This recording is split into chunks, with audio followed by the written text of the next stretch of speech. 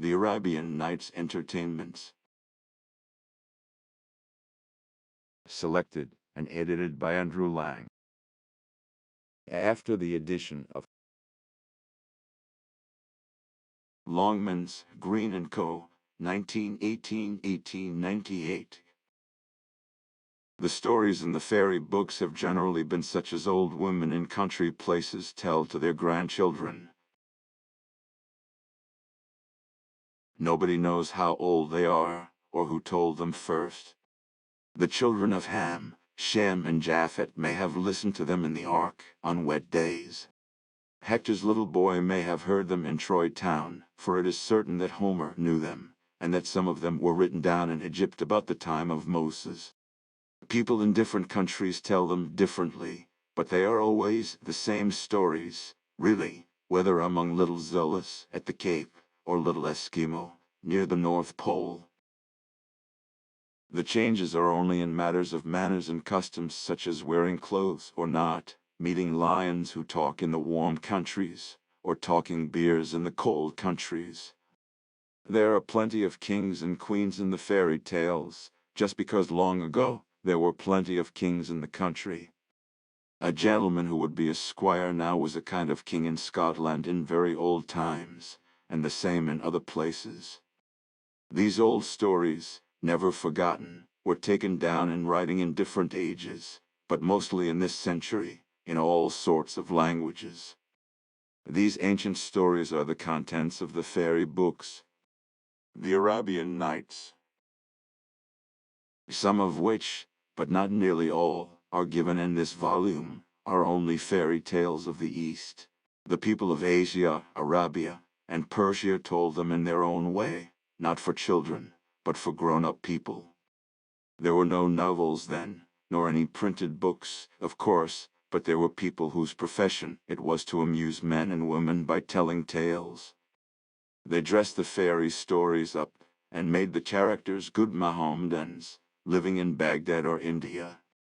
The events were often supposed to happen in the reign of the great Caliph, or ruler of the faithful, Harun al-Rashid, who lived in Baghdad in 786,808 AD.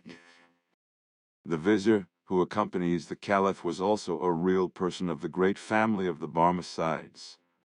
He was put to death by the caliph in a very cruel way. Nobody ever knew why. The stories must have been told in their present shape a good long while after the caliph died, when nobody knew very exactly what had really happened. At last some storyteller thought of writing down the tales, and fixing them into a kind of framework, as if they had all been narrated to a cruel sultan by his wife. Probably the tales were written down about the time when Edward I was fighting Robert Bruce. But changes were made in them at different times, and a great deal that is very dull and stupid was put in, and plenty of verses. Neither the verses nor the dull pieces are given in this book. People in France and England knew almost nothing about till the reigns of Queen Anne and George I, when they were translated into French by Monsieur Galland. Grown-up people were then very fond of fairy tales, and they thought these Arab stories the best that they had ever read. They were delighted with ghouls, who lived among the tombs, and genii, who seemed to be a kind of augurs, and with princesses who work magic spells, and with peris, who are Arab fairies. Sinbad had adventures which perhaps came out of the Odyssey of Homer. In fact, all the East had contributed its wonders, and sent them to Europe in one parcel. Young men once made a noise at Monsieur Galland's windows in the dead of night, and asked him to tell them one of his marvelous tales. Nobody talked of anything but dervishes and viziers, rocks and peris. The stories were translated from French into all languages, and only Bishop Atterbury complained that the tales were not likely to be true, and had no moral. The bishop was presently banished for being on the side of Prince Charlie's father, and had leisure to repent of being so solemn. The Arabian Nights are translated from the French version of Monsieur Galland, who dropped out the poetry and a great deal of what the Arabian authors thought funny, though it seems wearisome to us. In this book the stories are shortened here and there, and omissions are made of pieces only suitable for Arabs and old gentlemen. The translations are by the writers of the tales in the fairy books, and the pictures are by Ford. I can remember reading, when I was 6 years old, in dirty yellow old volumes of small type with no pictures, and I hope children who read them with Ford's pictures will be as happy as I was then in the company of Aladdin and Sinbad the Sailor. The Arabian Nights. In the chronicles of the ancient dynasty of the Sassanidae, who reigned for about 400 years, from Persia to the borders of China, beyond the great river Ganges itself, we read the praises of one of the kings of this race, who was said to be the best monarch of his time. His subjects loved him, and his neighbors feared him, and when he died he left his kingdom in a more prosperous and powerful condition than any king had done before him. The two sons who survived him loved each other tenderly, and it was a real grief to the elder, Schahriar, that the laws of the empire forbade him to share his dominions with his brother Schasman. Indeed, after 10 years, during which this state of things had not ceased to trouble him, Schahriar cut off the country of Great Tartary from the Persian Empire, and made his brother king. Now the Sultan Schahriar had a wife whom he loved more than all the world, and his greatest happiness was to surround her with splendor, and to give her the finest dresses and the most beautiful jewels. It was therefore with the deepest shame and sorrow that he accidentally discovered, after several years, that she had deceived him completely, and her whole conduct turned out to have been so bad, that he felt himself obliged to carry out the law of the land, and order the Grand Vizier to put her to death.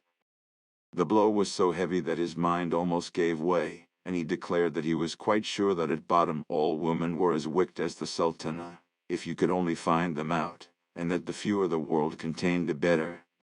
So every evening he married a fresh wife and had her strangled the following morning before the Grand Vizier, whose duty it was to provide these unhappy brides for the Sultan. The poor man fulfilled his task with reluctance, but there was no escape, and every day saw a girl married and a wife dead. This behavior caused the greatest horror in the town, where nothing was heard but cries and lamentations.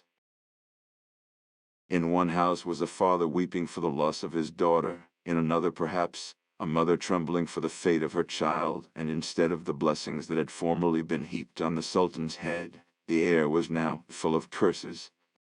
The Grand Vizier himself was the father of 2 daughters, of whom the elder was called Scheherazade, and the younger Dinarzade. Dinarzade had no particular gifts to distinguish her from other girls, but her sister was clever and courageous in the highest degree.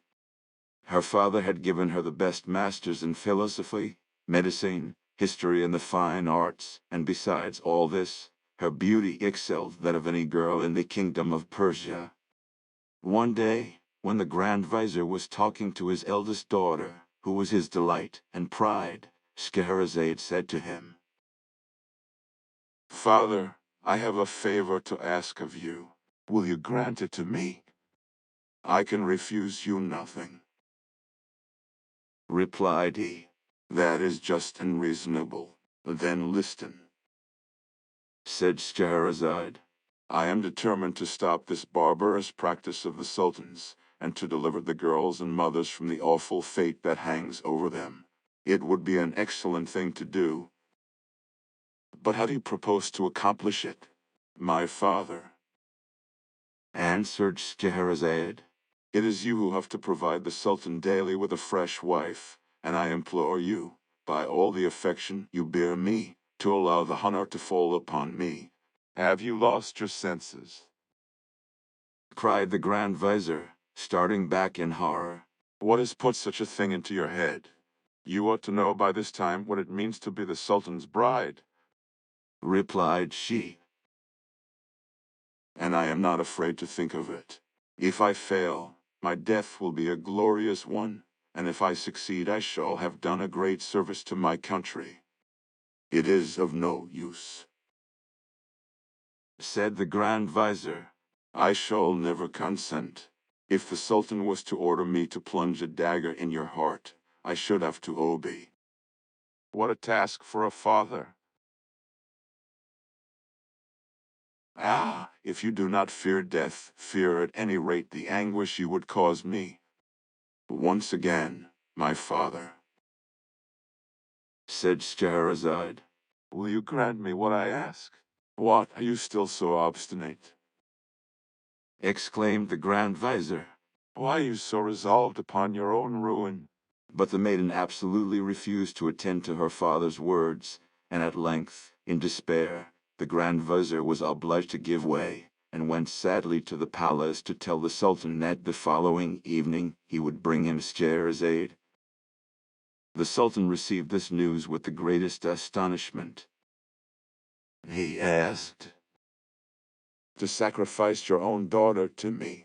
Sire, answered the Grand Vizier, it is her own wish. Even the sad fate that awaits her could not hold her back.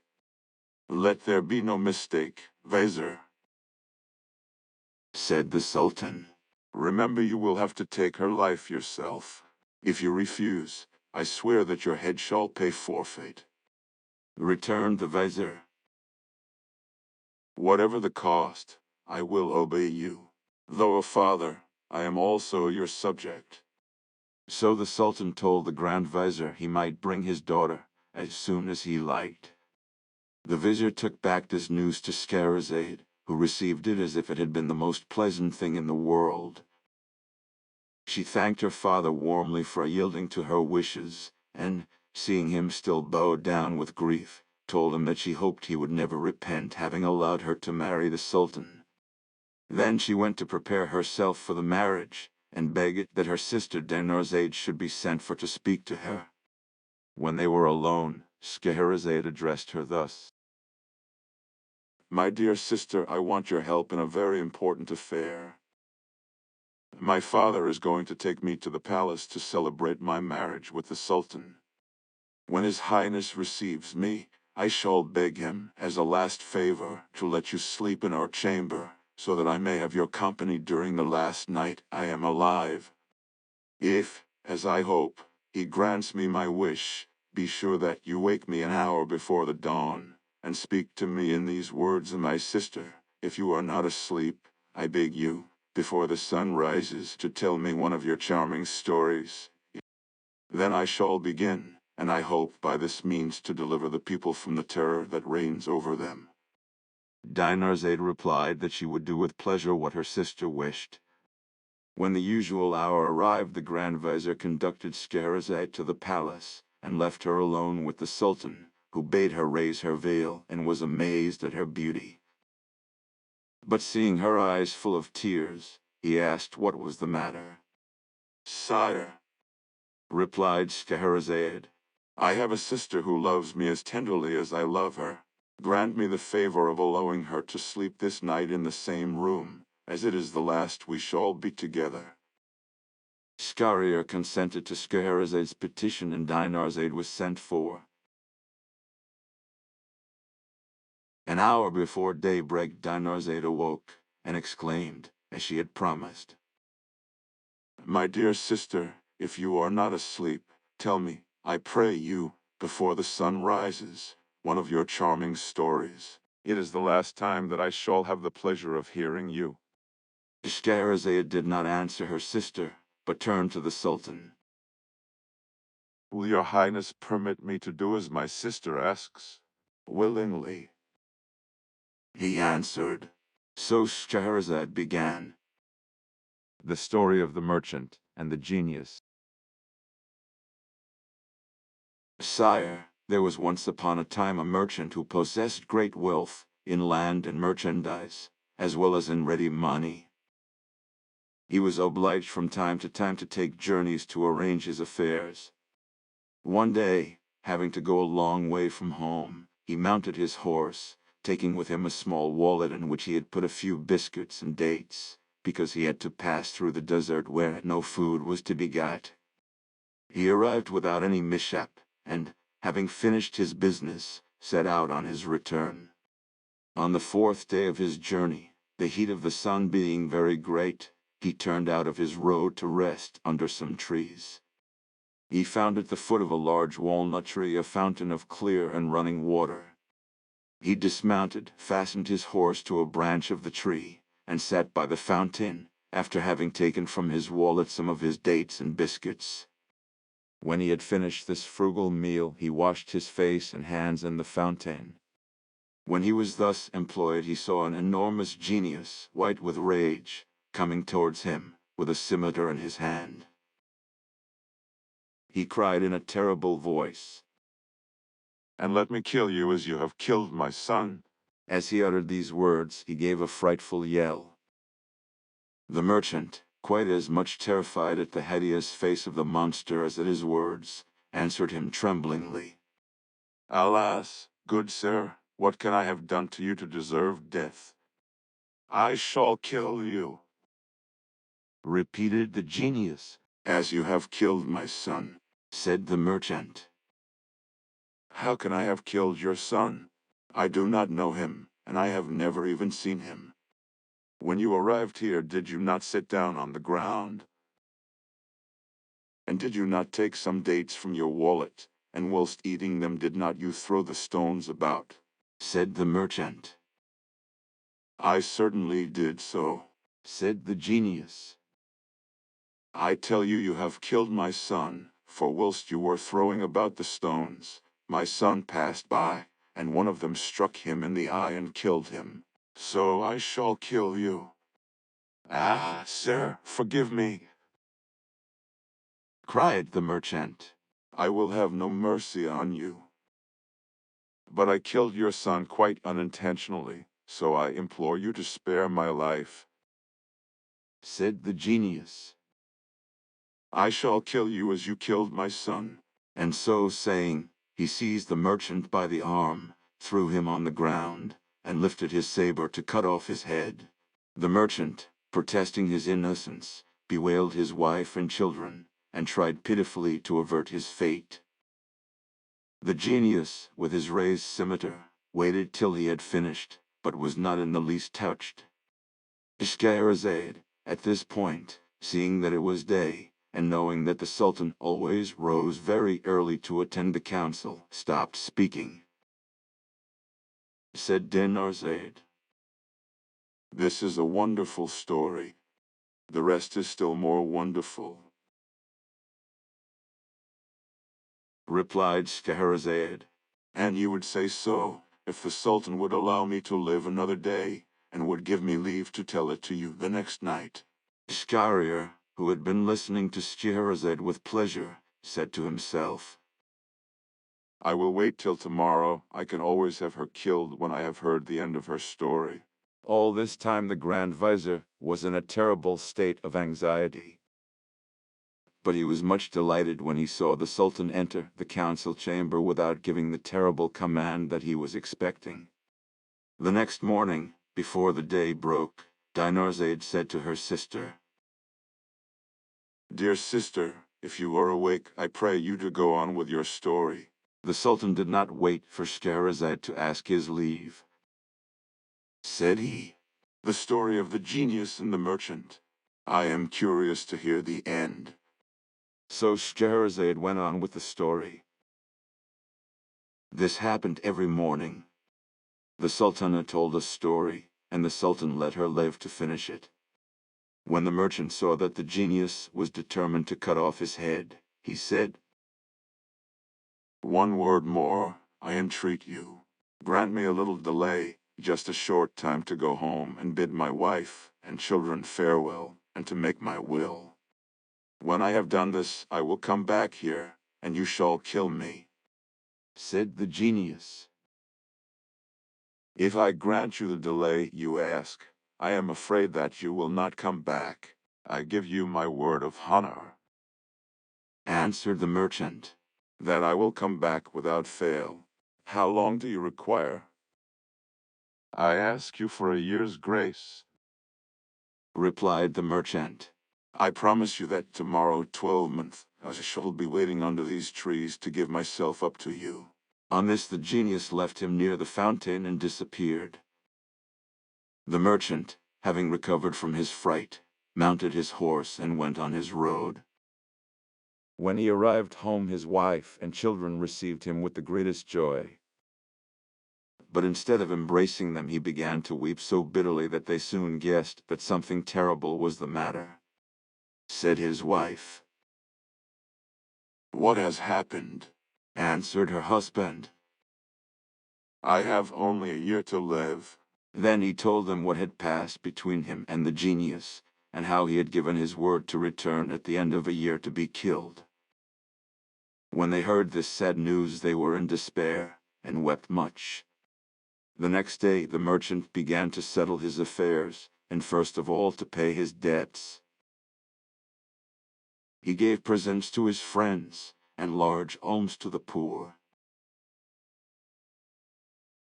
He set his slaves at liberty, and provided for his wife and children. The years soon passed away, and he was obliged to depart. When he tried to say goodbye, he was quite overcome with grief, and with difficulty tore himself away. At length he reached the place where he had first seen the genius, on the very day that he had appointed. He dismounted, and sat down at the edge of the fountain, where he awaited the genius in terrible suspense. Whilst he was thus waiting, an old man leading a hind came towards him. They greeted one another, and then the old man said to him, "May I ask, brother, what brought you to this desert place, where there are so many evil genii about? To see these beautiful trees, one would imagine it was inhabited, but it is a dangerous place to stop long in." The merchant told the old man why he was obliged to come there. He listened in astonishment. "This is a most marvelous affair. I should like to be a witness of your interview with the genius." So saying, he sat down by the merchant. While they were talking, another old man came up, followed by two black dogs. He greeted them, and asked what they were doing in this place. The old man who was leading the hind told him the adventure of the merchant and the genius. The second old man had not sooner heard the story than he, too, decided to stay there to see what would happen. He sat down by the others, and was talking, when a third old man arrived. He asked why the merchant who was with him looked so sad. They told him the story, and he also resolved to see what would pass between the genius and the merchant, so waited with the rest. They soon saw in the distance a thick smoke, like a cloud of dust. This smoke came nearer and nearer, and then, all at once, it vanished, and they saw the genius, who, without speaking to them, approached the merchant, sword in hand, and, taking him by the arm, said, "Get up and let me kill you as you killed my son." The merchant and the three old men began to weep and groan. Then the old man leading the hind threw himself at the monster's feet and said, "O Prince of the Genii, I beg of you to stay your fury and to listen to me.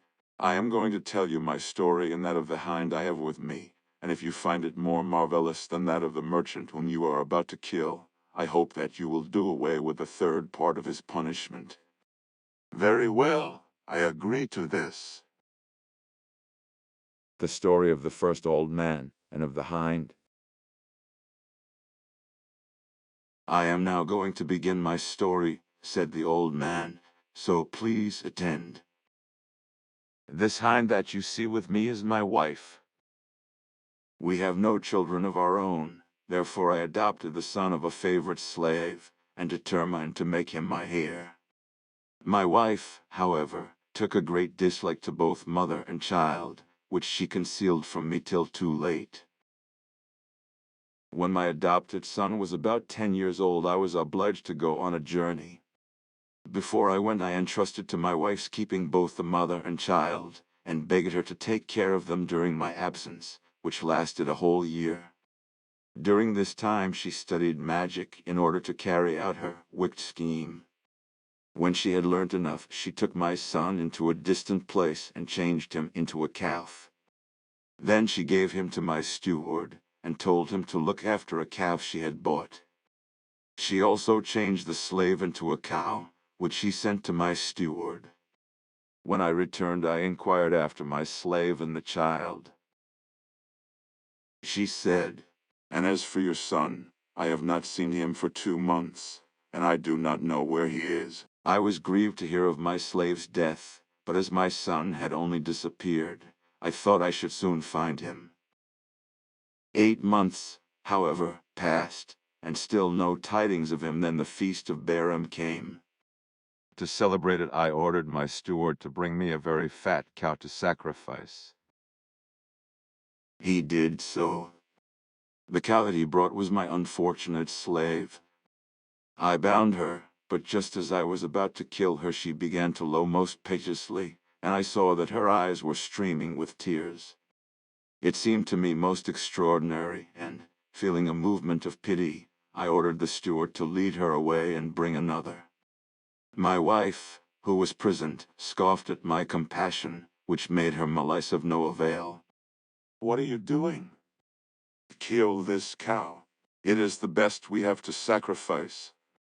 To please her, I tried again, but again the animal's lows and tears disarmed me. "Take her away," I said to the steward. "and kill her." "I cannot."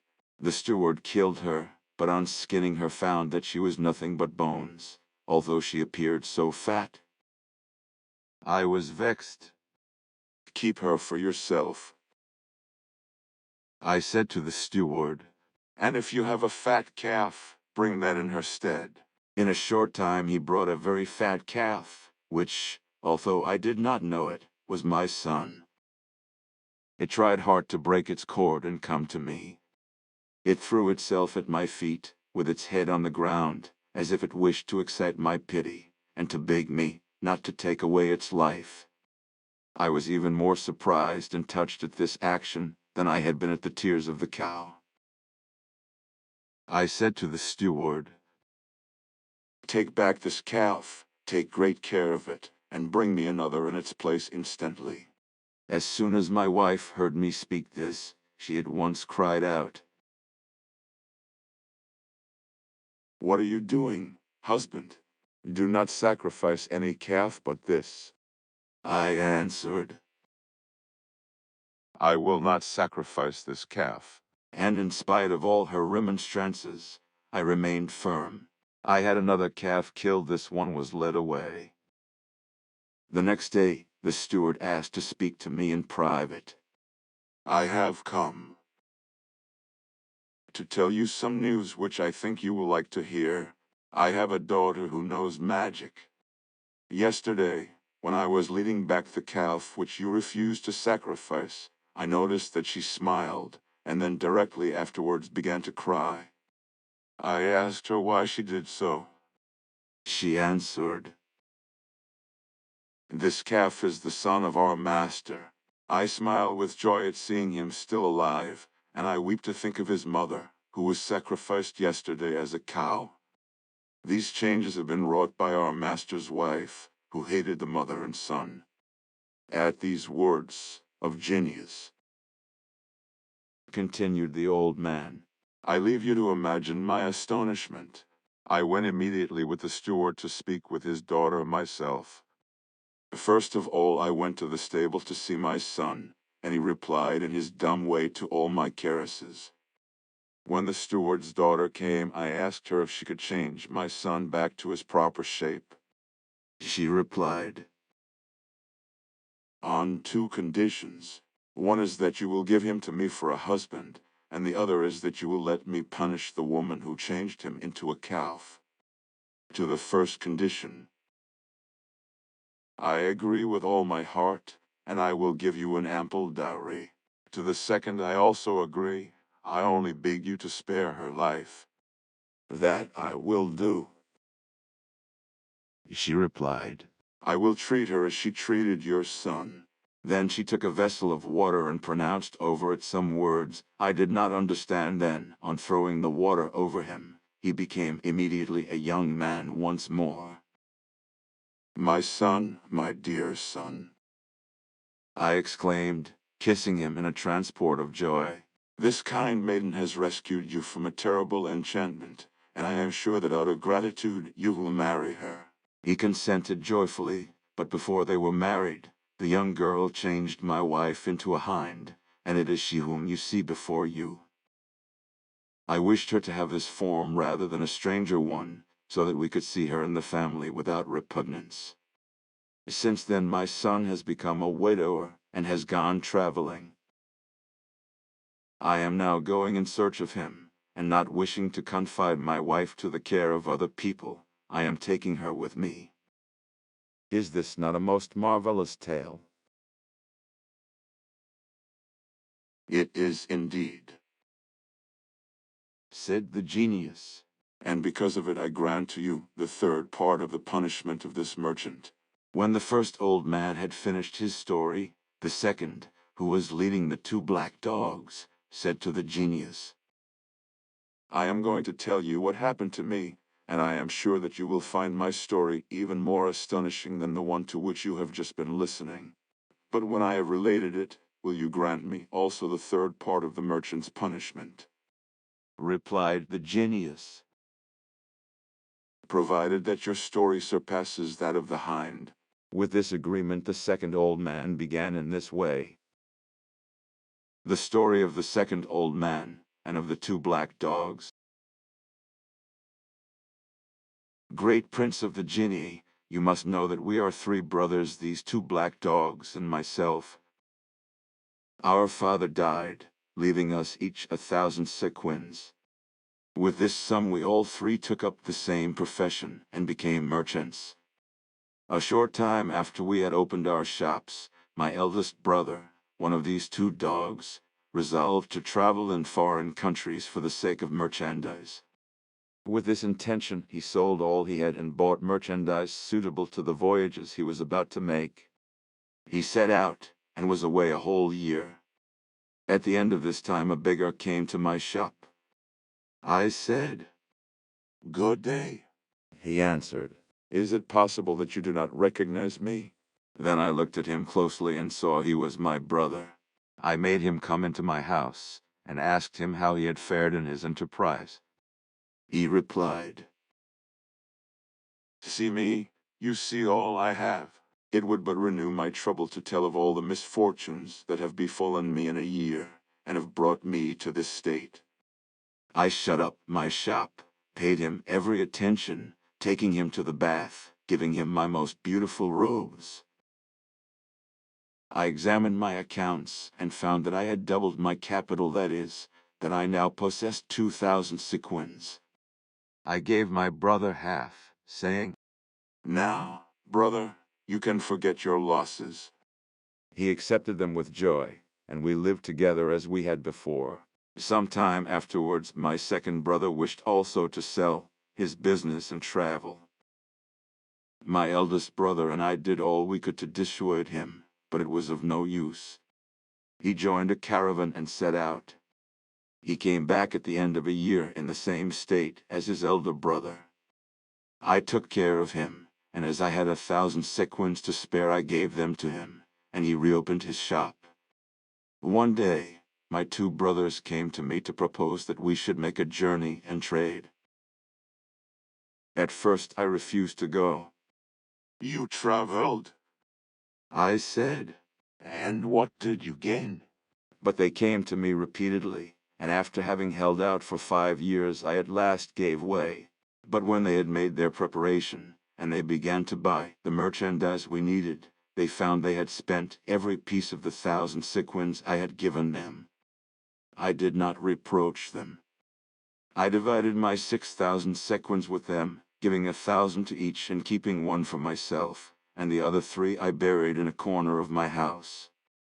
We bought merchandise, loaded a vessel with it, and set forth with a favorable wind. After 2 months' sailing we arrived at a seaport, where we disembarked and did a great trade. Then we bought the merchandise of the country, and were just going to sail once more, when I was stopped on the shore by a beautiful though poorly dressed woman. She came up to me, kissed my hand, and implored me to marry her, and take her on board. At first I refused, but she begged so hard and promised to be such a good wife to me, that at last I consented. I got her some beautiful dresses, and after having married her, we embarked and set sail. During the voyage, I discovered so many good qualities in my wife that I began to love her more and more.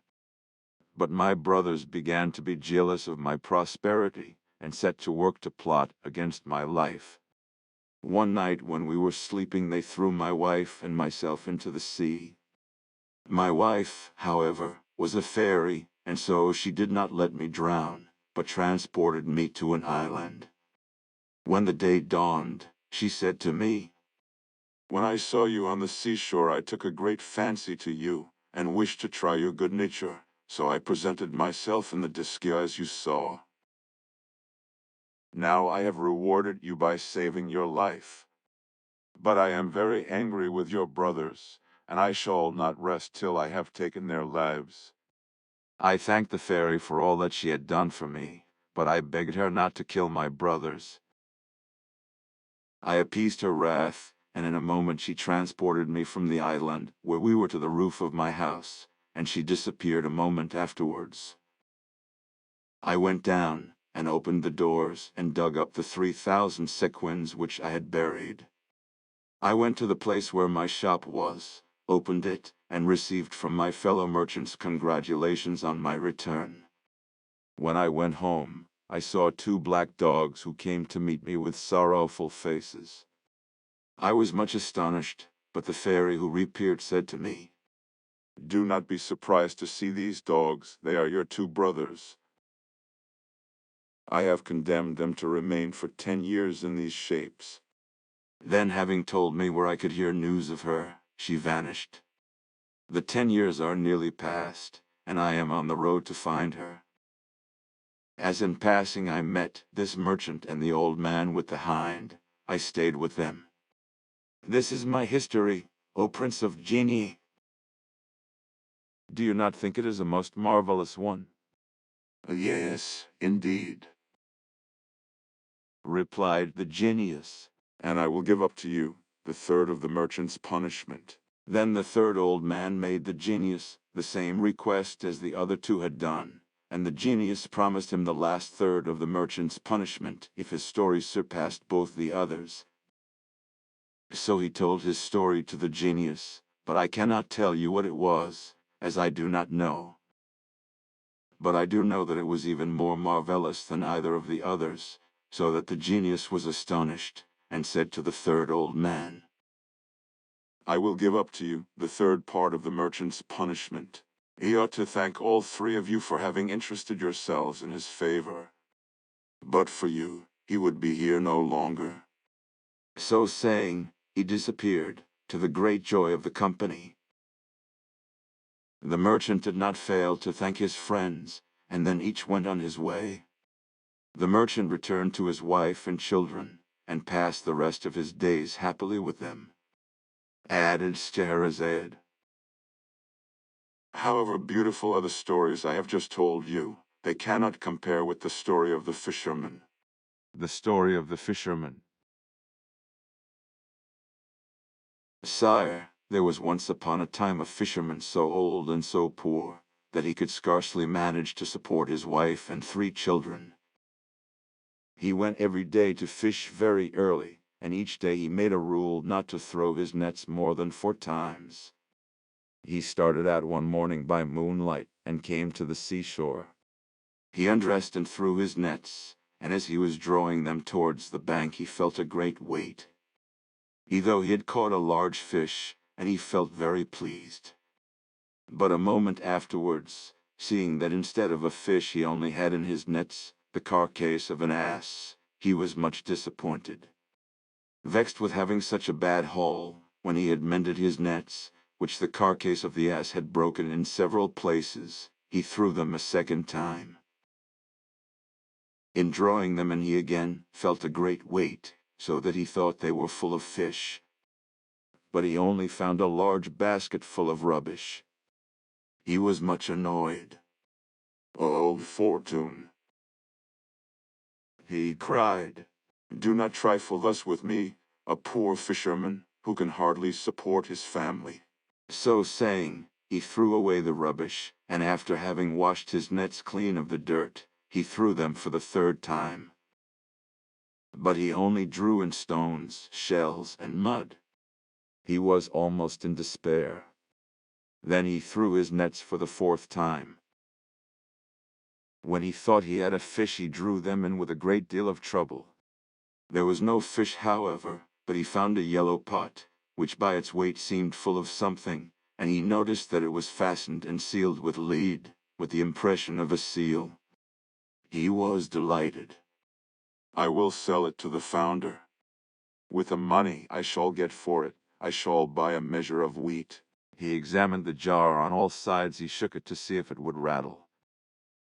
But he heard nothing, and so, judging from the impression of the seal and the lid, he thought there must be something precious inside.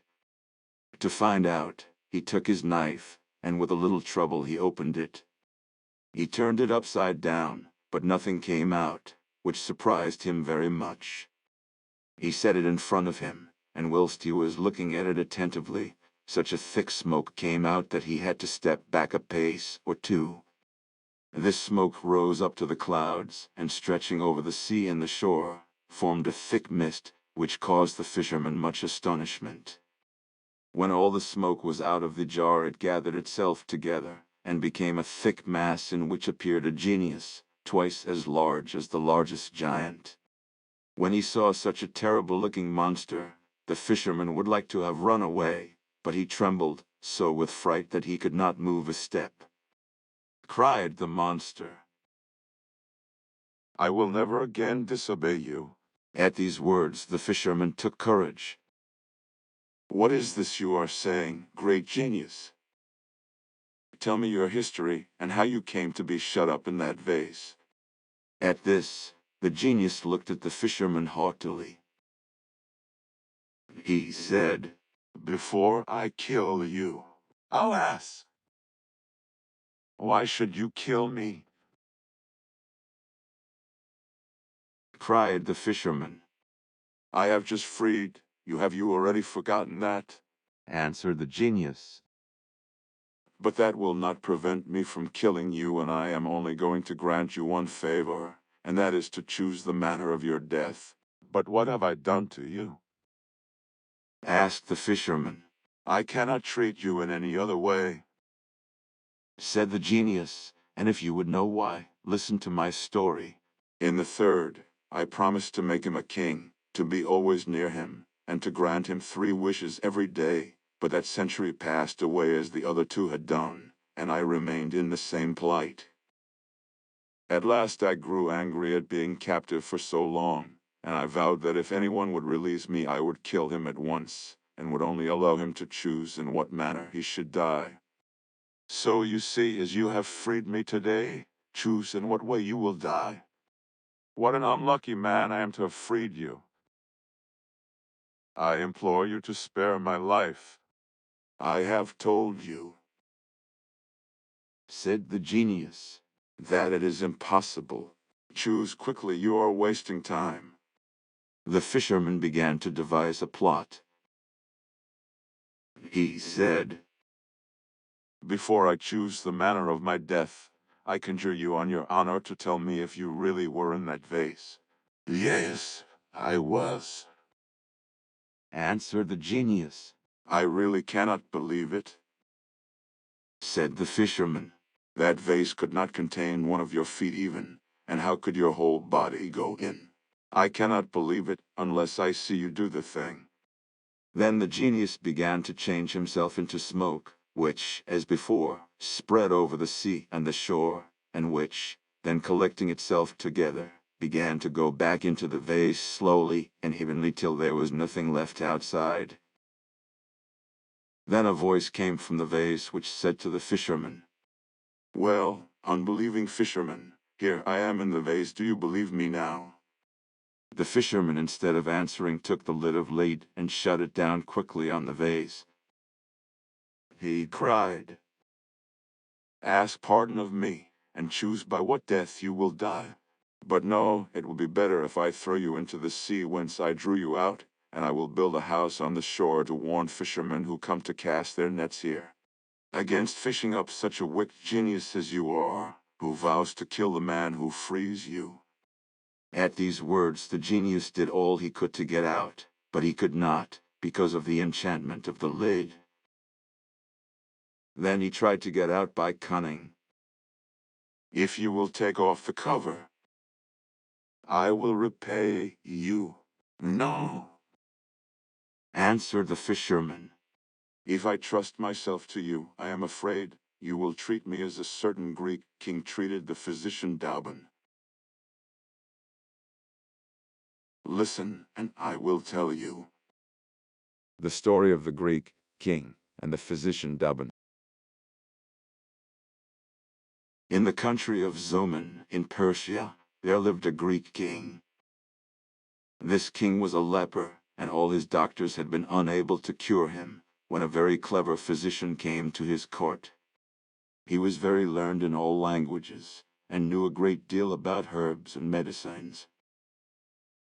As soon as he was told of the king's illness, he put on his best robe, and presented himself before the king.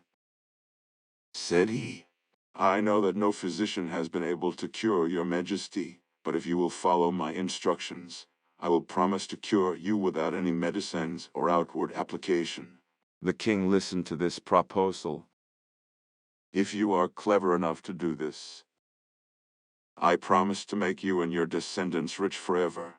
The physician went to his house and made a polo club, the handle of which he hollowed out, and put in it the drug he wished to use.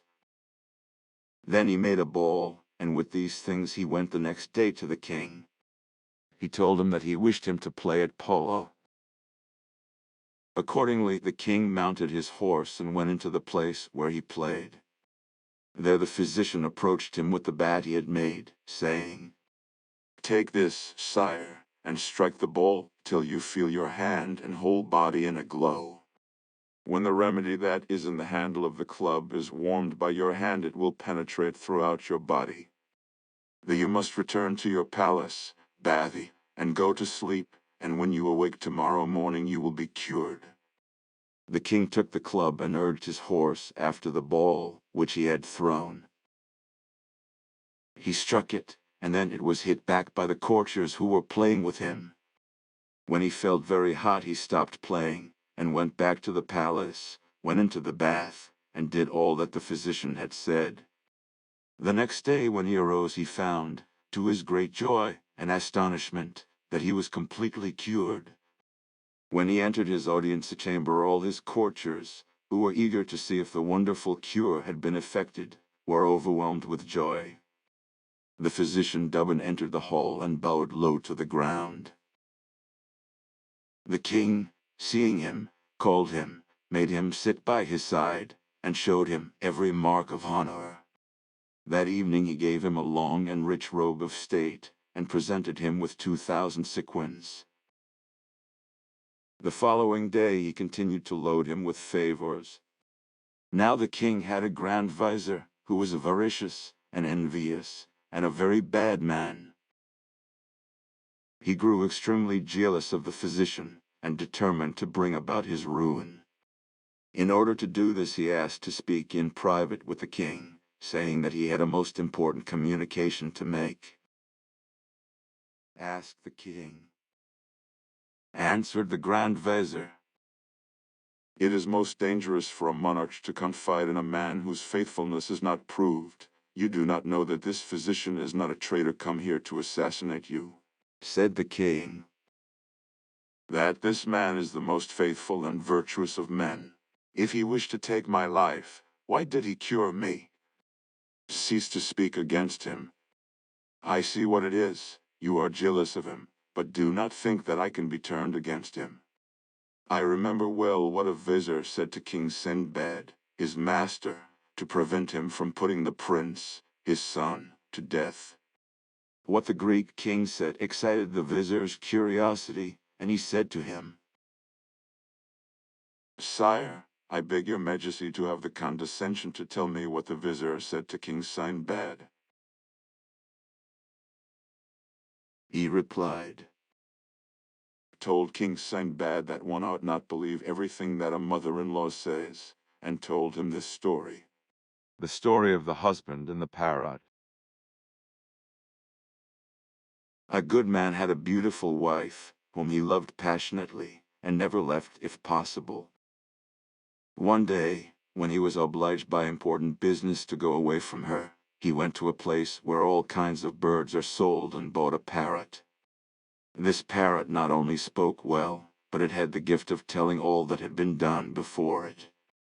He brought it home in a cage, and asked his wife to put it in her room, and take great care of it while he was away. Then he departed. On his return he asked the parrot what had happened during his absence, and the parrot told him some things which made him scold his wife. She thought that one of her slaves must have been telling tales of her, but they told her it was the parrot, and she resolved to revenge herself on him. When her husband next went away for one day, she told one slave to turn under the bird's cage a handmill, another to throw water down from above the cage, and a third to take a mirror and turn it in front of its eyes, from left to right by the light of a candle. The slaves did this for part of the night, and did it very well. The next day when the husband came back he asked the parrot what he had seen. The bird replied, My good master, the lightning, thunder, and rain disturbed me so much all night long, that I cannot tell you what I have suffered. The husband, who knew that it had neither rained nor thundered in the night, was convinced that the parrot was not speaking the truth, so he took him out of the cage, and threw him so roughly on the ground that he killed him. Nevertheless he was sorry afterwards, for he found that the parrot had spoken the truth. Said the fisherman to the genius. Had finished the story of the parrot, he added to the vizier, And so, vizier, I shall not listen to you, and I shall take care of the physician, in case I repent as the husband did when he had killed the parrot. But the vizier was determined. Sire, He replied, the death of the parrot was nothing. But when it is a question of the life of a king, it is better to sacrifice the innocent than save the guilty.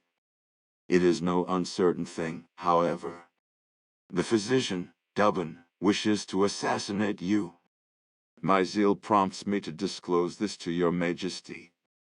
If I am wrong, I deserve to be punished as the vizier was once punished. What had the vizier done? Said the Greek king, To merit the punishment, I will tell your majesty, if you will do me the honor to listen. answered the vizier. The story of the vizier, who was punished. There was once upon a time a king who had a son who was very fond of hunting. He often allowed him to indulge in this pastime, but he had ordered his grand vizier always to go with him, and never to lose sight of him. One day the huntsman roused a stag, and the prince, thinking that the vizier was behind, gave chase, and rode so hard that he found himself alone. He stopped, and having lost sight of it, he turned to rejoin the vizier, who had not been careful enough to follow him. But he lost his way. Whilst he was trying to find it, he saw on the side of the road a beautiful lady who was crying bitterly. He drew his horse's rein, and asked her who she was and what she was doing in this place, and if she needed help. I am the daughter of an Indian king, She answered, and whilst riding in the country, I fell asleep and tumbled off. My horse has run away, and I do not know what has become of him.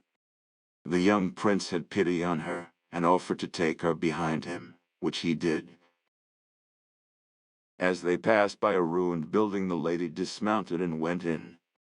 The prince also dismounted and followed her. To his great surprise, he heard her saying to someone inside, Rejoice, my children, I am bringing you a nice fat youth. Where is he, mamma, that we may eat him at once, as we are very hungry? The prince at once saw the danger he was in. He now knew that the lady who said she was the daughter of an Indian king was an ogress, who lived in desolate places, and who by 1,000 wiles surprised and devoured passers-by. He was terrified and threw himself on his horse. The pretended princess appeared at this moment, and seeing that she had lost her prey, she said to him, "Do not be afraid. "What do you want?" I am lost," he answered. "and I am looking for the road, Said the ogress. and you will find it." The prince could hardly believe his ears, and rode off as hard as he could. He found his way, and arrived safe and sound at his father's house, where he told him of the danger he had run because of the Grand Vizier's carelessness. The king was very angry, and had him strangled immediately. Went on the vizier to the Greek king. To return to the physician, Daban. If you do not take care, you will repent of having trusted him. Who knows what this remedy, with which he has cured you, may not in time have a bad effect on you. The Greek king was naturally very weak, and did not perceive the wicked intention of his vizier, nor was he firm enough to keep to his first resolution. He said, You are right. Perhaps he did come to take my life. He might do it by the mere smell of one of his drugs. I must see what can be done. The best means, sire, to put your life in security, is to send for him at once, and to cut off his head directly he comes. I really think, replied the king. that will be the best way. He then ordered one of his ministers to fetch the physician, who came at once. I have had you sent for, in order to free myself from you by taking your life. The physician was beyond measure astonished when he heard he was to die. What crimes have I committed, your majesty? Replied the king. That you are a spy, and intend to kill me. But I will be first and kill you. Strike, He added to an executioner who was by. and rid me of this assassin. At this cruel order the physician threw himself on his knees. Spare my life, and yours will be spared. The fisherman stopped here to say to the genius, You see what passed between the Greek king, and the physician has just passed between us two. The Greek king he went on, had no mercy on him, and the executioner bound his eyes. all those present begged for his life, but in vain. The physician on his knees and bound, said to the king, At least let me put my affairs in order, and leave my books to persons who will make good use of them. There is one which I should like to present to your majesty. It is very precious, and ought to be kept carefully in your treasury. It contains many curious things, the chief being that when you cut off my head, if your majesty will turn to the 6th leaf, and read the 3rd line of the left-hand page, my head will answer all the questions you like to ask it. The king, eager to see such a wonderful thing, put off his execution to the next day, and sent him under a strong guard to his house. There the physician put his affairs in order, and the next day there was a great crowd assembled in the hall to see his death, and the doings after it. The physician went up to the foot of the throne with a large book in his hand. He carried a basin, on which he spread the covering of the book, and presenting it to the king, said, Sire, take this book, and when my head is cut off, let it be placed in the basin on the covering of this book. As soon as it is there, the blood will cease to flow. Then open the book, and my head will answer your questions. But, sire, I implore your mercy, for I am innocent. Your prayers are useless, and if it were only to hear your head speak when you are dead, you should die. So saying, he took the book from the physician's hands, and ordered the executioner to do his duty. The head was so cleverly cut off that it fell into the basin, and directly the blood ceased to flow. Then, to the great astonishment of the king, the eyes opened, and the head said, The king did so, and finding that the first leaf stuck against the second, he put his finger in his mouth to turn it more easily. He did the same thing till he reached the 6th page, and not seeing any writing on it. Physician, there is no writing. Turn over a few more pages, answered the head. The king went on turning, still putting his finger in his mouth, till the poison in which each page was dipped took effect. His sight failed him, and he fell at the foot of his throne.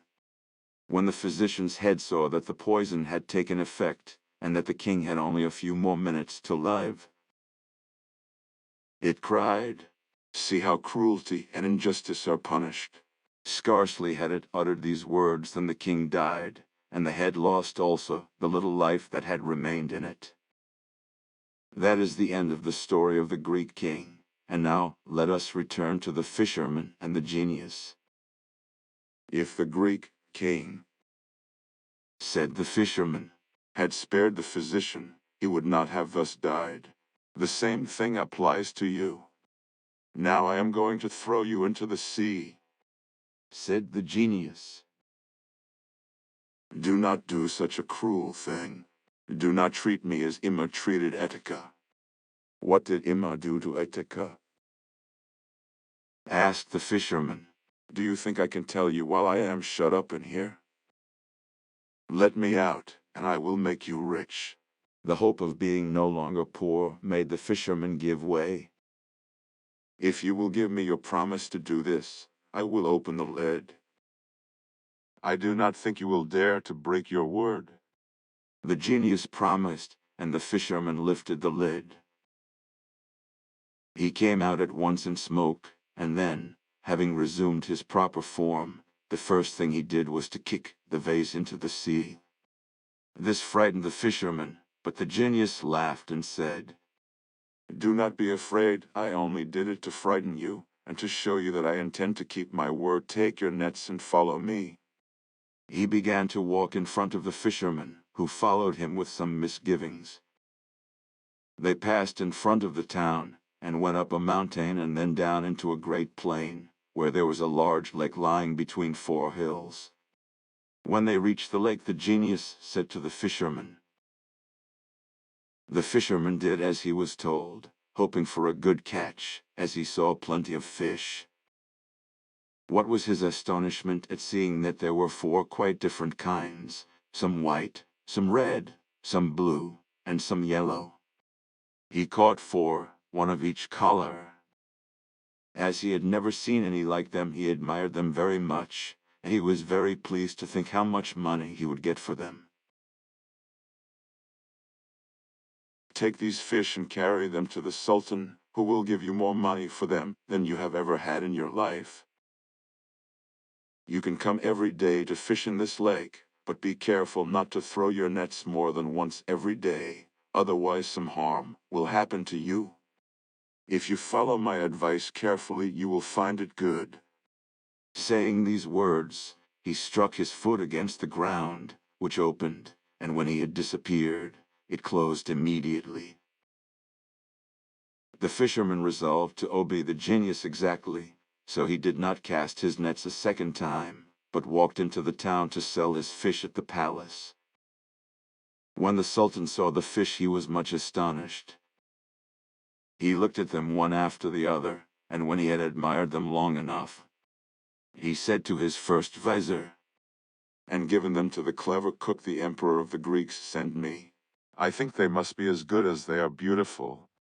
The vizier took them himself to the cook, saying, Here are 4 fish that have been brought to the Sultan.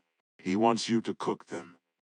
Then he went back to the Sultan, who told him to give the fisherman 400 gold pieces.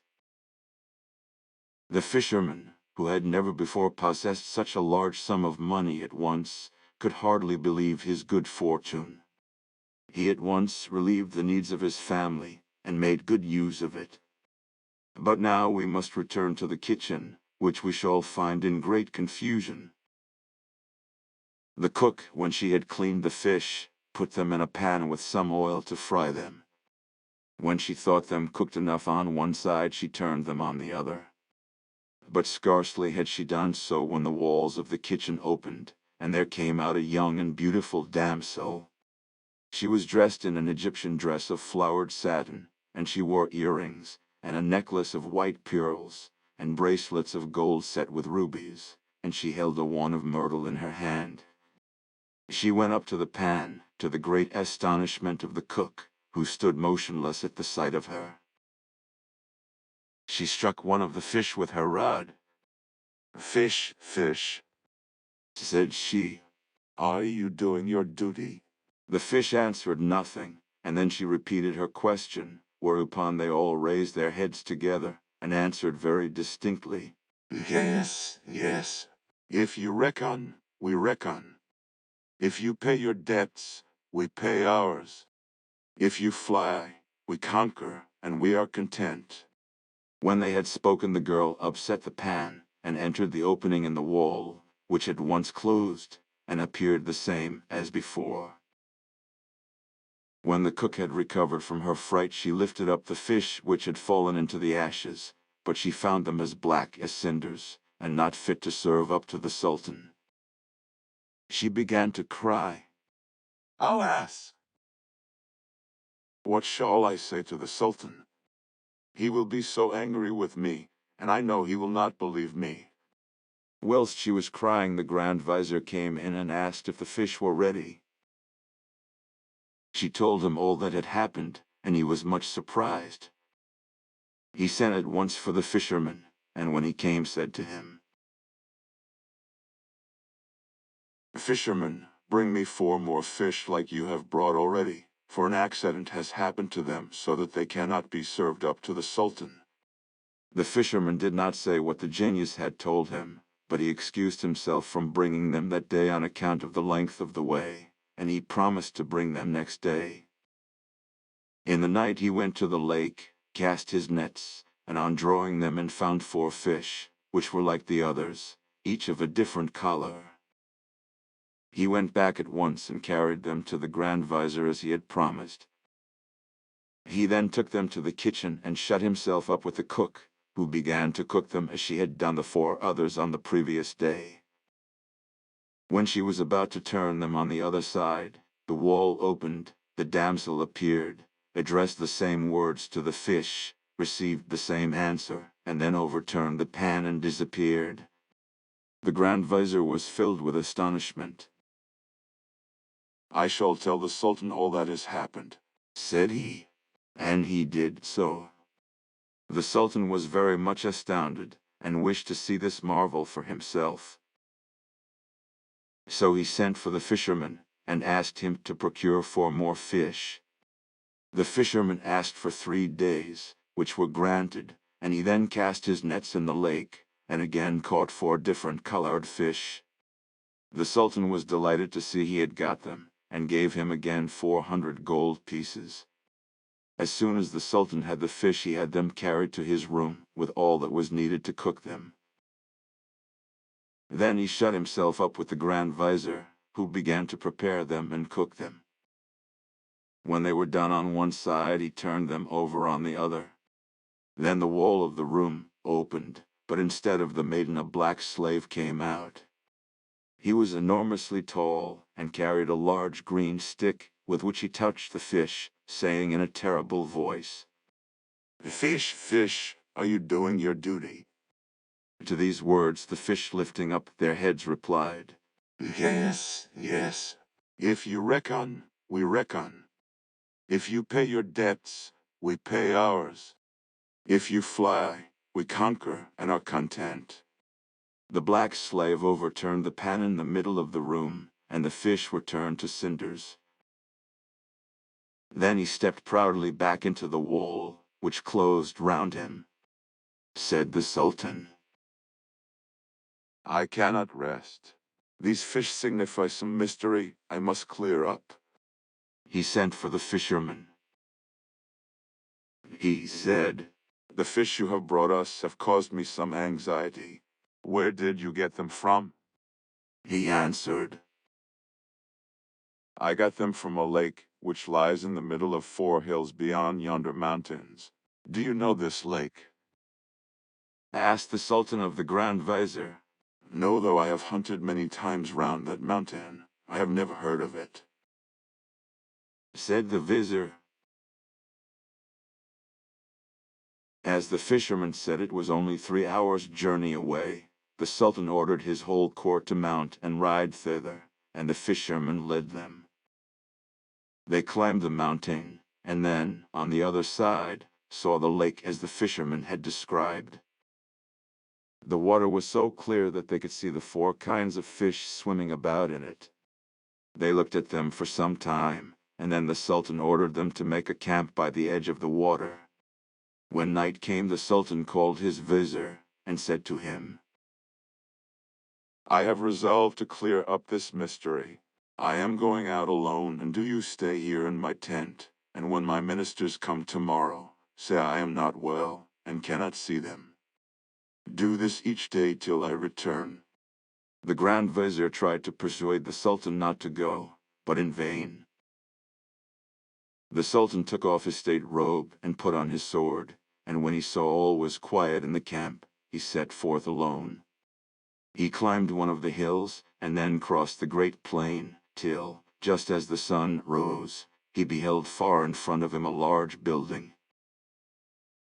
When he came near to it, he saw it was a splendid palace of beautiful black polished marble, covered with steel as smooth as a mirror.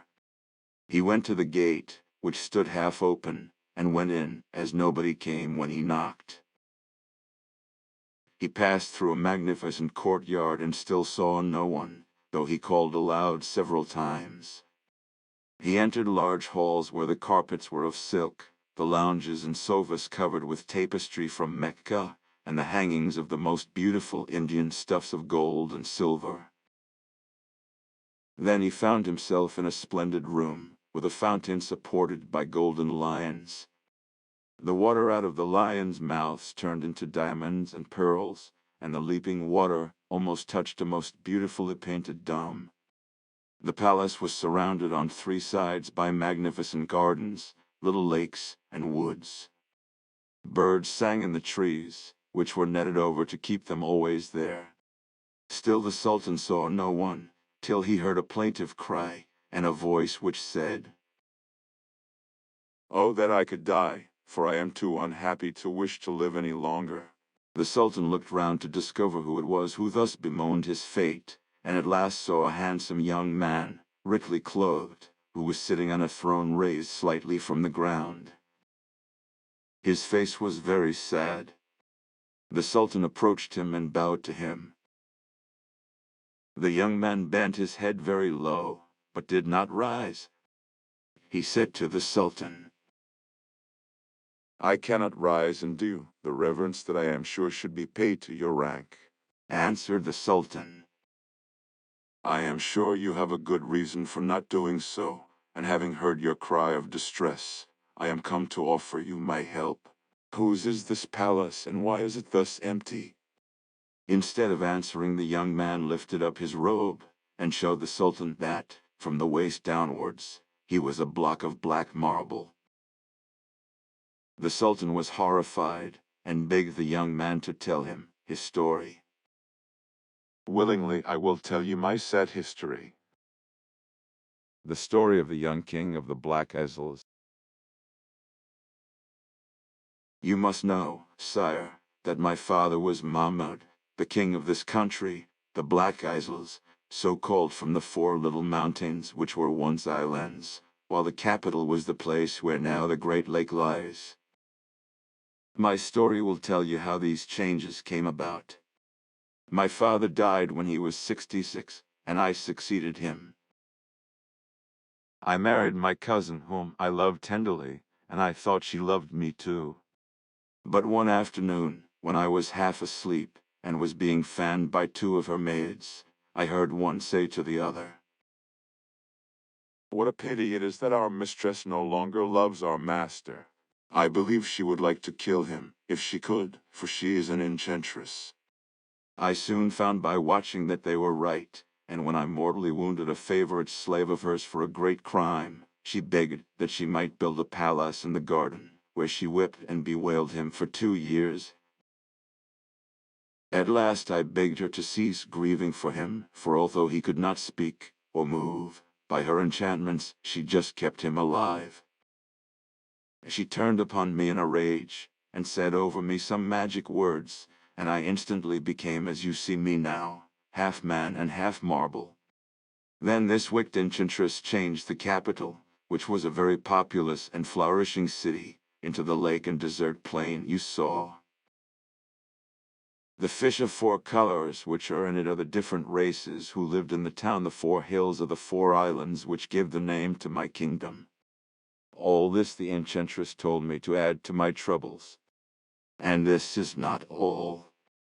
Every day she comes and beats me with a whip of buffalo hide. When the young king had finished his sad story, he burst once more into tears, and the sultan was much moved. He cried, Where is this wicked woman, and where is the miserable object of her affection, whom she just manages to keep alive? Where she lives, I do not know, answered the unhappy prince. but she goes every day at sunrise to see if the slave can yet speak to her, after she has beaten me. Unfortunate king, I will do what I can to avenge you. So he consulted with the young king over the best way to bring this about, and they agreed their plan should be put in effect the next day. The sultan then rested, and the young king gave himself up to happy hopes of release. The next day, the sultan arose, and then went to the palace in the garden where the black slave was.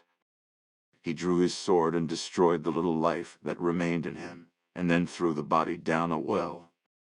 He then laid down on the couch where the slave had been, and waited for the enchantress. She went first to the young king, whom she beat with 100 blows. Then she came to the room where she thought her wounded slave was, but where the sultan really lay. She came near his couch and said, Are you better today, my dear slave? Speak but one word to me. How can I be better? answered the sultan, imitating the language of the Ethiopians. When I can never sleep for the cries and groans of your husband. What joy to hear you speak! Answered the queen. Do you wish him to regain his proper shape? Said the sultan. Hasten to set him at liberty, so that I may no longer hear his cries. The queen at once went out and took a cup of water, and said over it some words that made it boil, as if it were on the fire. Then she threw it over the prince, who at once regained his own form. He was filled with joy, but the enchantress said, Hasten away from this place and never come back, lest I kill you. So he hid himself to see the end of the sultan's plan. The enchantress went back to the Palace of Tears and said, Now I have done what you wished. Said the sultan. Is not enough to cure me.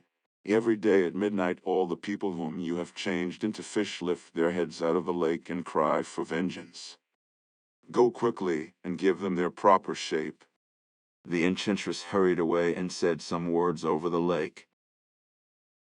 The fish then became men, women, and children, and the houses and shops were once more filled.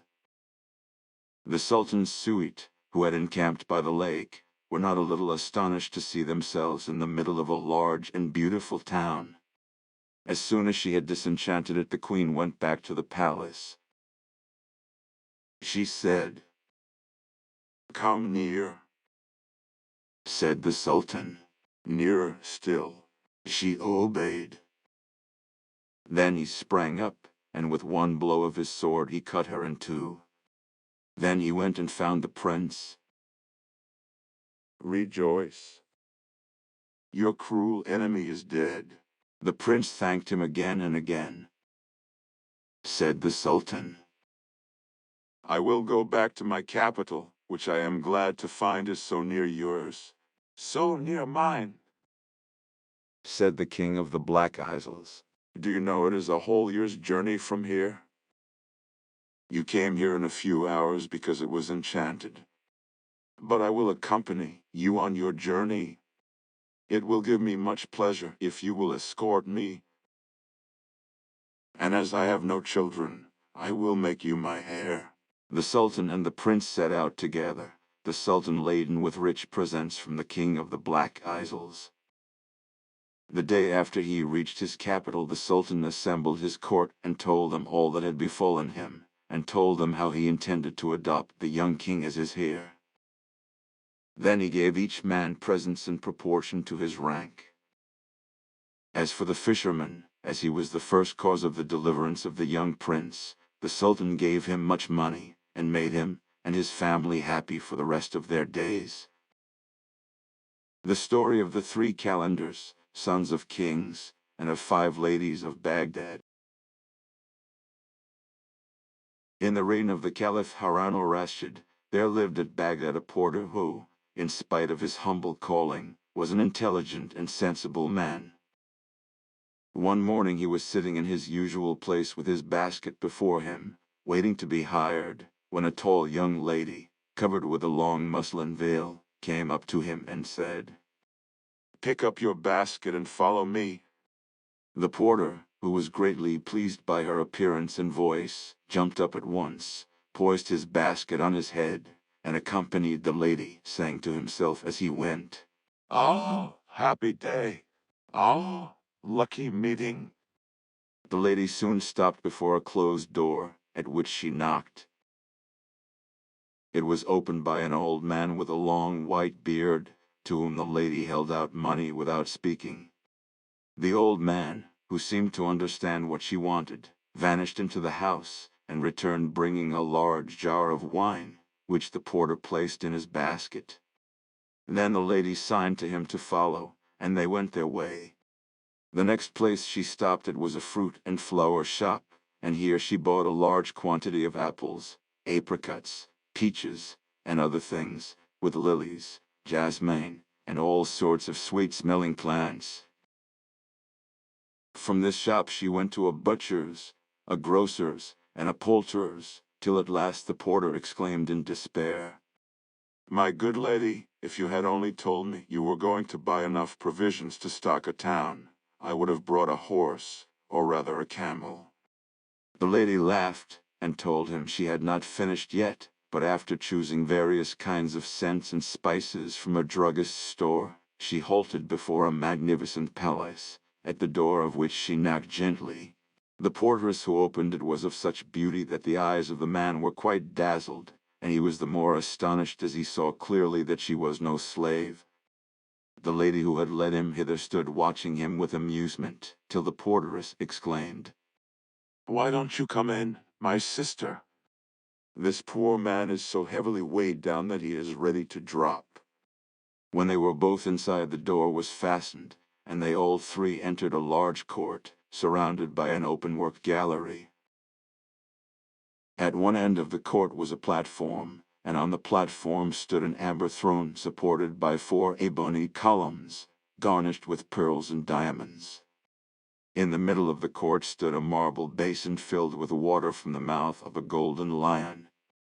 The porter looked about him, noticing and admiring everything, but his attention was specially attracted by a 3rd lady sitting on the throne, who was even more beautiful than the other 2. By the respect shown to her by the others, he judged that she must be the eldest, and in this he was right. This lady's name was Zobeida, the porteress was Sadie, and the housekeeper was Amina. At a word from Zobeida, Sadie and Amina took the basket from the porter, who was glad enough to be relieved from its weight, and when it was emptied, paid him handsomely for its use. But instead of taking up his basket and going away, the man still lingered, till Zobeida inquired what he was waiting for, and if he expected more money. Returned he, "You have already given me too much, and I fear I may have been guilty of rudeness in not taking my departure at once. But, if you will pardon my saying so, I was lost in astonishment at seeing such beautiful ladies by themselves. A company of women without men is, however, as dull as a company of men without women." and after telling some stories to prove his point, he ended by entreating them to let him stay and make a 4th at their dinner. The ladies were rather amused at the man's assurances, and after some discussion it was agreed that he should be allowed to stay, as his society might prove entertaining.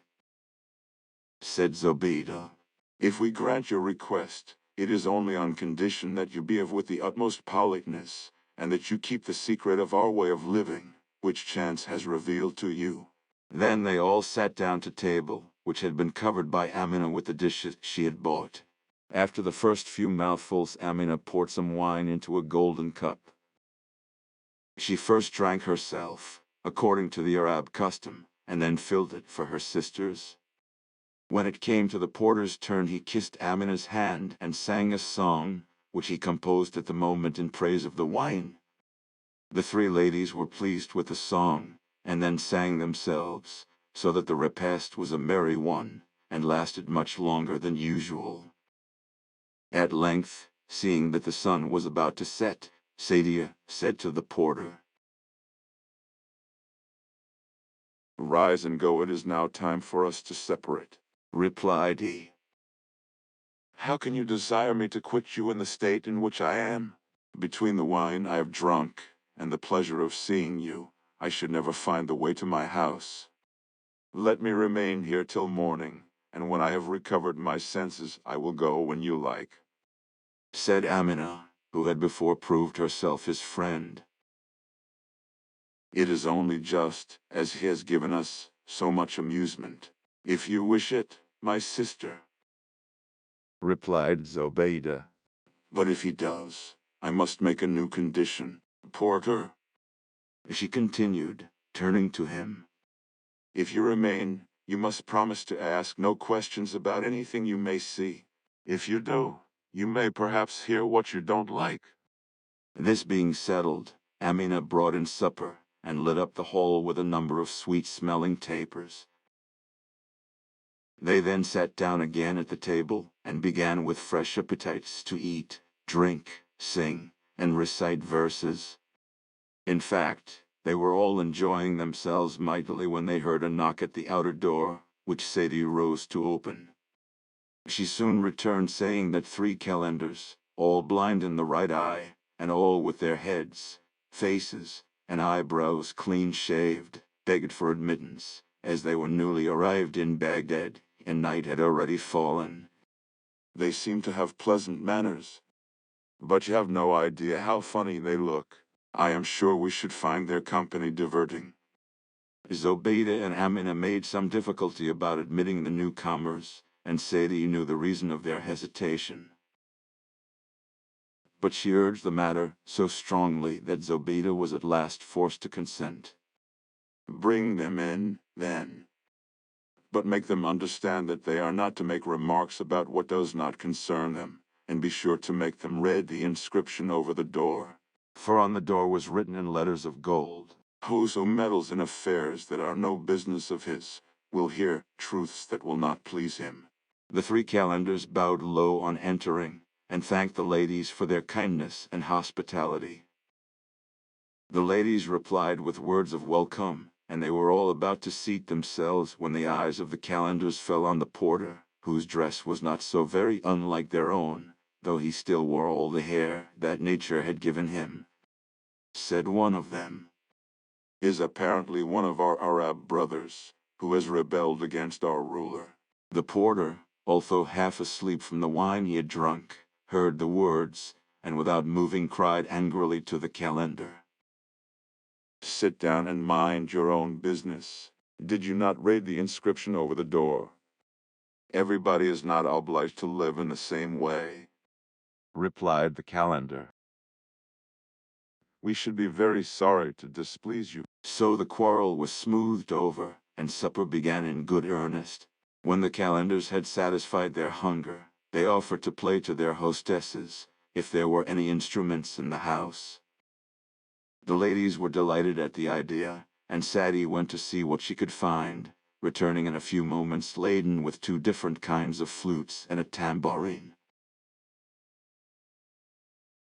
Each calender took the one he preferred, and began to play a well-known air, while the ladies sang the words of the song. These words were the gayest and liveliest possible, and every now and then the singers had to stop to indulge the laughter which almost choked them. In the midst of all their noise, a knock was heard at the door. Now early that evening the Caliph secretly left the palace, accompanied by his Grand Vizier, Jafar, and Misrour, chief of the eunuchs, all three wearing the dresses of merchants. Passing down the street, the Caliph had been attracted by the music of instruments and the sound of laughter, and had ordered his vizier to go and knock at the door of the house, as he wished to enter.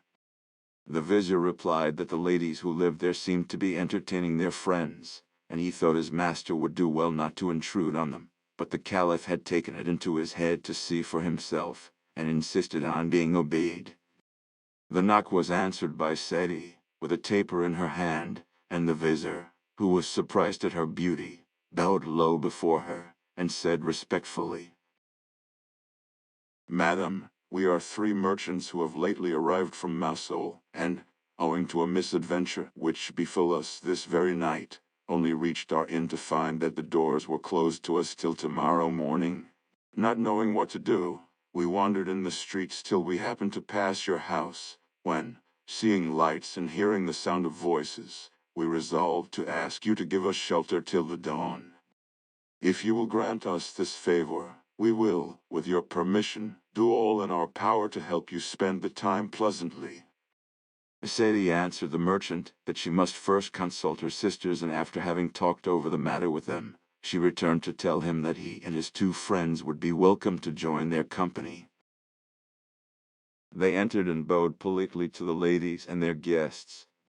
Then Zobeida, as the mistress, came forward and said gravely, You are welcome here, but I hope you will allow me to beg one thing of you: have as many eyes as you like, but no tongues, and ask no questions about anything you see, however strange it may appear to you. Madam, returned the vizier, you shall be obeyed. We have quite enough to please and interest us without troubling ourselves about that with which we have no concern. Then they all sat down and drank to the health of the newcomers. While the vizier, Jafar, was talking to the ladies, the Caliph was occupied in wondering who they could be, and why the three calendars had each lost his right eye. He was burning to inquire the reason of it all, but was silenced by Zobeida's request, so he tried to rouse himself and to take his part in the conversation, which was very lively. The subject of discussion being the many different sorts of pleasures that there were in the world. After some time the calendars got up and performed some curious dances, which delighted the rest of the company. When they had finished, Zobeida rose from her seat, and, taking Amina by the hand, she said to her, My sister, our friends will excuse us if we seem to forget their presence and fulfill our nightly task. Amina understood her sister's meaning, and collecting the dishes, glasses, and musical instruments, she carried them away, while Sadie swept the hall and put everything in order.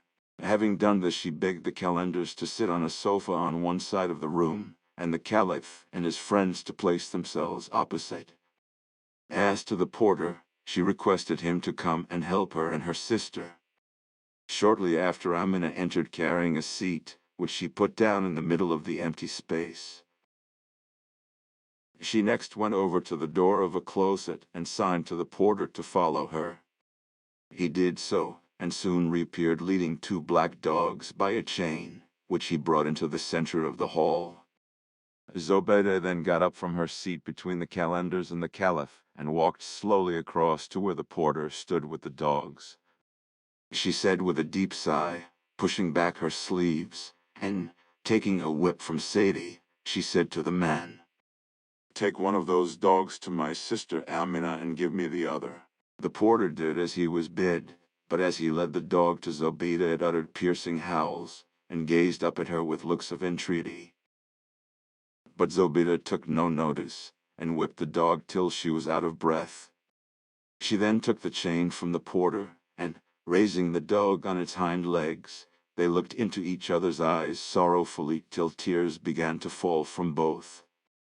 Then Zobeida took her handkerchief and wiped the dog's eyes tenderly, after which she kissed it. Then, Putting the chain into the porter's hand, she said, "Take it back to the closet, and bring me the other." The same ceremony was gone through with the second dog, and all the while the whole company looked on with astonishment. The Caliph in particular could hardly contain himself, and made signs to the vizier to ask what it all meant. But the vizier pretended not to see, and turned his head away. Zobeida remained for some time in the middle of the room, till at last Seti went up to her and begged her to sit down, as she also had her part to play. At these words Amina fetched a lute from a case of yellow satin and gave it to Seti, who sang several songs to its accompaniment. When she was tired, she said to Amina, "My sister, I can do no more. Come, I pray you, and take my place." Amina struck a few chords and then broke into a song, which she sang with so much ardor that she was quite overcome, and sank gasping on a pile of cushions, tearing open her dress as she did so to give herself some air. To the amazement of all present, her neck, instead of being as smooth and white as her face, was a mass of scars. The calendars and the Caliph looked at each other, and whispered together, unheard by Zobeida and Seti, who were tending their fainting sister. Said the calender to whom he had spoken, "What? You do not belong to the house?" "My lord," answered all the calendars together. "we came here for the first time an hour before you." They then turned to the porter to see if he could explain the mystery, but the porter was no wiser than they were themselves. At length the Caliph could contain his curiosity no longer, and declared that he would compel the ladies to tell them the meaning of their strange conduct. The vizier, foreseeing what would happen, implored him to remember the condition their hostesses had imposed, and added in a whisper that if His Highness would only wait till morning he could as Caliph summon the ladies to appear before him. But the Caliph, who was not accustomed to be contradicted, rejected this advice, and it was resolved after a little more talking that the question should be put by the porter. Suddenly Zobeida turned round, and seeing their excitement, she said, "What is the matter? What are you all discussing so earnestly?" answered the porter. "These gentlemen entreat you to explain to them why you should first whip the dogs and then cry over them, and also how it happens that the fainting lady is covered with scars. They have requested me, madam, to be their mouthpiece. Is it true, gentlemen?" Asked Zobeida, drawing herself up. "That you have charged this man to put me that question?" They all replied, except Jafar, who was silent. "Is this," continued Zobeida, growing more angry every moment, "is this the return you make for the hospitality I have shown you? Have you forgotten the one condition on which you are allowed to enter the house? Come quickly." she added, clapping her hands 3 times, and the words were hardly uttered when 7 black slaves, each armed with a saber, burst in and stood over the 7 men, throwing them on the ground, and preparing themselves on a sign from their mistress to cut off their heads. The 7 culprits all thought their last hour had come, and the Caliph repented bitterly that he had not taken the vizier's advice.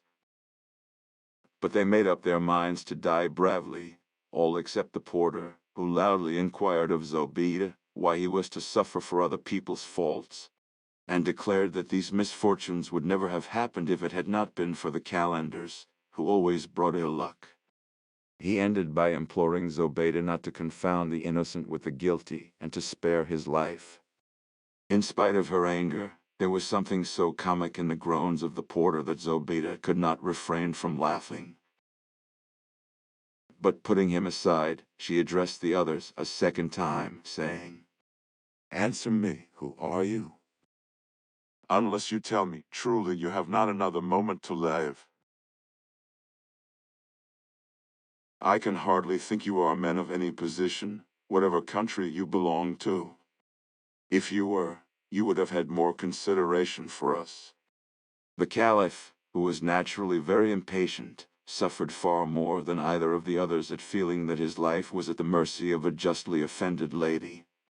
But when he heard her question he began to bray the more freely, for he was convinced that she had only to learn his name and rank for all danger to be over. So he whispered hastily to the Vizier, who was next to him, to reveal their secret. But the Vizier, wiser than his master, wished to conceal from the public the affront they had received, and merely answered, After all, we have only got what we deserved. Meanwhile Zobeida had turned to the three calendars and inquired if, as they were all blind, they were brothers.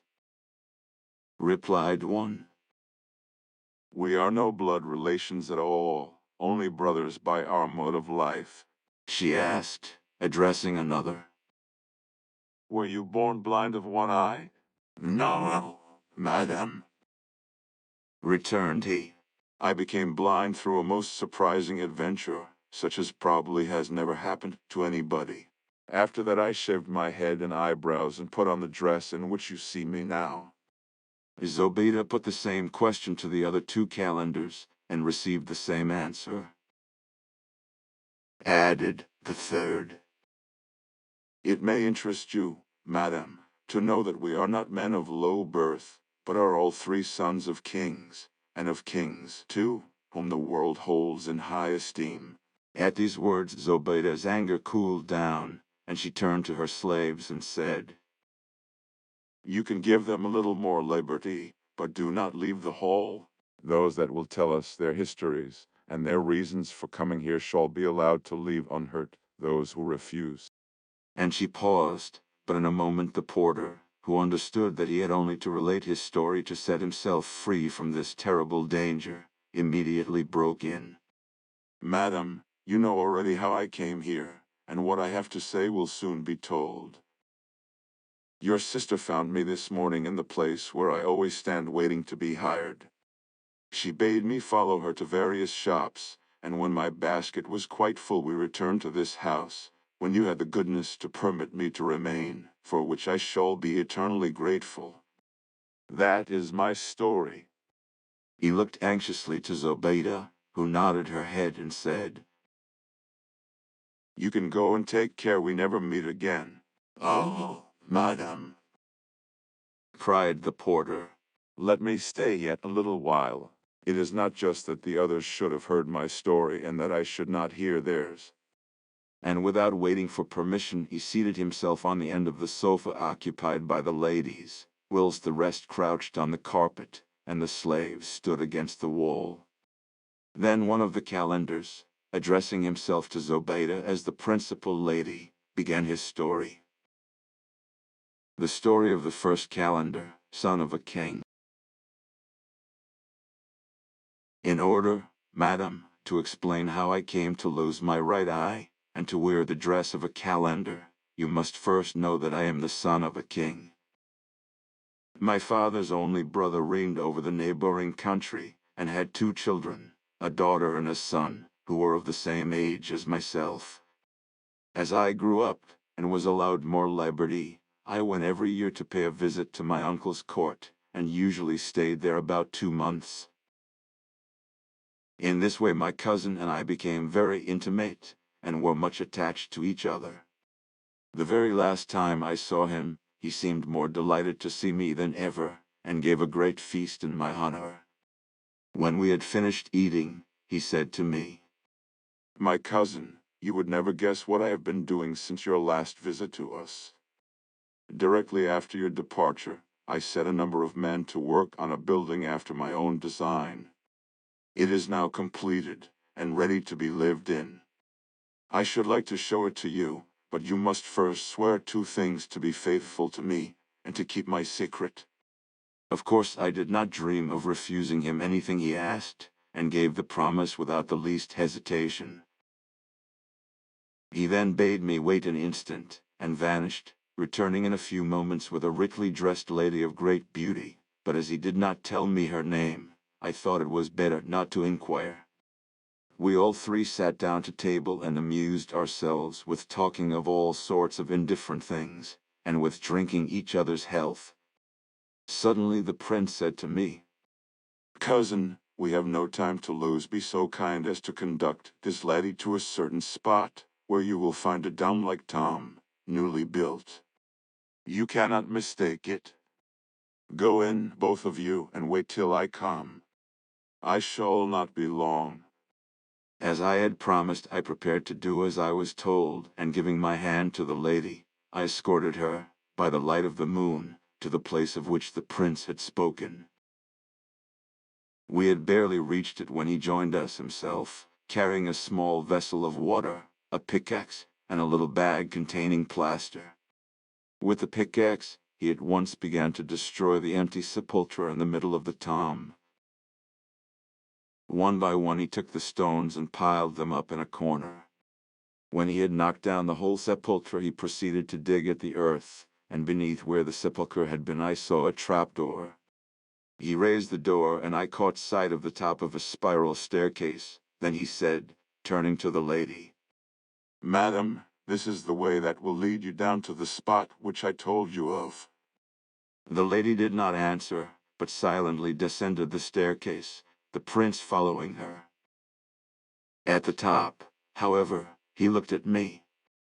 He exclaimed, I do not know how to thank you for your kindness. Farewell. "What do you mean?" I don't understand. No matter. He replied. Go back by the path that you came. He would say no more, and greatly puzzled, I returned to my room in the palace and went to bed. When I woke, and considered my adventure, I thought that I must have been dreaming, and sent a servant to ask if the prince was dressed and could see me. But on hearing that he had not slept at home, I was much alarmed, and hastened to the cemetery, where, unluckily, the tombs were all so alike that I could not discover which was the one I was in search of, though I spent 4 days in looking for it. You must know that all this time the king, my uncle, was absent on a hunting expedition, and as no one knew when he would be back, I at last decided to return home, leaving the ministers to make my excuses. I longed to tell them what had become of the prince, about whose fate they felt the most dreadful anxiety, but the oath I had sworn kept me silent. On my arrival at my father's capital, I was astonished to find a large detachment of guards drawn up before the gate of the palace. They surrounded me directly I entered.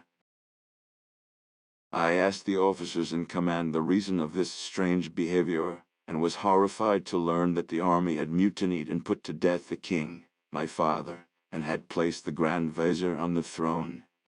Further, that by his orders, I was placed under arrest. Now this rebel vizier had hated me from my boyhood, because once, when shooting at a bird with a bow, I had shot out his eye by accident.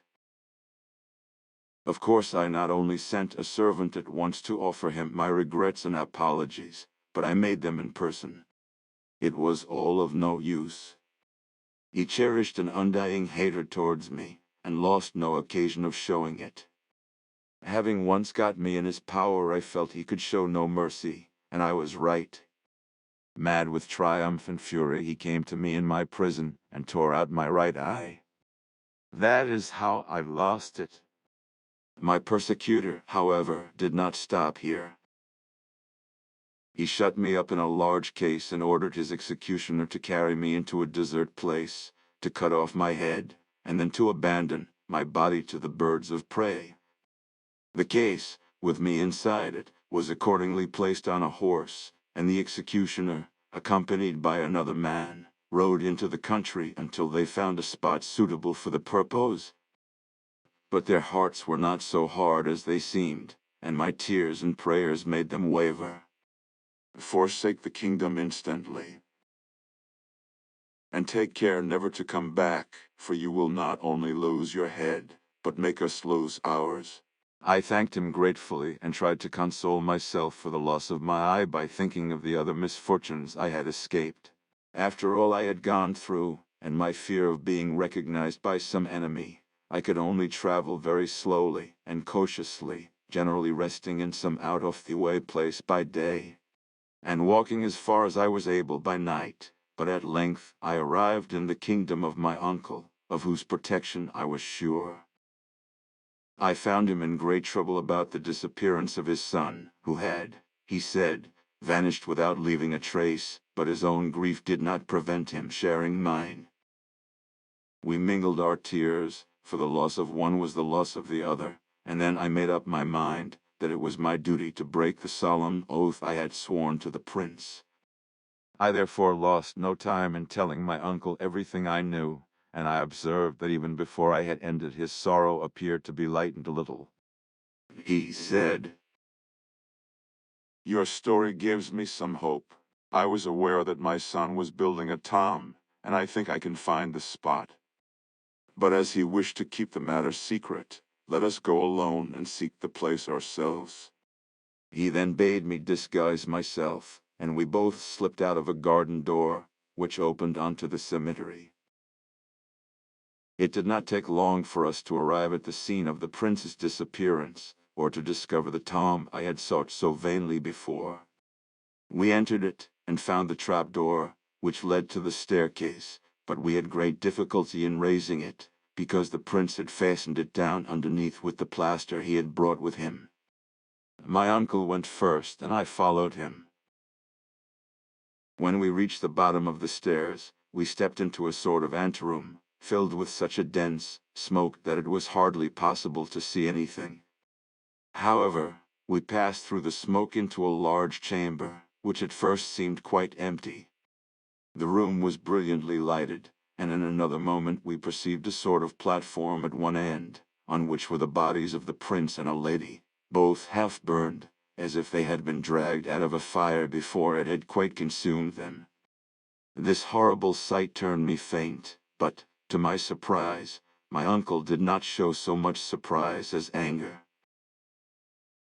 He said that my son was tenderly attached to this lady, whom it was impossible he should ever marry.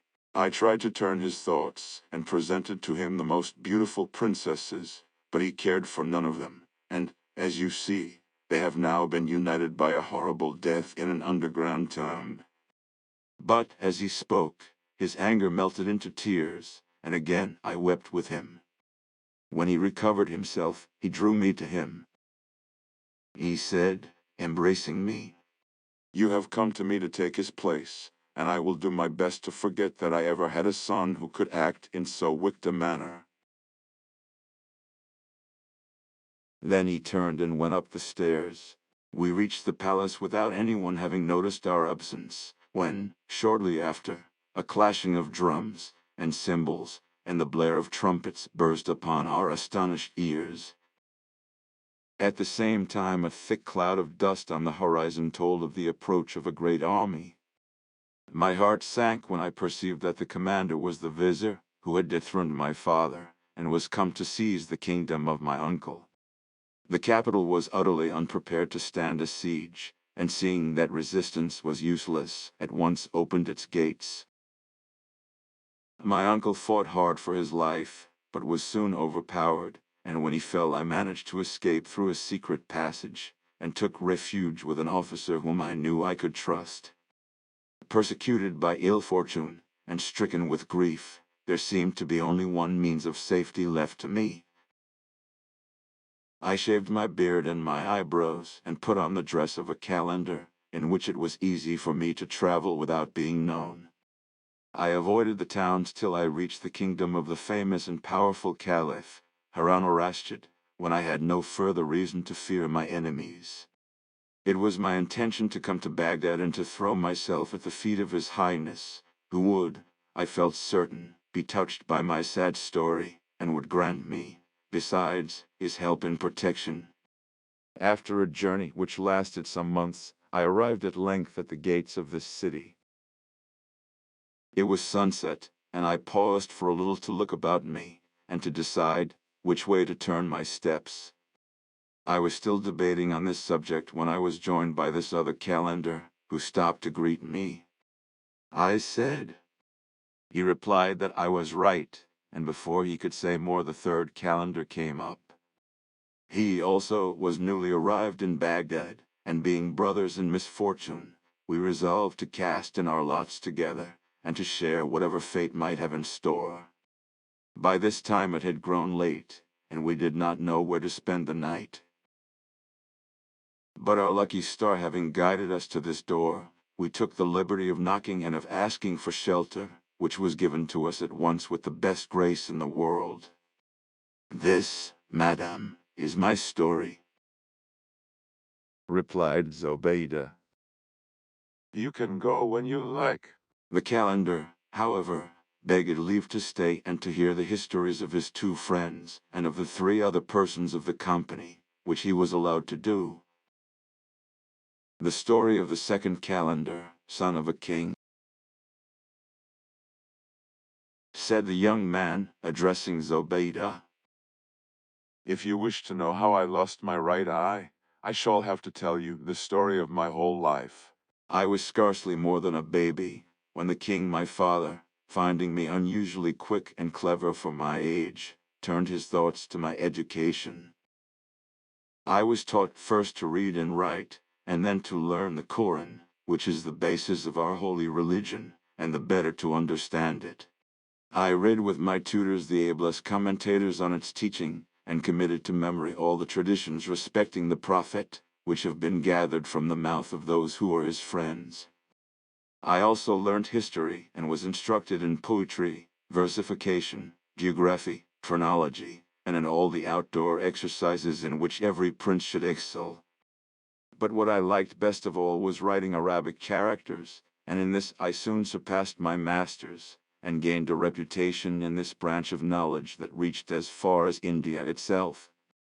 Now the Sultan of the Indies, curious to see a young prince with such strange tastes, sent an ambassador to my father, laden with rich presents, and a warm invitation to visit his court.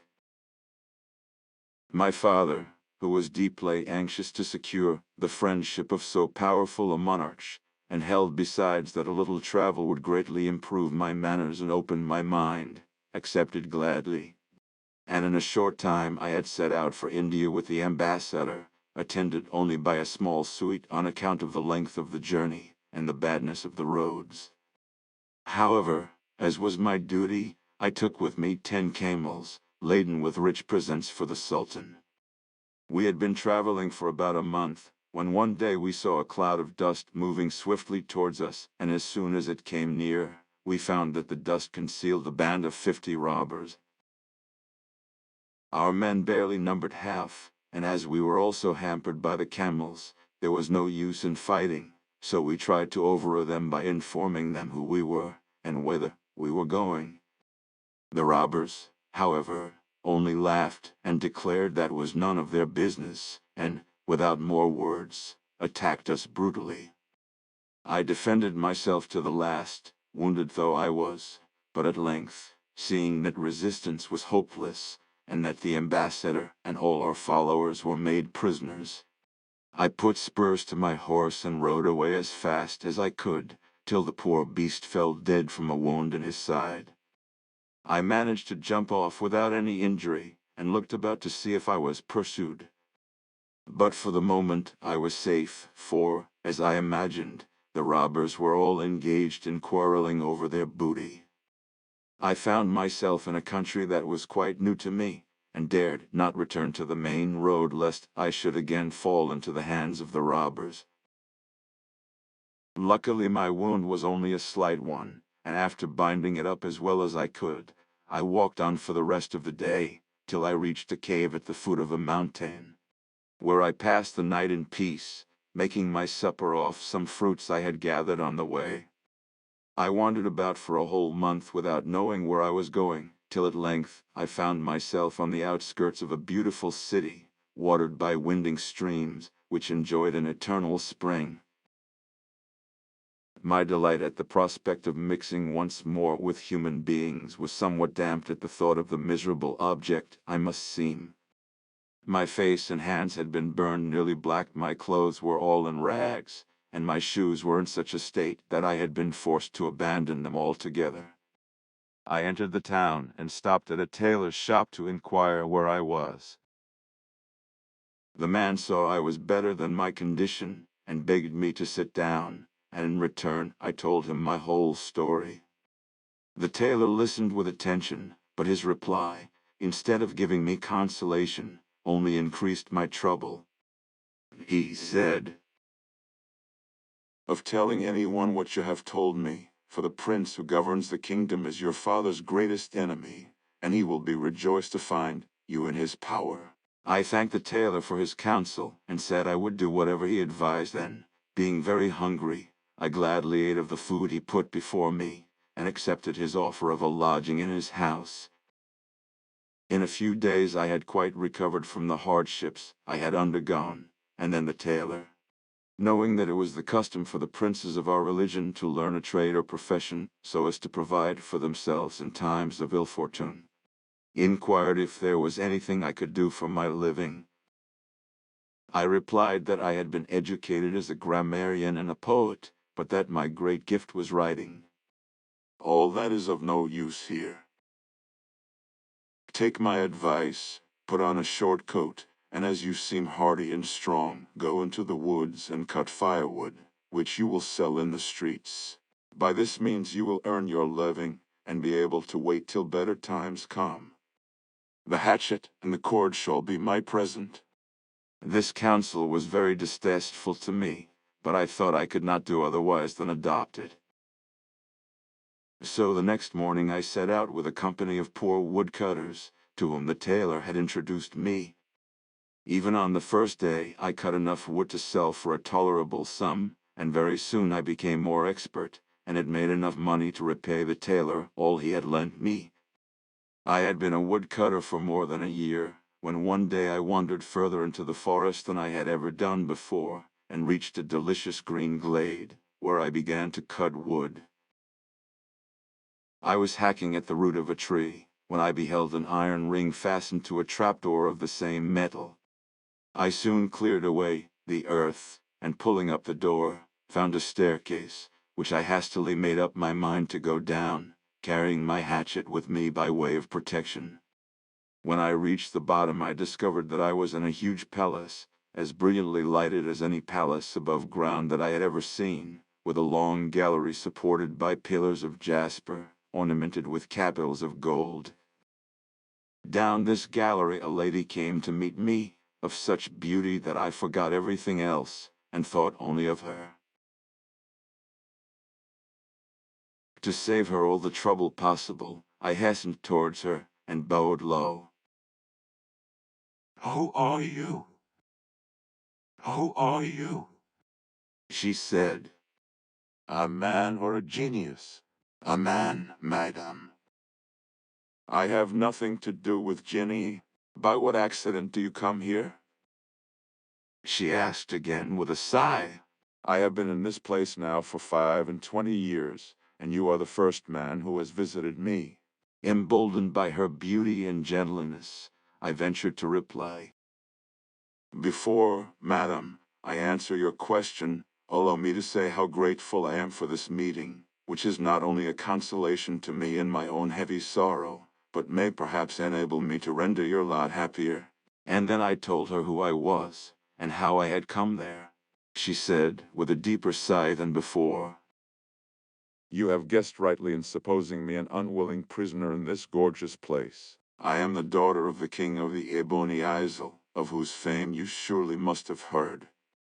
At my father's desire I was married to a prince who was my own cousin, but on my very wedding day, I was snatched up by a genius, and brought here in a faint.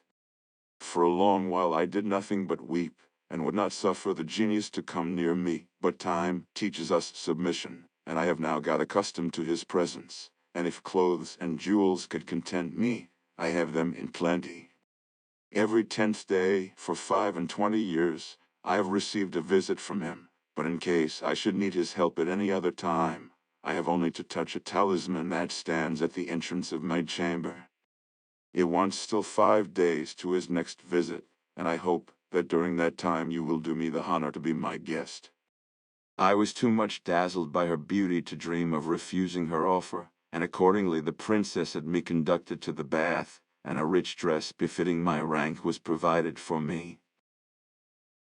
Then a feast of the most delicate dishes was served in a room hung with embroidered Indian fabrics.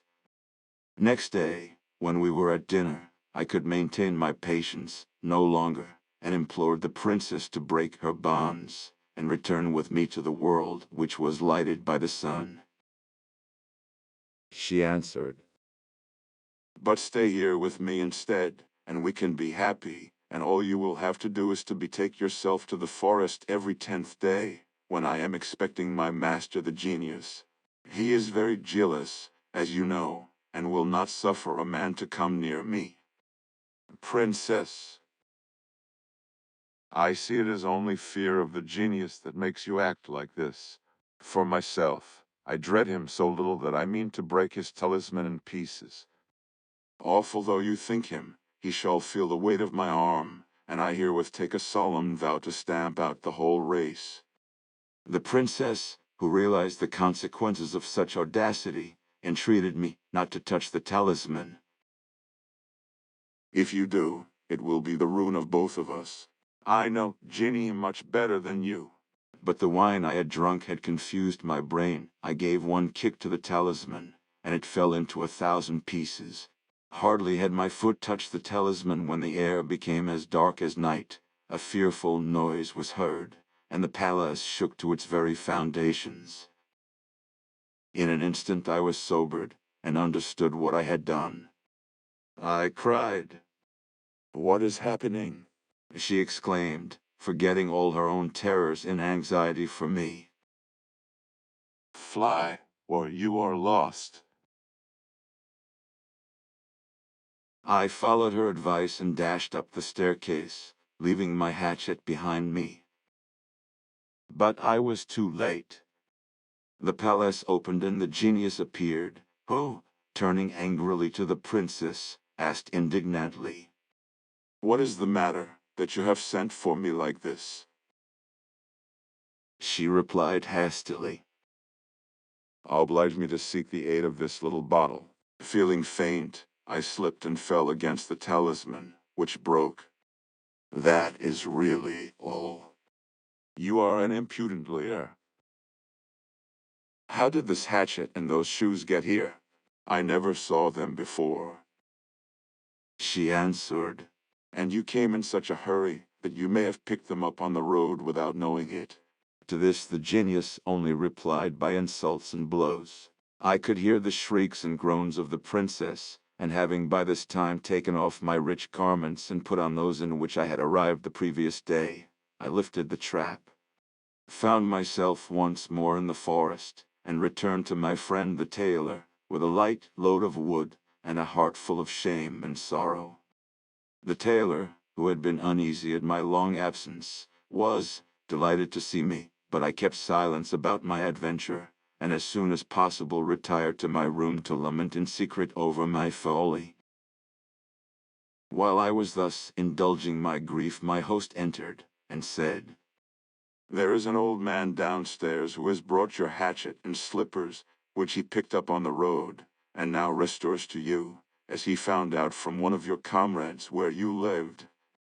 You had better come down and speak to him yourself. At this speech I changed color, and my legs trembled under me. The tailor noticed my confusion, and was just going to inquire the reason when the door of the room opened, and the old man appeared, carrying with him my hatchet and shoes. He said, The son of the daughter of Eblis, prince of the genii. Is not this hatchet yours, and these shoes? Without waiting for an answer which, indeed, I could hardly have given him, so great was my fright, he seized hold of me, and darted up into the air with the quickness of lightning, and then, with equal swiftness, dropped down towards the earth. When he touched the ground, he rapped it with his foot. It opened, and we found ourselves in the enchanted palace, in the presence of the beautiful princess of the Ebony Isle. But how different she looked from what she was when I had last seen her, for she was lying stretched on the ground covered with blood, and weeping bitterly. Cried the genius, Is not this man your lover? She lifted up her eyes slowly, and looked sadly at me. I never saw him before. She answered slowly. "I do not know who he is," exclaimed the genius. "You owe all your sufferings to him, and yet you dare to say he is a stranger to you. But if he really is a stranger to me, why should I tell a lie and cause his death? Very well, said the genius, drawing his sword. Take this, and cut off his head," answered the princess. "I am too weak even to hold the saber, and supposing that I had the strength, why should I put an innocent man to death? You condemn yourself by your refusal," said the genius, then turning to me, he added, "How should I?" I replied, resolved to imitate the princess in her fidelity. "How should I, when I never saw her before, cut her head off? If she is a stranger to you, and I shall believe you are speaking the truth, and will set you at liberty, certainly," I answered, taking the saber in my hands, and making a sign to the princess to fear nothing, as it was my own life that I was about to sacrifice, and not hers. But the look of gratitude she gave me shook my courage, and I flung the saber to the earth. "I should not deserve to live if I were such a coward as to slay a lady who is not only unknown to me, but who is at this moment half dead herself. Do with me as you will, I am in your power, but I refuse to obey your cruel command," said the genius. "That you have both made up your minds to brave me, but I will give you a sample of what you may expect." So saying, with one sweep of his saber he cut off a hand of the princess, who was just able to lift the other to wave me an eternal farewell. Then I lost consciousness for several minutes. When I came to myself I implored the genius to keep me no longer in this state of suspense, but to lose no time in putting an end to my sufferings. The genius, however, paid no attention to my prayers, but said sternly, "That is the way in which a genius treats the woman who has betrayed him. If I chose, I could kill you also, but I will be merciful, and content myself with changing you into a dog, an ass, a lion, or a bird, whichever you prefer." I caught eagerly at these words, as giving me a faint hope of softening his wrath. I cried, "As you wish to spare my life, be generous, and spare it altogether. Grant my prayer and pardon my crime, as the best man in the whole world forgave his neighbor who was eaten up with envy of him." Contrary to my hopes, the genius seemed interested in my words, and said he would like to hear the story of the two neighbors, and as I think, madam, it may please you, I will tell it to you also. The story of the envious man and of him who was envied. In a town of moderate size, two men lived in neighboring houses, but they had not been there very long before one man took such a hatred of the other, and envied him so bitterly, that the poor man determined to find another home, hoping that when they no longer met every day, his enemy would forget all about him. So he sold his house and the little furniture it contained, and moved into the capital of the country, which was luckily at no great distance. About half a mile from this city he bought a nice little place, with a large garden and a fair-sized court, in the center of which stood an old well. In order to live a quieter life, the good man put on the robe of a dervish, and divided his house into a quantity of small cells, where he soon established a number of other dervishes. The fame of his virtue gradually spread abroad, and many people, including several of the highest quality, came to visit him and ask his prayers. Of course it was not long before his reputation reached the ears of the man who envied him, and this wicked wretch resolved never to rest till he had in some way worked ill to the dervish whom he hated. So he left his house and his business to look after themselves, and betook himself to the new dervish monastery, where he was welcomed by the founder with all the warmth imaginable. The excuse he gave for his appearance was that he had come to consult the chief of the dervishes on a private matter of great importance. "What I have to say must not be overheard," Command, I beg of you, that your dervishes retire into their cells, as night is approaching, and meet me in the court. The dervish did as he was asked without delay, and directly they were alone together the envious man began to tell a long story, edging, as they walked to and fro, always nearer to the well. And when they were quite close, he seized the dervish and dropped him in. He then ran off triumphantly, without having been seen by anyone, and congratulating himself that the object of his hatred was dead, and would trouble him no more. But in this he was mistaken. The old well had long been inhabited, unknown to mere human beings, by a set of fairies and genii, who caught the dervish as he fell, so that he received no hurt. The dervish himself could see nothing, but he took for granted that something strange had happened, or he must certainly have been dashed against the side of the well and been killed. He lay quite still, and in a moment he heard a voice saying, Can you guess whom this man is that we have saved from death? Replied several other voices. And the first speaker answered, I will tell you. This man, from pure goodness of heart, forsook the town where he lived and came to dwell here, in the hope of curing one of his neighbors of the envy he felt towards him. But his character soon won him the esteem of all, and the envious man's hatred grew, till he came here with the deliberate intention of causing his death. And this he would have done, without our help, the very day before the Sultan has arranged to visit this holy dervish, and to entreat his prayers for the princess, his daughter.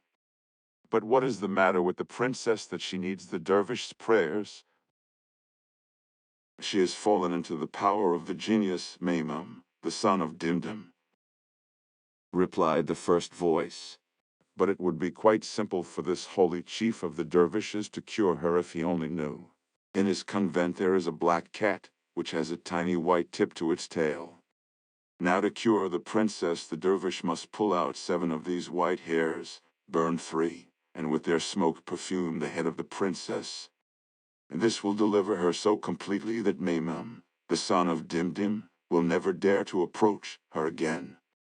The fairies and genii ceased talking, but the dervish did not forget a word of all they had said, and when morning came he perceived a place in the side of the well which was broken, and where he could easily climb out. The dervishes, who could not imagine what had become of him, were enchanted at his reappearance. He told them of the attempt on his life made by his guest of the previous day, and then retired into his cell. He was soon joined here by the black cat of which the voice had spoken, who came as usual to say good morning to his master. He took him on his knee and seized the opportunity to pull 7 white hairs out of his tail, and put them on one side till they were needed. The sun had not long risen before the Sultan, who was anxious to leave nothing undone that might deliver the princess, arrived with a large suite at the gate of the monastery, and was received by the dervishes with profound respect.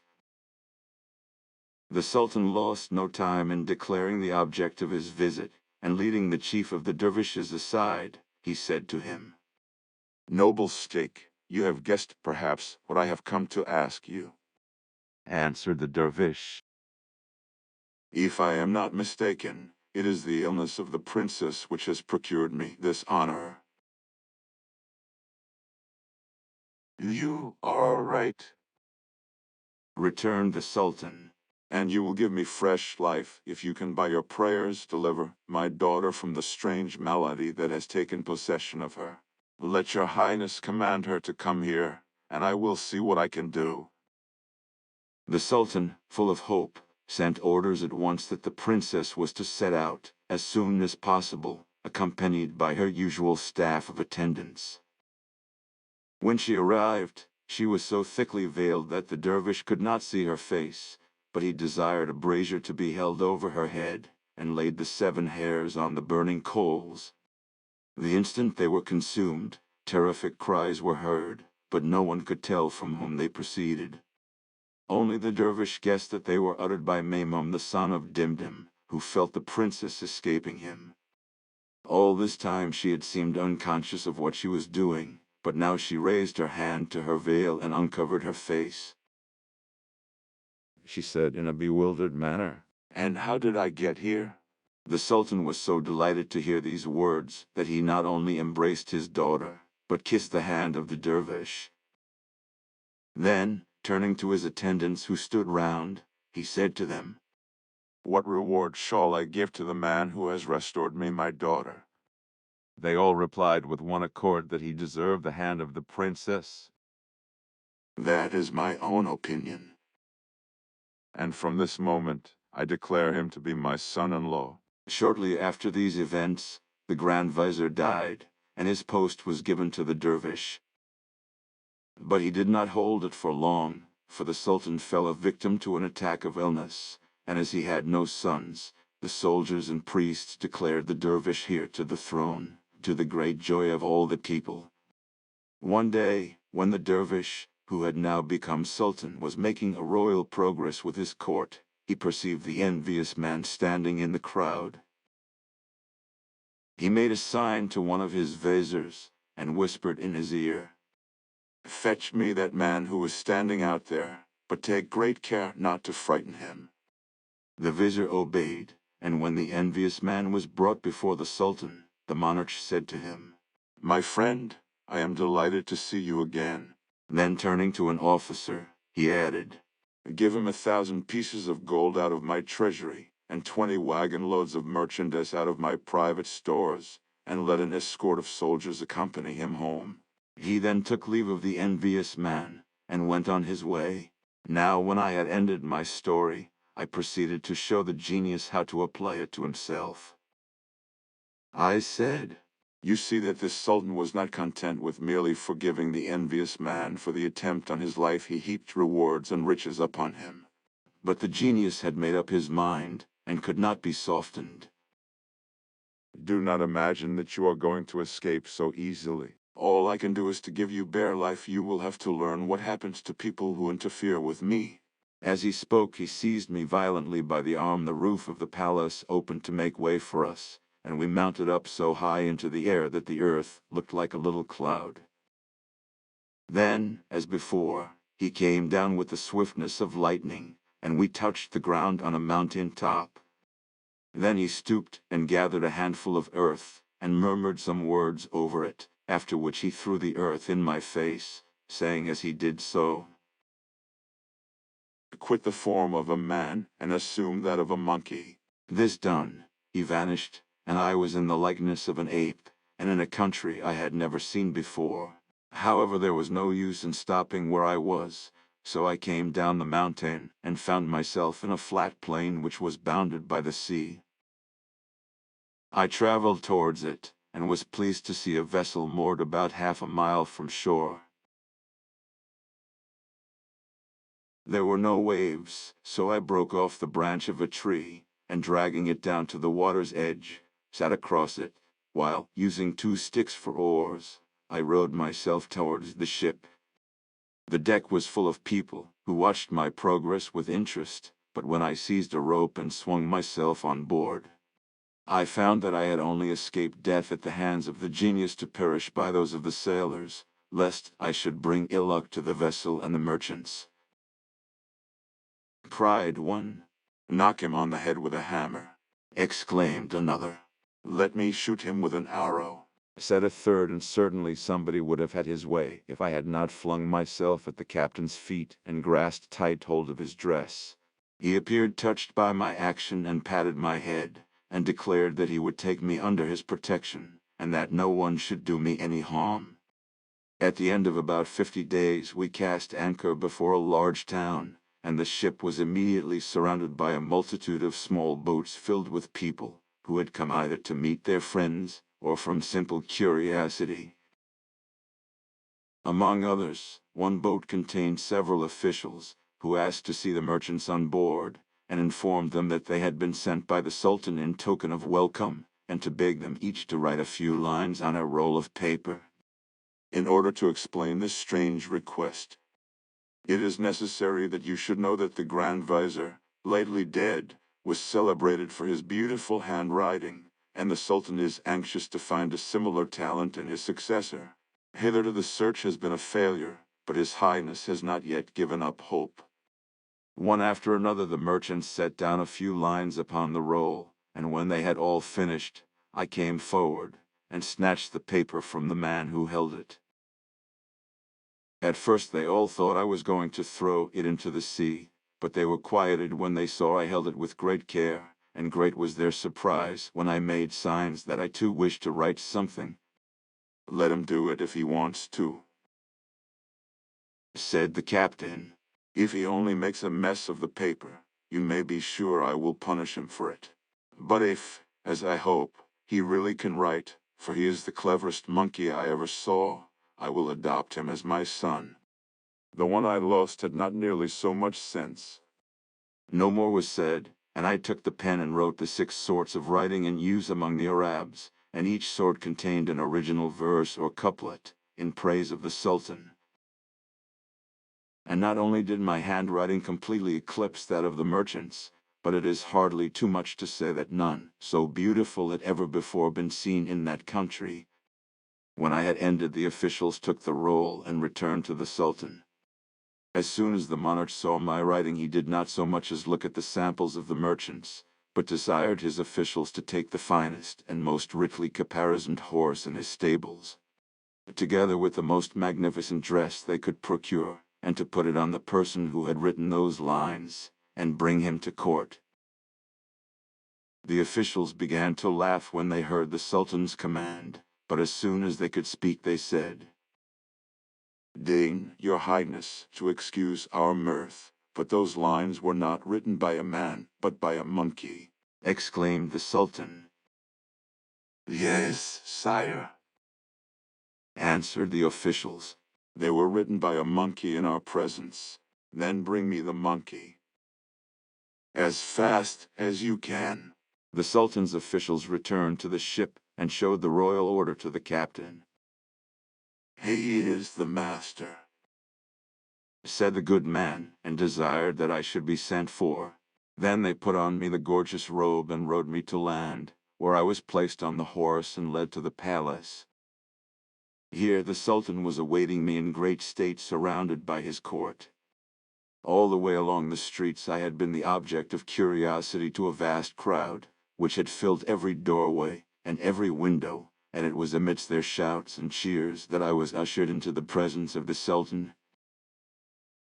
I approached the throne on which he was seated and made him 3 low bows, then prostrated myself at his feet, to the surprise of everyone, who could not understand how it was possible that a monkey should be able to distinguish a sultan from other people, and to pay him the respect due to his rank. However, excepting the usual speech, I omitted none of the common forms attending a royal audience. When it was over, the Sultan dismissed all the court, keeping with him only the chief of the eunuchs and a little slave. He then passed into another room, and ordered food to be brought, making signs to me to sit at table with him and eat. I rose from my seat, kissed the ground, and took my place at the table, eating, as you may suppose, with care and in moderation. Before the dishes were removed, I made signs that writing materials, which stood in one corner of the room, should be laid in front of me. I then took a peach and wrote on it some verses in praise of the Sultan, who was speechless with astonishment, but when I did the same thing on a glass from which I had drunk, he murmured to himself, "Why, a man who could do as much would be cleverer than any other man, and this is only a monkey." Supper being over, chessmen were brought, and the Sultan signed to me to know if I would play with him. I kissed the ground and laid my hand on my head to show that I was ready to show myself worthy of the honor. He beat me the first game, but I won the second and third, and seeing that this did not quite please, I dashed off a verse by way of consolation. The Sultan was so enchanted with all the talents of which I had given proof that he wished me to exhibit some of them to other people. So, turning to the chief of the eunuchs, he said, "Go and beg my daughter, Queen of Beauty, to come here. I will show her something she has never seen before." The chief of the eunuchs bowed and left the room, ushering in a few moments later the princess, Queen of Beauty. Her face was uncovered, but the moment she set foot in the room, she threw her veil over her head. She said to her father, "What can you be thinking of to summon me, like this, into the presence of a man? I do not understand you," replied the Sultan. "There is nobody here but the eunuch, who is your own servant, the little slave, and myself, yet you cover yourself with your veil and reproach me for having sent for you, as if I had committed a crime," answered the princess. "I am right and you are wrong. This monkey is really no monkey at all, but a young prince who has been turned into a monkey by the witch spells of a genius, son of the daughter of Iblis." As will be imagined, these words took the Sultan by surprise, and he looked at me to see how I should take the statement of the princess. As I was unable to speak, I placed my hand on my head to show that it was true. "But how do you know this, my daughter?" "Sire," replied Queen of Beauty, "the old lady who took care of me in my childhood was an accomplished magician, and she taught me 70 rules of her art, by means of which I could, in the twinkling of an eye, transplant your capital into the middle of the ocean. Her art likewise teaches me to recognize at first sight all persons who are enchanted, and tells me by whom the spell was wrought," said the Sultan. "I really had no idea you were so clever," replied the princess. "There are many out-of-the-way things it is as well to know, but one should never boast of them," asked the Sultan. "Can you tell me what must be done to disenchant the young prince?" "Certainly, and I can do it." "Then restore him to his former shape," cried the Sultan. "You could give me no greater pleasure, for I wish to make him my Grand Vizier, and to give him to you for your husband." "As your highness pleases." The Queen of Beauty rose and went to her chamber, from which she fetched a knife with some Hebrew words engraven on the blade. She then desired the Sultan, the chief of the eunuchs, the little slave, and myself to descend into a secret court of the palace, and placed us beneath a gallery which ran all round, she herself standing in the center of the court. Here she traced a large circle and in it wrote several words in Arab characters. When the circle and the writing were finished, she stood in the middle of it and repeated some verses from the Koran. Slowly the air grew dark, and we felt as if the earth was about to crumble away, and our fright was by no means diminished at seeing the genius, son of the daughter of Iblis, suddenly appear under the form of a colossal lion. Cried the princess when she first caught sight of him. "You think to strike terror into me by daring to present yourself before me in this hideous shape," retorted the lion. "Have not feared to break our treaty that engaged solemnly we should never interfere with each other." "Accursed genius!" exclaimed the princess. "It is you by whom that treaty was first broken. I will teach you how to give me so much trouble," said the lion, and opening his huge mouth he advanced to swallow her. But the princess expected something of the sort and was on her guard. She bounded on one side, and seizing one of the hairs of his mane repeated 2 or 3 words over it. In an instant it became a sword, and with a sharp blow she cut the lion's body into 2 pieces. These pieces vanished no one knew where, and only the lion's head remained, which was at once changed into a scorpion. Quick as thought the princess assumed the form of a serpent and gave battle to the scorpion, who, finding he was getting the worst of it, turned himself into an eagle and took flight. But in a moment the serpent had become an eagle more powerful still, who soared up in the air and after him, and then we lost sight of them both. We all remained where we were quaking with anxiety, when the ground opened in front of us, and a black and white cat leaped out, its hair standing on end, and mewing frightfully. At its heels was a wolf, who had almost seized it, when the cat changed itself into a worm, and, piercing the skin of a pomegranate which had tumbled from a tree, hid itself in the fruit. The pomegranate swelled till it grew as large as a pumpkin, and raised itself onto the roof of the gallery, from which it fell into the court, and was broken into bits. While this was taking place, the wolf, who had transformed himself into a cock, began to swallow the seed of the pomegranate as fast as he could. When all were gone, he flew towards us, flapping his wings as if to ask if we saw any more, when suddenly his eye fell on one which lay on the bank of the little canal that flowed through the court. He hastened towards it, but before he could touch it, the seed rolled into the canal and became a fish. The cock flung himself in after the fish and took the shape of a pike, and for 2 hours they chased each other up and down under the water, uttering horrible cries, but we could see nothing. At length they rose from the water in their proper forms, but darting such flames of fire from their mouths that we dreaded lest the palace should catch fire. Soon, however, we had much greater cause for alarm, as the genius, having shaken off the princess, flew towards us. Our fate would have been sealed if the princess, seeing our danger, had not attracted the attention of the genius to herself. As it was, the sultan's beard was singed and his face scorched, the chief of the eunuchs was burned to a cinder, while a spark deprived me of the sight of one eye. Both I and the sultan had given up all hope of a rescue, when there was a shout of Victory, victory! from the princess, and the genius lay at her feet a great heap of ashes. Exhausted though she was, the princess at once ordered the little slave, who alone was uninjured, to bring her a cup of water, which she took in her hand. First repeating some magic words over it, she dashed it into my face, saying, If you are only a monkey by enchantment, resume the form of the man you were before. In an instant I stood before her the same man I had formerly been, though having lost the sight of one eye.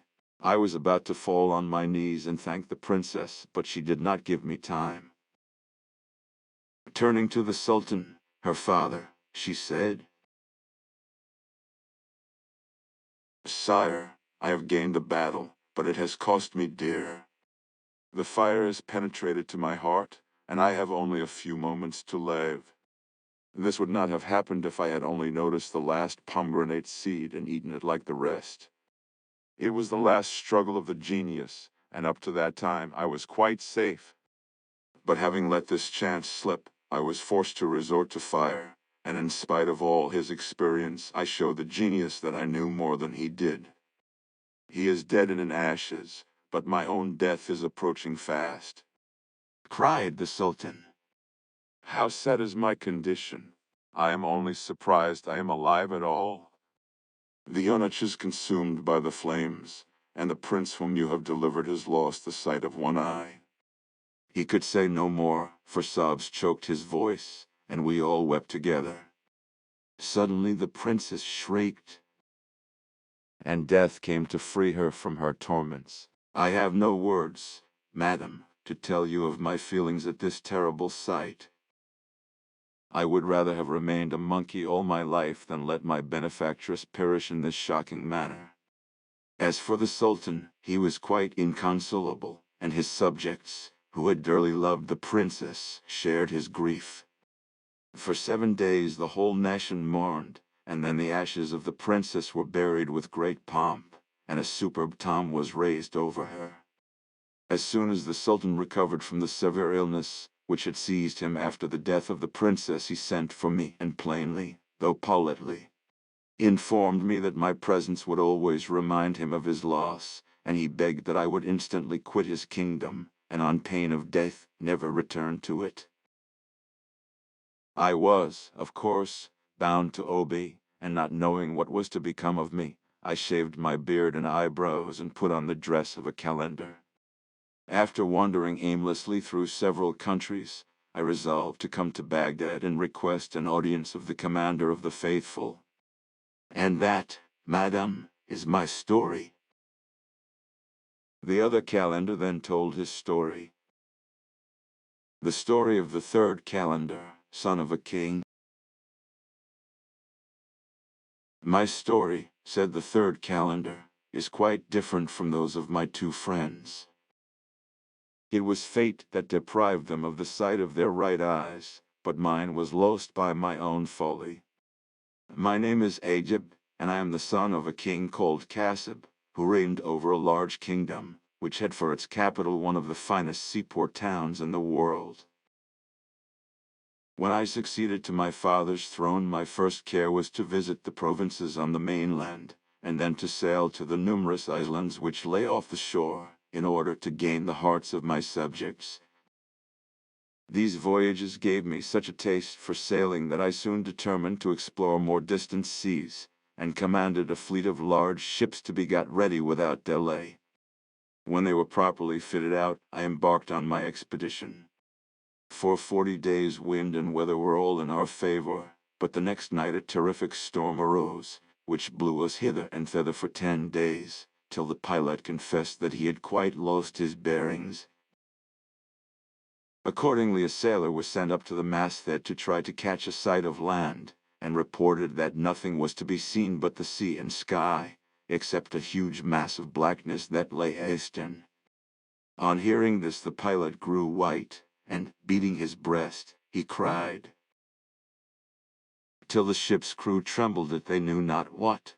When he had recovered himself a little, and was able to explain the cause of his terror, he replied, in answer to my question, that we had drifted far out of our course, and that the following day about noon we should come near that mass of darkness, which, said he, is nothing but the famous Black Mountain. This mountain is composed of adamant, which attracts to itself all the iron and nails in your ship, and as we are helplessly drawn nearer, the force of attraction will become so great that the iron and nails will fall out of the ships and cling to the mountain, and the ships will sink to the bottom with all that are in them. This it is that causes the side of the mountain towards the sea to appear of such a dense blackness. As may be supposed, continued the pilot, the mountain sides are very rugged, but on the summit stands a brass dome supported on pillars, and bearing on top the figure of a brass horse, with a rider on his back. This rider wears a breastplate of lead, on which strange signs and figures are engraved, and it is said that as long as this statue remains on the dome, vessels will never cease to perish at the foot of the mountain. So saying, the pilot began to weep afresh, and the crew, fearing their last hour had come, made their wills, each one in favor of his fellow. At noon next day, as the pilot had foretold, we were so near to the Black Mountain that we saw all the nails and iron fly out of the ships and dash themselves against the mountain with a horrible noise. A moment after, the vessels fell asunder and sank, the crews with them. I alone managed to grasp a floating plank and was driven ashore, by the wind, without even a scratch. What was my joy on finding myself at the bottom of some steps, which led straight up the mountain, for there was not another inch to the right or the left where a man could set his foot. And indeed, even the steps themselves were so narrow and so steep that, if the lightest breeze had arisen, I should certainly have been blown into the sea. When I reached the top, I found the brass dome and the statue exactly as the pilot had described, but was too wearied with all I had gone through to do more than glance at them, and, flinging myself under the dome, was asleep in an instant. In my dreams an old man appeared to me and said, Hearken, Ajib. As soon as thou art awake, dig up the ground underfoot, and thou shalt find a bow of brass and 3 arrows of lead. Shoot the arrows at the statue, and the rider shall tumble into the sea, but the horse will fall down by thy side, and thou shalt bury him in the place from which thou tookest the bow and arrows. This being done, the sea will rise and cover the mountain, and on it thou wilt perceive the figure of a metal man seated in a boat, having an oar in each hand. Step on board and let him conduct thee, but if thou wouldest behold thy kingdom again, see that thou takest not the name of Allah into thy mouth. Having uttered these words, the vision left me, and I woke, much comforted. I sprang up and drew the bow and arrows out of the ground, and with the third shot the horseman fell with a great crash into the sea, which instantly began to rise, so rapidly that I had hardly time to bury a horse before the boat approached me. I stepped silently in and sat down, and the metal man pushed off, and rode without stopping for 9 days, after which land appeared on the horizon. I was so overcome with joy at this sight that I forgot all the old man had told me, and cried out, Allah be praised. Allah be praised. The words were scarcely out of my mouth when the boat and man sank from beneath me, and left me floating on the surface. All that day and the next night, I swam and floated alternately, making as well as I could for the land which was nearest to me. At last my strength began to fail, and I gave myself up for lost, when the wind suddenly rose, and a huge wave cast me on a flat shore. Then, placing myself in safety, I hastily spread my clothes out to dry in the sun, and flung myself on the warm ground to rest. Next morning I dressed myself and began to look about me. There seemed to be no one but myself on the island, which was covered with fruit trees and watered with streams, but seemed a long distance from the mainland which I hoped to reach. Before, however, I had time to feel cast down, I saw a ship making directly for the island, and not knowing whether it would contain friends or foes, I hid myself in the thick branches of a tree. The sailors ran the ship into a creek, where 10 Slavs landed, carrying spades and pickaxes. In the middle of the island they stopped, and after digging some time, lifted up what seemed to be a trapdoor. They then returned to the vessel 2 or 3 times for furniture and provisions, and finally were accompanied by an old man, leading a handsome boy of 14 or 15 years of age. They all disappeared down the trapdoor, and after remaining below for a few minutes came up again, but without the boy, and let down the trapdoor, covering it with earth as before. This done, they entered the ship and set sail. As soon as they were out of sight, I came down from my tree, and went to the place where the boy had been buried. I dug up the earth till I reached a large stone with a ring in the center. This, when removed, disclosed a flight of stone steps, which led to a large room, richly furnished and lighted by tapers. On a pile of cushions, covered with tapestry, sat the boy. He looked up, startled and frightened at the sight of a stranger in such a place, and to soothe his fears, I at once spoke. Be not alarmed, sir, whoever you may be. I am a king, and the son of a king, and will do you no hurt. On the contrary, perhaps I have been sent here to deliver you out of this tomb, where you have been buried alive. This prophecy struck the heart of my father with such woe, that he never got over it, but that did not prevent him from attending carefully to my education till I attained, a short time ago, my 15th birthday.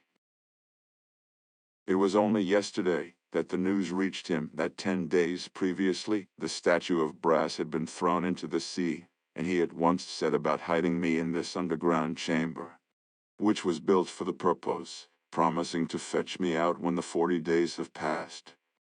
For myself, I have no fears, as Prince Ajib is not likely to come here to look for me. I listened to his story with an inward laugh as to the absurdity of my ever wishing to cause the death of this harmless boy, whom I hastened to assure of my friendship and even of my protection, begging him in return to convey me in his father's ship to my own country. I need hardly say that I took special care not to inform him that I was the Ajib whom he dreaded. The day passed in conversation on various subjects, and I found him a youth of ready wit and of some learning.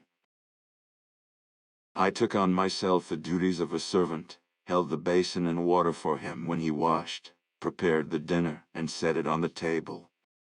He soon grew to love me, and for 39 days we spent as pleasant an existence as could be expected underground. The morning of the 14th dawned, and the young man when he woke gave thanks in an outburst of joy that the danger was past. Said he, so make me, I pray you, a bath of hot water, that I may bathe, and change my clothes, and be ready to receive him. So I fetched the water as he asked, and washed and rubbed him, after which he lay down again and slept a little. When he opened his eyes for the second time, he begged me to bring him a melon, and some sugar, that he might eat and refresh himself.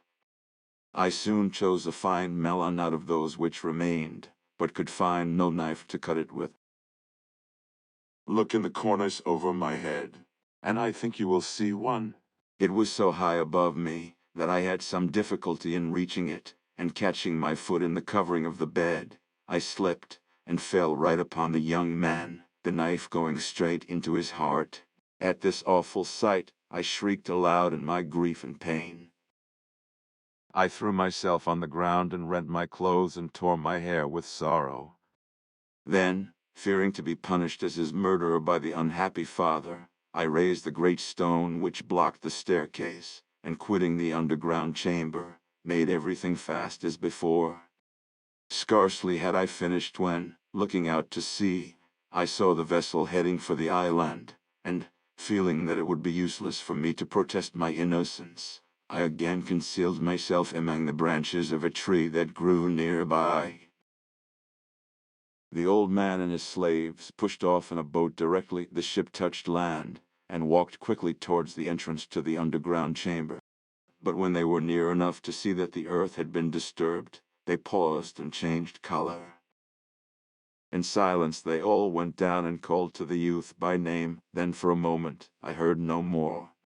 Suddenly a fearful scream rent the air, and the next instant the slaves came up the steps, carrying with them the body of the old man, who had fainted from sorrow. Laying him down at the foot of the tree in which I had taken shelter, they did their best to recover him, but it took a long while. When at last he revived, they left him to dig a grave, and then laying the young man's body in it, they threw in the earth. This ended, the slaves brought up all the furniture that remained below, and put it on the vessel, and breaking some boughs to weave a litter, they laid the old man on it, and carried him to the ship, which spread its sails and stood out to sea. So once more I was quite alone, and for a whole month I walked daily over the island, seeking for some chance of escape. At length one day it struck me that my prison had grown much larger, and that the mainland seemed to be nearer. My heart beat at this thought, which was almost too good to be true. I watched a little longer, there was no doubt about it, and soon there was only a tiny stream for me to cross. Even when I was safe on the other side, I had a long distance to go on the mud and sand before I reached dry ground, and very tired I was, when far in front of me I caught sight of a castle of red copper, which, at first sight, I took to be a fire. I made all the haste I could, and after some miles of hard walking stood before it, and gazed at it in astonishment, for it seemed to me the most wonderful building I had ever beheld. While I was still staring at it, there came towards me a tall old man, accompanied by 10 young men, all handsome, and all blind of the right eye. Now, in its way, the spectacle of 10 men walking together, all blind of the right eye, is as uncommon as that of a copper castle. And I was turning over in my mind what could be the meaning of this strange fact, when they greeted me warmly, and inquired what had brought me there. I replied that my story was somewhat long, but that if they would take the trouble to sit down, I should be happy to tell it them. When I had finished, the young men begged that I would go with them to the castle, and I joyfully accepted their offer. We passed through what seemed to me an endless number of rooms, and came at length into a large hall, furnished with 10 small blue sofas for the 10 young men, which served as beds as well as chairs, and with another sofa in the middle for the old man. As none of the sofas could hold more than one person, they bade me place myself on the carpet, and to ask no questions about anything I should see. After a little while the old man rose and brought in supper, which I ate heartily, for I was very hungry. Then one of the young men begged me to repeat my story, which had struck them all with astonishment, and when I had ended, the old man was bidden to, as it was late, and they wished to go to bed. At these words he rose, and went to a closet, from which he brought out 10 basins, all covered with blue stuff. He set one before each of the young men, together with a lighted taper. When the covers were taken off the basins, I saw they were filled with ashes, coal dust, and lamp-black. The young men mixed these all together, and smeared the whole over their heads and faces. They then wept and beat their breasts, crying, "This is the fruit of idleness, and of our wicked lives."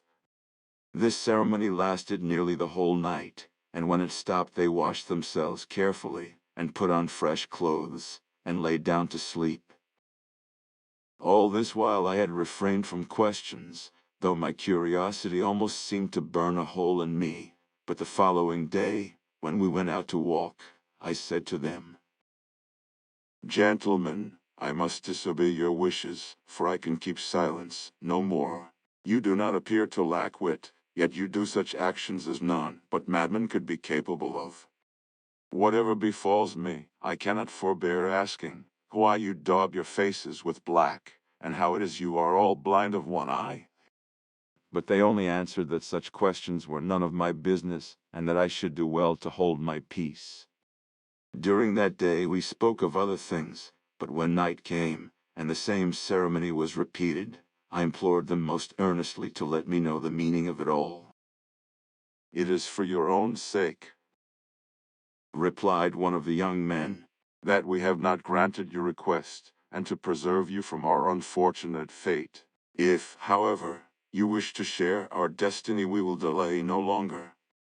I answered that whatever might be the consequence, I wished to have my curiosity satisfied, and that I would take the result on my own head. He then assured me that, even when I had lost my eye, I should be unable to remain with them, as their number was complete, and could not be added to. But to this I replied that, though I should be grieved to part company with such honest gentlemen, I would not be turned from my resolution on that account. On hearing my determination, my 10 hosts then took a sheep and killed it, and handed me a knife, which they said I should by and by find useful. Said they, "And then leave you." A fowl of monstrous size, called a roc, will appear in the air, taking you to be a sheep.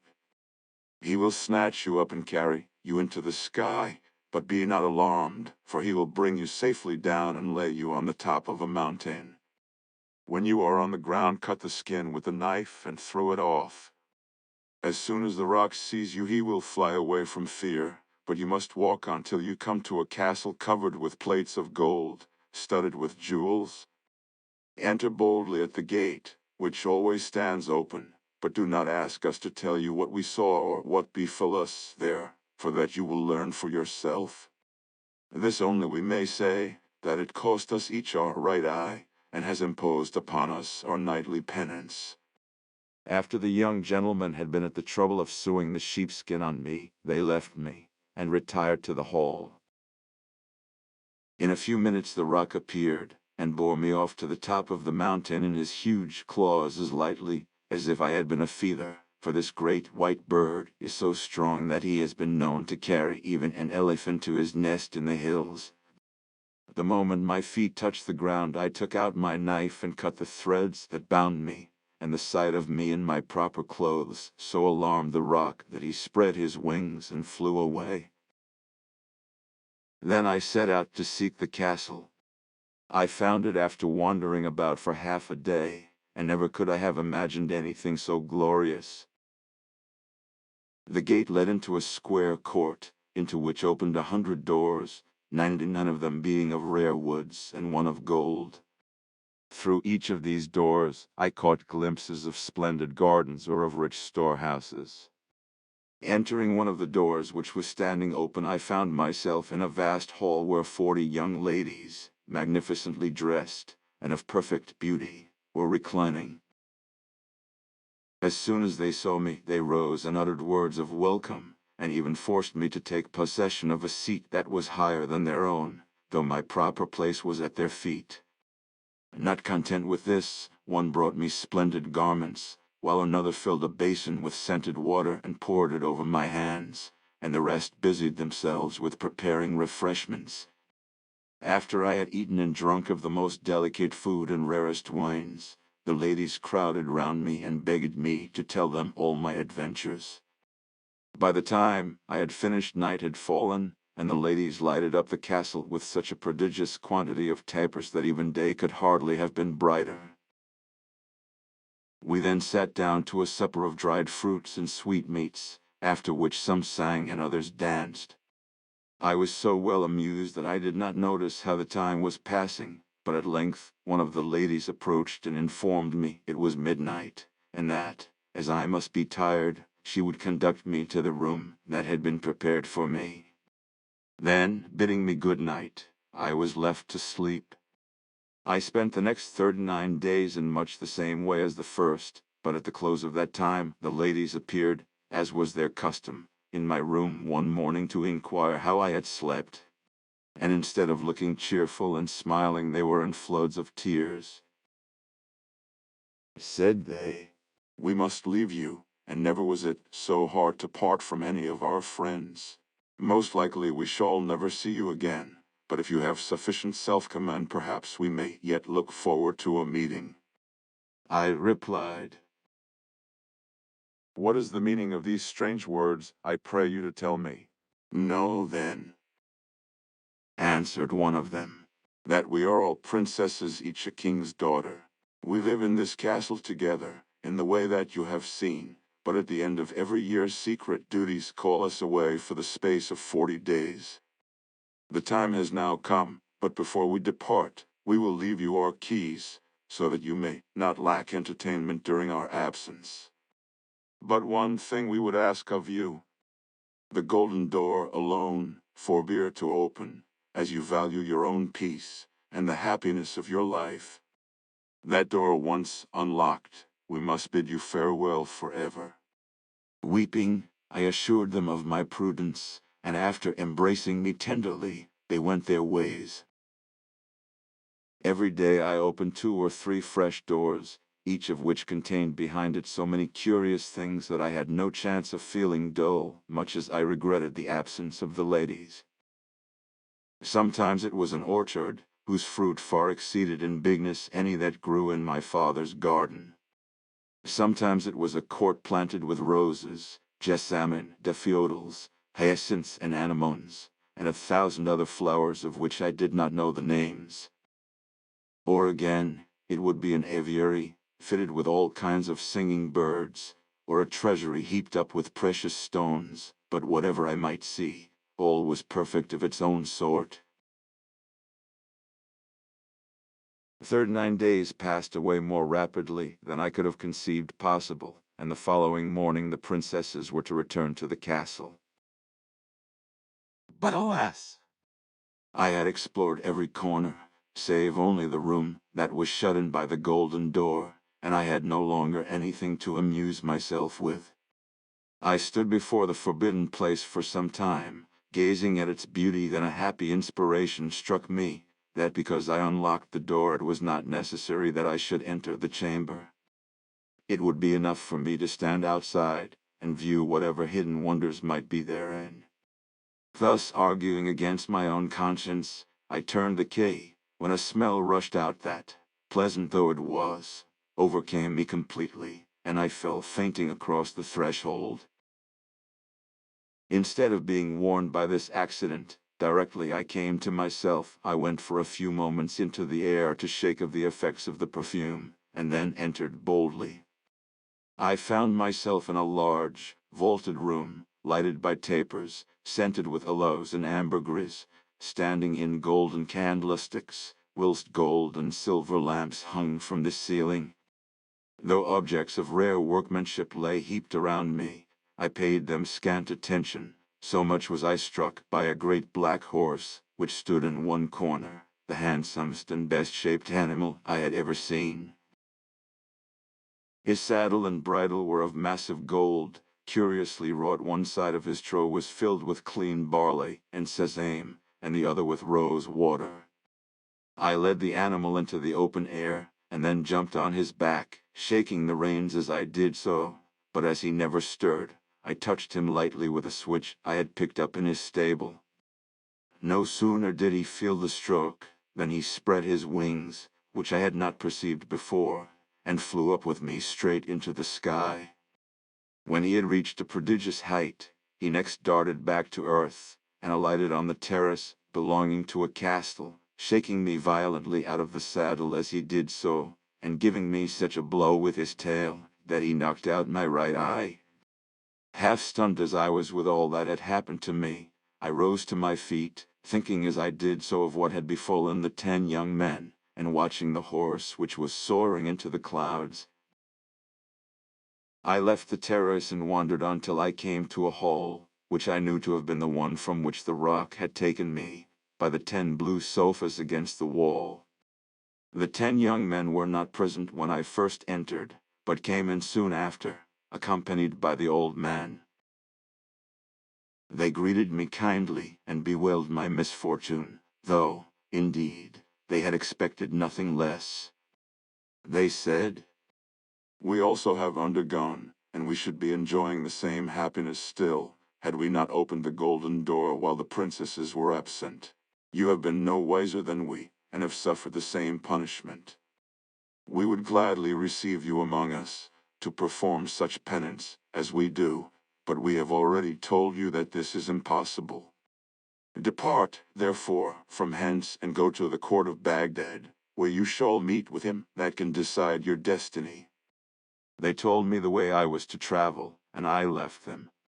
On the road I caused my beard and eyebrows to be shaved, and put on a calendar's habit. I have had a long journey, but arrived this evening in the city, where I met my brother calendars at the gate, being strangers like myself.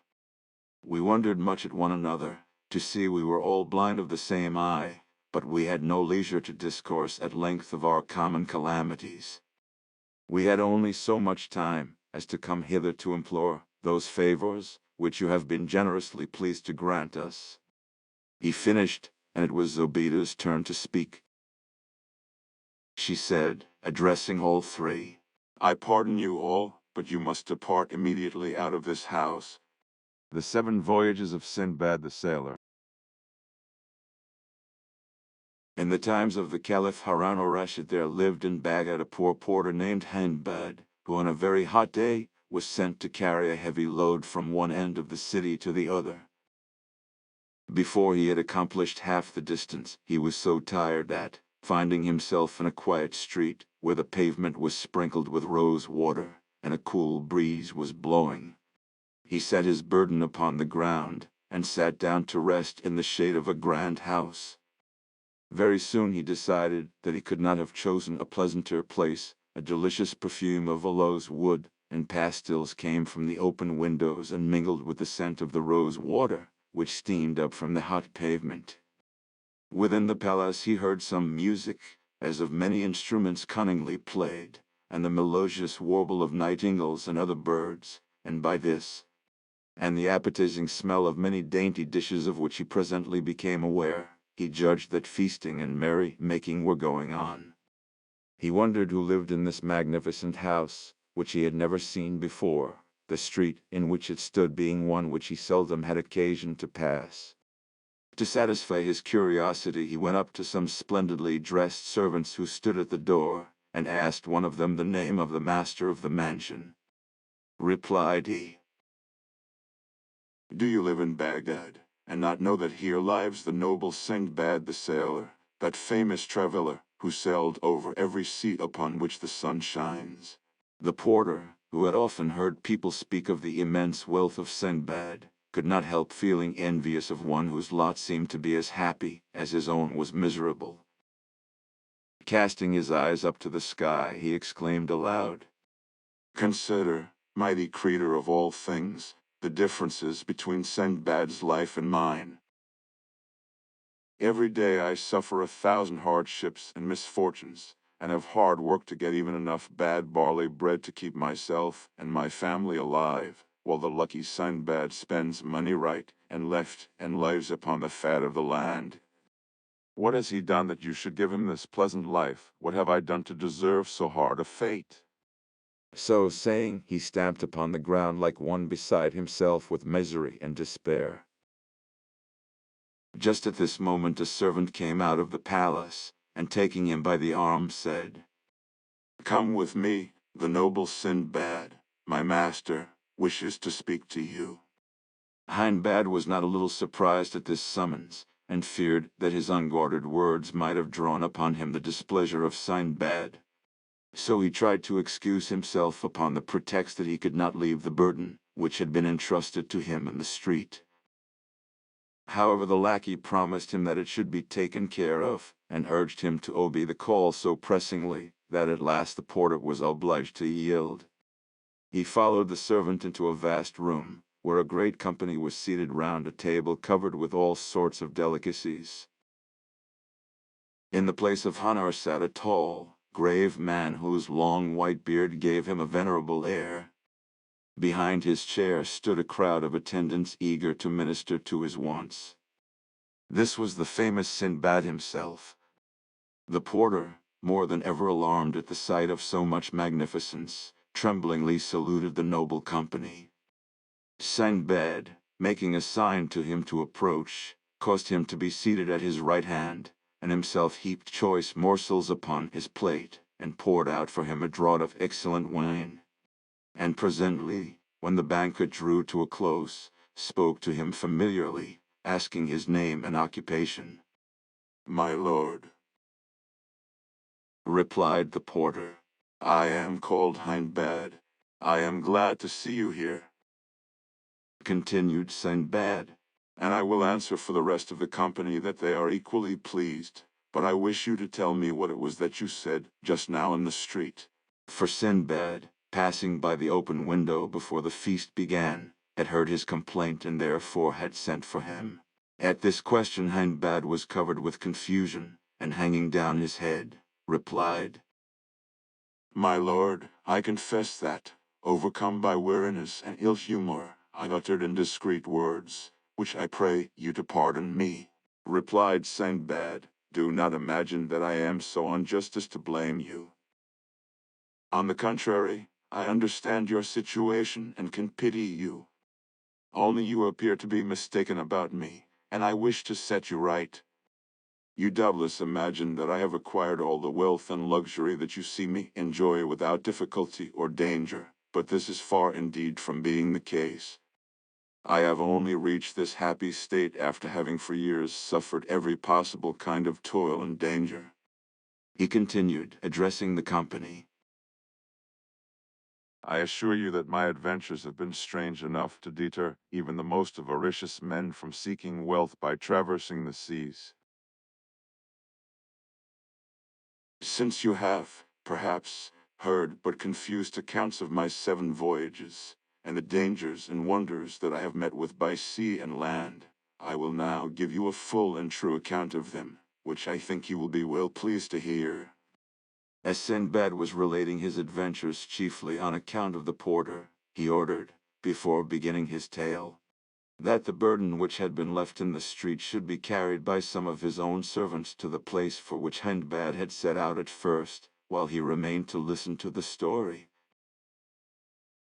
I had inherited considerable wealth from my parents, and being young and foolish I at first squandered it recklessly upon every kind of pleasure, but presently, finding that riches speedily take to themselves wings if managed as badly as I was managing mine, and remembering also that to be old and poor is misery indeed, I began to bethink me of how I could make the best of what still remained to me.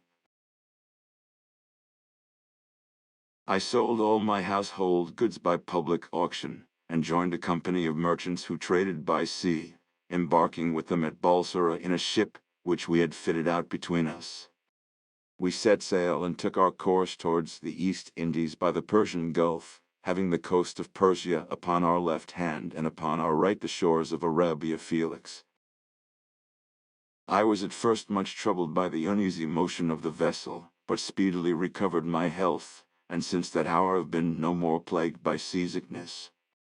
From time to time we landed at various islands, where we sold or exchanged our merchandise, and one day, when the wind dropped suddenly, we found ourselves becalmed close to a small island like a green meadow, which only rose slightly above the surface of the water. Our sails were furled, and the captain gave permission to all who wished to land for a while and amuse themselves. I was among the number, but when after strolling about for some time we lighted a fire and sat down to enjoy the repast which we had brought with us, we were startled by a sudden and violent trembling of the island, while at the same moment those left upon the ship set up an outcry bidding us come on board for our lives, since what we had taken for an island was nothing but the back of a sleeping whale. Those who were nearest to the boat threw themselves into it, others sprang into the sea, but before I could save myself the whale plunged suddenly into the depths of the ocean, leaving me clinging to a piece of the wood which we had brought to make our fire. Meanwhile a breeze had sprung up, and in the confusion that ensued on board our vessel in hoisting the sails and taking up those who were in the boat, and clinging to its sides, no one missed me, and I was left at the mercy of the waves. All that day I floated up and down, now beaten this way, now that, and when night fell I despaired for my life, but, weary and spent as I was, I clung to my frail support.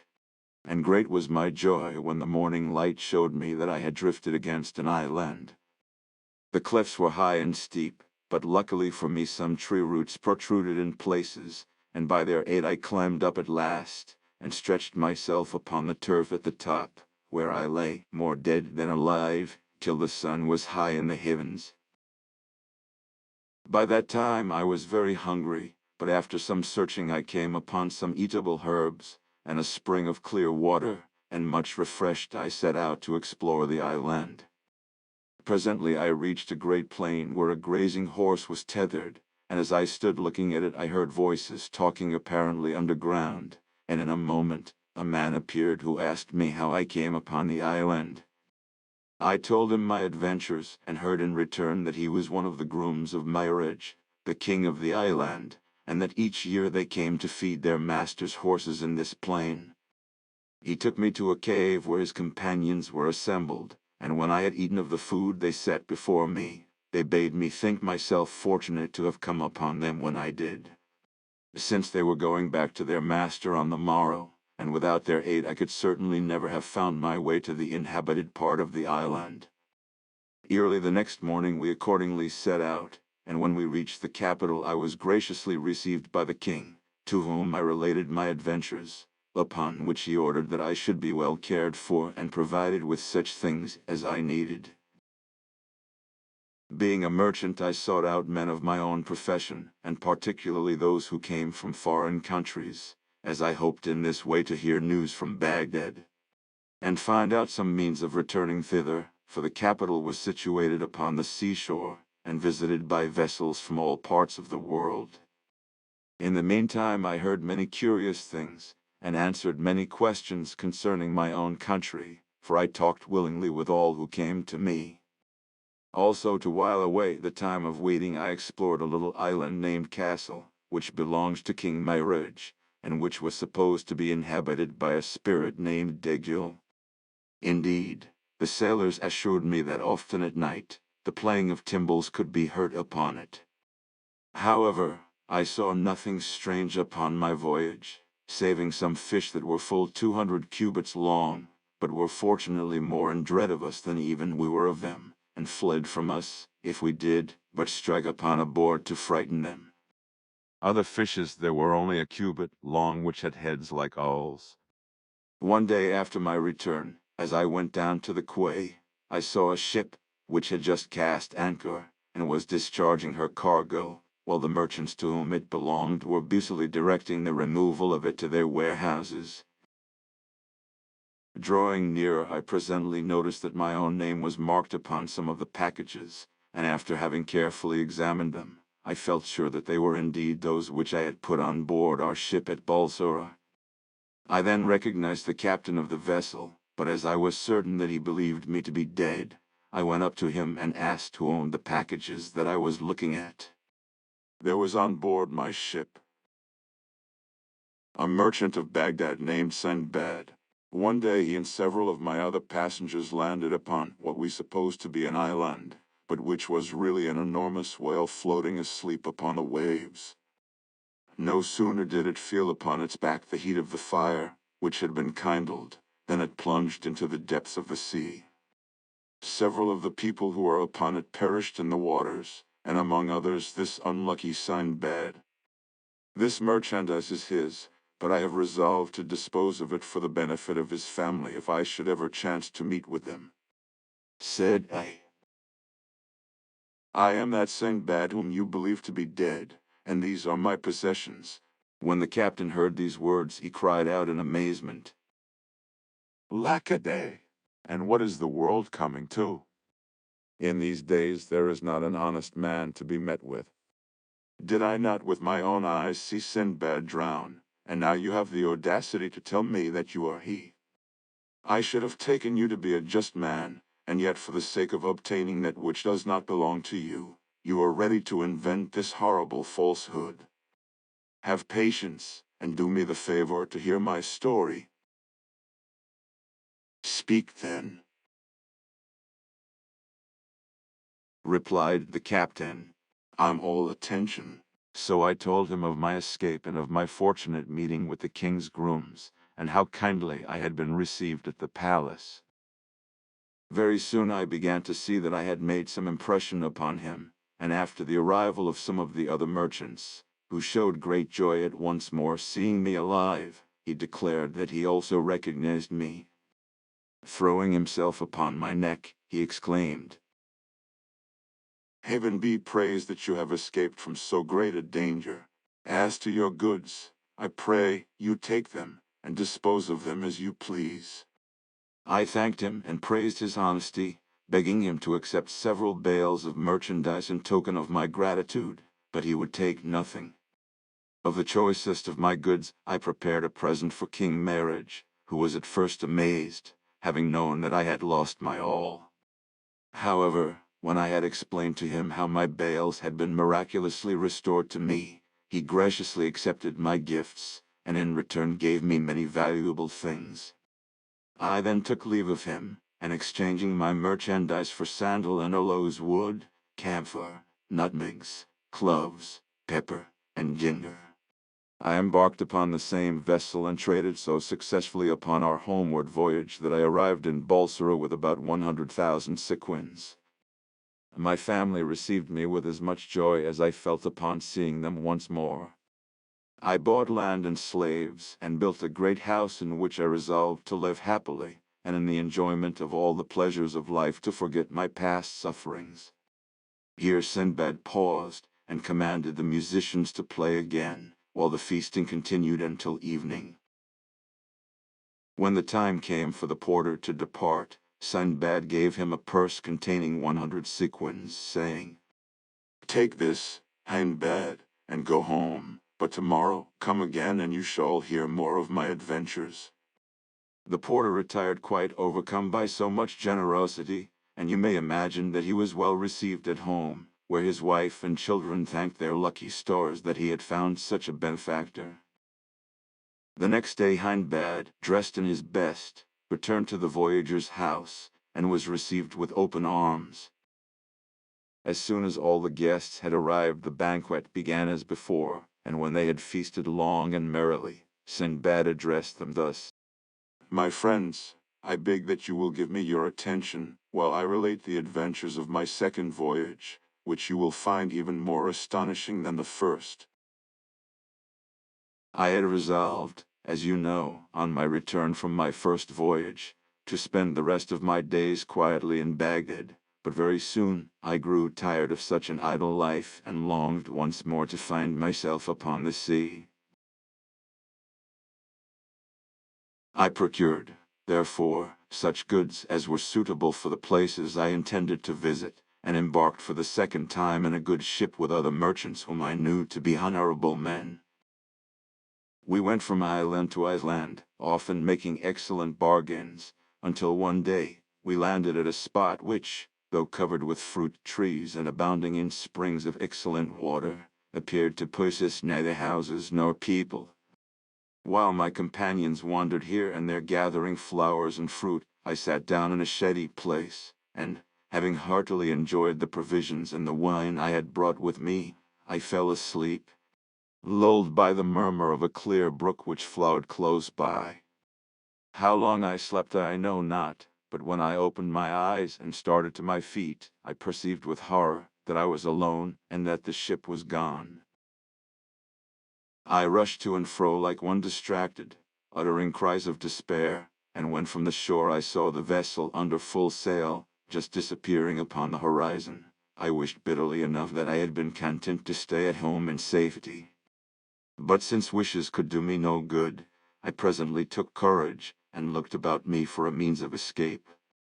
When I had climbed a tall tree I first of all directed my anxious glances towards the sea, but, finding nothing hopeful there, I turned landward, and my curiosity was excited by a huge dazzling white object, so far off that I could not make out what it might be. Descending from the tree, I hastily collected what remained of my provisions and set off as fast as I could go towards it. As I drew near it seemed to me to be a white ball of immense size and height, and when I could touch it, I found it marvelously smooth and soft. As it was impossible to climb it for it presented no foothold, I walked round about it seeking some opening, but there was none. I counted, however, that it was at least 50 paces round. By this time the sun was near setting, but quite suddenly it fell dark. Something like a huge black cloud came swiftly over me, and I saw with amazement that it was a bird of extraordinary size which was hovering near. Then I remembered that I had often heard the sailors speak of a wonderful bird called a roc, and it occurred to me that the white object which had so puzzled me must be its egg. Sure enough, the bird settled slowly down upon it, covering it with its wings to keep it warm, and I cowered close beside the egg in such a position that one of the bird's feet, which was as large as the trunk of a tree, was just in front of me. Taking off my turban, I bound myself securely to it with the linen in the hope that the roc, when it took flight next morning, would bear me away with it from the desolate island. And this was precisely what did happen. As soon as the dawn appeared, the bird rose into the air, carrying me up and up till I could no longer see the earth, and then suddenly it descended so swiftly that I almost lost consciousness. When I became aware that the roc had settled and that I was once again upon solid ground, I hastily unbound my turban from its foot, and freed myself, and that not a moment too soon, for the bird, pouncing upon a huge snake, killed it with a few blows from its powerful beak, and seizing it up rose into the air once more and soon disappeared from my view. When I had looked about me I began to doubt if I had gained anything by quitting the desolate island. The valley in which I found myself was deep and narrow, and surrounded by mountains which towered into the clouds, and were so steep and rocky that there was no way of climbing up their sides. As I wandered about, seeking anxiously for some means of escaping from this trap, I observed that the ground was strewed with diamonds, some of them of an astonishing size. This sight gave me great pleasure, but my delight was speedily damped when I saw also numbers of horrible snakes, so long and so large that the smallest of them could have swallowed an elephant with ease. Fortunately for me, they seemed to hide in caverns of the rocks by day, and only came out by night, probably because of their enemy the roc. All day long I wandered up and down the valley, and when it grew dusk I crept into a little cave, and having blocked up the entrance to it with a stone, I ate part of my little store of food and lay down to sleep, but all through the night the serpents crawled to and fro, hissing horribly, so that I could scarcely close my eyes for terror. I was thankful when the morning light appeared, and when I judged by the silence that the serpents had retreated to their dens, I came tremblingly out of my cave and wandered up and down the valley once more, kicking the diamonds contemptuously out of my path, for I felt that they were indeed vain things to a man in my situation.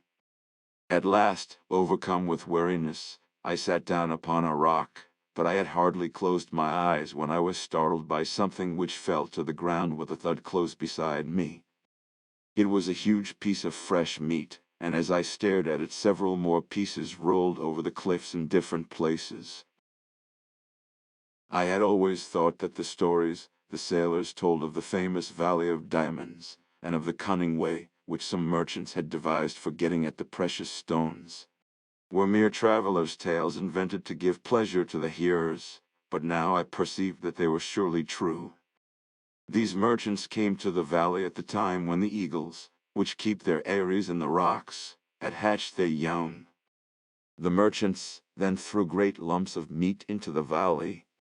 These, falling with so much force upon the diamonds, were sure to take up some of the precious stones with them, when the eagles pounced upon the meat and carried it off to their nests to feed their hungry broods. Then the merchants, scaring away the parent birds with shouts and outcries, would secure their treasures. Until this moment I had looked upon the valley as my grave, for I had seen no possibility of getting out of it alive, but now I took courage and began to devise a means of escape.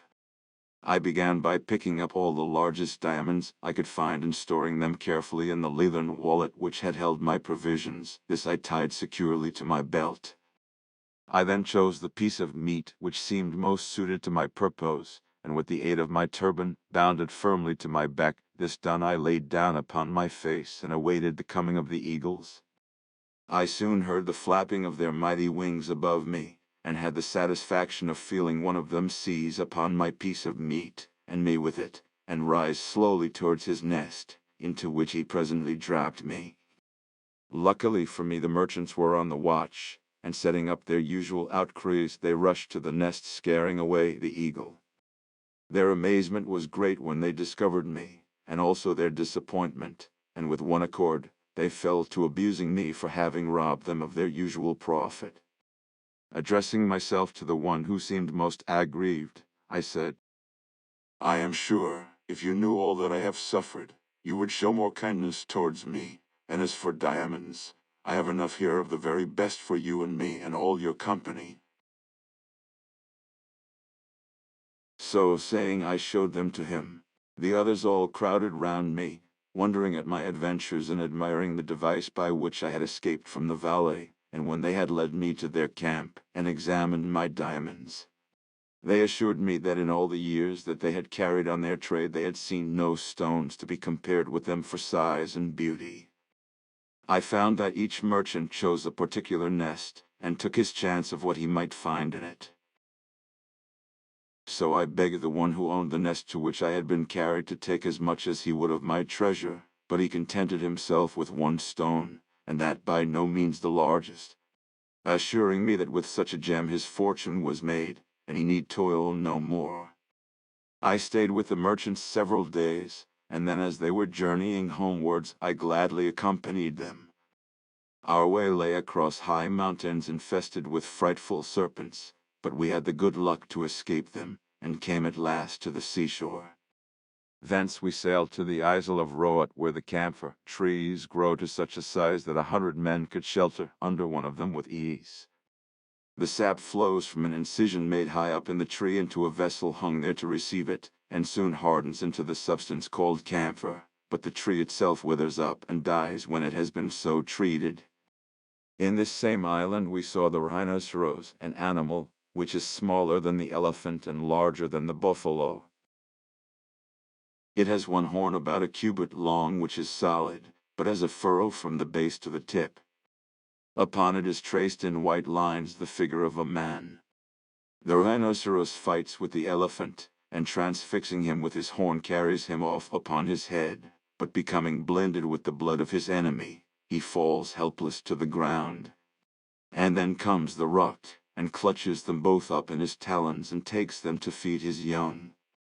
This doubtless astonishes you, but if you do not believe my tale, go to Roat, and see for yourself. For fear of wearying you, I pass over in silence many other wonderful things which we saw in this island. Before we left, I exchanged one of my diamonds for much goodly merchandise, by which I profited greatly on our homeward way. At last we reached Balsara, whence I hastened to Baghdad, where my first action was to bestow large sums of money upon the poor, after which I settled down to enjoy tranquilly the riches I had gained with so much toil and pain. Having thus related the adventures of his second voyage, Sinbad again bestowed 100 sequins upon Hindbad, inviting him to come again on the following day, and hear how he fared upon his third voyage. The other guests also departed to their homes, but all returned at the same hour next day, including the porter, whose former life of hard work and poverty had already begun to seem to him like a bad dream. Again after the feast was over did Sinbad claim the attention of his guests and began the account of his third voyage. After a very short time, the pleasant, easy life I led made me quite forget the perils of my 2 voyages. Moreover, as I was still in the prime of life, it pleased me better to be up and doing. So once more providing myself with the rarest and choicest merchandise of Baghdad, I conveyed it to Balsara, and set sail with other merchants of my acquaintance for distant lands. We had touched at many ports and made much profit, when one day upon the open sea we were caught by a terrible wind which blew us completely out of our reckoning, and lasting for several days finally drove us into harbor on a strange island. I would rather have come to anchor anywhere than here, Quoth our captain. This island and all adjoining it are inhabited by hairy savages, who are certain to attack us, and whatever these dwarfs may do we dare not resist, since they swarm like locusts. And if one of them is killed the rest will fall upon us, and speedily make an end of us. These words caused great consternation among all the ship's company, and only too soon we were to find out that the captain spoke truly. There appeared a vast multitude of hideous savages, not more than 2 feet high and covered with reddish fur. Throwing themselves into the waves they surrounded our vessel, chattering meanwhile in a language we could not understand, and clutching at ropes and gangways, they swarmed up the ship's side with such speed and agility that they almost seemed to fly. You may imagine the rage and terror that seized us as we watched them, neither daring to hinder them nor able to speak a word to deter them from their purpose, whatever it might be. Of this we were not left long in doubt. Hoisting the sails, and cutting the cable of the anchor, they sailed our vessel to an island which lay a little further off, where they drove us ashore. Then taking possession of her, they made off to the place from which they had come, leaving us helpless upon a shore avoided with horror by all mariners for a reason which you will soon learn. Turning away from the sea, we wandered miserably inland, finding as we went various herbs and fruits which we ate, feeling that we might as well live as long as possible though we had no hope of escape. Presently we saw in the far distance what seemed to us to be a splendid palace, towards which we turned our weary steps, but when we reached it we saw that it was a castle, lofty and strongly built. Pushing back the heavy ebony doors we entered the courtyard, but upon the threshold of the great hall beyond it we paused, frozen with horror at the sight which greeted us. On one side lay a huge pile of bones, human bones, and on the other numberless spits for roasting. Overcome with despair, we sank trembling to the ground, and lay there without speech or motion. The sun was setting when a loud noise aroused us. The door of the hall was violently burst open and a horrible giant entered. He was as tall as a palm tree, and perfectly black, and had one eye, which flamed like a burning coal in the middle of his forehead. His teeth were long and sharp and grinned horribly, while his lower lip hung down upon his chest, and he had ears like elephant's ears, which covered his shoulders, and nails like the claws of some fierce bird. At this terrible sight our senses left us, and we lay like dead men.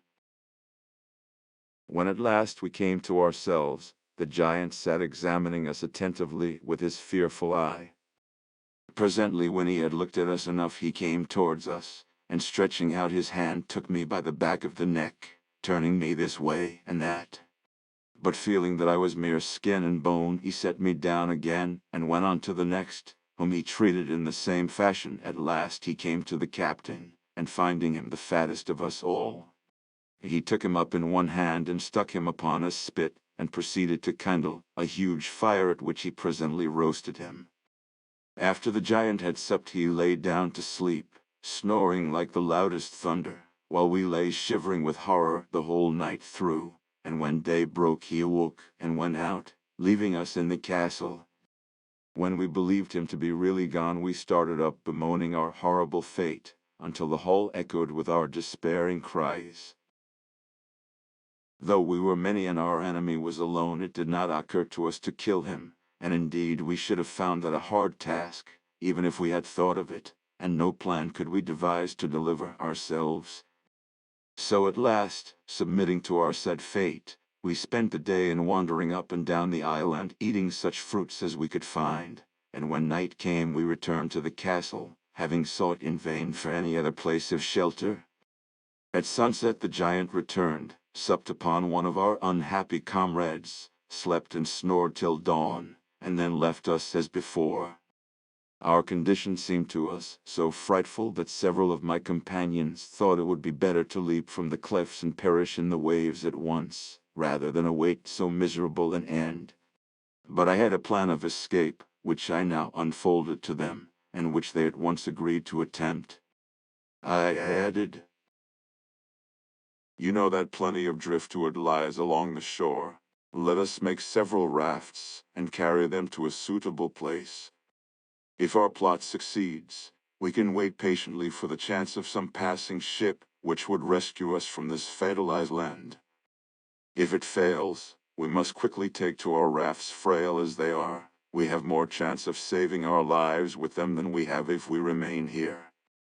all agreed with me, and we spent the day in building rafts, each capable of carrying 3 persons. At nightfall we returned to the castle, and very soon in came the giant, and one more of our number was sacrificed. But the time of our vengeance was at hand.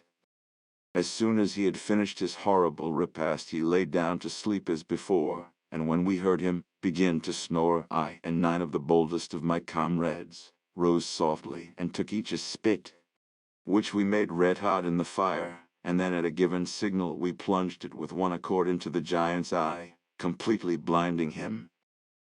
Uttering a terrible cry, he sprang to his feet, clutching in all directions to try to seize one of us, but we had all fled different ways as soon as the deed was done, and thrown ourselves flat upon the ground in corners where he was not likely to touch us with his feet. After a vain search he fumbled about till he found the door, and fled out of it howling frightfully.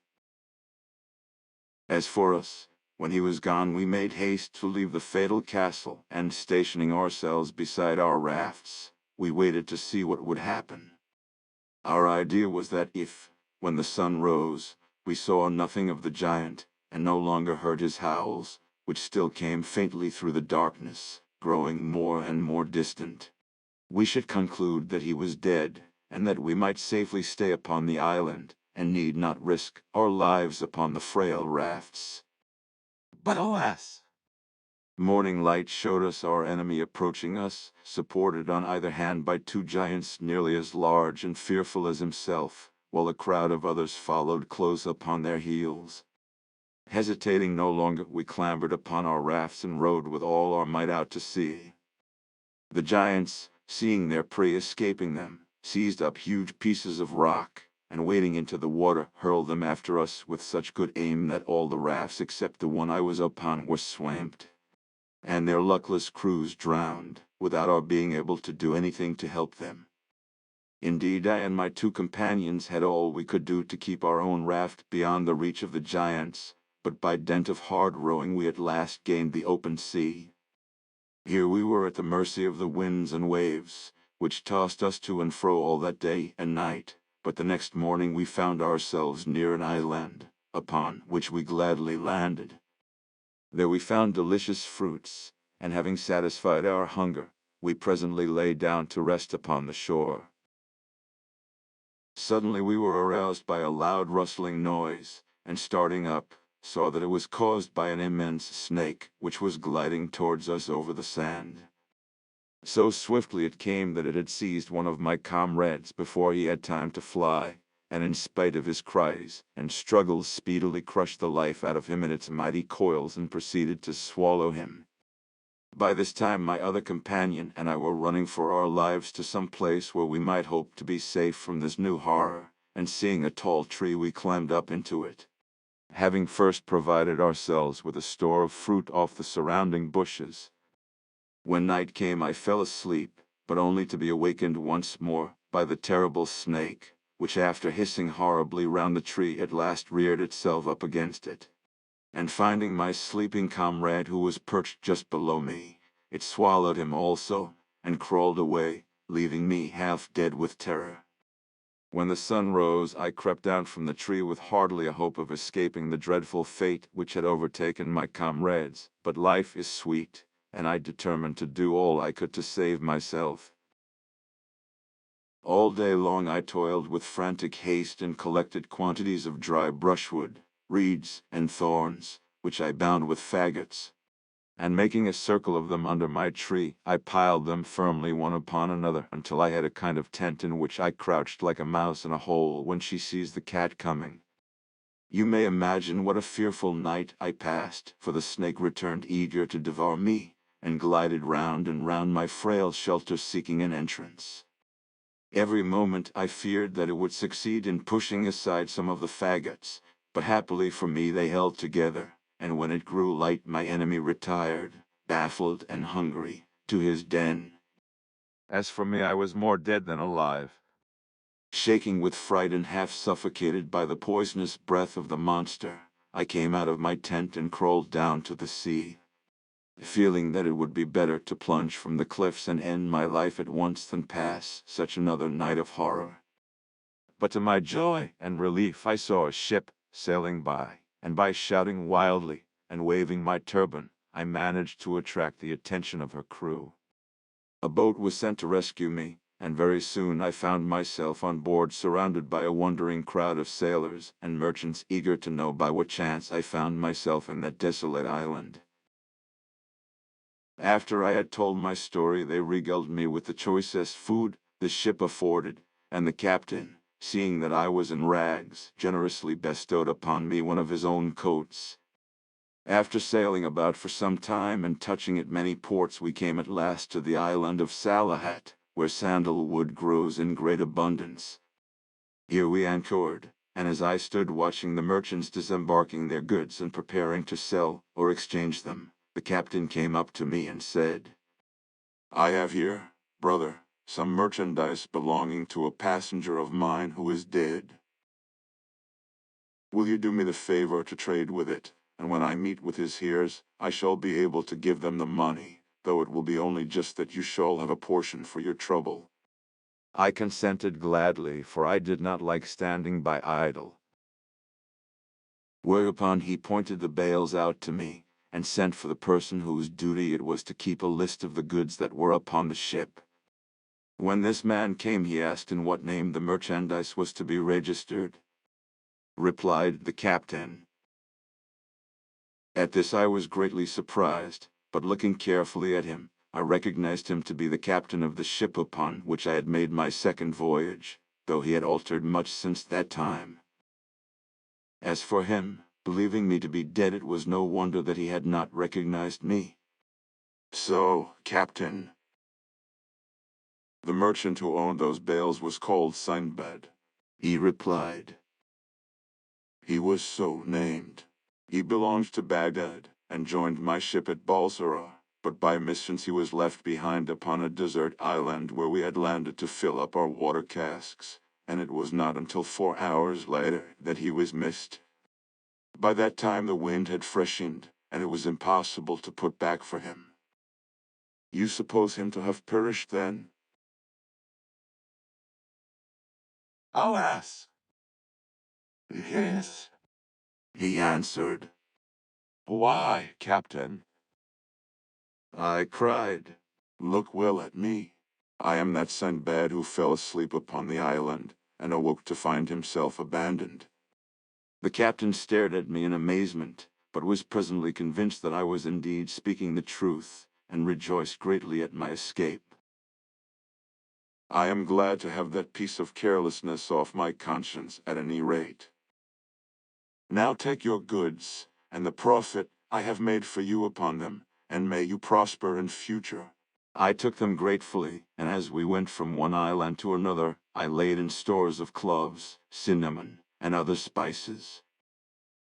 In one place I saw a tortoise, which was 20 cubits long and as many broad, also a fish that was like a cow and had skin so thick that it was used to make shields.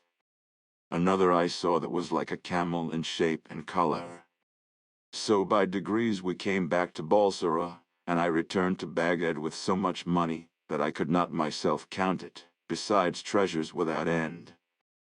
I gave largely to the poor, and bought much land to add to what I already possessed, and thus ended my third voyage. When Sinbad had finished his story, he gave another 100 sequins to Hindbad, who then departed with the other guests. But next day, when they had all reassembled, and the banquet was ended, their host continued his adventures. Rich and happy as I was after my third voyage, I could not make up my mind to stay at home altogether. My love of trading, and the pleasure I took in anything that was new and strange, made me set my affairs in order, and begin my journey through some of the Persian provinces. Having first sent off stores of goods to await my coming in the different places I intended to visit, I took ship at a distant seaport, and for some time all went well, but at last, being caught in a violent hurricane, our vessel became a total wreck in spite of all our worthy captain could do to save her, and many of our company perished in the waves. I, with a few others, had the good fortune to be washed ashore clinging to pieces of the wreck, for the storm had driven us near an island, and scrambling up beyond the reach of the waves, we threw ourselves down quite exhausted, to wait for morning. At daylight we wandered inland, and soon saw some huts, to which we directed our steps. As we drew near, their black inhabitants swarmed out in great numbers and surrounded us, and we were led to their houses, and as it were divided among our captors.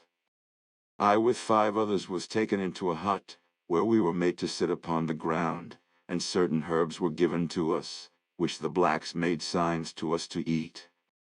Observing that they themselves did not touch them, I was careful only to pretend to taste my portion, but my companions, being very hungry, rashly ate up all that was set before them. And very soon I had the horror of seeing them become perfectly mad. Though they chattered incessantly, I could not understand a word they said, nor did they heed when I spoke to them. The savages now produced large bowls full of rice prepared with coconut oil, of which my crazy comrades ate eagerly, but I only tasted a few grains. Understanding clearly that the object of our captors was to fatten us speedily for their own eating, and this was exactly what happened. My unlucky companions, having lost their reason, felt neither anxiety nor fear, and ate greedily all that was offered them. So they were soon fat, and there was an end of them, but I grew leaner day by day, for I ate but little, and even that little did me no good by reason of my fear of what lay before me. However, as I was so far from being a tempting morsel, I was allowed to wander about freely, and one day, when all the blacks had gone off upon some expedition, leaving only an old man to guard me, I managed to escape from him and plunged into the forest, running faster the more he cried to me to come back, until I had completely distanced him. For 7 days I hurried on, resting only when the darkness stopped me, and living chiefly upon coconuts, which afforded me both meat and drink. And on the 8th day, I reached the seashore and saw a party of white men gathering pepper, which grew abundantly all about. Reassured by the nature of their occupation, I advanced towards them, and they greeted me in Arabic, asking who I was and whence I came.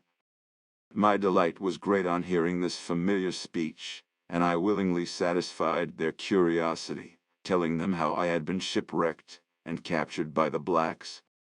Said they, How did you escape? I repeated to them what I have just told you, at which they were mightily astonished. I stayed with them until they had collected as much pepper as they wished, and then they took me back to their own country, and presented me to their king, by whom I was hospitably received. To him also I had to relate my adventures, which surprised him much, and when I had finished he ordered that I should be supplied with food and raiment and treated with consideration. The island on which I found myself was full of people, and abounded in all sorts of desirable things, and a great deal of traffic went on in the capital, where I soon began to feel at home and contented. Moreover, the king treated me with special favor, and in consequence of this everyone, whether at the court or in the town, sought to make life pleasant to me. One thing I remarked which I thought very strange, this was that, from the greatest to the least, all men rode their horses without bridle or stirrups. I one day presumed to ask his majesty why he did not use them, to which he replied, You speak to me of things of which I have never before heard. This gave me an idea.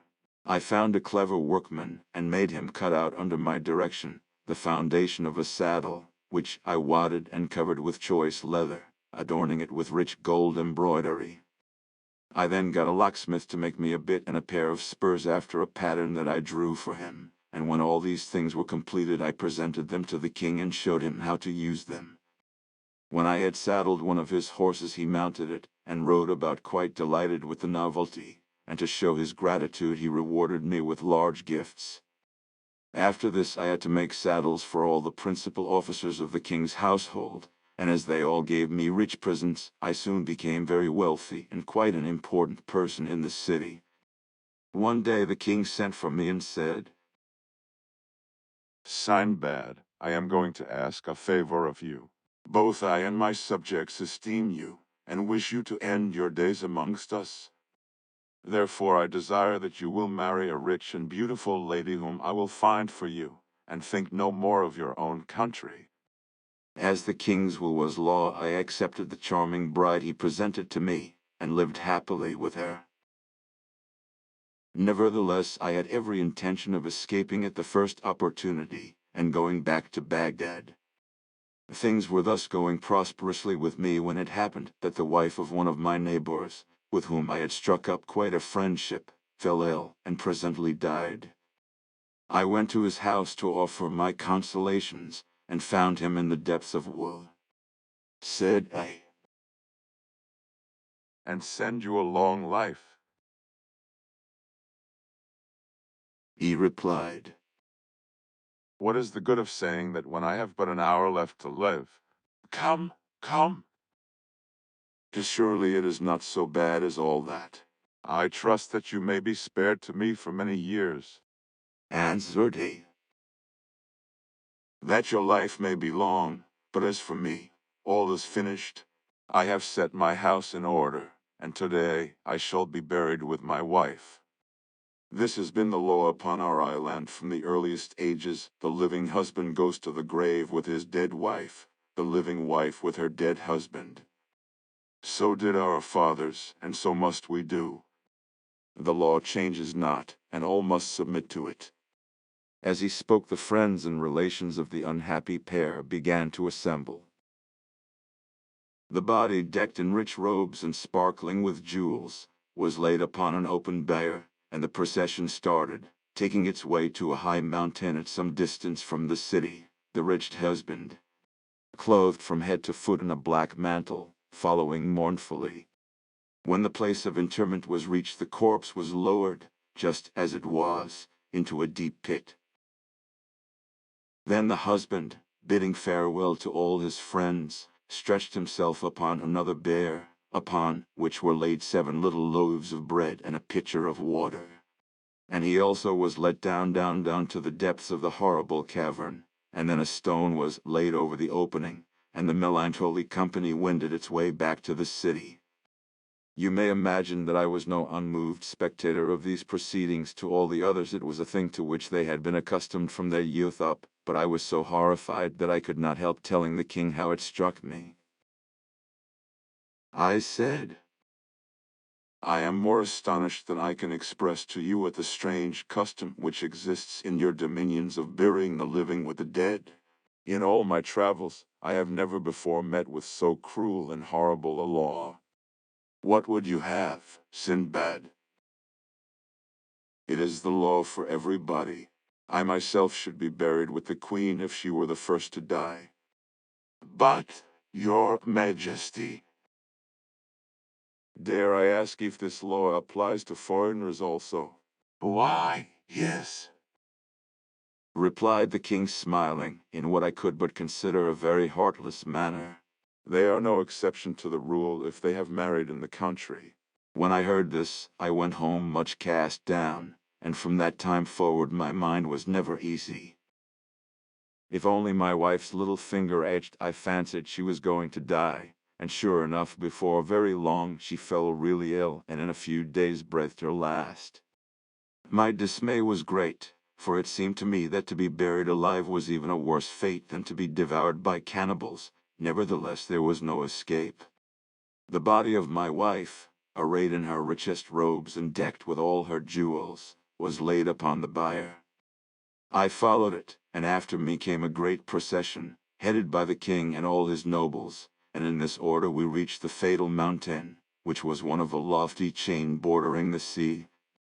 Here I made one more frantic effort to excite the pity of the king and those who stood by, hoping to save myself even at this last moment, but it was of no avail. No one spoke to me, they even appeared to hasten over their dreadful task, and I speedily found myself descending into the gloomy pit, with my 7 loaves and pitcher of water beside me. Almost before I reached the bottom, the stone was rolled into its place above my head, and I was left to my fate. A feeble ray of light shone into the cavern through some chink, and when I had the courage to look about me, I could see that I was in a vast vault, bestrewn with bones and bodies of the dead. I even fancied that I heard the expiring sighs of those who, like myself, had come into this dismal place alive. All in vain did I shriek aloud with rage and despair, reproaching myself for the love of gain and adventure, which had brought me to such a pass. But at length, growing calmer, I took up my bread and water, and wrapping my face in my mantle, I groped my way towards the end of the cavern, where the air was fresher.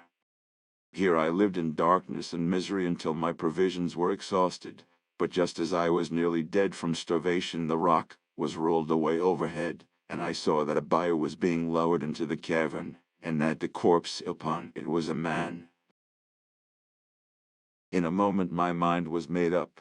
The woman who followed had nothing to expect but a lingering death. I should be doing her a service if I shortened her misery. Therefore, when she descended, already insensible from terror, I was ready armed with a huge bone, one blow from which left her dead, and I secured the bread and water which gave me a hope of life. Several times did I have recourse to this desperate expedient, and I know not how long I had been a prisoner when one day I fancied that I heard something near me, which breathed loudly. Turning to the place from which the sound came, I dimly saw a shadowy form, which fled at my movement, squeezing itself through a cranny in the wall. I pursued it as fast as I could, and found myself in a narrow crack among the rocks, along which I was just able to force my way. I followed it for what seemed to me many miles, and at last saw before me a glimmer of light which grew clearer every moment until I emerged upon the seashore with a joy which I cannot describe.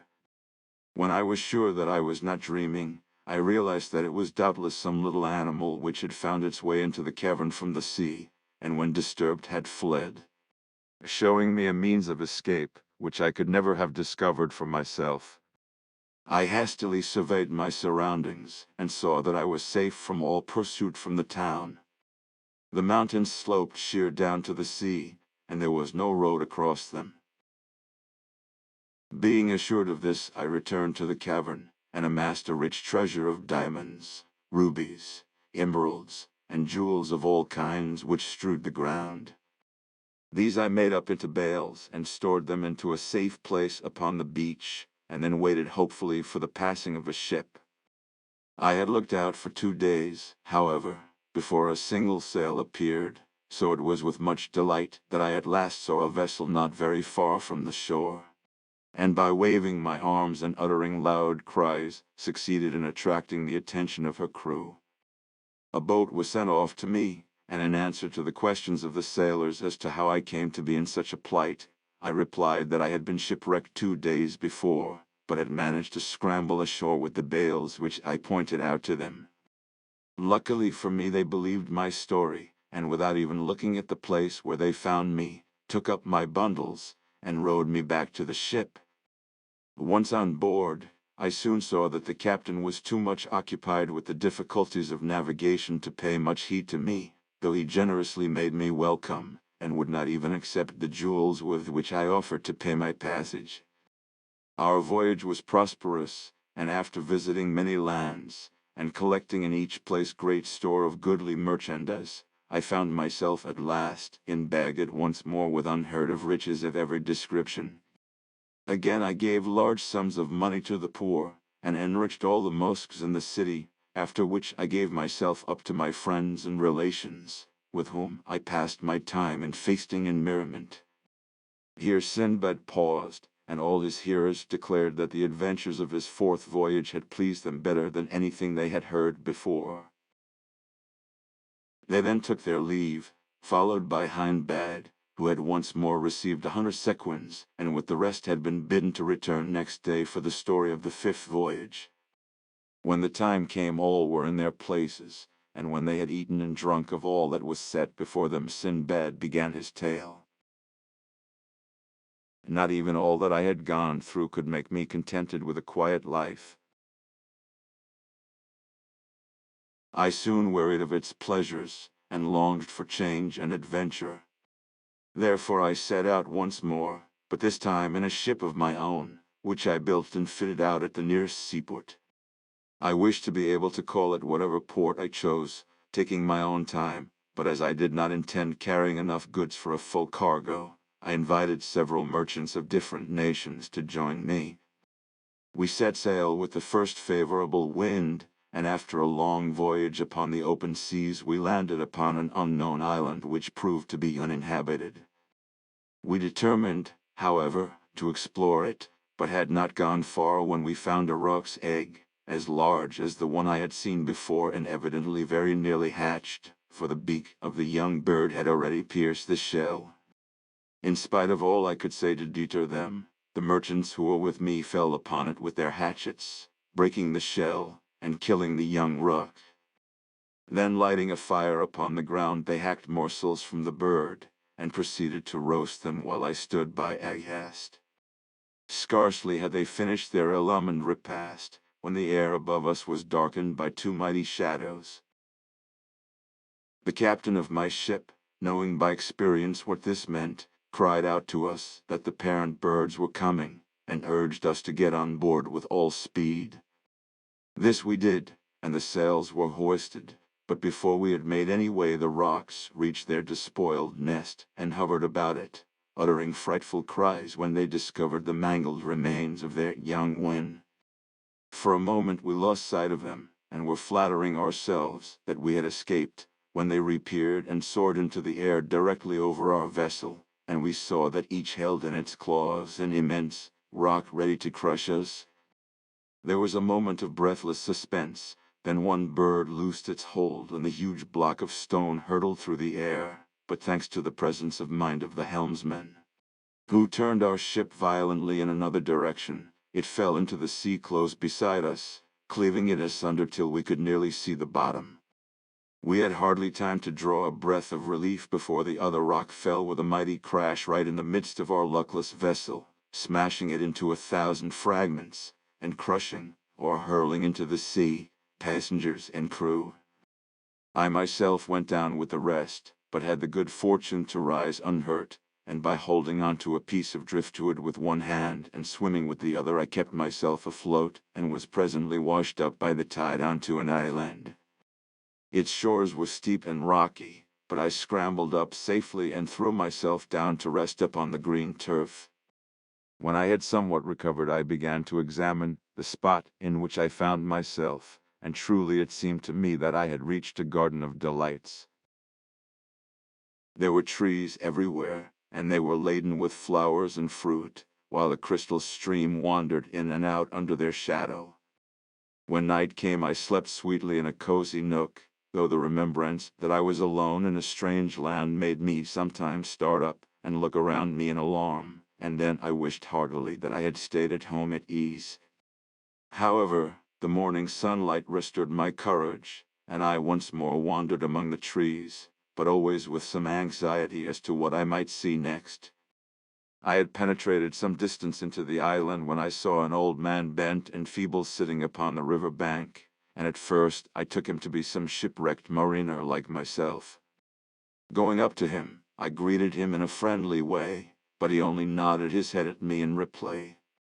I then asked what he did there, and he made signs to me that he wished to get across the river to gather some fruit, and seemed to beg me to carry him on my back. Pitying his age and feebleness, I took him up, and wading across the stream, I bent down that he might more easily reach the bank, and bade him get down. But instead of allowing himself to be set upon his feet, even now it makes me laugh to think of it, this creature who had seemed to me so decrepit, leaped nimbly upon my shoulders, and hooking his legs round my neck gripped me so tightly that I was well nigh choked, and so overcome with terror that I fell insensible to the ground. When I recovered, my enemy was still in his place, though he had released his hold enough to allow me breathing space. And seeing me revive, he prodded me adroitly first with one foot, and then with the other, until I was forced to get up and stagger about with him under the trees, while he gathered and ate the choicest fruits. This went on all day, and even at night, when I threw myself down half dead with weariness, the terrible old man held on tight to my neck.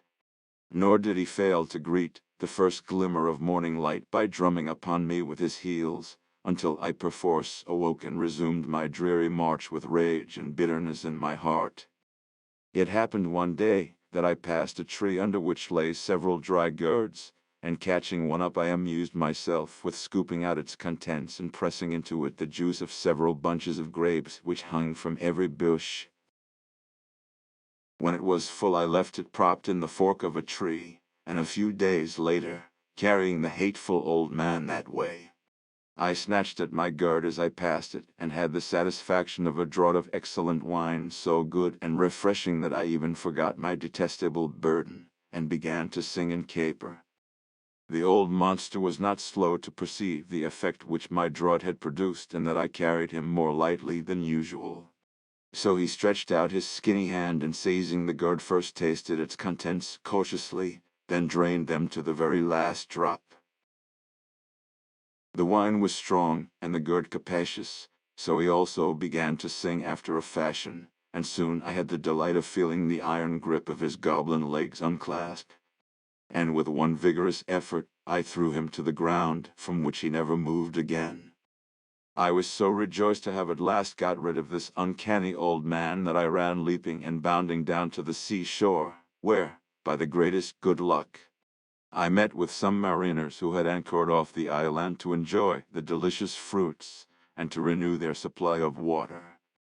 You fell into the hands of the old man of the sea, and it is a mercy that he did not strangle you as he has everyone else upon whose shoulders he has managed to perch himself. This island is well known as the scene of his evil deeds, and no merchant or sailor who lands upon it cares to stray far away from his comrades. After we had talked for a while, they took me back with them on board their ship, where the captain received me kindly, and we soon set sail, and after several days reached a large and prosperous-looking town where all the houses were built of stone. Here we anchored, and one of the merchants, who had been very friendly to me on the way, took me ashore with him and showed me a lodging set apart for strange merchants. He then provided me with a large sack, and pointed out to me a party of others equipped in like manner. Said he, And do as they do, but beware of losing sight of them, for if you strayed your life would be in danger.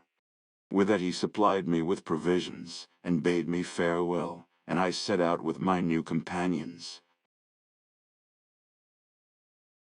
I soon learned that the object of our expedition was to fill our sacks with coconuts.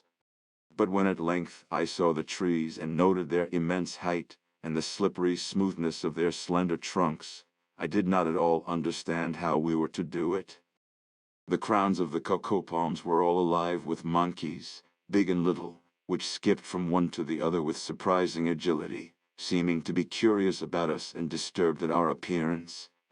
And I was at first surprised when my companions, after collecting stones, began to throw them at the lively creatures, which seemed to me quite harmless. But very soon I saw the reason of it and joined them heartily, for the monkeys, annoyed and wishing to pay us back in our own coin, began to tear the nuts from the trees and cast them at us with angry and spiteful gestures. So that after very little labor our sacks were filled with the fruit, which we could not otherwise have obtained. As soon as we had as many as we could carry, we went back to the town, where my friend bought my share, and advised me to continue the same occupation until I had earned money enough to carry me to my own country. This I did, and before long had amassed a considerable sum. Just then I heard that there was a trading ship ready to sail, and taking leave of my friend I went on board, carrying with me a goodly store of coconuts. And we sailed first to the islands where pepper grows, then to Camare, where the best aloes wood is found, and where men drink no wine by an unalterable law. Here I exchanged my nuts for pepper and good aloes wood, and went a fishing for pearls with some of the other merchants, and my divers were so lucky that very soon I had an immense number, and those very large and perfect. With all these treasures I came joyfully back to Baghdad, where I disposed of them for large sums of money, of which I did not fail as before to give the 10th part to the poor. And after that I rested from my labors and comforted myself with all the pleasures that my riches could give me. Having thus ended his story, Sinbad ordered that 100 sequins should be given to Hindbad, and the guests then withdrew. But after the next day's feast he began the account of his 6th voyage as follows. It must be a marvel to you how, after having 5 times met with shipwreck and unheard of perils, I could again tempt fortune and risk fresh trouble. I am even surprised myself when I look back, but evidently it was my fate to rove, and after a year of repose, I prepared to make a 6th voyage, regardless of the entreaties of my friends and relations, who did all they could to keep me at home. Instead of going by the Persian Gulf, I traveled a considerable way overland, and finally embarked from a distant Indian port with a captain who meant to make a long voyage.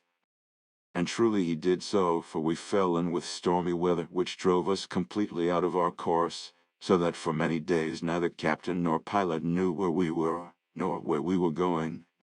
When they did at last discover our position, we had small ground for rejoicing, for the captain, casting his turban upon the deck, and tearing his beard, declared that we were in the most dangerous spot upon the whole wide sea, and had been caught by a current which was at that minute sweeping us to destruction.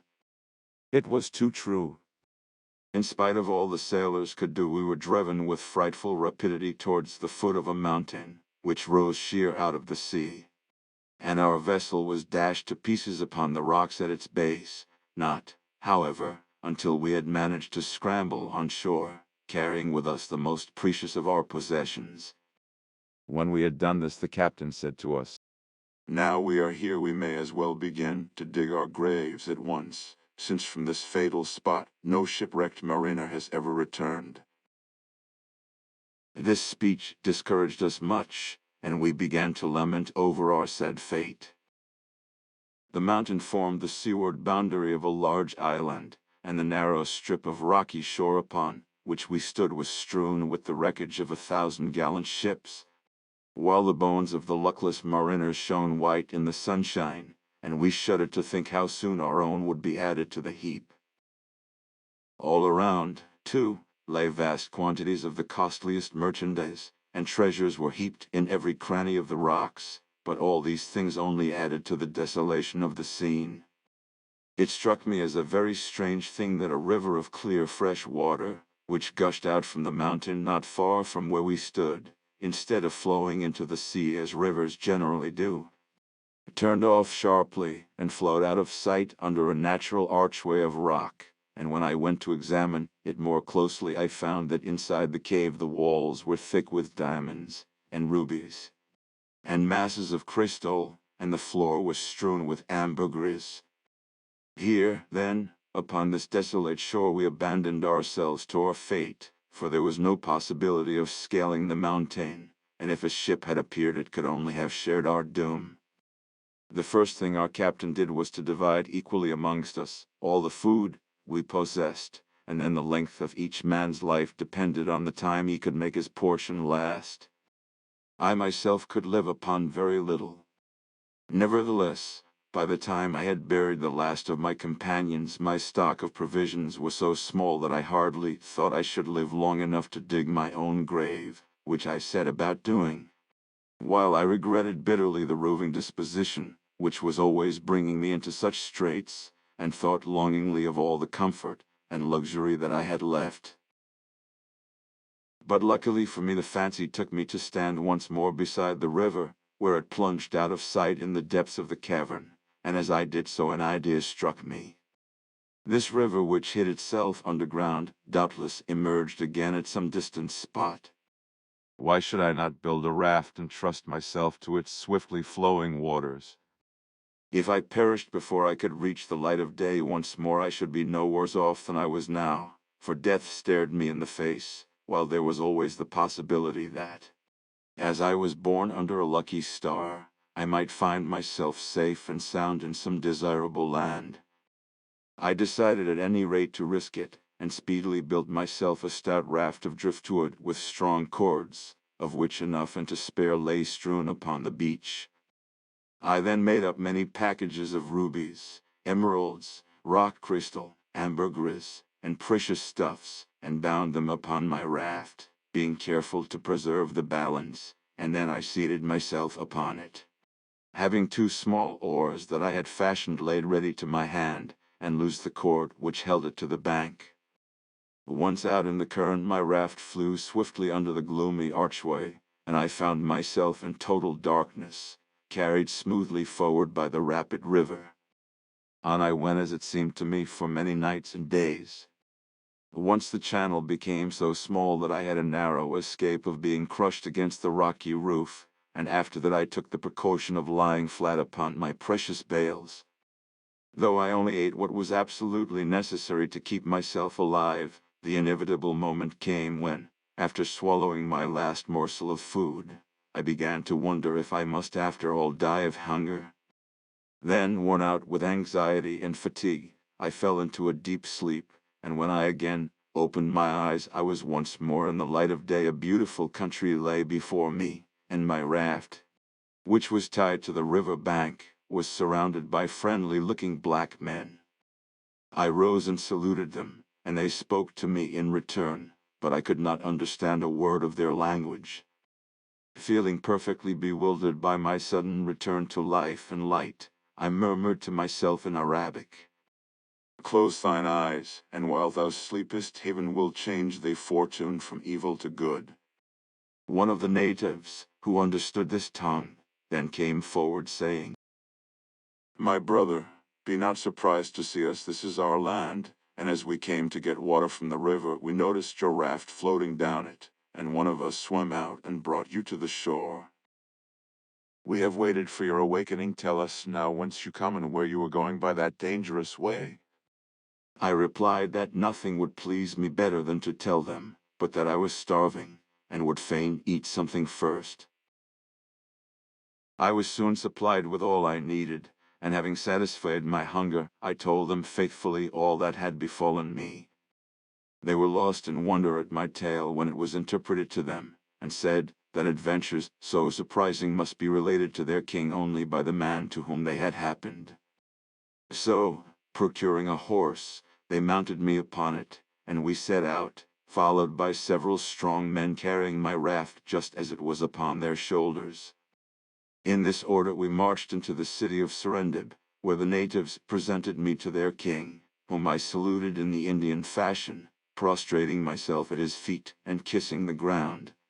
But the monarch bade me rise and sit beside him, asking first what was my name. I replied, "Whom men call the sailor, for I have voyaged much upon many seas." "And how come you here?" asked the king. I told my story, concealing nothing, and his surprise and delight were so great that he ordered my adventures to be written in letters of gold and laid up in the archives of his kingdom. Presently my raft was brought in and the bales opened in his presence, and the king declared that in all his treasury there were no such rubies and emeralds as those which lay in great heaps before him. Seeing that he looked at them with interest, I ventured to say that I myself and all that I had were at his disposal, but he answered me smiling, "Nay, Sindbad, heaven forbid that I should covet your riches. I will rather add to them, for I desire that you shall not leave my kingdom without some tokens of my goodwill." He then commanded his officers to provide me with a suitable lodging at his expense, and sent slaves to wait upon me and carry my raft and my bales to my new dwelling place. You may imagine that I praised his generosity and gave him grateful thanks, nor did I fail to present myself daily in his audience chamber, and for the rest of my time I amused myself in seeing all that was most worthy of attention in the city. The island of Serendib being situated on the equinoctial line, the days and nights there are of equal length. The chief city is placed at the end of a beautiful valley, formed by the highest mountain in the world, which is in the middle of the island. I had the curiosity to ascend to its very summit, for this was the place to which Adam was banished out of paradise. Here are found rubies and many precious things, and rare plants grow abundantly, with cedar trees and cocoa palms. On the seashore and at the mouths of the rivers, the divers seek for pearls, and in some valleys diamonds are plentiful. After many days I petitioned the king that I might return to my own country, to which he graciously consented. Moreover, he loaded me with rich gifts, and when I went to take leave of him, he entrusted me with a royal present and a letter to the commander of the faithful, our sovereign lord, saying, "I pray you give these to the Caliph Harun al-Rashid, and assure him of my friendship." I accepted the charge respectfully and soon embarked upon the vessel which the king himself had chosen for me. The king's letter was written in blue characters upon a rare and precious skin of yellowish color, and these were the words of it. "The king of the Indies, before whom walk 1,000 elephants, who lives in a palace, of which the roof blazes with 100,000 rubies, and whose treasure house contains 20,000 diamond crowns, to the Caliph Harun al-Rashid sends greeting. Though the offering we present to you is unworthy of your notice, we pray you to accept it as a mark of the esteem and friendship which we cherish for you, and of which we gladly send you this token. And we ask of you a like regard, if you deem us worthy of it. Adieu, brother."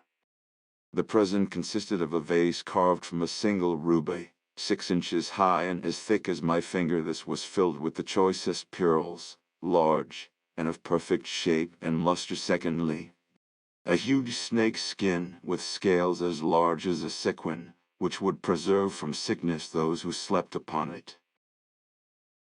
Then quantities of aloes wood, camphor, and pistachio nuts, and lastly, a beautiful slave girl, whose robes glittered with precious stones. After a long and prosperous voyage we landed at Balsora, and I made haste to reach Baghdad, and taking the king's letter, I presented myself at the palace gate, followed by the beautiful slave, and various members of my own family, bearing the treasure.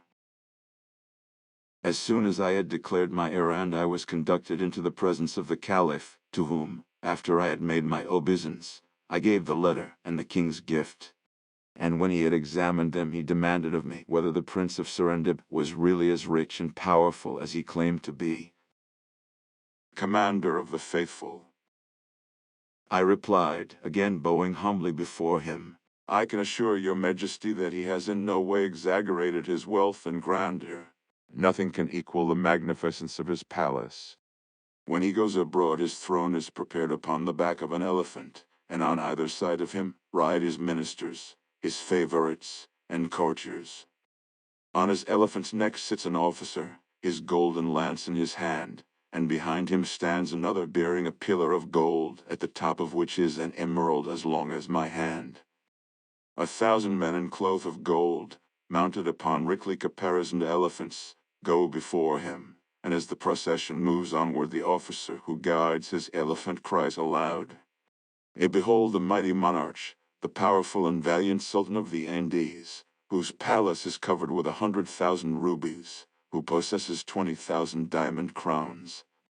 Behold a monarch greater than Solomon, and Mirage in all their glory. Then the one who stands behind the throne answers, This king, so great and powerful, must die, must die, must die. And the first takes up the chant again, all praise to him who lives forevermore. Further, my lord, in Serendib no judge is needed, for to the king himself, his people come for justice. The Caliph was well satisfied with my report. From the king's letter, I judged that he was a wise man. It seems that he is worthy of his people, and his people of him. So saying, he dismissed me with rich presents, and I returned in peace to my own house. When Sinbad had done speaking, his guests withdrew, Sinbad having first received 100 sequins, but all returned next day to hear the story of the 7th voyage. Sinbad thus began. 7th and last voyage. After my 6th voyage, I was quite determined that I would go to sea no more. I was now of an age to appreciate a quiet life, and I had run risks enough. I only wished to end my days in peace. One day, however, when I was entertaining a number of my friends, I was told that an officer of the Caliph wished to speak to me, and when he was admitted, he bade me follow him into the presence of Harun al-Rashid, which I accordingly did. After I had saluted him, the Caliph said, I have sent for you, Sinbad, because I need your services. I have chosen you to bear a letter and a gift to the king of Serendib in return for his message of friendship. The Caliph's commandment fell upon me like a thunderbolt. I answered, I am ready to do all that your majesty commands, but I humbly pray you to remember that I am utterly disheartened by the unheard of sufferings I have undergone. Indeed, I have made a vow never again to leave Baghdad. With this I gave him a long account of some of my strangest adventures, to which he listened patiently. Said he, that you have indeed had some extraordinary experiences, but I do not see why they should hinder you from doing as I wish. You have only to go straight to Serendib and give my message, then you are free to come back and do as you will. But go you must, my honor and dignity demand it. Seeing that there was no help for it, I declared myself willing to obey, and the Caliph, delighted at having got his own way, gave me 1,000 sequins for the expenses of the voyage. I was soon ready to start, and taking the letter and the present, I embarked at Balsara, and sailed quickly and safely to Serendib. Here, when I had disclosed my errand, I was well received, and brought into the presence of the king, who greeted me with joy. He cried, I have thought of you often, and rejoiced to see you once more. After thanking him for the honor that he did me, I displayed the Caliph's gifts. First, a bed with complete hangings, all cloth of gold, which cost 1,000 sequins, and another like to it of crimson stuff. 50 robes of rich embroidery, 100 of the finest white linen from Cairo, Suez, Cufa, and Alexandria. Then more beds of different fashion, and an agate vase carved with the figure of a man aiming an arrow at a lion, and finally a costly table, which had once belonged to King Solomon. The king of Serendib received with satisfaction the assurance of the Caliph's friendliness toward him, and now my task being accomplished, I was anxious to depart, but it was some time before the king would think of letting me go. At last, however, he dismissed me with many presents, and I lost no time in going on board a ship, which sailed at once, and for 4 days all went well. On the 5th day we had the misfortune to fall in with pirates, who seized our vessel, killing all who resisted, and making prisoners of those who were prudent enough to submit at once, of whom I was one. When they had despoiled us of all we possessed, they forced us to put on vile raiment, and sailing to a distant island there sold us for slaves.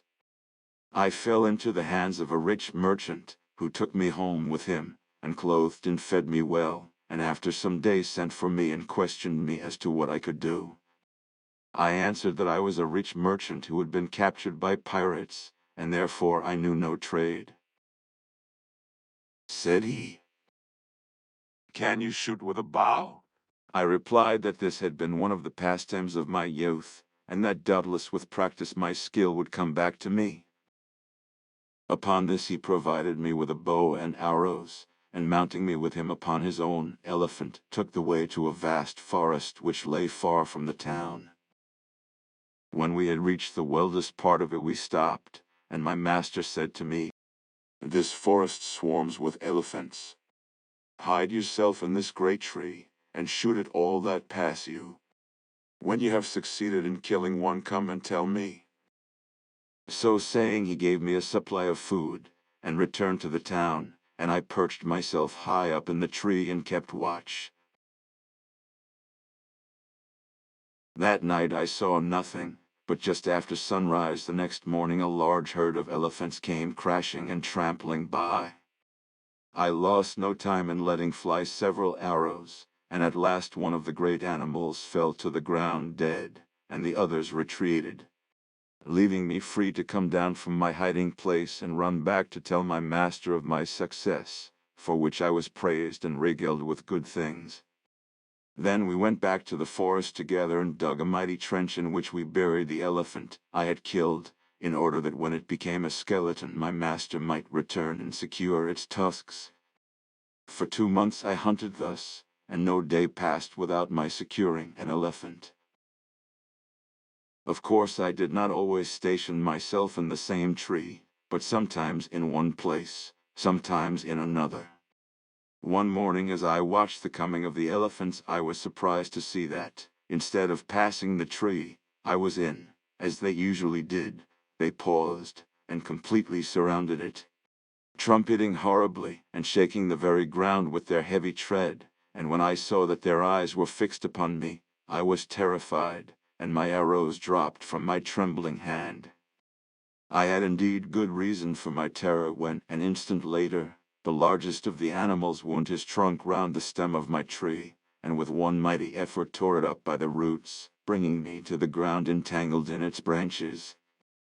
I thought now that my last hour was surely come, but the huge creature, picking me up gently enough, set me upon its back, where I clung more dead than alive, and followed by the whole herd turned and crashed off into the dense forest. It seemed to me a long time before I was once more set upon my feet by the elephant, and I stood as if in a dream watching the herd, which turned and trampled off in another direction, and were soon hidden in the dense underwood. Then, recovering myself, I looked about me, and found that I was standing upon the side of a great hill, strewn as far as I could see on either hand with bones and tusks of elephants. I said to myself, "And they must have brought me here that I might cease to persecute them, seeing that I want nothing but their tusks, and here lie more than I could carry away in a lifetime." Whereupon I turned and made for the city as fast as I could go, not seeing a single elephant by the way, which convinced me that they had retired deeper into the forest to leave the way open to the ivory hill, and I did not know how sufficiently to admire their sagacity.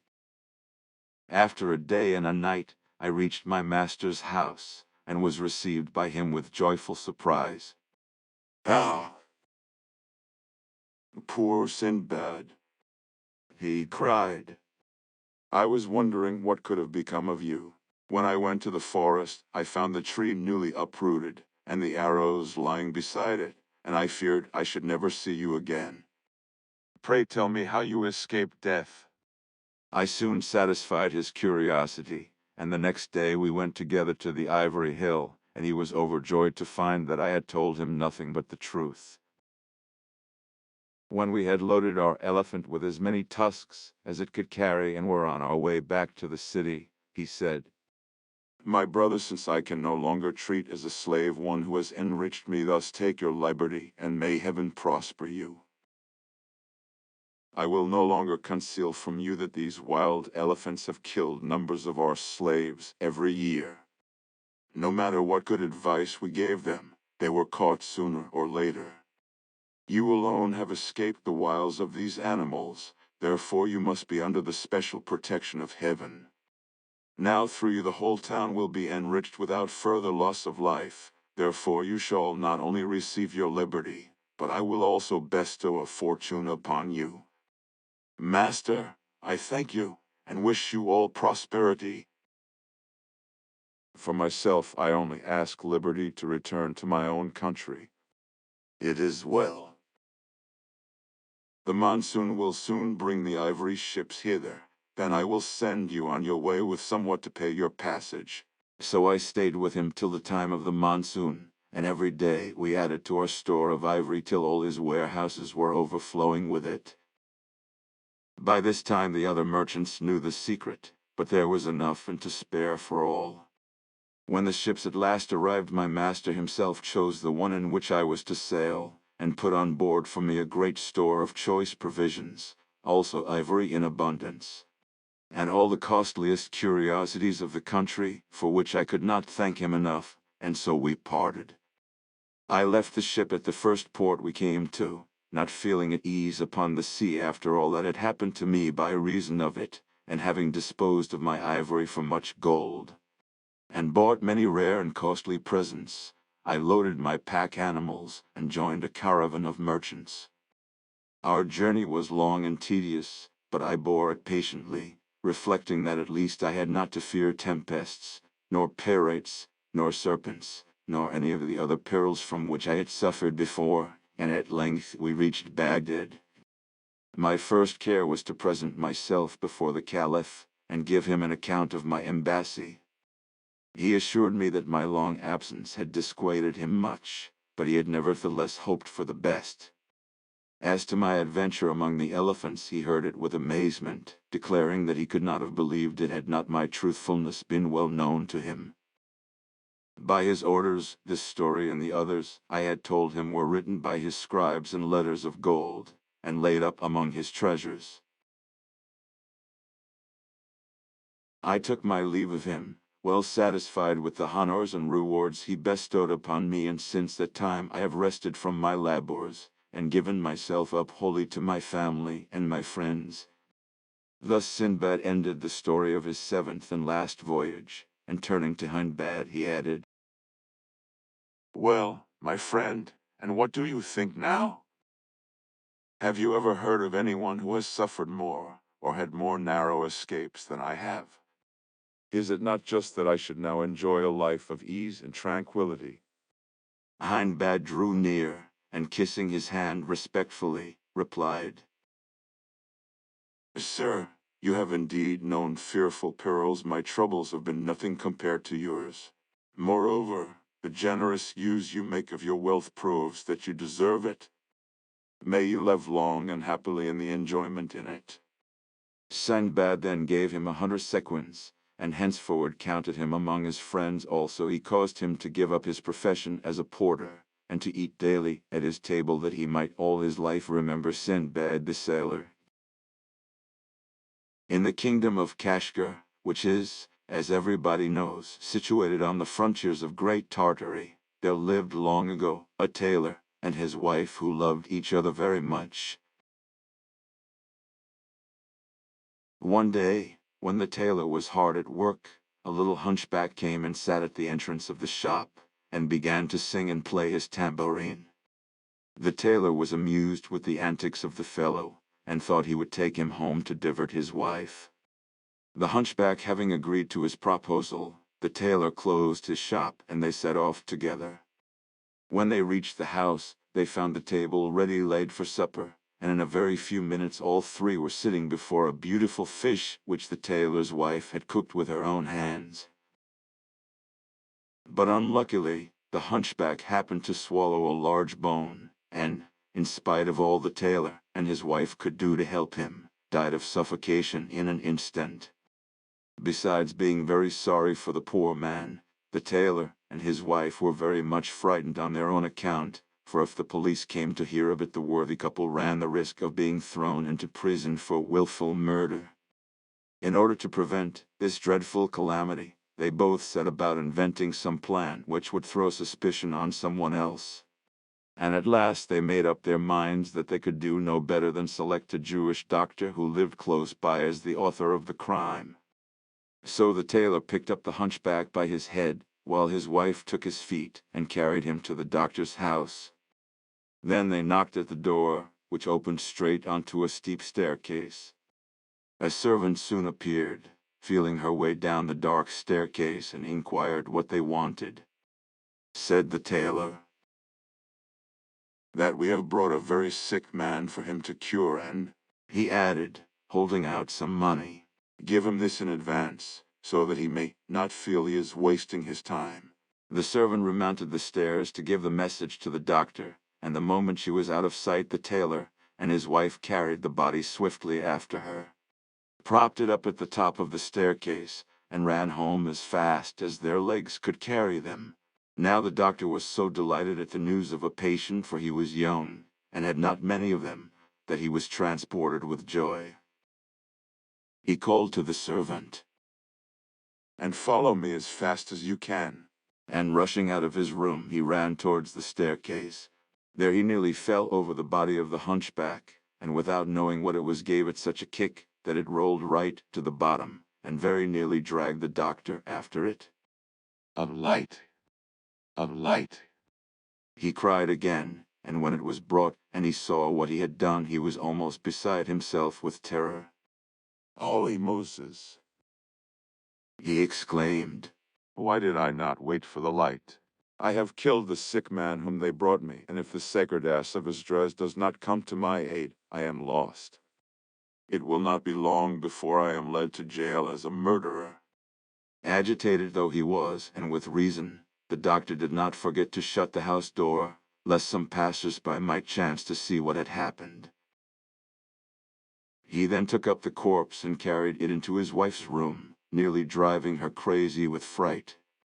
She wailed, "If we cannot find some means of getting the body out of the house, once let the sun rise and we can hide it no longer. How were you driven to commit such a terrible crime?" "Never mind that," returned the doctor. "The thing is to find a way out of it." For a long while the doctor and his wife continued to turn over in their minds a way of escape, but could not find any that seemed good enough. At last the doctor gave it up altogether and resigned himself to bear the penalty of his misfortune. But his wife, who had twice his brains, suddenly exclaimed,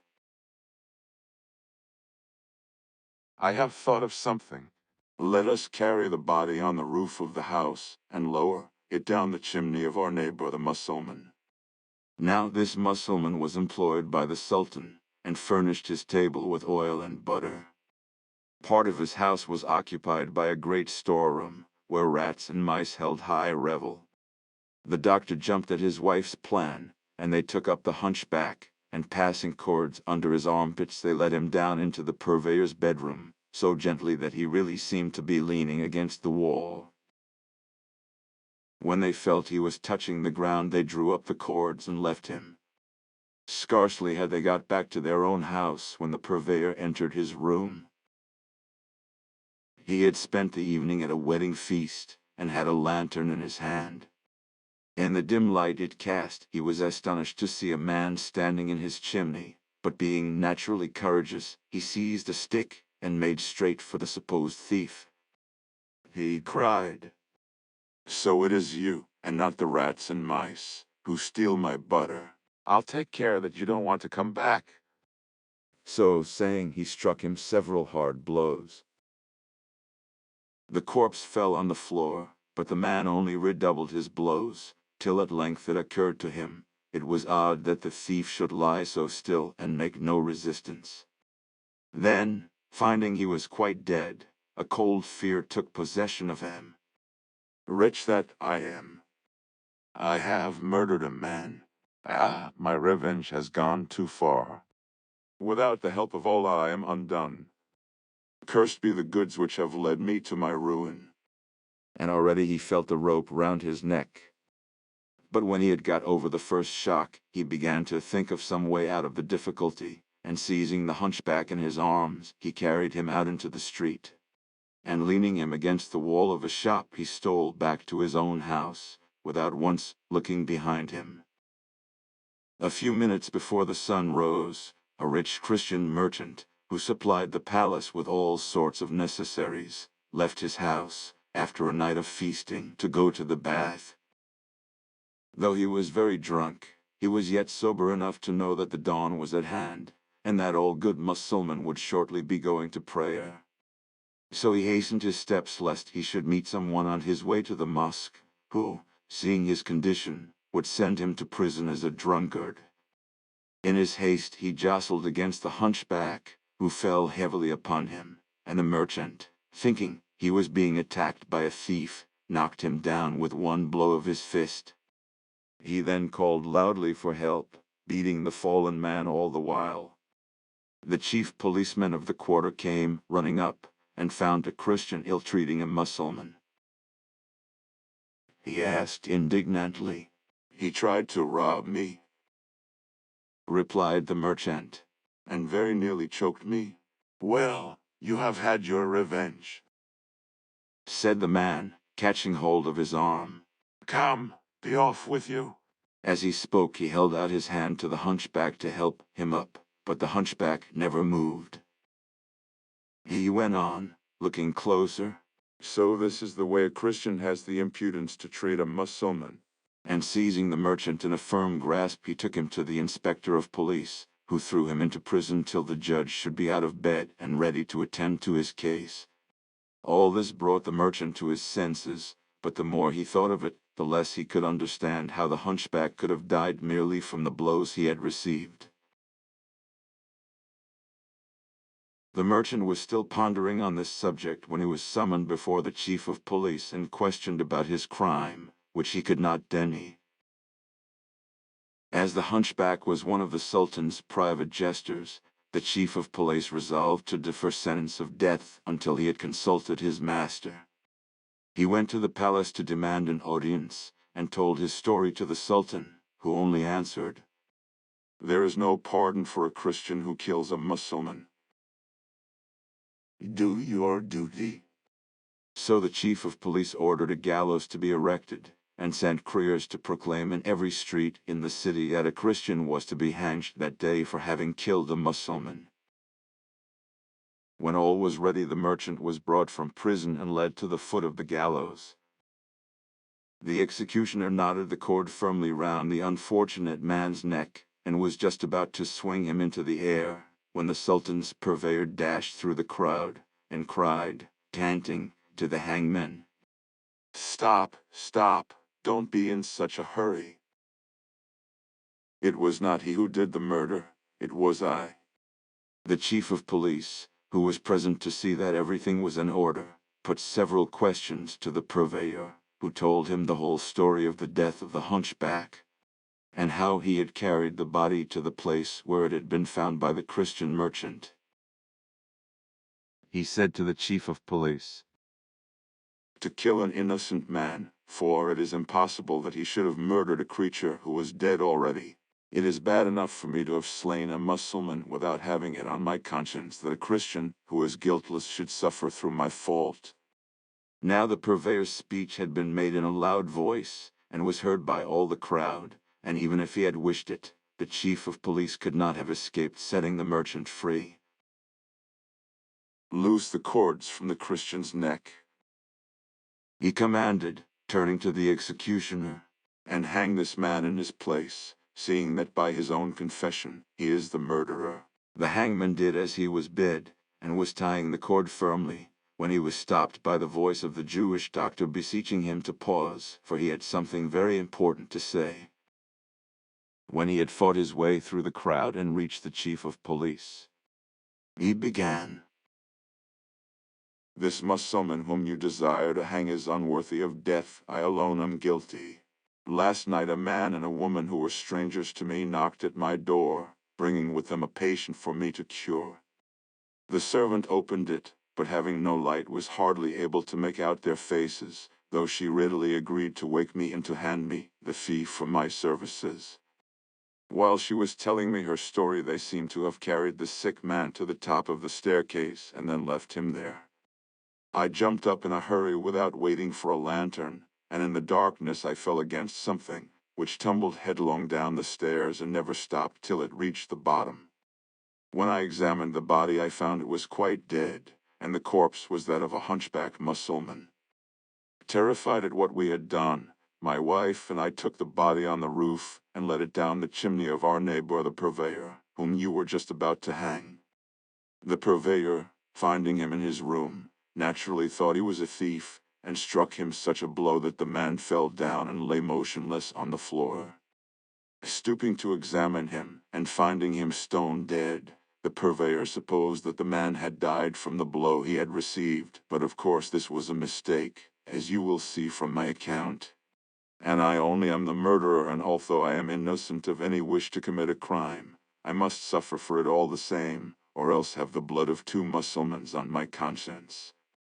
Therefore send away this man, I pray you, and let me take his place, as it is I who am guilty. On hearing the declaration of the Jewish doctor, the chief of police commanded that he should be led to the gallows, and the Sultan's purveyor go free.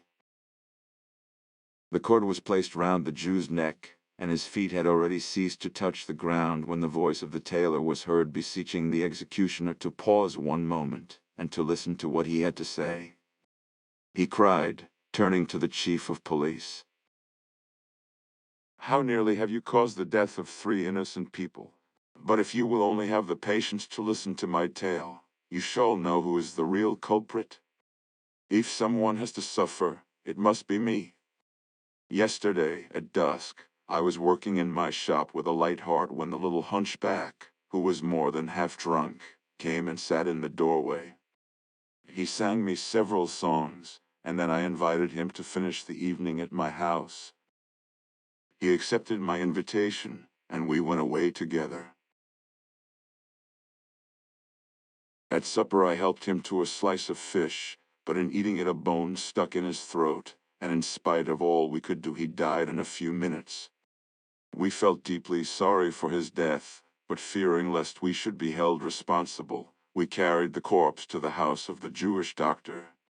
I knocked, and desired the servant to beg her master to come down as fast as possible and see a sick man whom we had brought for him to cure, and in order to hasten his movements, I placed a piece of money in her hand as the doctor's fee.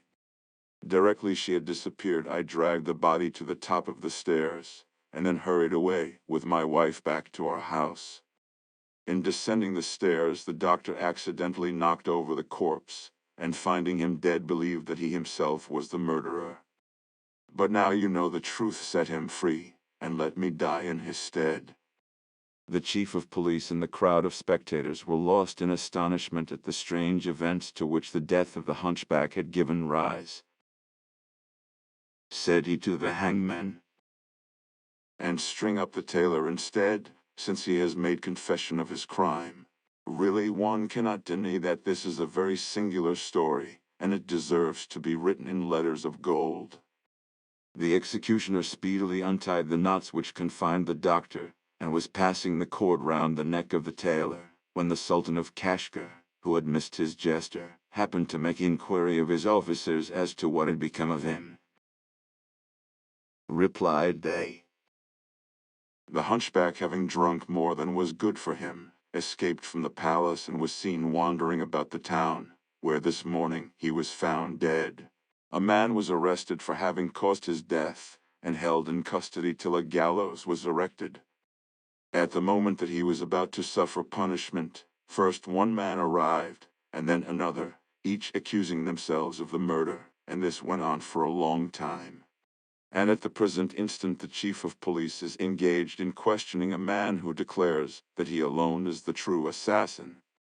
The Sultan of Kashgar no sooner heard these words than he ordered an usher to go to the chief of police and to bring all the persons concerned in the hunchback's death, together with the corpse, that he wished to see once again. The usher hastened on his errand, but was only just in time, for the tailor was positively swinging in the air, when his voice fell upon the silence of the crowd, commanding the hangman to cut down the body. The hangman, recognizing the usher as one of the king's servants, cut down the tailor, and the usher, seeing the man was safe, sought the chief of police and gave him the sultan's message. Accordingly, the chief of police at once set out for the palace, taking with him the tailor, the doctor, the purveyor, and the merchant, who bore the dead hunchback on their shoulders. When the procession reached the palace, the chief of police prostrated himself at the feet of the sultan, and related all that he knew of the matter. The sultan was so much struck by the circumstances that he ordered his private historian to write down an exact account of what had passed, so that in the years to come the miraculous escape of the 4 men who had thought themselves murderers might never be forgotten. The Sultan asked everybody concerned in the hunchback's affair to tell him their stories. Among others was a prating barber, whose tale of one of his brothers follows. As long as our father lived, Al-Nasr was very idle. Instead of working for his bread, he was not ashamed to ask for it every evening, and to support himself next day on what he had received the night before. When our father died, worn out by age, he only left 700 silver drachmas to be divided amongst us, which made 100 for each son. Al-Nasr, who had never possessed so much money in his life, was quite puzzled to know what to do with it. After reflecting upon the matter for some time, he decided to lay it out on glasses, bottles, and things of that sort, which he would buy from a wholesale merchant. Having bought his stock, he next proceeded to look out for a small shop in a good position, where he sat down at the open door, his wares being piled up in an uncovered basket in front of him, waiting for a customer among the passers-by. In this attitude he remained seated, his eyes fixed on the basket, but his thoughts far away.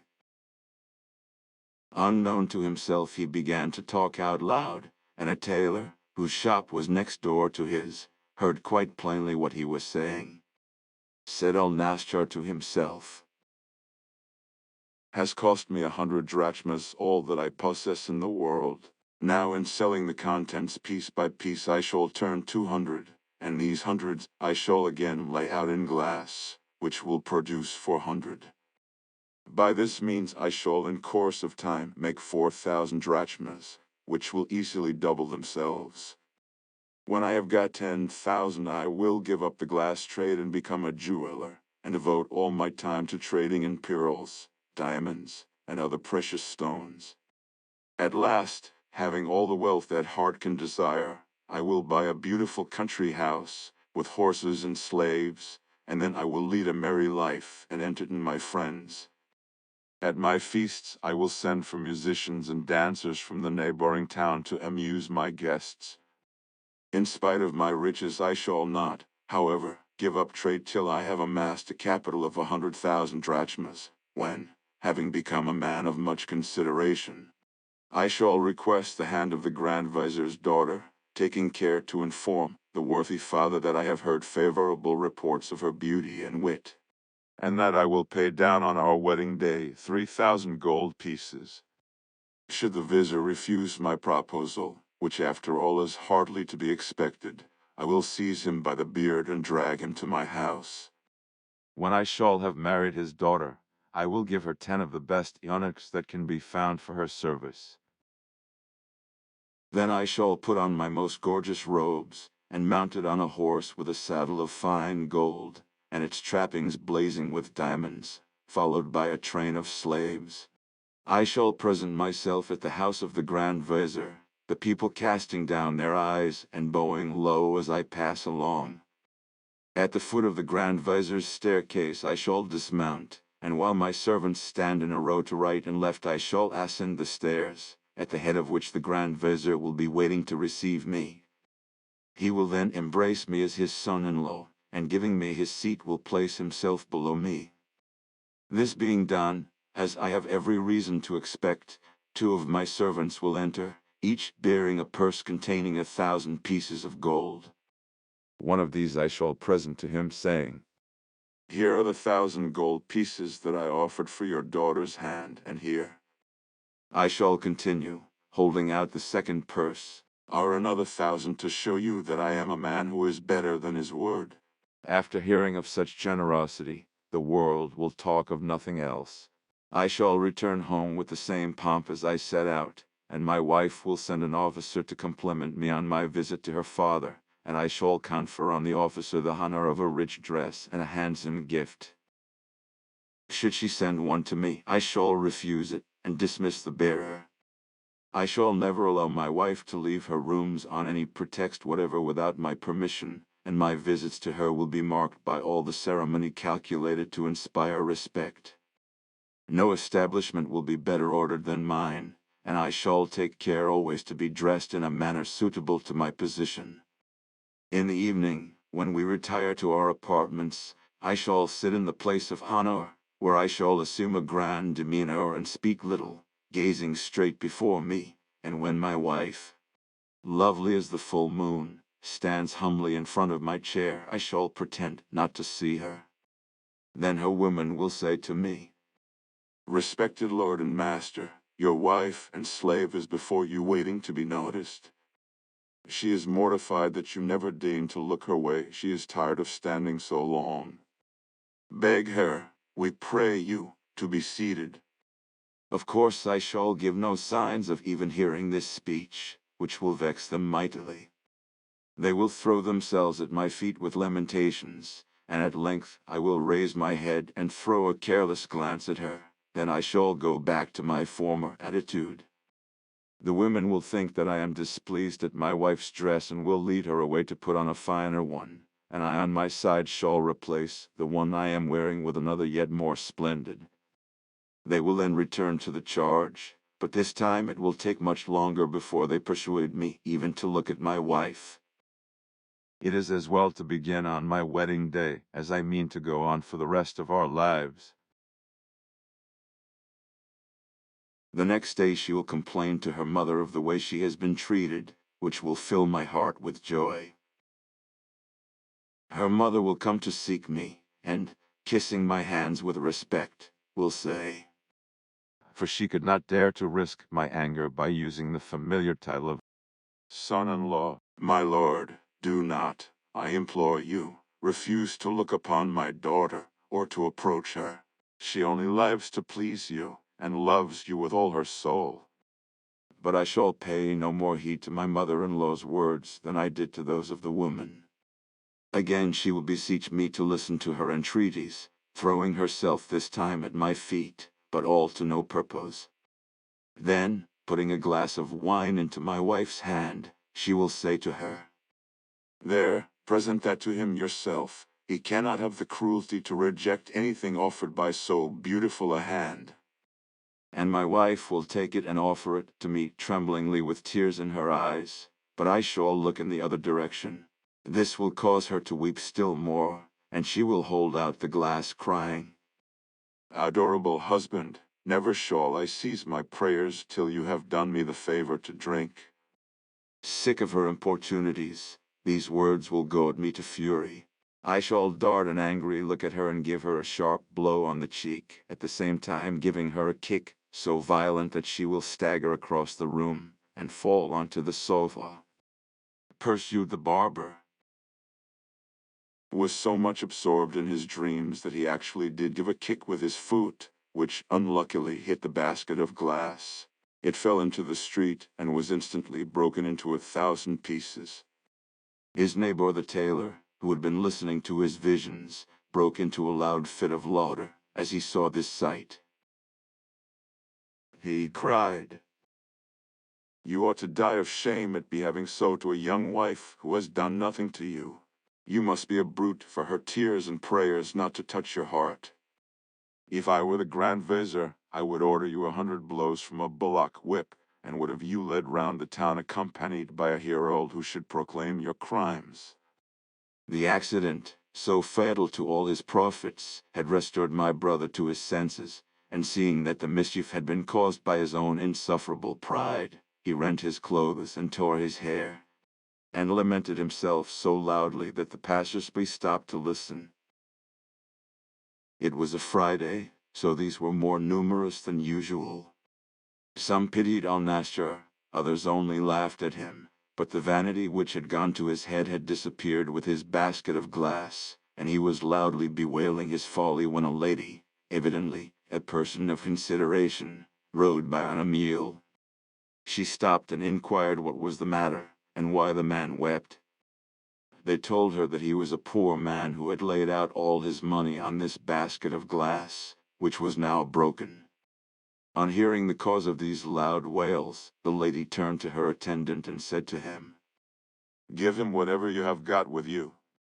The man obeyed, and placed in my brother's hands a purse containing 500 pieces of gold. Al-Nasr almost died of joy on receiving it.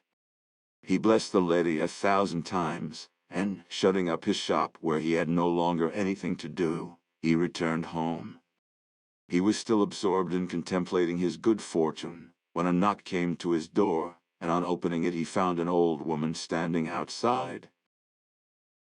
She said, "I have a favor to ask of you. It is the hour of prayer, and I have not yet washed myself. Let me, I beg you, enter your house, and give me water." My brother, although the old woman was a stranger to him, did not hesitate to do as she wished.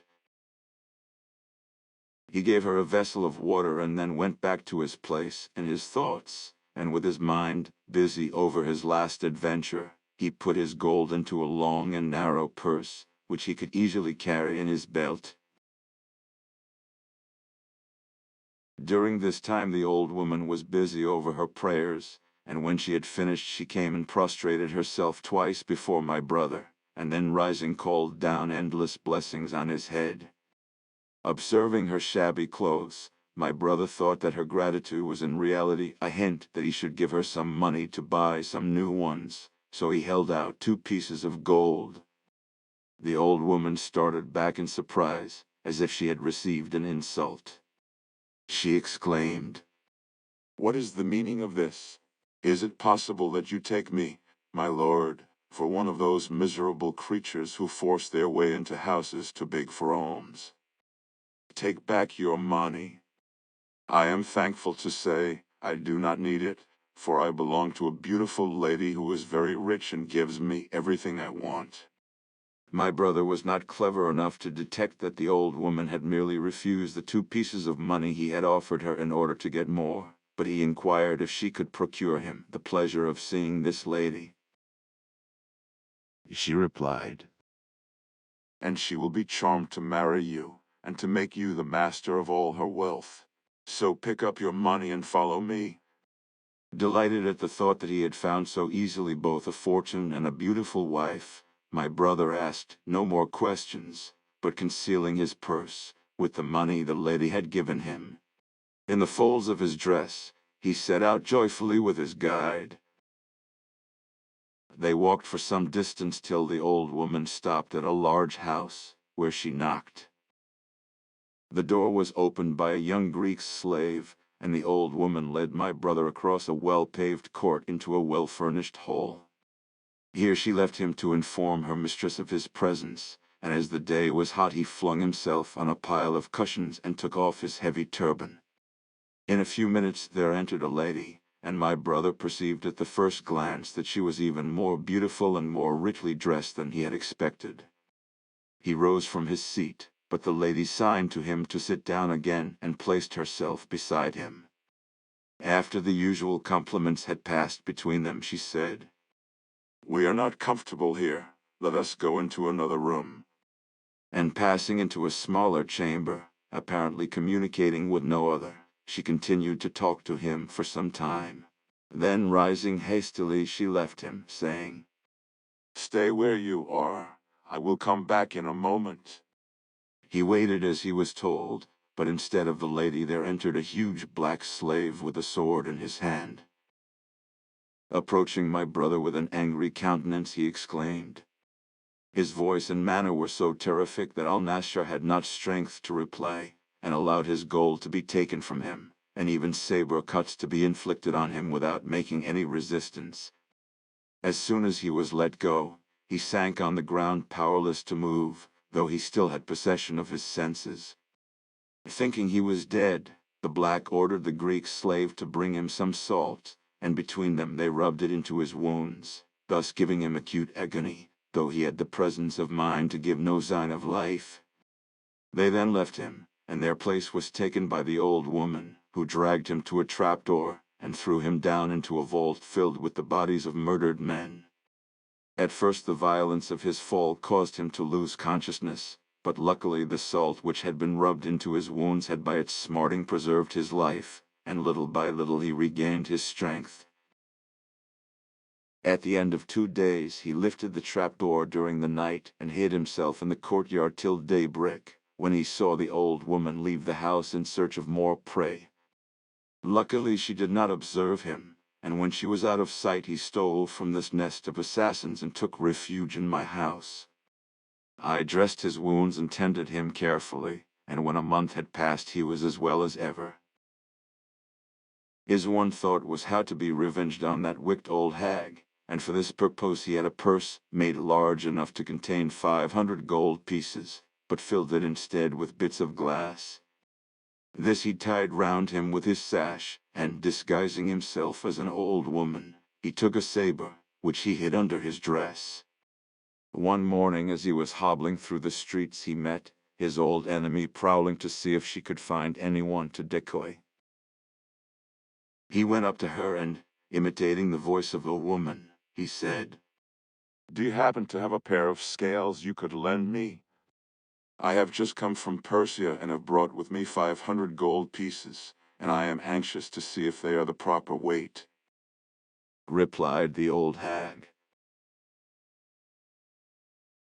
"You could not have asked anyone better. My son is a money changer, and if you will follow me he will weigh them for you himself. Only we must be quick or he will have gone to his shop."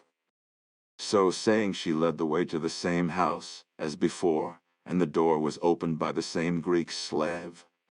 Again my brother was left in the hall, and the pretended son appeared under the form of the black slave. He said to my brother, "Get up and come with me," and turned to lead the way to the place of murder. Al-Nasr rose too, and drawing the saber from under his dress dealt the black such a blow on his neck, that his head was severed from his body. My brother picked up the head with one hand, and seizing the body with the other dragged it to the vault, when he threw it in and sent the head after it.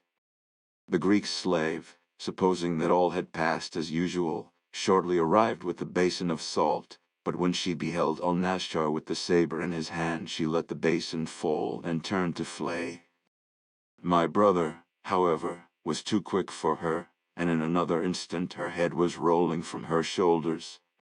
The noise brought the old woman running to see what was the matter, and he seized her before she had time to escape. He cried, "Do you know me?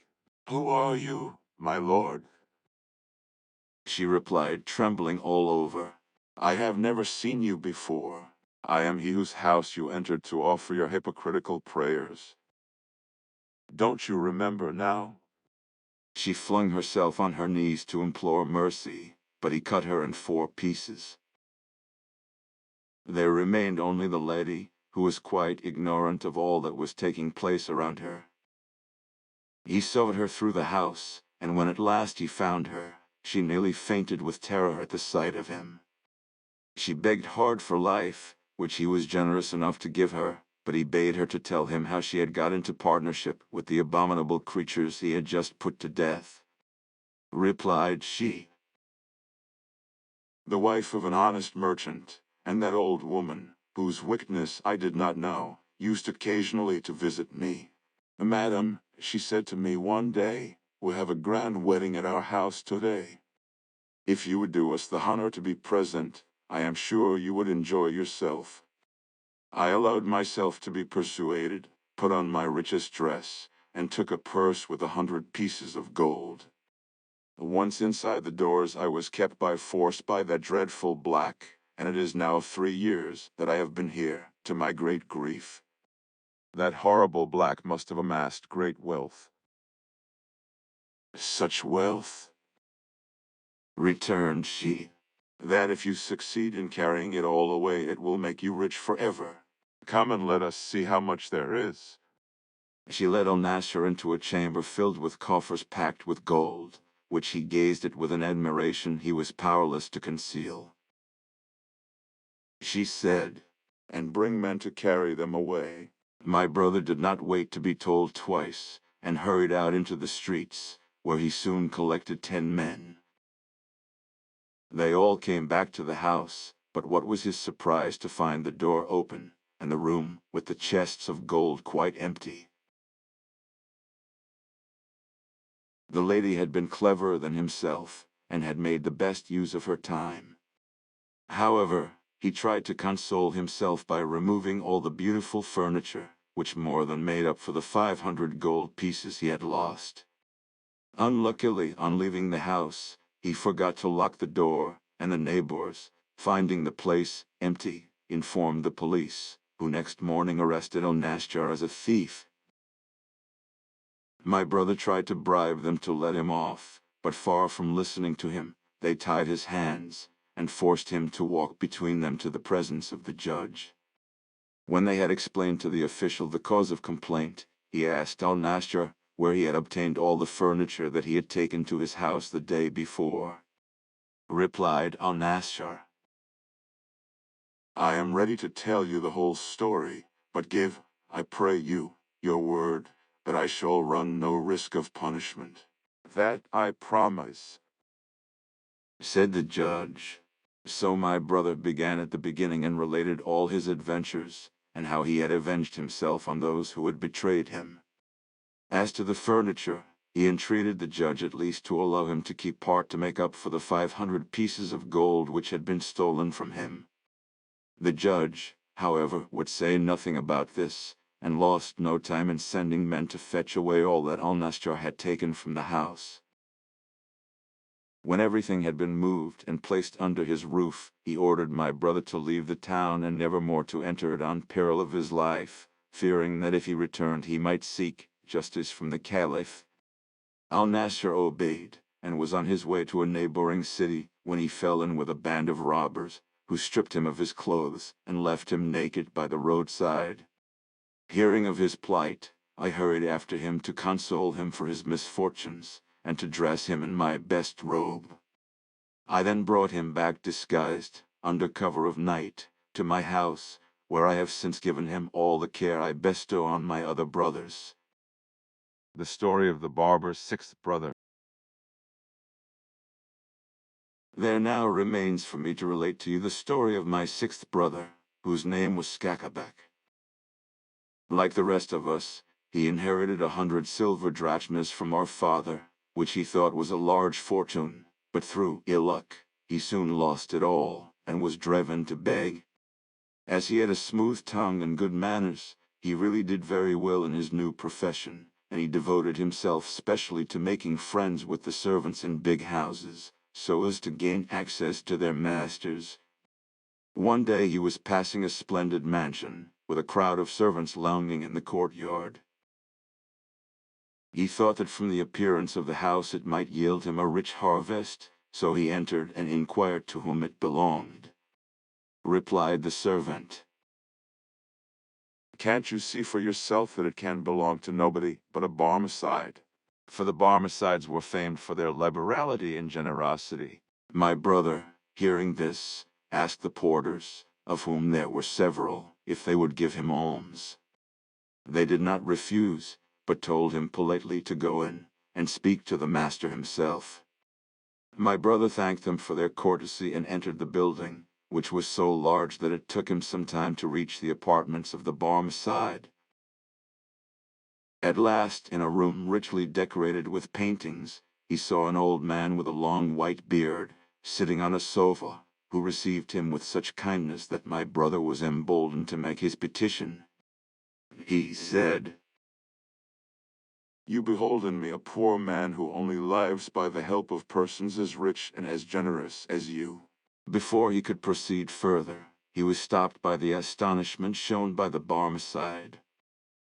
"Is it possible that while I am in Baghdad, a man like you should be starving? That is a state of things that must at once be put an end to. Never shall it be said that I have abandoned you, and I am sure that you, on your part, will never abandon me," Answered my brother. "I swear that I have not broken my fast this whole day." "What? You are dying of hunger?" Exclaimed the Barmecide. "Here, slave, bring water, that we may wash our hands before meat." No slave appeared, but my brother remarked that the Barmecide did not fail to rub his hands as if the water had been poured over them. "Why don't you wash your hands too?" And Skakabak, supposing that it was a joke on the part of the Barmecide, though he could see none himself, drew near and imitated his motion. When the Barmecide had done rubbing his hands, he raised his voice and cried, "Set food before us at once. We are very hungry." No food was brought, but the Barmecide pretended to help himself from a dish and carry a morsel to his mouth, saying as he did so, "Eat, my friend, eat, I entreat. Help yourself as freely as if you were at home. For a starving man, you seem to have a very small appetite." replied Skakabak, imitating his gestures as before. "I really am not losing time, and I do full justice to the repast. How do you like this bread?" Asked the Barmecide. "I find it particularly good myself," Answered my brother, who beheld neither meat nor bread. "Never have I tasted anything so delicious." "Eat as much as you want," said the Barmecide. "I bought the woman who makes it for 500 pieces of gold, so that I might never be without it." After ordering a variety of dishes, which never came, to be placed on the table, and discussing the merits of each one, the Barmecide declared that having dined so well, they would now proceed to take their wine. To this my brother at first objected, declaring that it was forbidden, but on the Barmecide insisting that it was out of the question that he should drink by himself, he consented to take a little. The Barmecide, however, pretended to fill their glasses so often that my brother feigned that the wine had gone into his head, and struck the Barmecide such a blow on the head that he fell to the ground. Indeed, he raised his hand to strike him a second time, when the Barmecide cried out that he was mad, upon which my brother controlled himself, and apologized and protested that it was all the fault of the wine he had drunk. At this the Barmecide, instead of being angry, began to laugh, and embraced him heartily. He exclaimed, "A man of your description, and henceforth my house shall be yours. You have had the good grace to fall in with my humor, and to pretend to eat and to drink when nothing was there. Now you shall be rewarded by a really good supper." Then he clapped his hands, and all the dishes were brought that they had tasted in imagination before, and during the repast, slaves sang and played on various instruments. All the while Skakabak was treated by the Barmecide as a familiar friend, and dressed in a garment out of his own wardrobe. 20 years passed by, and my brother was still living with the Barmecide, looking after his house, and managing his affairs. At the end of that time his generous benefactor died without heirs, so all his possessions went to the prince. They even despoiled my brother of those that rightly belonged to him, and he, now as poor as he had ever been in his life, decided to cast in his lot with a caravan of pilgrims who were on their way to Mecca. Unluckily, the caravan was attacked and pillaged by the Bedouins, and the pilgrims were taken prisoners. My brother became the slave of a man who beat him daily, hoping to drive him to offer a ransom, although, as Sakabak pointed out, it was quite useless trouble, as his relations were as poor as himself. At length the Bedouin grew tired of tormenting, and sent him on a camel to the top of a high barren mountain, where he left him to take his chance. A passing caravan on its way to Baghdad told me where he was to be found, and I hurried to his rescue, and brought him in a deplorable condition back to the town. Continued the barber, is the tale I related to the Caliph, who, when I had finished, burst into fits of laughter. Well were you called the Silent. No name was ever better deserved, but for reasons of my own, which it is not necessary to mention, I desire you to leave the town, and never to come back. I had of course no choice but to obey, and traveled about for several years until I heard of the death of the Caliph, when I hastily returned to Baghdad, only to find that all my brothers were dead. It was at this time that I rendered to the young cripple the important service of which you have heard, and for which, as you know, he showed such profound ingratitude, that he preferred rather to leave Baghdad than to run the risk of seeing me. I sought him long from place to place, but it was only today, when I expected at least, that I came across him, as much irritated with me as ever. So saying, the tailor went on to relate the story of the lame man and the barber, which has already been told. He continued, had finished his tale, we came to the conclusion that the young man had been right, when he had accused him of being a great chatterbox. However, we wished to keep him with us, and share our feast, and we remained at table till the hour of afternoon prayer. Then the company broke up, and I went back to work in my shop. This, sire, is the story which I was obliged to tell to satisfy your highness. It is now for you to say if we deserve mercy or punishment, life or death. The Sultan of Kashgar listened with an air of pleasure, which filled the tailor and his friends with hope. He exclaimed, That I am much more interested in the stories of the barber and his brothers, and of the lame man, than in that of my own jester. But before I allow you all four to return to your own homes, and have the corpse of the hunchback properly buried, I should like to see this barber who has earned your pardon. And as he is in this town, let an usher go with you at once in search of him. The usher and the tailor soon returned, bringing with them an old man who must have been at least 90 years of age. Said the Sultan, I am told that you know many strange stories. Will you tell some of them to me? Never mind my stories for the present, replied the barber.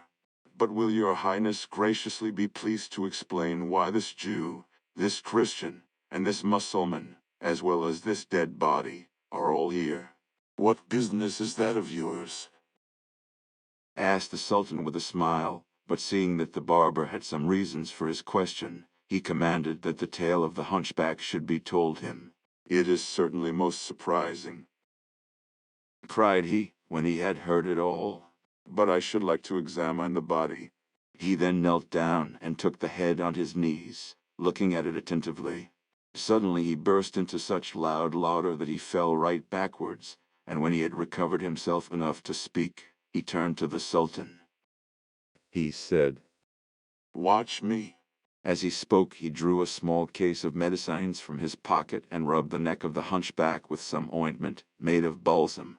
Next he opened the dead man's mouth, and by the help of a pair of pincers drew the bone from his throat. At this the hunchback sneezed, stretched himself, and opened his eyes. The Sultan and all those who saw this operation did not know which to admire most, the constitution of the hunchback, who had apparently been dead for a whole night and most of one day, or the skill of the barber, whom everyone now began to look upon as a great man. His Highness desired that the history of the hunchback should be written down, and placed in the archives beside that of the barber, so that they might be associated in people's minds to the end of time. And he did not stop therefore in order to wipe out the memory of what they had undergone. He commanded that the tailor, the doctor, the purveyor and the merchant, should each be clothed in his presence with a robe from his own wardrobe before they returned home. As for the barber, he bestowed on him a large pension, and kept him near his own person. The Adventures of Prince Camaralzaman and the Princess Badara. Some 20 days' sail from the coast of Persia lies the Isle of the Children of Khaldan. The island is divided into several provinces, in each of which are large flourishing towns, and the whole forms an important kingdom. It was governed in former days by a king named Skazaman, who, with good right, considered himself one of the most peaceful, prosperous, and fortunate monarchs on the earth. In fact, he had but one grievance, which was that none of his 4 wives had given him an heir. This distressed him so greatly that one day he confided his grief to the Grand Vizier, who, being a wise counselor, said, Such matters are indeed beyond human aid.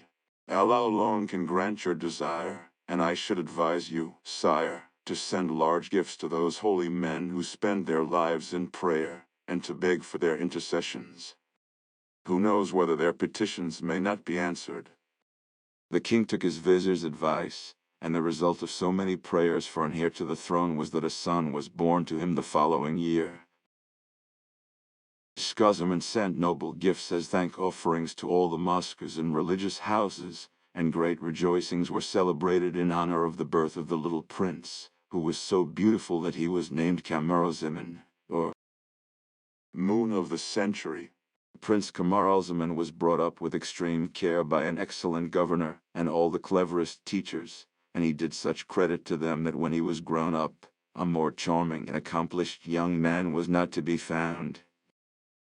Whilst he was still a youth, the king, his father, who loved him dearly, had some thoughts of abdicating in his favor. As usual, he talked over his plans with his Grand Vizier, who, though he did not approve the idea, would not state all his objections. He replied, The prince is still very young for the cares of state. Your Majesty fears his growing idle and careless, and doubtless you are right. But how would it be if he were first to marry? This would attach him to his home, and your Majesty might give him a share in your councils, so that he might gradually learn how to wear a crown, which you can give up to him whenever you find him capable of wearing it. The vizier's advice once more struck the king as being good, and he sent for his son, who lost no time in obeying the summons, and standing respectfully with downcast eyes before the king asked for his commands. I have sent for you to say that I wish you to marry. What do you think about it? The prince was so much overcome by these words that he remained silent for some time. At length, he said, Sire, I beg you to pardon me if I am unable to reply as you might wish. I certainly did not expect such a proposal, as I am still so young, and I confess that the idea of marrying is very distasteful to me. Possibly I may not always be in this mind, but I certainly feel that it will require some time to induce me to take the step which your Majesty desires. This answer greatly distressed the king, who was sincerely grieved by his objection to marriage. However, he would not have recourse to extreme measures, so he said, I do not wish to force you. I will give you time to reflect, but remember that such a step is necessary for a prince such as you, who will someday be called to rule over a great kingdom. From this time Prince Camaralzaman was admitted to the royal council, and the king showed him every mark of favor. At the end of a year the king took his son aside, and said, Well, my son, have you changed your mind on the subject of marriage, or do you still refuse to obey my wish? The prince was less surprised, but no less firm than on the former occasion, and begged his father not to press the subject, adding that it was quite useless to urge him any longer. This answer much distressed the king, who again confided his trouble to his vizier. He said, But Camaralzaman declines to marry, and is more obstinate than ever. Sire, replied the vizier. Much is gained by patience, and your majesty might regret any violence. Why not wait another year and then inform the prince in the midst of the assembled council that the good of the state demands his marriage? He cannot possibly refuse again, before so distinguished an assemblage, and in our immediate presence. The Sultan ardently desired to see his son married at once, but he yielded to the vizier's arguments and decided to wait. He then visited the prince's mother, and after telling her of his disappointment and of the further respite he had given his son, he added, I know that Camaralzaman confides more in you than he does in me. Pray speak very seriously to him on this subject, and make him realize that he will most seriously displease me if he remains obstinate, and that he will certainly regret the measures I shall be obliged to take to enforce my will. So the first time the Sultan of Fatima saw her son, she told him she had heard of his refusal to marry, adding how distressed she felt that he should have vexed his father so much. She asked what reasons he could have for his objections to Obi. Replied the prince, I make no doubt that there are as many good, virtuous, sweet, and amiable women as there are others very much the reverse. Would that all were like you! But what revolts me is the idea of marrying a woman without knowing anything at all about her. My father will ask the hand of the daughter of some neighboring sovereign, who will give his consent to our union. Be she fair or frightful, clever or stupid, good or bad, I must marry her, and am left no choice in the matter. How am I to know that she will not be proud, passionate, contemptuous, and recklessly extravagant, or that her disposition will in any way suit mine? urged Fatima. You surely do not wish to be the last of a race, which has reigned so long and so gloriously over this kingdom? Said the prince. I have no wish to survive the king, my father, but should I do so I will try to reign in such a manner as may be considered worthy of my predecessors. These and similar conversations proved to the Sultan how useless it was to argue with his son, and the year elapsed without bringing any change in the prince's ideas. At length a day came when the Sultan summoned him before the council, and there informed him that not only his own wishes but the good of the empire demanded his marriage, and desired him to give his answer before the assembled ministers. At this Camaralzaman grew so angry and spoke with so much heat that the king, naturally irritated at being opposed by his son in full council, ordered the prince to be arrested and locked up in an old tower, where he had nothing but a very little furniture, a few books, and a single slave to wait on him. Camaralzaman, pleased to be free to enjoy his books, showed himself very indifferent to his sentence. When night came he washed himself, performed his devotions, and, having read some pages of the Koran, lay down on a couch, without putting out the light near him, and was soon asleep. Now there was a deep well in the tower in which Prince Camaralzaman was imprisoned, and this well was a favorite resort of the fairy Maymun, daughter of Damriat, chief of a legion of genii. Towards midnight Maymun floated lightly up from the well, intending, according to her usual habit, to roam about the upper world as curiosity or accident might prompt. The light in the prince's room surprised her, and without disturbing the slave, who slept across the threshold, she entered the room, and approaching the bed was still more astonished to find it occupied. The prince lay with his face half hidden by the coverlet. Maymun lifted it a little and beheld the most beautiful youth she had ever seen. What a marvel of beauty he must be when his eyes are open! What can he have done to deserve to be treated like this? She could not weary gazing at Camaralzaman, but at length, having softly kissed his brow and each cheek, she replaced the coverlet and resumed her flight through the air. As she entered the middle region she heard the sound of great wings coming towards her, and shortly met one of the race of bad genii. This genie, whose name was Danhasht, recognized Maymun with terror, for he knew the supremacy which her goodness gave her over him. He would gladly have avoided her altogether, but they were so near that he must either be prepared to fight or yield to her, so he at once addressed her in a conciliatory tone. Good Maymoun, swear to me by Allah to do me no harm, and on my side I will promise not to injure you. Replied Maymoun. What harm can you do me? But I will grant your power, and give the promise you ask. And now tell me what you have seen and done tonight. Said Danhasch, you meet me at the right moment to hear something really interesting. I must tell you that I come from the furthest end of China, which is one of the largest and most powerful kingdoms in the world.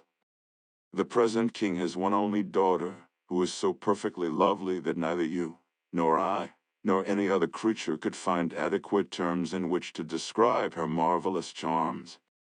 You must therefore picture to yourself the most perfect features, joined to a brilliant and delicate complexion, and an enchanting expression, and even then imagination will fall short of the reality. The king, her father, has carefully shielded this treasure from the vulgar gaze, and has taken every precaution to keep her from the sight of everyone except the happy mortal he may choose to be her husband.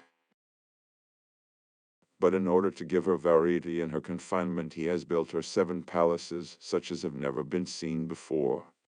The first palace is entirely composed of rock crystal, the second of bronze, the third of fine steel, the fourth of another and more precious species of bronze, the fifth of touchstone, the sixth of silver, and the seventh of solid gold. They are all most sumptuously furnished, whilst the gardens surrounding them are laid out with exquisite taste. In fact, neither trouble nor cost has been spared to make this retreat agreeable to the princess. The report of her wonderful beauty has spread far and wide, and many powerful kings have sent embassies to ask her hand in marriage. The king has always received these embassies graciously, but says that he will never oblige the princess to marry against her will, and as she regularly declines each fresh proposal, the envoys have had to leave as disappointed in the result of their missions as they were gratified by their magnificent receptions. Said the princess to her father.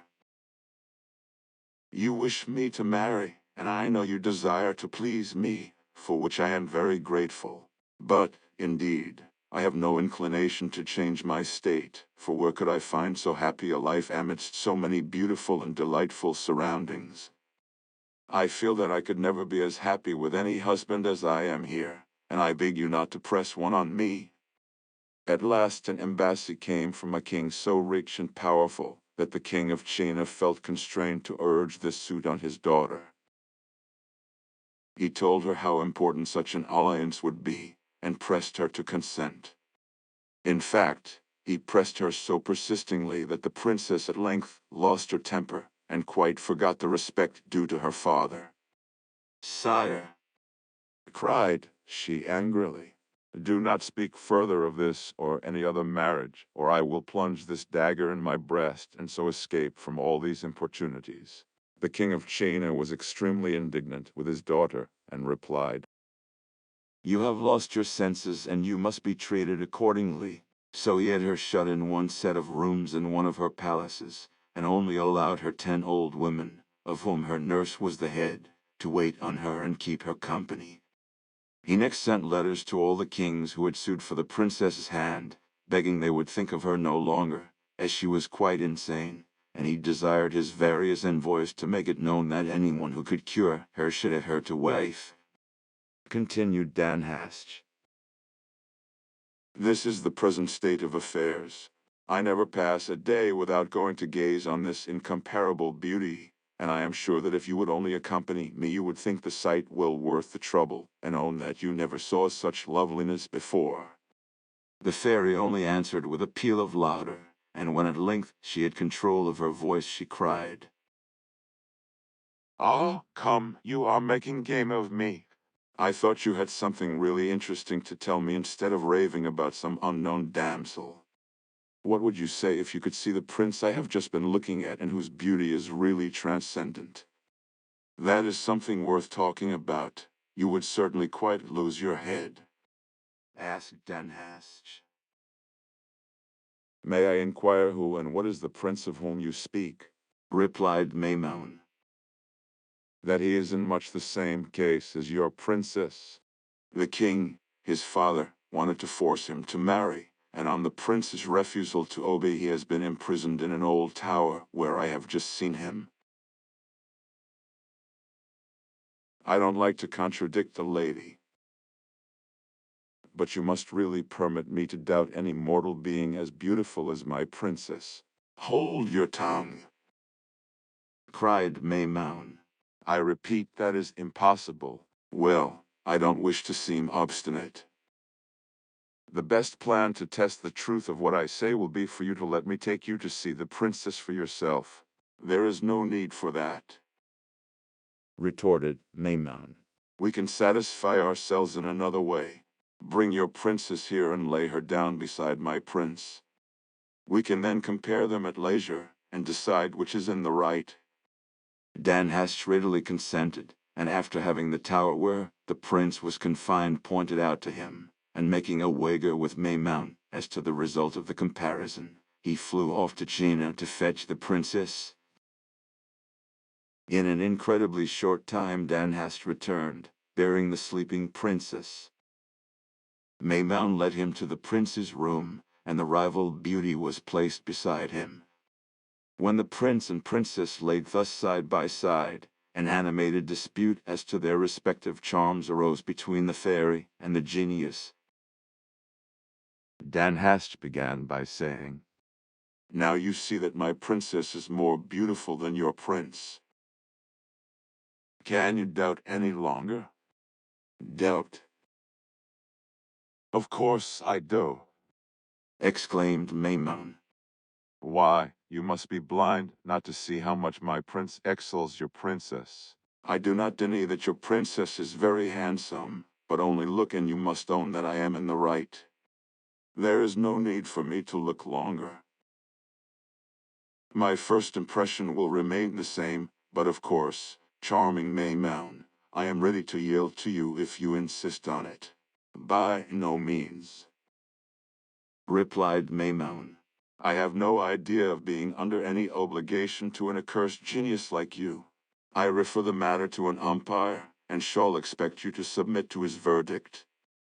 Danhasch readily agreed, and on Maimon striking the floor with her foot it opened, and a hideous, humpbacked, lame, squinting genius, with 6 horns on his head, hands like claws, emerged. As soon as he beheld Maimon he threw himself at her feet and asked her commands. Said she, I summoned you to judge between me and Danhasch. Glance at that couch, and say without any partiality whether you think the youth or the maiden lying there the more beautiful. Kashkash looked at the prince and princess with every token of surprise and admiration. At length, having gazed long without being able to come to a decision, he said, Madam, I must confess that I should deceive you were I to declare one to be handsomer than the other. There seems to me only one way in which to decide the matter, and that is to wake one after the other, and judge which of them expresses the greater admiration for the other. This advice pleased Maimon and Danhasch, and the fairy at once transformed herself into the shape of a gnat, and settling on Camaralzaman's throat stung him so sharply that he awoke. As he did so his eyes fell on the Princess of China. Surprised at finding a lady so near him, he raised himself on one arm to look at her. The youth and beauty of the princess at once awoke a feeling to which his heart had as yet been a stranger, and he could not restrain his delight. What loveliness! What charms! Ah, my heart, my soul! He exclaimed as he kissed her forehead, her eyes and mouth in a way which would certainly have roused her had not the genie's enchantments kept her asleep. How, fair lady! You do not wake at the signs of Camaralzaman's love. Be you who you may, he is not unworthy of you. It then suddenly occurred to him that perhaps this was the bride his father had destined for him, and that the king had probably had her placed in this room in order to see how far Camaralzaman's aversion to marriage would withstand her charms. At all events, I will take this ring as a remembrance of her. So saying, he drew off a fine ring which the princess wore on her finger, and replaced it by one of his own. After which he lay down again, and was soon fast asleep. Then Danhasch, in his turn, took the form of a gnat, and bit the princess on her lip. She started up, and was not a little amazed at seeing a young man beside her. From surprise she soon passed to admiration, and then to delight on perceiving how handsome and fascinating he was. Cried she, Was it you my father wished me to marry? How unlucky that I did not know sooner. I should not have made him so angry. But wake up.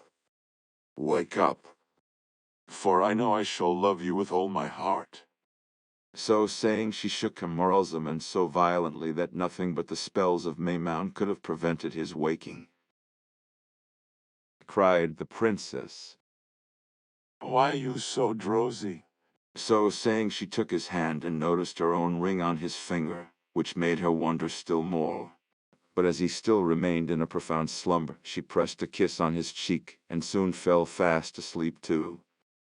Then Maymoun, turning to the genie, said, Well, are you satisfied that my prince surpasses your princess? Another time, pray believe me when I assert anything. Then turning to Kashkash, My thanks to you, and now do you and Danhasch bear the princess back to her own home. the two genii hastened to Obi, and Maymoun returned to her will. On waking next morning, the first thing Prince Camaralzaman did was to look round for the lovely lady he had seen at night, and the next to question the slave who waited on him about her.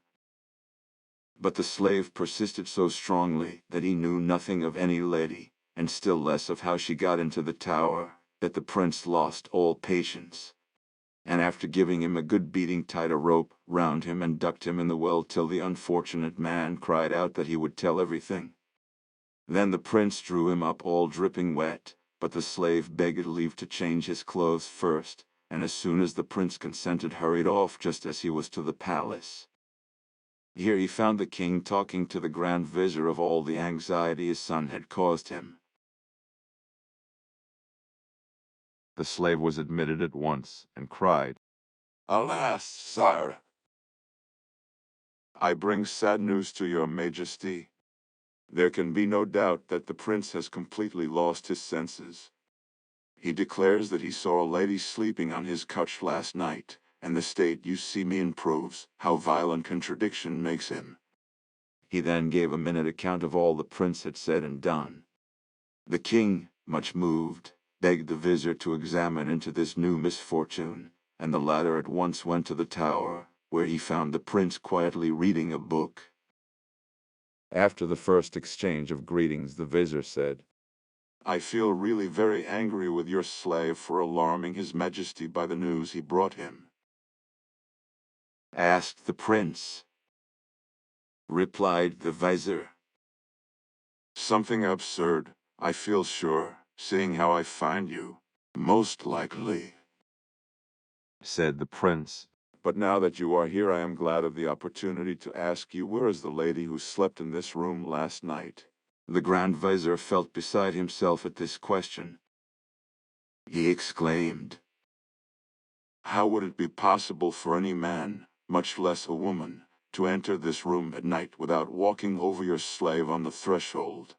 Pray consider the matter, and you will realize that you have been deeply impressed by some dream. But the prince angrily insisted on knowing who and where the lady was, and was not to be persuaded by all the vizier's protestations to the contrary that the plot had not been one of his making. At last, losing patience, he seized the vizier by the beard and loaded him with blows. Cried the unhappy vizier, Stay and hear what I have to say. The prince, whose arm was getting tired, paused. I confess, Prince, That there is some foundation for what you say, but you know well that a minister has to carry out his master's orders. Allow me to go and to take to the king any message you may choose to send. Very well, said the prince. then go and tell him that I consent to marry the lady whom he sent or brought here last night. Be quick and bring me back his answer. The vizier bowed to the ground and hastened to leave the room and tower. Asked the king as soon as he appeared, And how did you find my son? Alas, sire, was the reply. the slave's report is only too true. He then gave an exact account of his interview with Camaralzaman, and of the prince's fury when told that it was not possible for any lady to have entered his room, and of the treatment he himself had received. The king, much distressed, determined to clear up the matter himself, and, ordering the vizier to follow him, set out to visit his son. The prince received his father with profound respect, and the king, making him sit beside him, asked him several questions, to which Camaralzaman replied with much good sense. At last the king said, My son, pray tell me about the lady who, it is said, was in your room last night. Sire, replied the prince, pray do not increase my distress in this matter, but rather make me happy by giving her to me in marriage. However much I may have objected to matrimony formerly, the sight of this lovely girl has overcome all my prejudices, and I will gratefully receive her from your hands. The king was almost speechless on hearing his son, but after a time assured him most solemnly that he knew nothing whatever about the lady in question, and had not connived at her appearance. He then desired the prince to relate the whole story to him. Camaralzaman did so at great length, showed the ring, and implored his father to help to find the bride he so ardently desired. Remarked the king, I can no longer doubt your word, but how and whence the lady came, or why she should have stayed so short a time, I cannot imagine. The whole affair is indeed mysterious. Come, my dear son, let us wait together for happier days. So saying, the king took Camaralzaman by the hand and led him back to the palace, where the prince took to his bed and gave himself up to despair, and the king, shutting himself up with his son, entirely neglected the affairs of state. The prime minister, who was the only person admitted, felt it his duty at last to tell the king how much the court and all the people complained of his seclusion, and how bad it was for the nation. He urged the sultan to remove with the prince to a lovely little island close by, whence he could easily attend public audiences, and where the charming scenery and fine air would do the invalid so much good as to enable him to bear his father's occasional absence. The king approved the plan, and as soon as the castle on the island could be prepared for their reception, he and the prince arrived there, Schahzaman never leaving his son except for the prescribed public audiences twice a week. Whilst all this was happening in the capital of Schahzaman, the two genii had carefully borne the princess of China back to her own palace and replaced her in bed. On waking next morning, she first turned from one side to another, and then, finding herself alone, called loudly for her woman. She cried, Where is the young man I love so dearly, and who slept near me last night? Princess, exclaimed the nurse.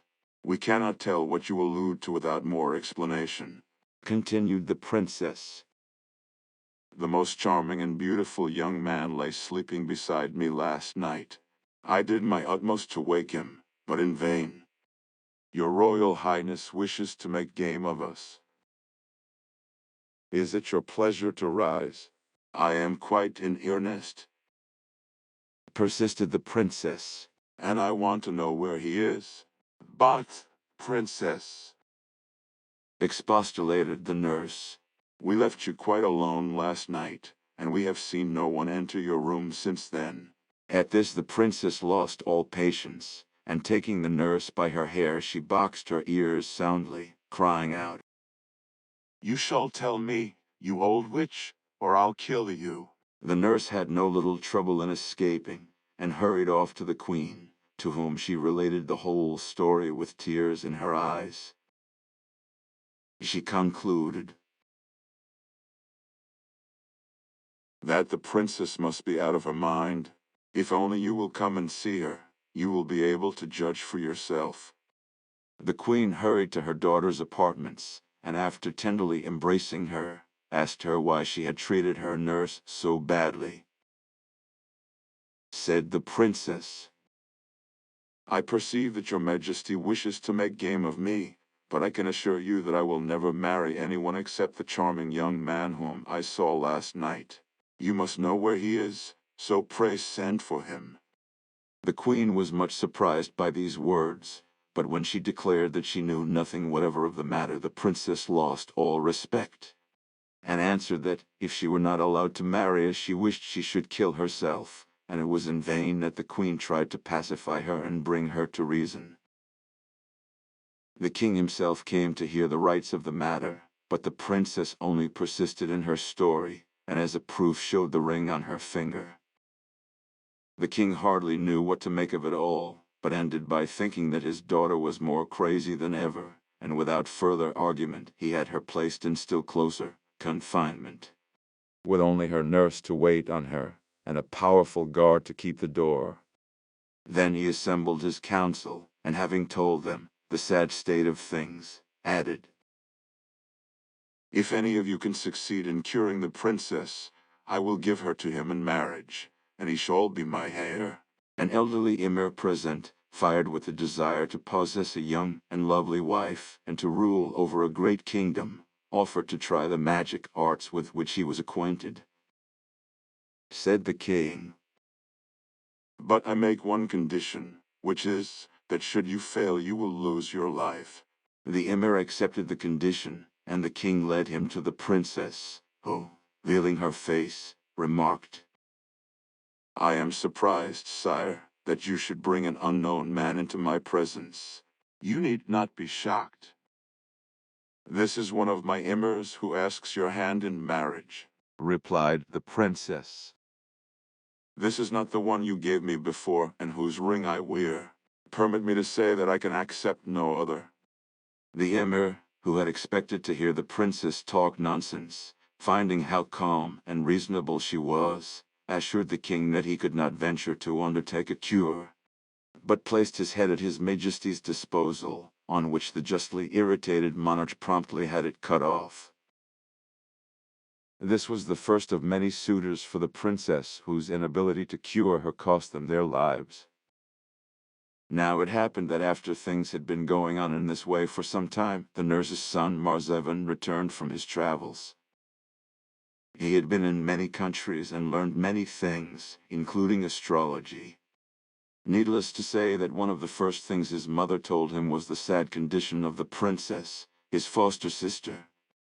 Marzavan asked if she could not manage to let him see the princess without the king's knowledge. After some consideration his mother consented, and even persuaded the eunuch on guard to make no objection to Marzavan's entering the royal apartment. The princess was delighted to see her foster brother again, and after some conversation she confided to him all her history, and the cause of her imprisonment. Marzavan listened with downcast eyes and the utmost attention. When she had finished speaking he said, "If what you tell me, princess, is indeed the case, I do not despair of finding comfort for you. Take patience yet a little longer. I will set out at once to explore other countries, and when you hear of my return be sure that he for whom you sigh is not far off." So saying, he took his leave and started next morning on his travels. Marzavan journeyed from city to city and from one island and province to another, and wherever he went he heard people talk of the strange story of the Princess Badara, as the Princess of China was named. After 4 months he reached a large populous seaport town named Torf, and here he heard no more of the Princess Badara, but a great deal of Prince Camaralzaman, who was reported ill, and whose story sounded very similar to that of the Princess Badara. Marzavan was rejoiced, and set out at once for Prince Camaralzaman's residence. The ship on which he embarked had a prosperous voyage till she got within sight of the capital of King Skazaman, but when just about to enter the harbor she suddenly struck on a rock, and foundered within sight of the palace where the prince was living with his father and the Grand Vizier. Marzavan, who swam well, threw himself into the sea and managed to land close to the palace, where he was kindly received, and after having a change of clothing given him was brought before the Grand Vizier. The vizier was at once attracted by the young man's superior air and intelligent conversation, and perceiving that he had gained much experience in the course of his travels, he said, "Ah, how I wish you had learned some secret which might enable you to cure a malady which has plunged this court into affliction for some time past." Marzavan replied that if he knew what the illness was he might possibly be able to suggest a remedy, on which the vizier related to him the whole history of Prince Camaralzaman. On hearing this Marzavan rejoiced inwardly, for he felt sure that he had at last discovered the object of the Princess Badora's infatuation. However, he said nothing, but begged to be allowed to see the prince. On entering the royal apartment the first thing which struck him was the prince himself, who lay stretched out on his bed with his eyes closed. The king sat near him, but, without paying any regard to his presence, Marzavan exclaimed, "Heavens! What a striking likeness!" and indeed, there was a good deal of resemblance between the features of Camaralzaman and those of the Princess of China. These words caused the prince to open his eyes with languid curiosity, and Marzavan seized this moment to pay him his compliments, contriving at the same time to express the condition of the Princess of China in terms unintelligible, indeed, to the Sultan and his vizier, but which left the prince in no doubt that his visitor could give him some welcome information. The prince begged his father to allow him the favor of a private interview with Marzavan, and the king was only too pleased to find his son taking an interest in anyone or anything. As soon as they were left alone, Marzavan told the prince the story of the Princess Badora and her sufferings, adding, "I am convinced that you alone can cure her, but before starting on so long a journey, you must be well and strong, so do your best to recover as quickly as may be." These words produced a great effect on the prince, who was so much cheered by the hopes held out that he declared he felt able to get up and be dressed. The king was overjoyed at the result of Marzavan's interview, and ordered public rejoicings in honor of the prince's recovery.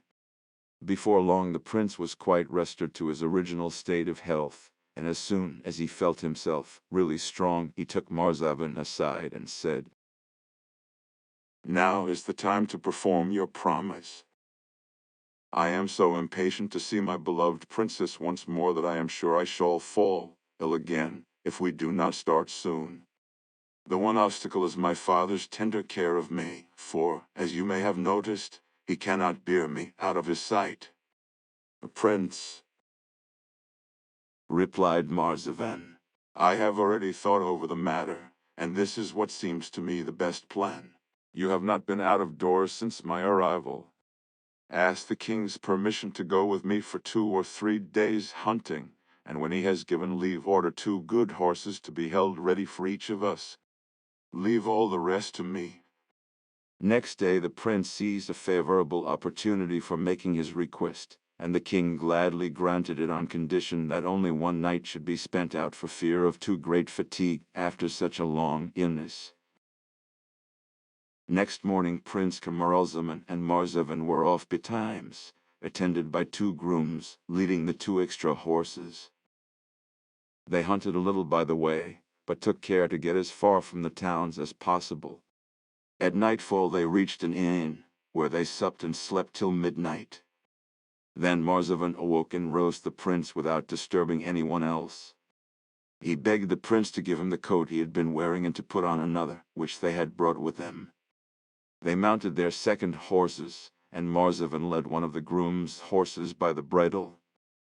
By daybreak our travelers found themselves where four crossroads met in the middle of the forest.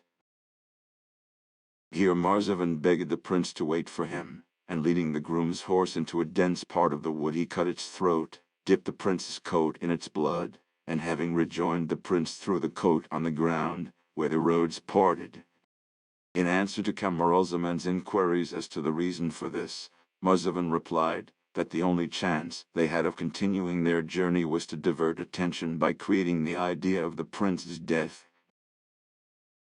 Your father will doubtless be plunged in the deepest grief, but his joy at your return will be all the greater. The prince and his companion now continued their journey by land and sea, and as they had brought plenty of money to defray their expenses, they met with no needless delays. At length they reached the capital of China, where they spent 3 days in a suitable lodging to recover from their fatigues. During this time Marzavan had an astrologer's dress prepared for the prince. They then went to the baths, after which the prince put on the astrologer's robe, and was conducted within sight of the king's palace by Marzavan, who left him there, and went to consult his mother, the princess's nurse. Meantime the prince, according to Marzavan's instructions, advanced close to the palace gates and there proclaimed aloud, I am an astrologer, and I come to restore health to the Princess Badoura, daughter of the high and mighty king of China, on the conditions laid down by his majesty of marrying her should I succeed, or of losing my life if I fail. It was some little time since anyone had presented himself to run the terrible risk involved in attempting to cure the princess, and a crowd soon gathered round the prince. On perceiving his youth, good looks, and distinguished bearing, everyone felt pity for him. Exclaimed some, Why expose yourself to certain death? Are not the heads you see exposed on the town wall sufficient warning? For mercy's sake give up this mad idea and retire whilst you can.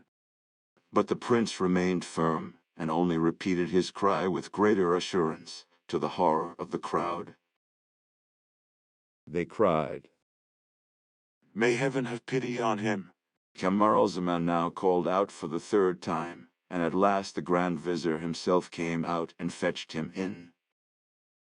The Prime Minister led the prince to the king, who was much struck by the noble air of this new adventure, and felt such pity for the fate so evidently in store for him, that he tried to persuade the young man to renounce his project. But Camaralzaman politely yet firmly persisted in his intentions, and at length the king desired the eunuch, who had the guard of the princess's apartments, to conduct the astrologer to her presence.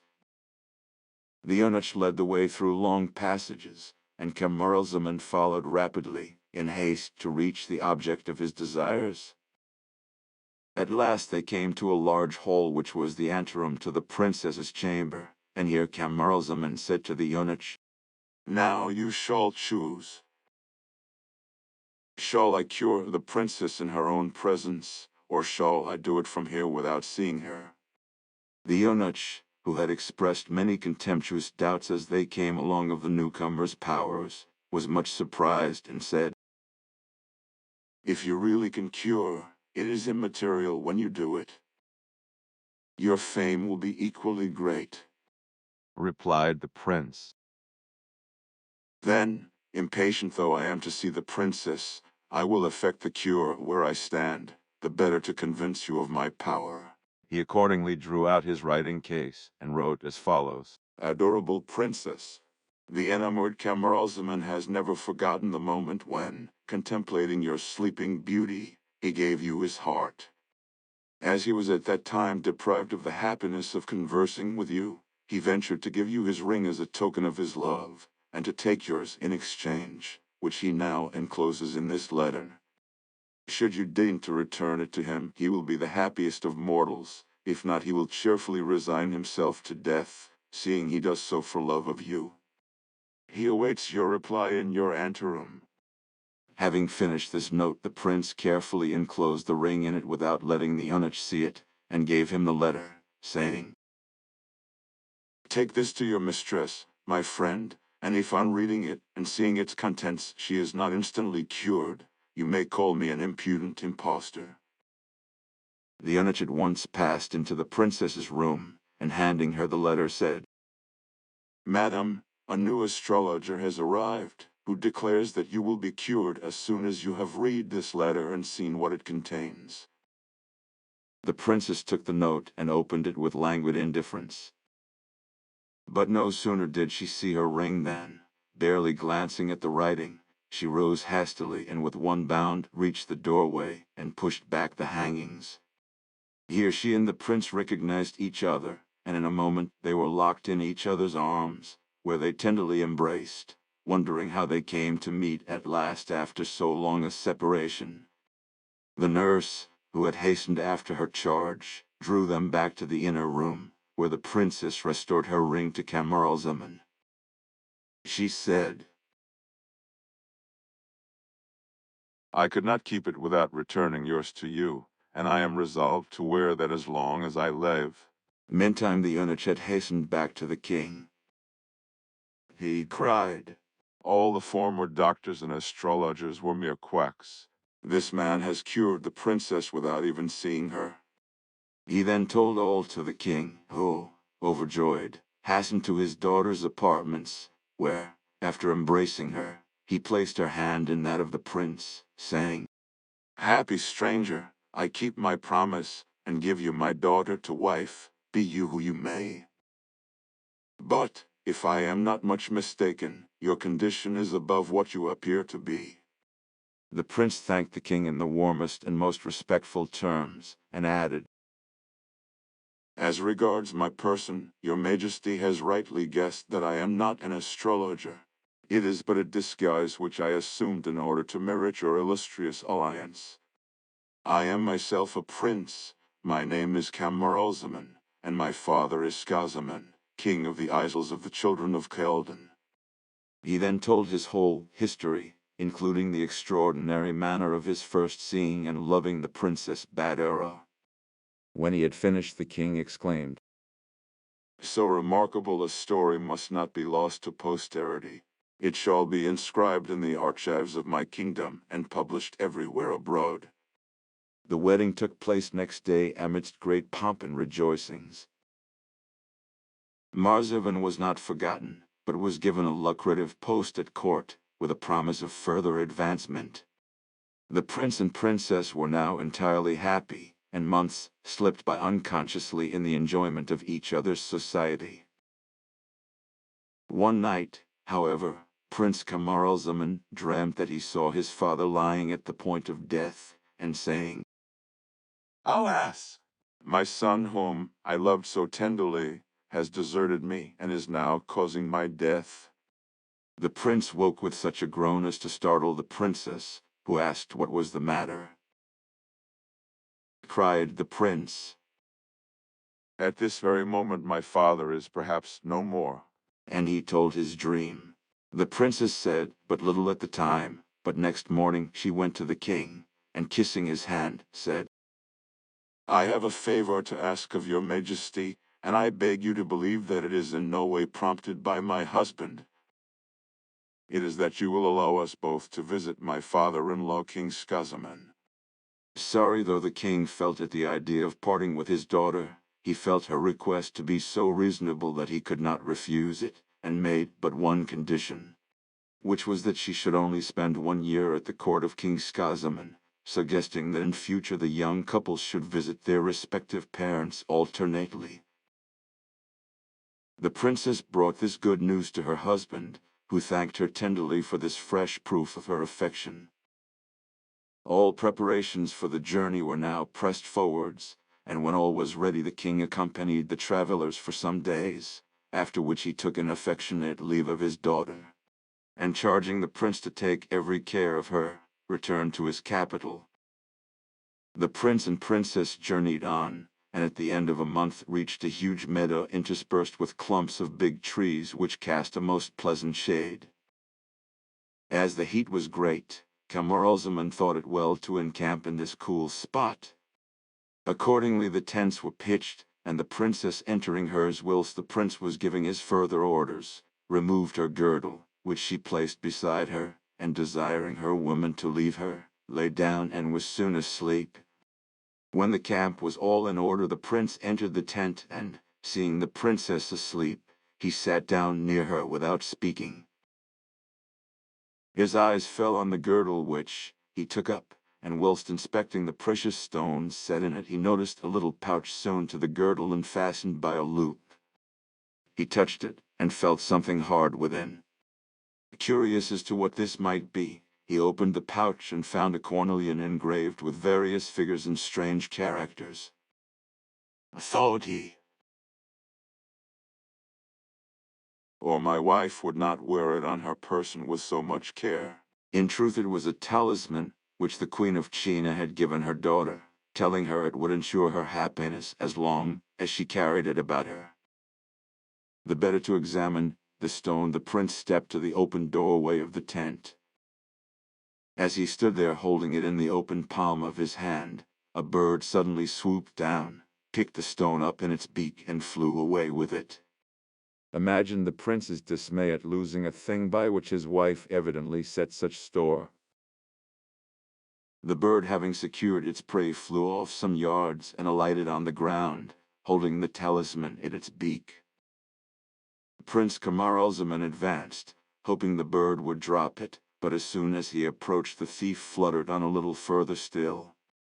He continued his pursuit till the bird suddenly swallowed the stone and took a longer flight than before. The prince then hoped to kill it with a stone, but the more hotly he pursued, the further flew the bird. In this fashion he was led on by hill and dale through the entire day, and when night came the tiresome creature roosted on the top of a very high tree where it could rest in safety. The prince, in despair at all his useless trouble, began to think whether he had better return to the camp. Thought he, How shall I find my way back? Must I go uphill or down? I should certainly lose my way in the dark, even if my strength held out. Overwhelmed by hunger, thirst, fatigue, and sleep, he ended by spending the night at the foot of the tree. Next morning Camaralzaman woke up before the bird left its perch, and no sooner did it take flight than he followed it again with as little success as the previous day, only stopping to eat some herbs and fruit he found by the way. In this fashion he spent 10 days, following the bird all day and spending the night at the foot of a tree, whilst it roosted on the topmost bough.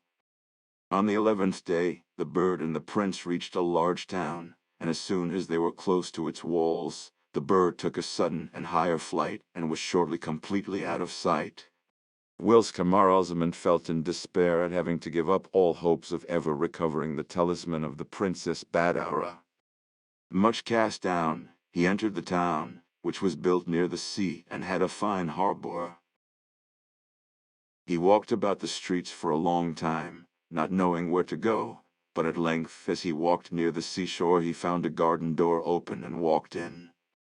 The gardener, a good old man who was at work, happened to look up, and, seeing a stranger, whom he recognized by his dress as a Mussulman, he told him to come in at once and to shut the door.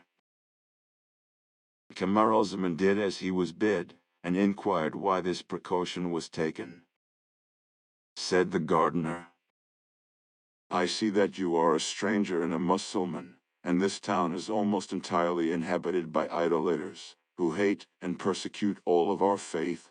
It seems almost a miracle that has led you to this house, and I am indeed glad that you have found a place of safety.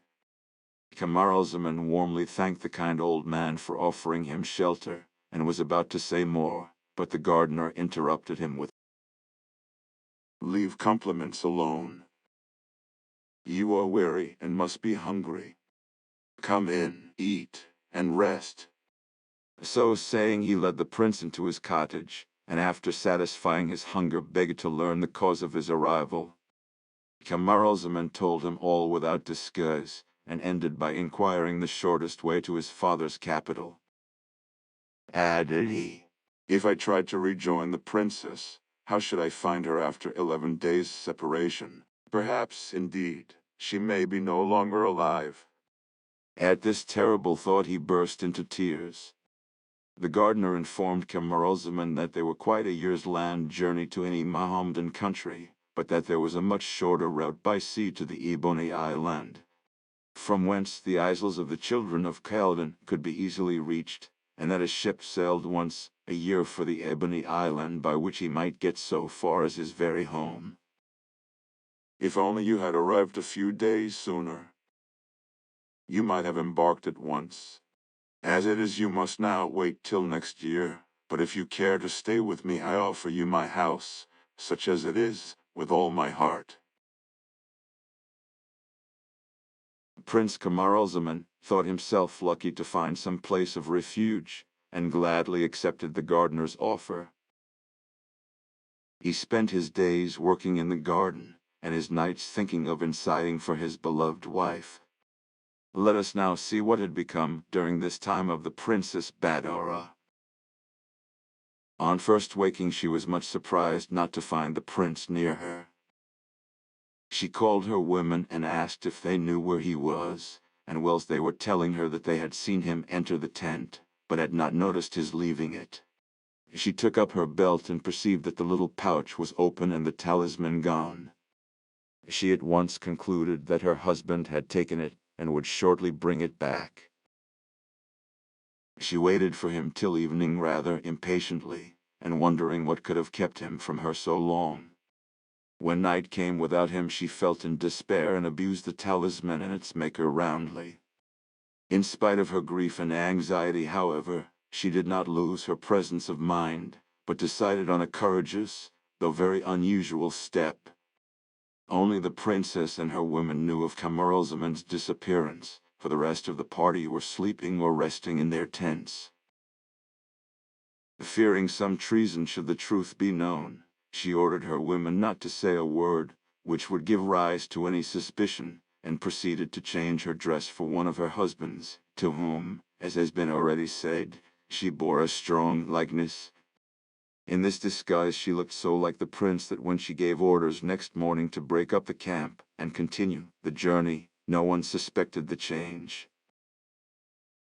She made one of her women enter her litter, whilst she herself mounted on horseback, and the march began. After a protracted journey by land and sea, the princess, still under the name and disguise of Prince Camaralzaman, arrived at the capital of the Ebony Island, whose king was named Armanos. No sooner did the king hear that the ship, which was just in port, had on board the son of his old friend, and only than he hurried to meet the supposed prince, and had him and his retinue brought to the palace, where they were lodged and entertained sumptuously. After 3 days, finding that his guest, to whom he had taken a great fancy, talked of continuing his journey, King Armanos said to him, Prince, I am now an old man, and unfortunately I have no son to whom to leave my kingdom. It has pleased heaven to give me only one daughter, who possesses such great beauty and charm that I could only give her to a prince as highly born and as accomplished as yourself. Instead, therefore, of returning to your own country, take my daughter and my crown and stay with us. I shall feel that I have a worthy successor, and shall cheerfully retire from the fatigues of government. The king's offer was naturally rather embarrassing to the Princess Badoura. She felt that it was equally impossible to confess that she had deceived him, or to refuse the marriage on which he had set his heart, a refusal which might turn all his kindness to hatred and persecution. All things considered, she decided to accept, and after a few moments' silence, said with a blush, which the king attributed to modesty, Sire, I feel so great an obligation for the good opinion your majesty has expressed for my person and of the honor you do me, that, though I am quite unworthy of it, I dare not refuse. But, sire, I can only accept such an alliance if you give me your promise to assist me with your counsels. The marriage being thus arranged, the ceremony was fixed for the following day, and the princess employed the intervening time in informing the officers of her suite of what had happened, assuring them that the Princess Badoura had given her full consent to the marriage. She also told her women and bade them keep her secret well. King Armanos, delighted with the success of his plans, lost no time in assembling his court and council, to whom he presented his successor, and placing his future son-in-law on the throne, made everyone do homage and take oaths of allegiance to the new king. At night the whole town was filled with rejoicings, and with much pomp the Princess Hayatonifus, this was the name of the king's daughter, was conducted to the palace of the Princess Badara. Now Badara had thought much of the difficulties of her first interview with King Armanos' daughter, and she felt the only thing to do was at once to take her into her confidence. Accordingly, as soon as they were alone, she took Hayatonifus by the hand and said, Princess, I have a secret to tell you, and must throw myself on your mercy. I am not Prince Camaralzaman, but a princess like yourself and his wife, and I beg you to listen to my story, then I am sure you will forgive my imposture, in consideration of my sufferings. She then related her whole history, and at its close Hayatonifus embraced her warmly, and assured her of her entire sympathy and affection. The two princesses now planned out their future action, and agreed to combine to keep up the deception, and to let Badara continue to play a man's part until such time as there might be news of the real Camaralzaman.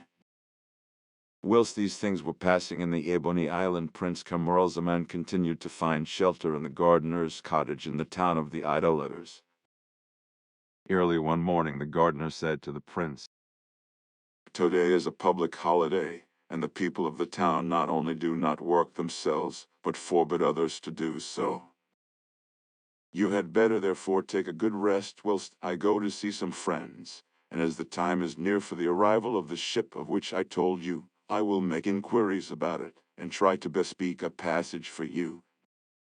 He then put on his best clothes and went out, leaving the prince, who strolled into the garden and was soon lost in thoughts of his dear wife and their sad separation. As he walked up and down he was suddenly disturbed in his reverie by the noise two large birds were making in a tree. Camaralzaman stood still and looked up, and saw that the birds were fighting so savagely with beaks and claws that before long one fell dead to the ground, whilst the conqueror spread his wings and flew away. Almost immediately two other larger birds, who had been watching the duel, flew up and alighted, one at the head and the other at the feet of the dead bird. They stood there some time sadly shaking their heads, and then dug up a grave with their claws in which they buried him. As soon as they had filled in the grave the two flew off, and ere long returned, bringing with them the murderer, whom they held, one by a wing and the other by a leg, with their beaks, screaming and struggling with rage and terror. But they held tight, and having brought him to his victim's grave, they proceeded to kill him, after which they tore open his body, scattered the inside, and once more flew away. The prince, who had watched the whole scene with much interest, now drew near the spot where it happened, and glancing at the dead bird he noticed something red lying near, which had evidently fallen out of its inside.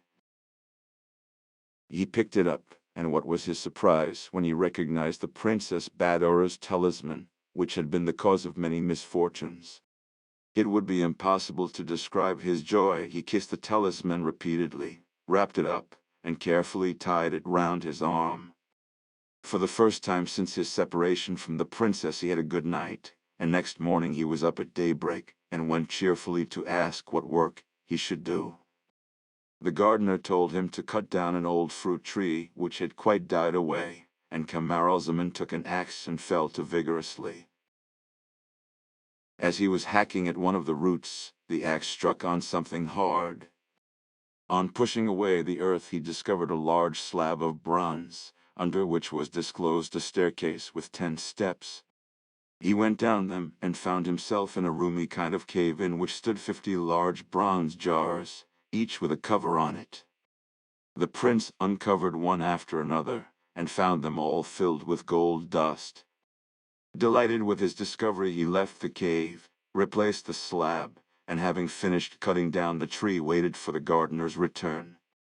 The gardener had heard the night before that the ship about which he was inquiring would start ere long, but the exact date not being yet known, he had been told to return next day for further information. He had gone therefore to inquire, and came back with good news beaming in his face.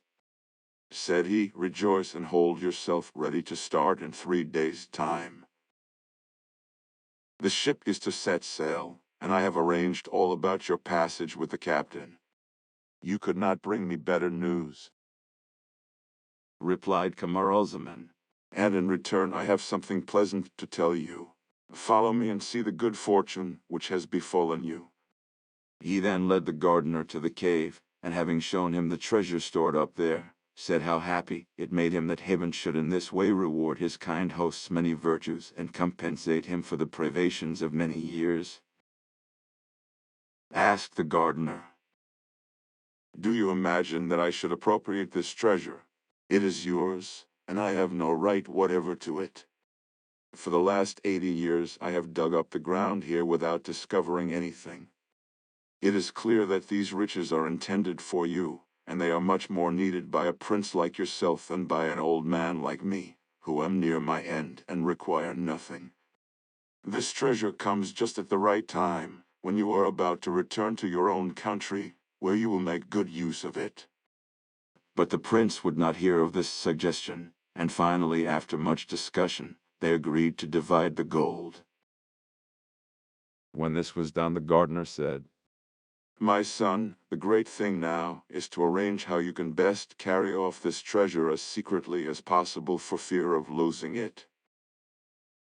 There are no olives in the Ebony Island, and those imported from here fetch a high price. As you know, I have a good stock of the olives which grew in this garden. Now you must take 50 jars, fill each half full of gold dust and fill them up with the olives. We will then have them taken on board ship when you embark." The prince took this advice, and spent the rest of the day filling the 50 jars, and fearing lest the precious talisman might slip from his arm and be lost again. He took the precaution of putting it in one of the jars, on which he made a mark so as to be able to recognize it. When night came, the jars were all ready, and the prince and his host went to bed. Whether in consequence of his great age, or of the fatigues and excitement of the previous day, I do not know, but the gardener passed a very bad night. He was worse next day, and by the morning of the third day was dangerously ill. At daybreak the ship's captain and some of his sailors knocked at the garden door, and asked for the passenger, who was to embark. Said Camaralzaman, who had opened the door, "The gardener who took my passage is ill and cannot see you, but please come in and take these jars of olives and my bag, and I will follow as soon as I have taken leave of him." The sailors did as he asked, and the captain before leaving charged Camaralzaman to lose no time, as the wind was fair, and he wished to set sail at once. As soon as they were gone, the prince returned to the cottage to bid farewell to his old friend, and to thank him once more for all his kindness. But the old man was at his last gasp, and had barely murmured his confession of faith when he expired. Camaralzaman was obliged to stay and pay him the last offices, so having dug a grave in the garden, he wrapped the kind old man up and buried him. He then locked the door, gave up the key to the owner of the garden, and hurried to the quay, only to hear that the ship had sailed long ago, after waiting 3 hours for him. It may well be believed that the prince felt in despair at this fresh misfortune, which obliged him to spend another year in a strange and distasteful country. Moreover, he had once more lost the Princess Badura's talisman, which he feared he might never see again. There was nothing left for him but to hire the garden as the old man had done, and to live on in the cottage.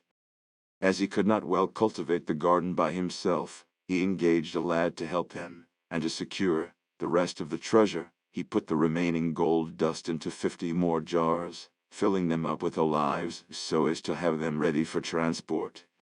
Whilst the prince was settling down to this second year of toil and privation, the ship made a rapid voyage, and arrived safely at the Ebony Island.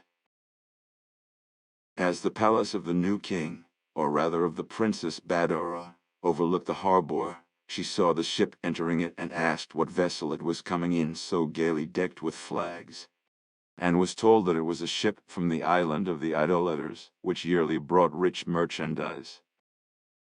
The princess, ever on the lookout for any chance of news of her beloved husband, went down to the harbor attended by some officers of the court, and arrived just as the captain was landing. She sent for him, and asked many questions as to his country, voyage, what passengers he had, and what his vessel was laden with.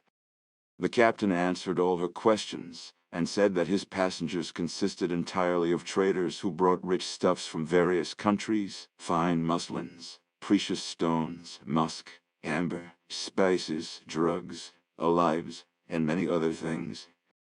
As soon as he mentioned olives, the princess, who was very partial to them, exclaimed, I will take all you have on board. Have them unloaded and we will make our bargain at once, and tell the other merchants to let me see all their best wares before showing them to other people. Sire, replied the captain, I have on board 50 very large pots of olives. They belong to a merchant who was left behind, as in spite of waiting for him, he delayed so long that I was obliged to set sail without him. said the princess. Unload them all the same, and we will arrange the price. The captain accordingly sent his boat off to the ship, and it soon returned laden with the 50 pots of olives. The princess asked what they might be worth. Replied the captain, The merchant is very poor.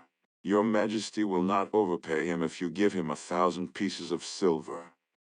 In order to satisfy him, and as he is so poor, I will order 1,000 pieces of gold to be given you, which you will be sure to remit to him. So saying, she gave orders for the payment, and returned to the palace, having the jars carried before her. When evening came, the Princess Badoura retired to the inner part of the palace, and going to the apartments of the Princess Hayatolnefous, she had the 50 jars of olives brought to her. She opened one to let her friend taste the olives and to taste them herself, but great was her surprise when, on pouring some into a dish, she found them all powdered with gold dust. What an adventure! How extraordinary! She cried. Then she had the other jars opened, and was more and more surprised to find the olives in each jar mixed with gold dust. But when at length her talisman was discovered in one of the jars, her emotion was so great that she fainted away. The Princess Hayatolnefous and her woman hastened to restore her, and as soon as she recovered consciousness, she covered the precious talisman with kisses. Then, dismissing the attendants, she said to her friend, You will have guessed, my dear, that it was the sight of this talisman which has moved me so deeply. This was the cause of my separation from my dear husband, and now, I am convinced, it will be the means of our reunion. As soon as it was light next day, the Princess Badoura sent for the captain, and made further inquiries about the merchant who owned the olive jars she had bought. In reply, the captain told her all he knew of the place where the young man lived, and how, after engaging his passage, he came to be left behind. Said the princess, You must set sail at once and go back for him. He is a debtor of mine and must be brought here at once, or I will confiscate all your merchandise. I shall now give orders to have all the warehouses where your cargo is placed under the royal seal, and they will only be opened when you have brought me the man I ask for. Go at once and obey my orders. The captain had no choice but to do as he was bid, so hastily provisioning his ship, he started that same evening on his return voyage. When, after a rapid passage, he gained sight of the island of idolaters, he judged it better not to enter the harbor. But casting anchor at some distance, he embarked at night in a small boat with 6 active sailors and landed near Camaralzaman's cottage. The prince was not asleep, and as he lay awake moaning over all the sad events which had separated him from his wife, he thought he heard a knock at the garden door. He went to open it, and was immediately seized by the captain and sailors, who without a word of explanation forcibly bore him off to the boat, which took them back to the ship without loss of time. No sooner were they on board than they weighed anchor and set sail.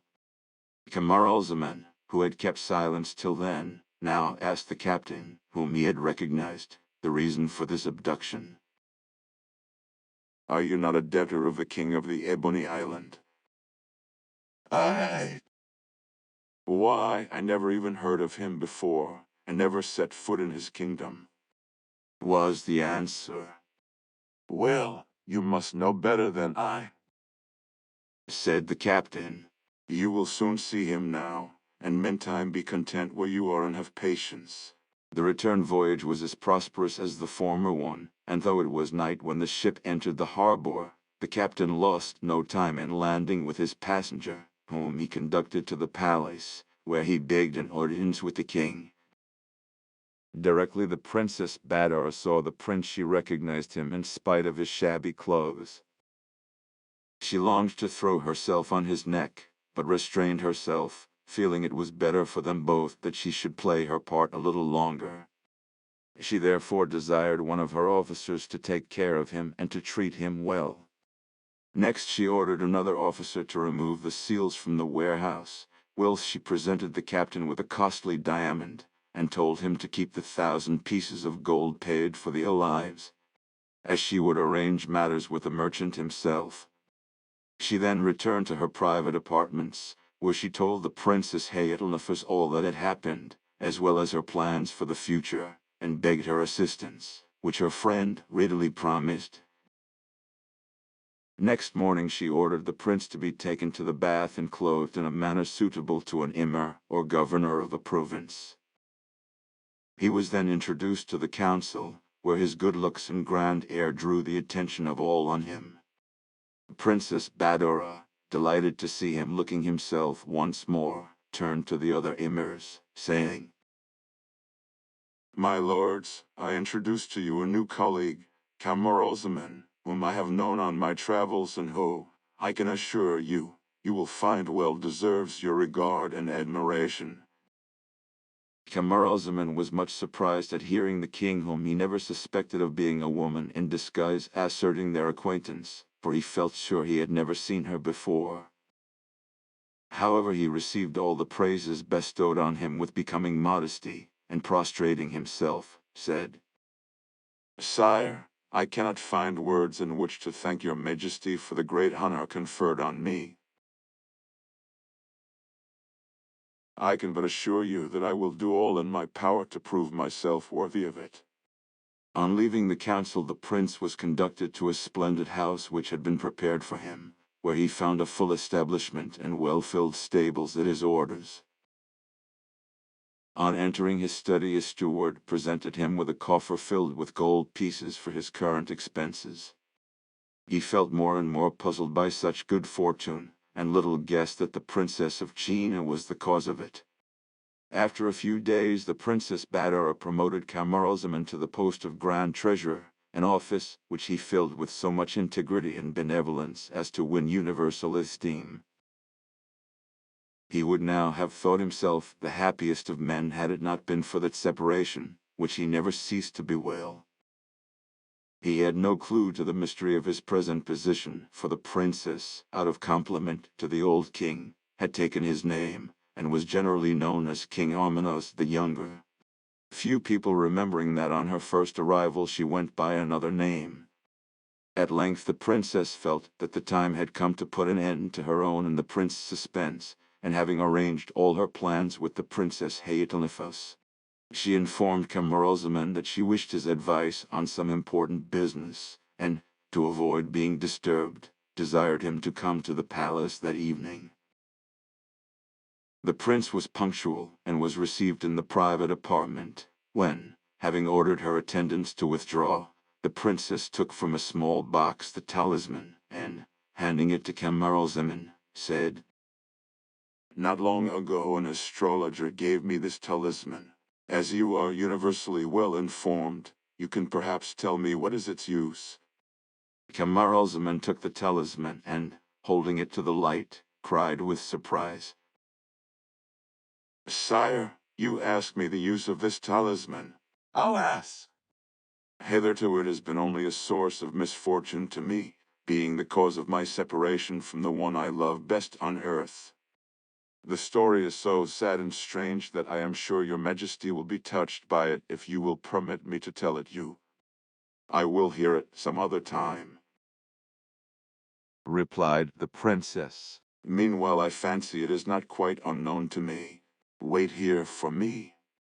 I will return shortly."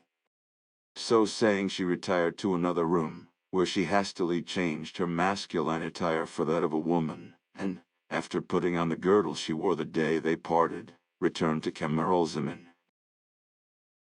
The prince recognized her at once, and, embracing her with the utmost tenderness, cried, "Ah, how can I thank the king for this delightful surprise?" "Do not expect ever to see the king again," said the princess, as she wiped the tears of joy from her eyes. "In me you see the king. Let us sit down, and I will tell you all about it." She then gave a full account of all her adventures since their parting, and dwelt much on the charms and noble disposition of the Princess Hayetelnefous, to whose friendly assistance she owed so much. When she had done, she asked to hear the prince's story, and in this manner they spent most of the night. Next morning the princess resumed her woman's clothes, and as soon as she was ready she desired the chief eunuch to beg King Armanos to come to her apartments. When the king arrived, great was his surprise at finding a strange lady in company of the Grand Treasurer, who had no actual right to enter the private apartment. Seating himself, he asked for the king. Said the princess, "Yesterday I was the king. Today I am only the princess of China and wife to the real Prince Camaralzaman, son of King Skazaman. And I trust that when your majesty shall have heard our story, you will not condemn the innocent deception I've been obliged to practice." The king consented to listen, and did so with marked surprise. At the close of her narrative the princess said, "Sire, as our religion allows a man to have more than one wife, I would beg your majesty to give your daughter, the Princess Hayetelnefous, in marriage to Prince Camaralzaman. I gladly yield to her the precedence and title of queen in recognition of the debt of gratitude which I owe her." King Armanos heard the princess with surprise and admiration. Then, turning to Camaralzaman, he said, "My son, as your wife, the Princess Badora, whom I have hitherto looked on as my son-in-law, consents to share your hand and affections with my daughter. I have only to ask if this marriage is agreeable to you, and if you will consent to accept the crown which the Princess Badora deserves to wear all her life, but which she prefers to resign for love of you," replied Camaralzaman. "I can refuse your majesty nothing." Accordingly Camaralzaman was duly proclaimed king, and as duly married with all pomp to the Princess Hayetelnefous, with whose beauty, talents, and affections he had every reason to be pleased. The two queens lived in true sisterly harmony together, and after a time each presented King Camaralzaman with a son, whose births were celebrated throughout the kingdom with the utmost rejoicing. Noureddin and the Fair Persian. Balsora was the capital of a kingdom long tributary to the Caliph. During the time of the Caliph Harun al-Rashid, the king of Balsora, who was his cousin, was called Zainbi. Not thinking one vizier enough for the administration of his estates, he had two, named Kakan and Seli. Kakan was kind, generous, and liberal, and took pleasure in obliging, as far as in him lay, those who had business with him. Throughout the entire kingdom there was no one who did not esteem and praise him as he deserved. Seli was quite a different character, and repelled everyone with whom he came in contact. He was always gloomy, and, in spite of his great riches, so miserly that he denied himself even the necessaries of life. What made him particularly detested was the great aversion he had to Kaiken, of whom he never ceased to speak evil to the king. One day, while the king amused himself talking with his two viziers and other members of the council, the conversation turned on female slaves. While some declared that it sufficed for a slave to be beautiful, others, and Kaiken was among the number, maintained that beauty alone was not enough, but that it must be accompanied by wit, wisdom, modesty, and, if possible, knowledge. The king not only declared himself to be of this opinion, but charged Kaiken to procure him a slave who should fulfill all these conditions. Sewi, who had been of the opposite side, and was jealous of the honor done to Kaiken, said, Sire, it will be very difficult to find a slave as accomplished as your majesty desires, and, if she is to be found, she will be cheap if she cost less than 10 gold pieces. answered the king. You seem to find that a very great sum. For you it may be so, but not for me.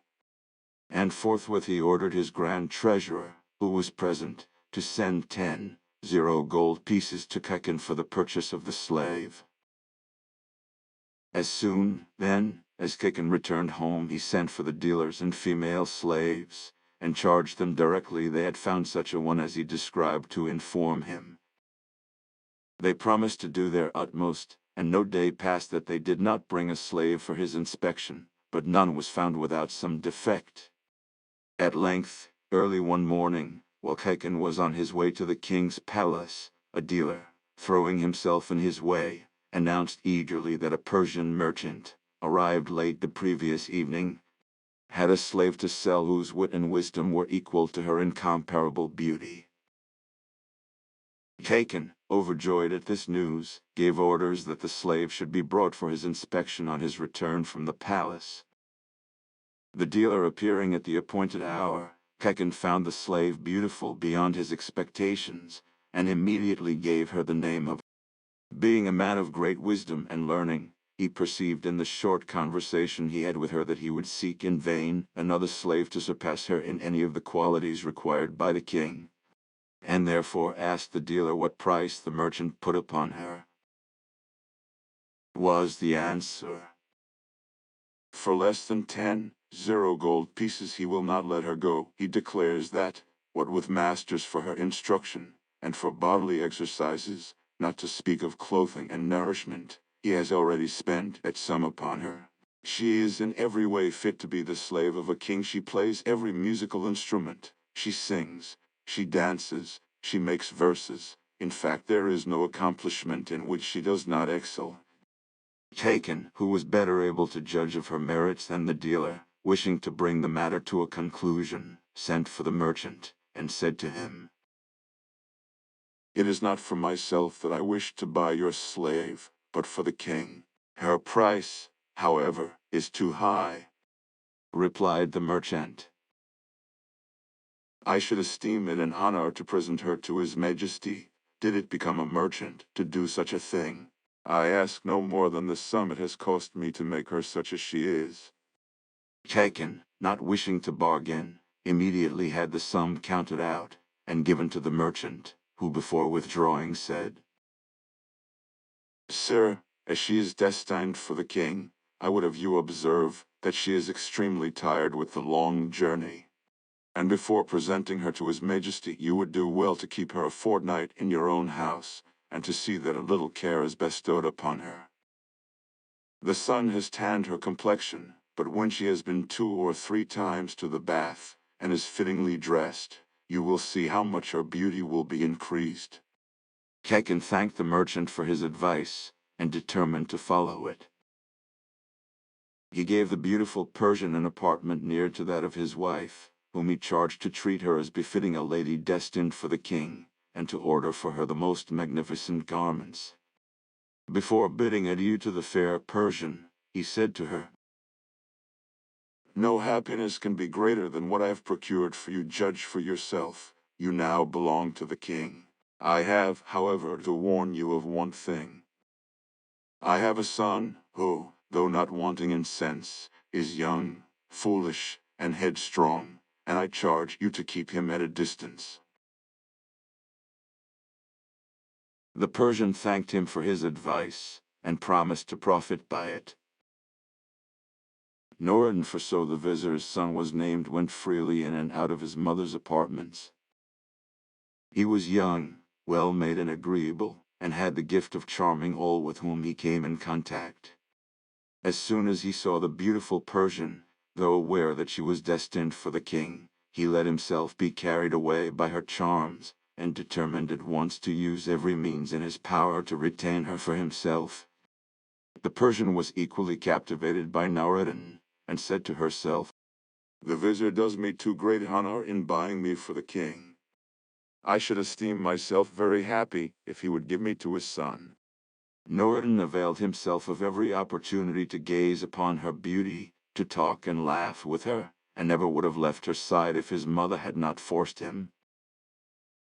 Some time having elapsed, on account of the long journey, since the beautiful Persian had been to the bath. 5 or 6 days after her purchase, the vizier's wife gave orders that the bath should be heated for her, and that her own female slaves should attend her there, and afterwards should array her in a magnificent dress that had been prepared for her. Her toilet completed, the beautiful Persian came to present herself to the vizier's wife, who hardly recognized her, so greatly was her beauty increased. Kissing her hand, the beautiful slave said, Madam, I do not know how you find me in this dress that you have had prepared for me. Your women assure me that it suits me so well that they hardly knew me. If it is the truth they tell me, and not flattery, it is to you I owe the transformation. answered the vizier's wife. They do not flatter you. I myself hardly recognized you. The improvement is not due to the dress alone, but largely to the beautifying effects of the bath. I am so struck by its results that I would try it on myself. Acting forthwith on this decision, she ordered 2 little slaves, during her absence, to watch over the beautiful Persian, and not to allow Nureddin to enter should he come. She had no sooner gone than he arrived, and not finding his mother in her apartment, would have sought her in that of the Persian. The 2 little slaves barred the entrance, saying that his mother had given orders that he was not to be admitted. Taking each by an arm, he put them out of the anteroom and shut the door. Then they rushed to the bath, informing their mistress with shrieks and tears that Nureddin had driven them away by force and gone in. This news caused great consternation to the lady, who, dressing herself as quickly as possible, hastened to the apartment of the fair Persian, to find that Nureddin had already gone out. Much astonished to see the vizier's wife enter in tears, the Persian asked what misfortune had happened. Exclaimed the lady, You ask me that, knowing that my son Nureddin has been alone with you? inquired the Persian. What harm is there in that? How? Has my husband not told you that you are destined for the king? Certainly, but Nureddin has just been to tell me that his father has changed his mind and has bestowed me upon him. I believed him, and so great is my affection for Nureddin that I would willingly pass my life with him. Would to heaven, Exclaimed the wife of the vizier, that what you say were true, but Nureddin has deceived you, and his father will sacrifice him in vengeance for the wrong he has done. So saying, she wept bitterly, and all her slaves wept with her. Khacan, entering shortly after this, was much astonished to find his wife and her slaves in tears, and the beautiful Persian greatly perturbed. He inquired the cause, but for some time no answer was forthcoming.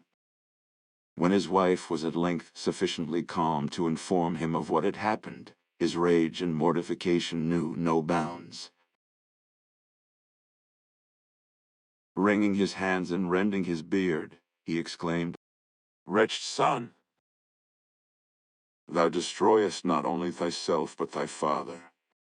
The king will shed not only thy blood but mine. His wife tried to console him, saying, Do not torment thyself. With the sale of my jewels I will obtain 10 gold pieces, and with this sum you will buy another slave. replied her husband. That it is the loss of the money that affects me. My honor is at stake, and that is more precious to me than all my wealth. You know that Sally is my mortal enemy. He will relate all this to the king, and you will see the consequences that will ensue, said his wife. I am quite aware of Say's baseness, and that he is capable of playing you this malicious trick. But how can he or anyone else know what takes place in this house? Even if you are suspected and the king accuses you, you have only to say that, after examining the slave, you did not find her worthy of his majesty. Reassure yourself and send to the dealers, saying that you are not satisfied, and wish them to find you another slave. This advice appearing reasonable, Khacan decided to follow it, but his wrath against his son did not abate. Noradin dared not appear all that day, and fearing to take refuge with his usual associates in case his father should seek him there, he spent the day in a secluded garden where he was not known. He did not return home till after his father had gone to bed, and went out early next morning before the vizier awoke, and these precautions he kept up during an entire month. His mother, though knowing very well that he returned to the house every evening, dare not ask her husband to pardon him. At length she took courage and said, My lord, I know that a son could not act more basely towards his father than Noradin has done towards you, but after all will you now pardon him? Do you not consider the harm you may be doing yourself, and fear that malicious people, seeking the cause of your estrangement, may guess the real one? replied the vizier. What you say is very just, but I cannot pardon Noradin before I have mortified him as he deserves. He will be sufficiently punished, answered the lady. if you do as I suggest. In the evening, when he returns home, lie in wait for him and pretend that you will slay him. I will come to his aid, and while pointing out that you only yield his life at my supplications, you can force him to take the beautiful Persian on any conditions you please. Khacan agreed to follow this plan, and everything took place as arranged. On Noradin's return, Khacan pretended to be about to slay him, but yielding to his wife's intercession, said to his son, You owe your life to your mother. I pardon you on her intercession, and on the conditions that you take the beautiful Persian for your wife, and not your slave, that you never sell her, nor put her away. Noradin, not hoping for so great indulgence, thanked his father, and vowed to do as he desired. Khacan was at great pains frequently to speak to the king of the difficulties attending the commission he had given him, but some whispers of what had actually taken place did reach Say's ears. More than a year after these events the minister took a chill, leaving the bath while still heated to go out on important business. This resulted in inflammation of the lungs, which rapidly increased. The vizier, feeling that his end was at hand, sent for Noradin, and charged him with his dying breath never to part with the beautiful Persian. Shortly afterwards he expired, leaving universal regret throughout the kingdom. Rich and poor alike followed him to the grave. Noradin showed every mark of the deepest grief at his father's death, and for long refused to see anyone. At length a day came when, one of his friends being admitted, urged him strongly to be consoled, and to resume his former place in society. This advice Noradin was not slow to follow, and soon he formed a little society of 10 young men all about his own age, with whom he spent all his time in continual feasting and merrymaking. Sometimes the fair Persian consented to appear at these festivities, but she disapproved of this lavish expenditure, and did not scruple to warn Noureddin of the probable consequences. He, however, only laughed at her advice, saying that his father had always kept him in too great constraint, and that now he rejoiced at his newfound liberty. What added to the confusion in his affairs was that he refused to look into his accounts with his steward, sending him away every time he appeared with his book. He said, "And do not disturb me about anything else." Not only did Noureddin's friends constantly partake of his hospitality, but in every way they took advantage of his generosity. Everything of his that they admired, whether land, houses, baths, or any other source of his revenue, he immediately bestowed on them. In vain the Persian protested against the wrong he did himself. He continued to scatter with the same lavish hand. Throughout one entire year Noureddin did nothing but amuse himself and dissipate the wealth his father had taken such pains to acquire. The year had barely elapsed, when one day, as they sat at table, there came a knock at the door. The slaves having been sent away, Noureddin went to open it himself. One of his friends had risen at the same time, but Noureddin was before him, and finding the intruder to be the steward, he went out and closed the door. The friend, curious to hear what passed between them, hid himself behind the hangings, and heard the following words. Said the steward, "I beg 1,000 pardons for interrupting you, but what I have long foreseen has taken place. Nothing remains of the sums you gave me for your expenses, and all other sources of income are also at end, having been transferred by you to others. If you wish me to remain in your service, furnish me with the necessary funds, else I must withdraw." So great was Noureddin's consternation that he had not a word to say in reply. The friend, who had been listening behind the curtain, immediately hastened to communicate the news to the rest of the company. They said, "We must cease to come here." Noureddin re-entering at that moment, they plainly saw, in spite of his efforts to dissemble, that what they had heard was the truth. One by one they rose, and each with a different excuse left the room, till presently he found himself alone, though little suspecting the resolution his friends had taken. Then, seeing the beautiful Persian, he confided to her the statement of the steward, with many expressions of regret for his own carelessness. "Had I but followed your advice, beautiful Persian, all this would not have happened, but at least I have this consolation, that I have spent my fortune in the company of friends who will not desert me in an hour of need. Tomorrow I will go to them, and amongst them, they will lend me a sum sufficient to start in some business." Accordingly next morning early Noureddin went to seek his 10 friends, who all lived in the same street. Knocking at the door of the first and chief, the slave who opened it left him to wait in a hall while he announced his visit to his master. He heard him exclaim quite audibly, "Tell him, every time he calls, that I am not at home." The same thing happened at the second door, and also at the third, and so on with all the 10. Noureddin, much mortified, recognized too late that he had confided in false friends, who abandoned him in his hour of need. Overwhelmed with grief, he sought consolation from the beautiful Persian.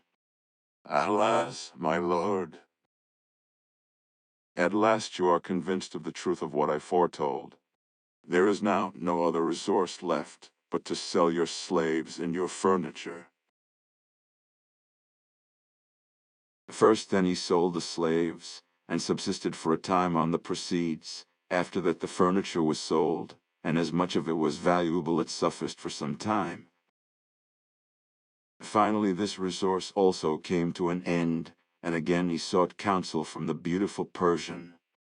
She said, "I know that the late vizier, your father, bought me for 10 gold pieces, and though I have diminished in value since, I should still fetch a large sum. Do not therefore hesitate to sell me, and with the money you obtain go and establish yourself in business in some distant town." Charming Persian, answered Noureddin. How could I be guilty of such baseness?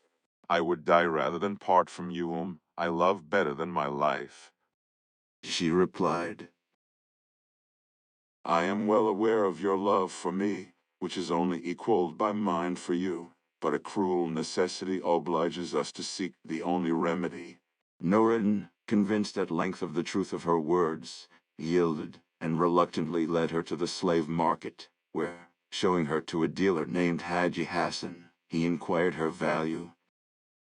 Taking them into a room apart, Haji Hassan exclaimed as soon as she had unveiled, My lord, is not this the slave your father bought for 10 pieces? On learning that it was so, he promised to obtain the highest possible price for her. Leaving the beautiful Persian shut up in the room alone, he went out to seek the slave merchants, announcing to them that he had found the pearl among slaves, and asking them to come and put a value upon her. As soon as they saw her they agreed that less than 40 gold pieces could not be asked. Haji Hassan, then closing the door upon her, began to offer her for sale, calling out, Who will bid 40 gold pieces for the Persian slave? Before any of the merchants had bid, Sari happened to pass that way, and judging that it must be a slave of extraordinary beauty, rode up to Haji Hassan and desired to see her. Now it was not the custom to show a slave to a private bidder, but as no one dared to disobey the vizier, his request was granted. As soon as Sari saw the Persian he was so struck by her beauty, that he immediately wished to possess her, and not knowing that she belonged to Noureddin, he desired Haji Hassan to send for the owner and to conclude the bargain at once. Haji Hassan then sought Noureddin, and told him that his slave was going far below her value, and that if Sari bought her, he was capable of not paying the money. He said, Is to pretend that you had no real intention of selling your slave, and only swore you would in a fit of anger against her. When I present her to Sari as if with your consent you must step in, and with blows begin to lead her away. Noureddin did as Haji Hassan advised, to the great wrath of Sari, who riding straight at him endeavored to take the beautiful Persian from him by force. Noureddin, letting her go, seized Sari's horse by the bridle, and, encouraged by the applause of the bystanders, dragged him to the ground, beat him severely, and left him in the gutter streaming with blood. Then, taking the beautiful Persian, he returned home amidst the acclamations of the people, who detested Sari so much that they would neither interfere in his behalf nor allow his slaves to protect him. Covered from head to foot with mire and streaming with blood he rose, and leaning on 2 of his slaves went straight to the palace, where he demanded an audience of the king, to whom he related what had taken place in these words. May it please your majesty, I had gone to the slave market to buy myself a cook. While there I heard a slave being offered for 40 pieces. Asking to see her, I found she was of incomparable beauty, and was being sold by Noureddin, the son of your late vizier, to whom your majesty will remember giving a sum of 10 gold pieces for the purchase of a slave. This is the identical slave, whom instead of bringing to your majesty he gave to his own son. Since the death of his father this Noureddin has run through his entire fortune, has sold all his possessions, and is now reduced to selling the slave. Calling him to me, I said, Noureddin, I will give you 10 gold pieces for your slave, whom I will present to the king. I will interest him at the same time in your behalf, and this will be worth much more to you than what extra money you might obtain from the merchants. Bad old man, he exclaimed. Rather than sell my slave to you, I would give her to a Jew. But, Noureddin, I remonstrated, you do not consider that in speaking thus you wrong the king, to whom your father owed everything. This remonstrance only irritated him the more. Throwing himself on me like a madman, he tore me from my horse, beat me to his heart's content, and left me in the state your majesty sees.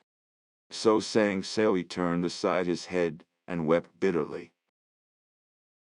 The king's wrath was kindled against Nureddin. He ordered the captain of the guard to take with him 40 men, to pillage Nureddin's house, to raze it to the ground, and to bring Nureddin and the slave to him. A doorkeeper, named Sanjar, who had been a slave of Kakan's, hearing this order given, slipped out of the king's apartment, and hastened to warn Nureddin to take flight instantly with the beautiful Persian. Then, presenting him with 40 gold pieces, he disappeared before Nureddin had time to thank him. As soon, then, as the fair Persian had put on her veil, they fled together, and had the good fortune to get out of the town without being observed. At the mouth of the Euphrates, they found a ship just about to start for Baghdad. They embarked, and immediately the anchor was raised and they set sail.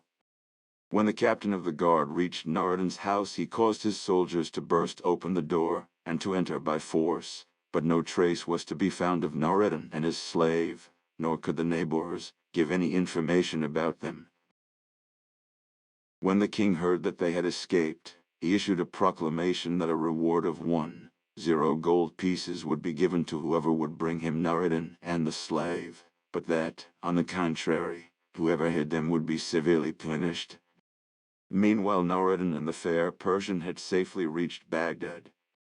When the vessel had come to an anchor, they paid 5 gold pieces for their passage and went ashore. Never having been in Baghdad before, they did not know where to seek a lodging. Wandering along the banks of the Tigris, they skirted a garden enclosed by a high wall. The gate was shut, but in front of it was an open vestibule with a sofa on either side. Said Nureddin, "Let us pass the night." and reclining on the sofas they soon fell asleep. Now this garden belonged to the Caliph. In the middle of it was a vast pavilion, whose superb saloon had 80 windows, each window having a luster, lit solely when the Caliph spent the evening there. Only the doorkeeper lived there, an old soldier named Ski Ibrahim, who had strict orders to be very careful whom he admitted, and never to allow anyone to sit on the sofas by the door. It happened that evening that he had gone out on an errand. When he came back and saw 2 persons asleep on the sofas, he was about to drive them out with blows, but drawing near, he perceived that they were a handsome young man and beautiful young woman, and decided to awake them by gentle means. Nureddin, on being awoke, told the old man that they were strangers, and merely wished to pass the night there. Said Ski Ibrahim, "I will lodge you better, and will show you a magnificent garden belonging to me." So saying, the doorkeeper led the way into the Caliph's garden, the beauties of which filled them with wonder and amazement. Nureddin took out 2 gold pieces, and giving them to Ski Ibrahim said, "I beg you to get us something to eat that we may make merry together." Being very avaricious, Ski Ibrahim determined to spend only the 10th part of the money, and to keep the rest to himself. While he was gone, Nureddin and the Persian wandered through the gardens, and went up the white marble staircase of the pavilion, as far as the locked door of the saloon. On the return of Ski Ibrahim, they begged him to open it, and to allow them to enter and admire the magnificence within. Consenting, he brought not only the key, but a light, and immediately unlocked the door. Nureddin and the Persian entering, were dazzled with the magnificence they beheld. The paintings and furniture were of astonishing beauty, and between each window was a silver arm holding a candle. Ski Ibrahim spread the table in front of a sofa, and all 3 ate together. When they had finished eating, Nureddin asked the old man to bring them a bottle of wine. Said Ski Ibrahim, "That I should come in contact with wine, I who have 4 times made the pilgrimage to Mecca, and have renounced wine forever. You would, however, do us a great service in procuring us some. You need not touch it yourself. Take the ass which is tied to the gate, lead it to the nearest wine shop, and ask some passerby to order 2 jars of wine, have them put in the ass's panniers, and drive him before you. Here are 2 pieces of gold for the expenses." At sight of the gold, Scheih Ibrahim set off at once to execute the commission. On his return, Noreddin said, "We have still need of cups to drink from, and of fruit, if you can procure us some." Scheih Ibrahim disappeared again, and soon returned with a table spread with cups of gold and silver, and every sort of beautiful fruit. Then he withdrew in spite of repeated invitations to remain. Noreddin and the beautiful Persian, finding the wine excellent, drank of it freely, and while drinking they sang. Both had fine voices, and Scheih Ibrahim listened to them with great pleasure, first from a distance, then he drew nearer, and finally put his head in at the door. Noreddin, seeing him, called to him to come in and keep them company. At first the old man declined, but was persuaded to enter the room, to sit down on the edge of the sofa nearest the door, and at last to draw closer, and to seat himself by the beautiful Persian, who urged him so persistently to drink her health that at length he yielded, and took the cup she offered. Now the old man only made a pretense of renouncing wine. He frequented wine shops like other people, and had taken none of the precautions Noreddin had proposed. Having once yielded, he was easily persuaded to take a second cup, and a third, and so on till he no longer knew what he was doing. Till near midnight they continued drinking, laughing, and singing together. About that time the Persian, perceiving that the room was lit by only one miserable tallow candle, asked Scheih Ibrahim to light some of the beautiful candles in the silver arms. Answered the old man, "You are younger than I, but let 5 or 6 be enough." She did not stop, however, till she had lit all the 80, but Scheih Ibrahim was not conscious of this, and when, soon after that, Noreddin proposed to have some of the lustres lit, he answered, "You are more capable of lighting them than I, but not more than 3. Noreddin, far from contenting himself with 3, lit all, and opened all the 80 windows. The Caliph Harun arrested, chancing at that moment to open a window in the saloon of his palace looking on the garden, was surprised to see the pavilion brilliantly illuminated. Calling the Grand Vizier, Jafar, he said to him, "Negligent Vizier, look at the pavilion, and tell me why it is lit up when I am not there." When the Vizier saw that it was as the Caliph said, he trembled with fear, and immediately invented an excuse. He said, "I must tell you that 4 or 5 days ago Scheih Ibrahim told me that he wished to have an assembly of the ministers of his mosque, and asked permission to hold it in the pavilion. I granted his request, but forgot since to mention it to your majesty." replied the Caliph. "You have committed 3 faults: first, in giving the permission; second, in not mentioning it to me; and third, in not investigating the matter more closely. For punishment I condemn you to spend the rest of the night with me in company of these worthy people. While I dress myself as a citizen, go and disguise yourself, and then come with me." When they reached the garden gate they found it open, to the great indignation of the Caliph. The door of the pavilion being also open, he went softly upstairs, and looked in at the half-closed door of the saloon. Great was his surprise to see Scheih Ibrahim, whose sobriety he had never doubted, drinking and singing with a young man and a beautiful lady.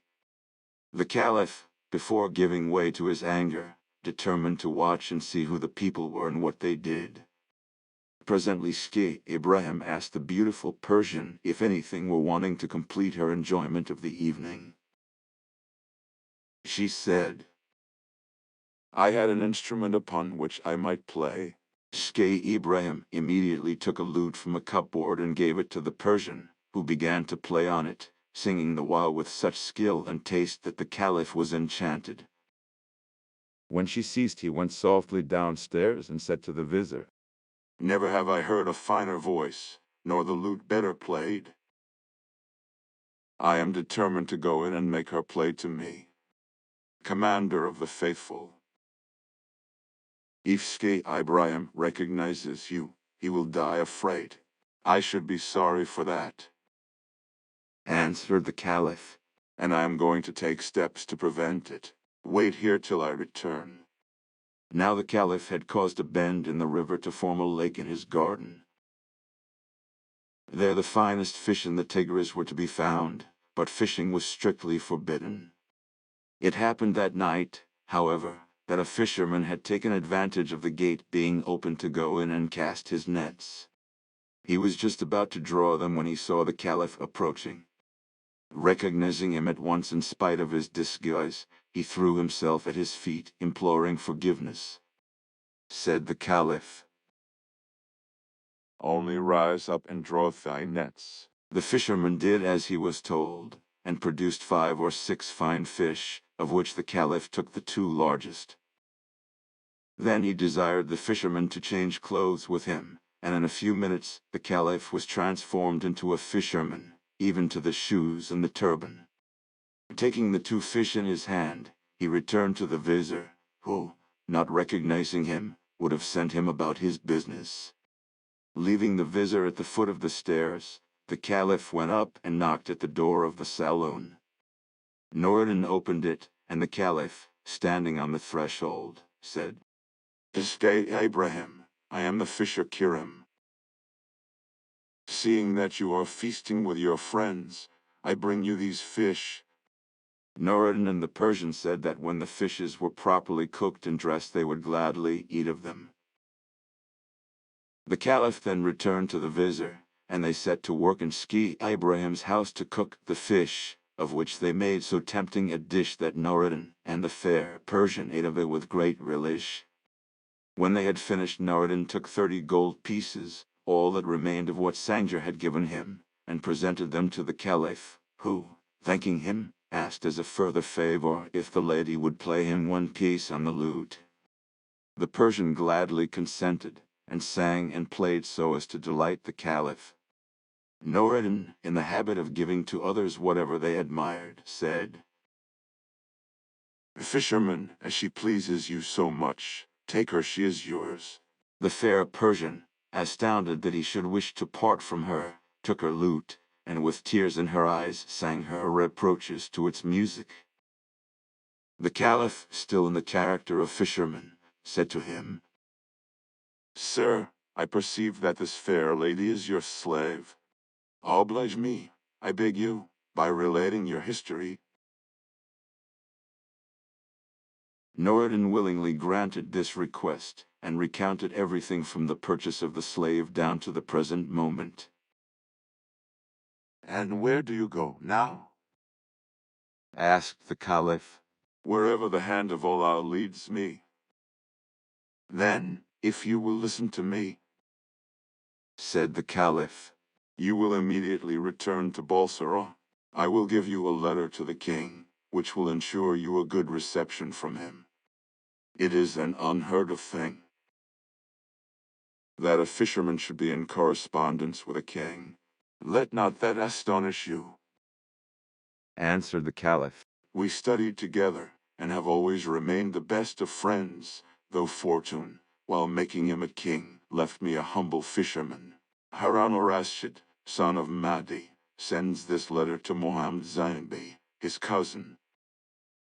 As soon as Noureddin, son of the Vizier Kakan, bearer of this letter, has given it to thee, and thou hast read it, take off the royal mantle, put it on his shoulders, and seat him in thy place without fail. Farewell. The Caliph then gave this letter to Noureddin, who immediately set off, with only what little money he possessed, when Sanjar came to his assistance.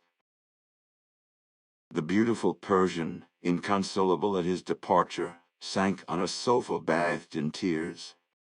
When Noureddin had left the room, Ski Ibrahim, who had hitherto kept silence, said, Kiram, for 2 miserable fish thou hast received a purse and a slave.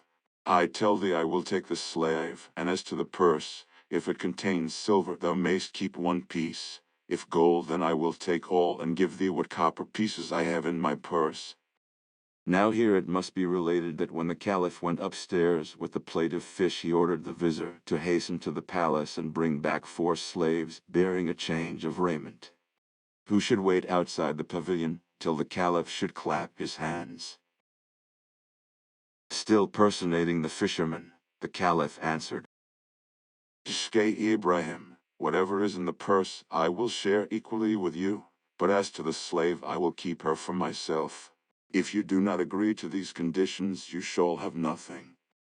The old man, furious at this insolence as he considered it, took a cup and threw it at the Caliph, who easily avoided a missile from the hand of a drunken man.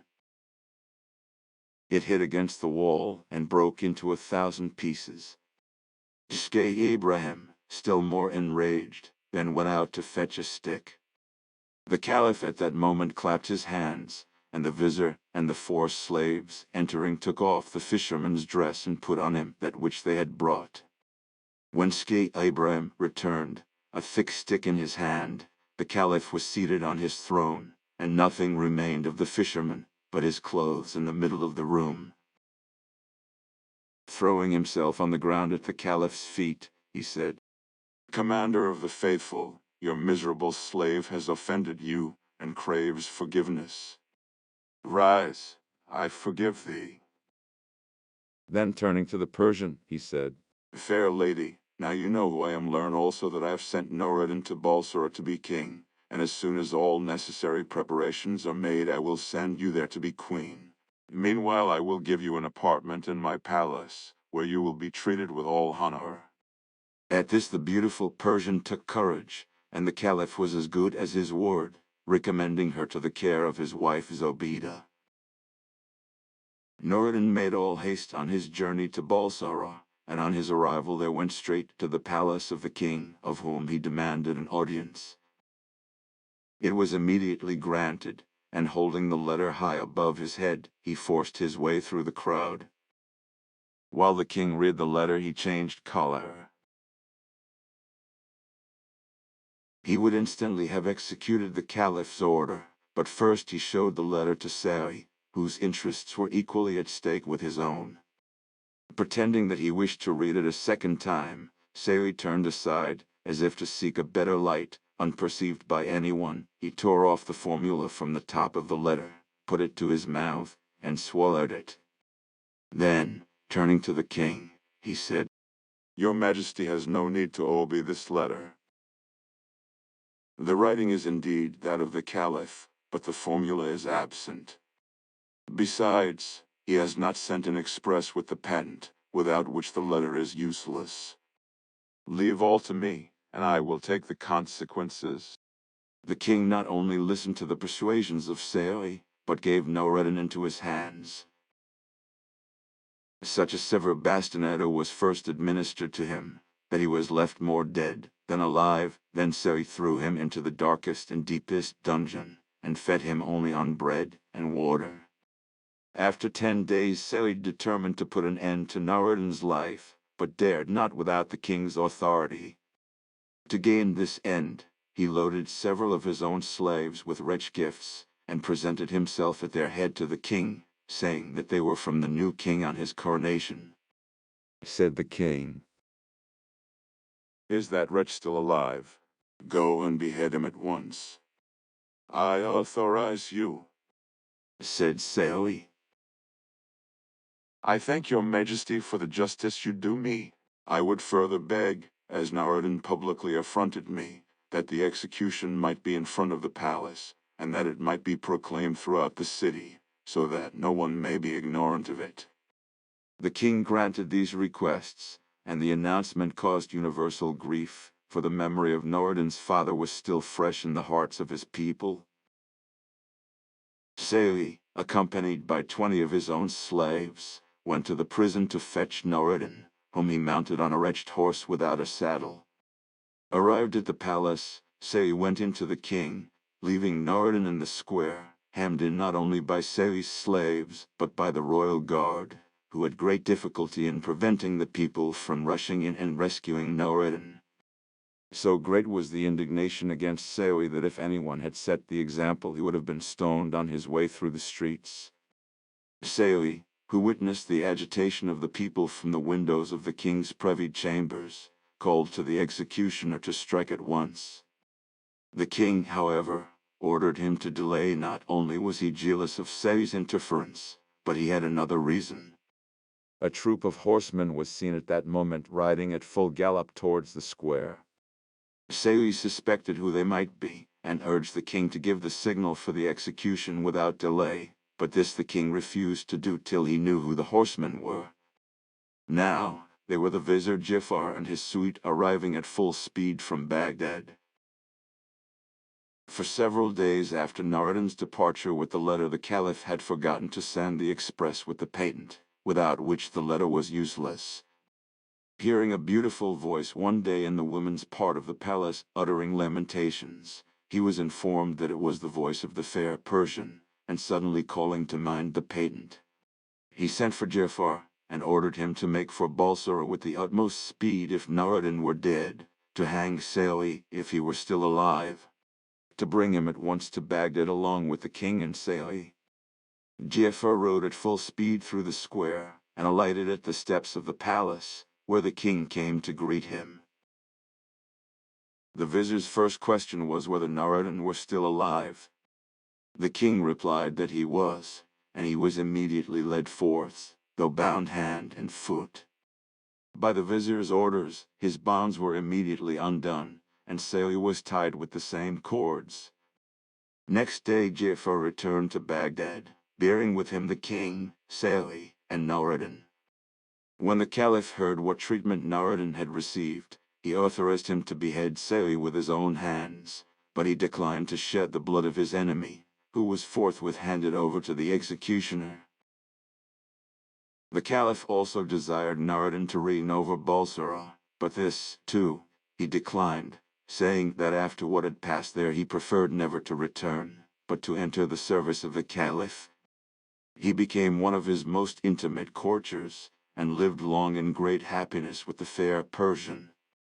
As to the king, the caliph contented himself with sending him back to Balsora, with the recommendation to be more careful in future in the choice of his vizier. There once lived a poor tailor, who had a son called Aladdin, a careless, idle boy who would do nothing but play all day long in the streets with little idle boys like himself.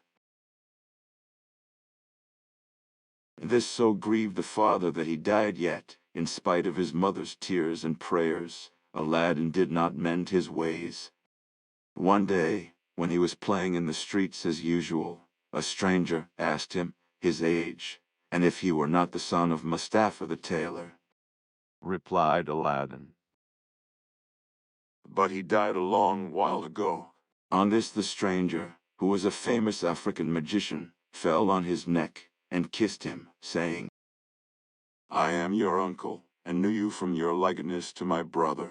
Go to your mother and tell her I am coming. Aladdin ran home, and told his mother of his newly found uncle. She said, Your father had a brother, but I always thought he was dead. However, she prepared supper, and bade Aladdin seek his uncle, who came laden with wine and fruit.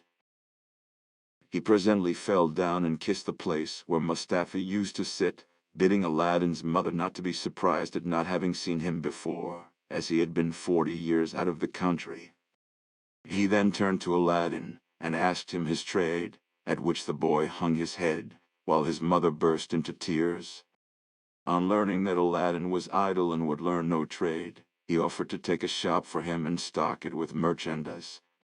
Next day he bought Aladdin a fine suit of clothes and took him all over the city, showing him the sights, and brought him home at nightfall to his mother, who was overjoyed to see her son so fine. Next day the magician led Aladdin into some beautiful gardens, a long way outside the city gates. They sat down by a fountain, and the magician pulled a cake from his girdle, which he divided between them. They then journeyed onwards till they almost reached the mountains. Aladdin was so tired that he begged to go back, but the magician beguiled him with pleasant stories, and led him on in spite of himself. At last they came to two mountains divided by a narrow valley. said the false uncle. I will show you something wonderful, only do you gather up sticks while I kindle a fire. When it was lit, the magician threw on it a powder he had about him, at the same time saying some magical words. The earth trembled a little and opened in front of them, disclosing a square flat stone with a brass ring in the middle to raise it by. Aladdin tried to run away, but the magician caught him and gave him a blow that knocked him down. What have I done, uncle? He said piteously, whereupon the magician said more kindly, Fear nothing, but obey me. Beneath this stone lies a treasure, which is to be yours, and no one else may touch it, so you must do exactly as I tell you. At the word treasure, Aladdin forgot his fears, and grasped the ring as he was told, saying the names of his father and grandfather. The stone came up quite easily and some steps appeared, said the magician. At the foot of those steps you will find an open door, leading into 3 large halls. Tuck up your gown and go through them without touching anything, or you will die instantly. These halls lead into a garden of fine fruit trees. Walk on till you come to a niche in a terrace, where stands a lighted lamp. Pour out the oil it contains and bring it to me. He drew a ring from his finger and gave it to Aladdin, bidding him prosper. Aladdin found everything as the magician had said, gathered some fruit off the trees, and, having got the lamp, arrived at the mouth of the cave. The magician cried out in a great hurry. This Aladdin refused to do until he was out of the cave. The magician flew into a terrible passion, and throwing some more powder on the fire, he said something, and the stone rolled back into its place. The magician left Persia forever, which plainly showed that he was no uncle of Aladdin's, but a cunning magician who had read in his magic books of a wonderful lamp, which would make him the most powerful man in the world. Though he alone knew where to find it, he could only receive it from the hand of another.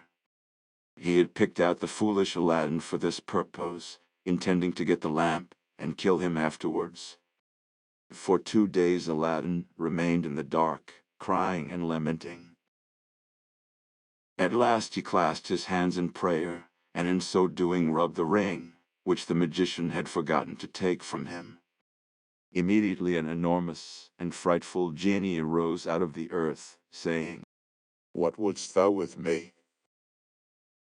I am the slave of the ring, and will obey thee in all things. Aladdin fearlessly replied, Deliver me from this place. whereupon the earth opened, and he found himself outside. As soon as his eyes could bear the light he went home, but fainted on the threshold. When he came to himself he told his mother what had passed, and showed her the lamp, and the fruits he had gathered in the garden, which were in reality precious stones. He then asked for some food. Alas, child, She said, I have nothing in the house, but I have spun a little cotton and will go and sell it. Aladdin bade her keep her cotton, for he would sell the lamp instead. As it was very dirty, she began to rub it, that it might fetch a higher price. Instantly a hideous genie appeared, and asked what she would have. She fainted away, but Aladdin, snatching the lamp, said boldly. The genie returned with a silver bowl, 12 silver plates containing rich meats, 2 silver cups, and 2 bottles of wine. Aladdin's mother, when she came to herself, said, Whence comes this splendid feast? Ask not, but eat. So they sat at breakfast till it was dinner time, and Aladdin told his mother about the lamp. She begged him to sell it, and have nothing to do with devils. Said Aladdin, Since chance has made us aware of its virtues, we will use it in the ring likewise, which I shall always wear on my finger. when they had eaten all the genie had brought, Aladdin sold one of the silver plates, and so until none were left. He then had recourse to the genie, who gave him another set of plates, and thus they lived for many years. One day Aladdin heard an order from the Sultan proclaim that everyone was to stay at home and close his shutters, while the princess, his daughter, went to and from the bath.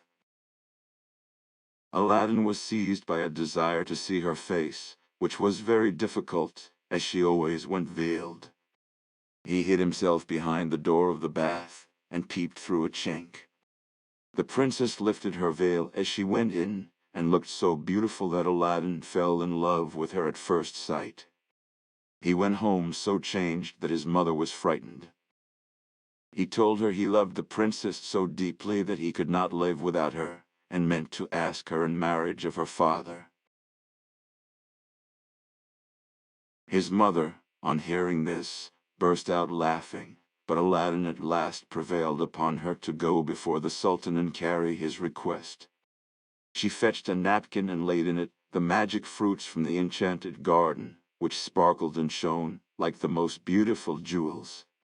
She took these with her to please the Sultan, and set out, trusting in the lamp. The Grand Vizier and the Lords of Council had just gone, and as she entered the hall and placed herself in front of the Sultan, he, however, took no notice of her. She went every day for a week, and stood in the same place. When the council broke up on the 6th day, the Sultan said to his vizier, I see a certain woman in the audience chamber every day carrying something in a napkin. Call her next time, that I may find out what she wants. Next day, at a sign from the vizier, she went up to the foot of the throne, and remained kneeling till the Sultan said to her, Rise, good woman, and tell me what you want. She hesitated, so the Sultan sent away all but the vizier, and bade her speak freely, promising to forgive her beforehand for anything she might say. She then told him of her son's violent love for the princess. I prayed him to forget her, but in vain. He threatened to do some desperate deed if I refused to go and ask your majesty for the hand of the princess. Now I pray you to forgive not me alone, but my son Aladdin. The Sultan asked her kindly what she had in the napkin, whereupon she unfolded the jewels and presented them. He was thunderstruck, and turning to the vizier said, What sayest thou? Ought I not to bestow the princess on one who values her at such a price? The vizier, who wanted her for his own son, begged the Sultan to withhold her for 3 months, in the course of which he hoped his son would contrive to make him a richer present. The Sultan granted this, and told Aladdin's mother that, though he consented to the marriage, she must not appear before him again for 3 months. Aladdin waited patiently for nearly 3 months, but after 2 had elapsed, his mother, going into the city to buy oil, found everyone rejoicing, and asked what was going on. Do you not know that the son of the Grand Vizier is to marry the Sultan's daughter tonight? Breathless, she ran and told Aladdin, who was overwhelmed at first, but presently bethought him of the lamp. He rubbed it, and the genie appeared, saying, What is thy will? The Sultan, as thou knowest, has broken his promise to me, and the vizier's son is to have the princess. My command is that tonight you bring hither the bride and bridegroom. Master, I obey. Aladdin then went to his chamber, where, sure enough at midnight, the genie transported the bed containing the vizier's son and the princess. Take this new married man and put him outside in the cold, and return at daybreak. Whereupon the genie took the vizier's son out of bed, leaving Aladdin with the princess.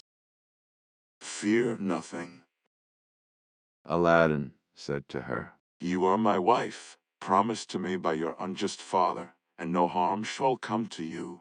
The princess was too frightened to speak, and passed the most miserable night of her life, while Aladdin lay down beside her and slept soundly. At the appointed hour the genie fetched in the shivering bridegroom, laid him in his place, and transported the bed back to the palace.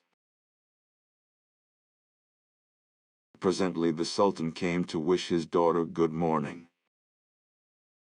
The unhappy vizier's son jumped up and hid himself, while the princess would not say a word, and was very sorrowful.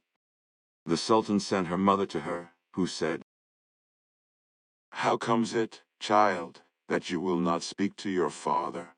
What has happened?"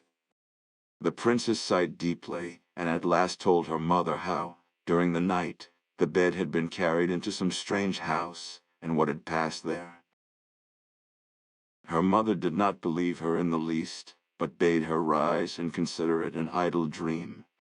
The following night exactly the same thing happened, and next morning, on the princess's refusing to speak, the Sultan threatened to cut off her head. She then confessed all, bidding him ask the vizier's son if it were not so. The Sultan told the vizier to ask his son, who owned the truth, adding that, dearly as he loved the princess, he had rather die than go through another such fearful night, and wished to be separated from her. His wish was granted, and there was an end of feasting and rejoicing. When the 3 months were over, Aladdin sent his mother to remind the Sultan of his promise. She stood in the same place as before, and the Sultan, who had forgotten Aladdin, at once remembered him, and sent for her. On seeing her poverty, the Sultan felt less inclined than ever to keep his word, and asked the vizier's advice, who counseled him to set so high a value on the princess that no man living could come up to it. The Sultan then turned to Aladdin's mother, saying, "Good woman, a sultan must remember his promises, and I will remember mine, but your son must first send me 40 basins of gold brimful of jewels, carried by 40 black slaves, led by as many white ones, splendidly dressed. Tell him that I await his answer." The mother of Aladdin bowed low and went home, thinking all was lost. She gave Aladdin the message, adding, "He may wait long enough for your answer." "Not so long, mother, as you think." "I would do a great deal more than that for the princess." He summoned the genie, and in a few moments the 80 slaves arrived, and filled up the small house and garden. Aladdin made them set out to the palace, 2 and 2, followed by his mother. They were so richly dressed, with such splendid jewels in their girdles, that everyone crowded to see them and the basins of gold they carried on their heads.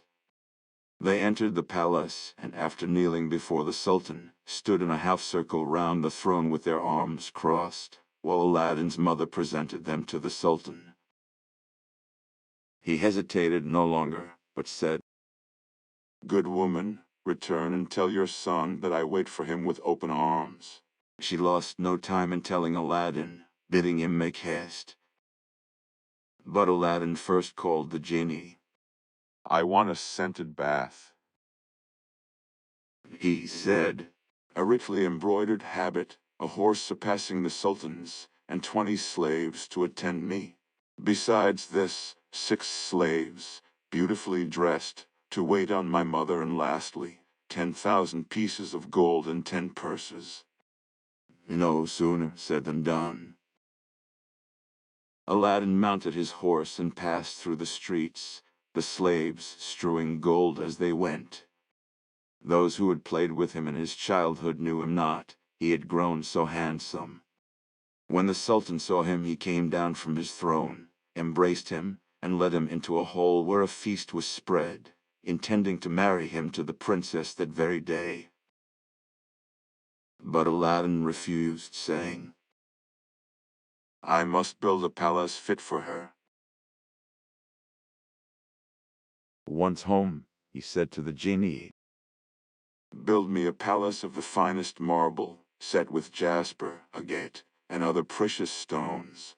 In the middle you shall build me a large hall with a dome, its 4 walls of massy gold and silver, each side having 6 windows, whose lattices, all except one, which is to be left unfinished, must be set with diamonds and rubies. There must be stables and horses and grooms and slaves. Go and see about it." The palace was finished by next day, and the genie carried him there and showed him all his orders faithfully carried out. even to the laying of a velvet carpet from Aladdin's palace to the Sultan's. Aladdin's mother then dressed herself carefully, and walked to the palace with her slaves, while he followed her on horseback. The Sultan sent musicians with trumpets and cymbals to meet them, so that the air resounded with music and cheers. She was taken to the princess, who saluted her and treated her with great honor. At night the princess said goodbye to her father, and set out on the carpet for Aladdin's palace, with his mother at her side, and followed by the 100 slaves. She was charmed at the sight of Aladdin, who ran to receive her. He said, Blame your beauty for my boldness if I have displeased you. She told him that, having seen him, she willingly obeyed her father in this matter.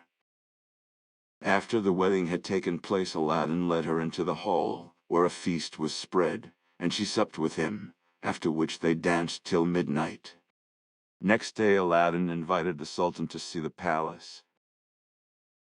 On entering the hall with the 24 windows, with their rubies, diamonds, and emeralds, he cried, It is a world's wonder. There is only one thing that surprises me. Was it by accident that one window was left unfinished? Returned Aladdin. I wished your majesty to have the glory of finishing this palace. The Sultan was pleased, and sent for the best jewelers in the city. He showed them the unfinished window, and bade them fit it up like the others. Replied their spokesman, We cannot find jewels enough. The Sultan had his own fetched, which they soon used, but to no purpose, for in a month's time the work was not half done. Aladdin, knowing that their task was vain, bade them undo their work and carry the jewels back, and the genie finished the window at his command. The Sultan was surprised to receive his jewels again and visited Aladdin, who showed him the window finished. The Sultan embraced him, the envious vizier meanwhile hinting that it was the work of enchantment. Aladdin had won the hearts of the people by his gentle bearing. He was made captain of the Sultan's armies and won several battles for him, but remained modest and courteous as before, and lived thus in peace and content for several years.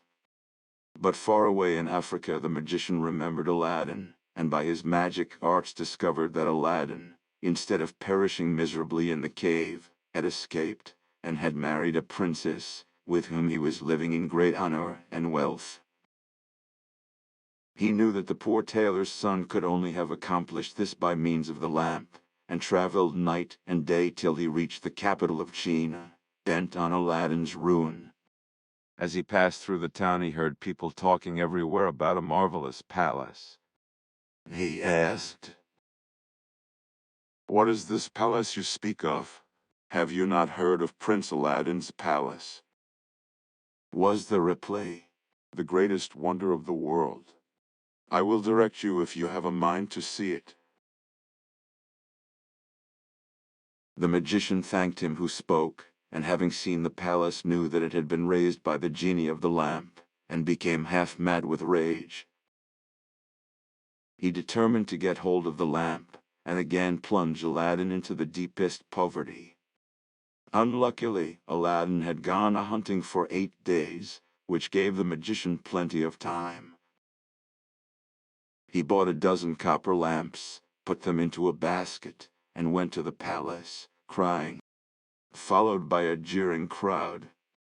The princess, sitting in the hall of 24 windows, sent a slave to find out what the noise was about, who came back laughing, so that the princess scolded her. Replied the slave, Who can help laughing to see an old fool offering to exchange fine new lamps for old ones? Another slave, hearing this, said, There is an old one on the cornice there which he can have. Now this was the magic lamp, which Aladdin had left there, as he could not take it out hunting with him. The princess, not knowing its value, laughingly bade the slave take it, and make the exchange. She went and said to the magician. He snatched it, and bade the slave take her choice, amid the jeers of the crowd. Little he cared, but left off crying his lamps, and went out of the city gates to a lonely place, where he remained till nightfall, when he pulled out the lamp and rubbed it. The genie appeared, and at the magician's command carried him, together with the palace and the princess in it, to a lonely place in Africa. Next morning the Sultan looked out of the window towards Aladdin's palace and rubbed his eyes, for it was gone. He sent for the vizier, and asked what had become of the palace. The vizier looked out too, and was lost in astonishment. He again put it down to enchantment, and this time the Sultan believed him, and sent 30 men on horseback to fetch Aladdin in chains. They met him, riding home, bound him, and forced him to go with them on foot. The people, however, who loved him, followed, armed, to see that he came to no harm. He was carried before the Sultan, who ordered the executioner to cut off his head. The executioner made Aladdin kneel down, bandaged his eyes, and raised his scimitar to strike. At that instant the vizier, who saw that the crowd had forced their way into the courtyard and were scaling the walls to rescue Aladdin, called to the executioner to stay his hand. The people, indeed, looked so threatening that the Sultan gave way and ordered Aladdin to be unbound, and pardoned him in the sight of the crowd. Aladdin now begged to know what he had done. Said the Sultan, Come hither, and showed him from the window the place where his palace had stood. Aladdin was so amazed that he could not say a word.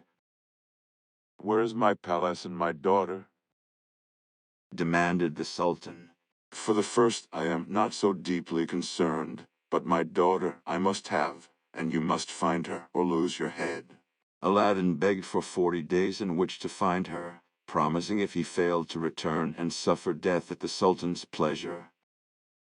His prayer was granted, and he went forth sadly from the Sultan's presence.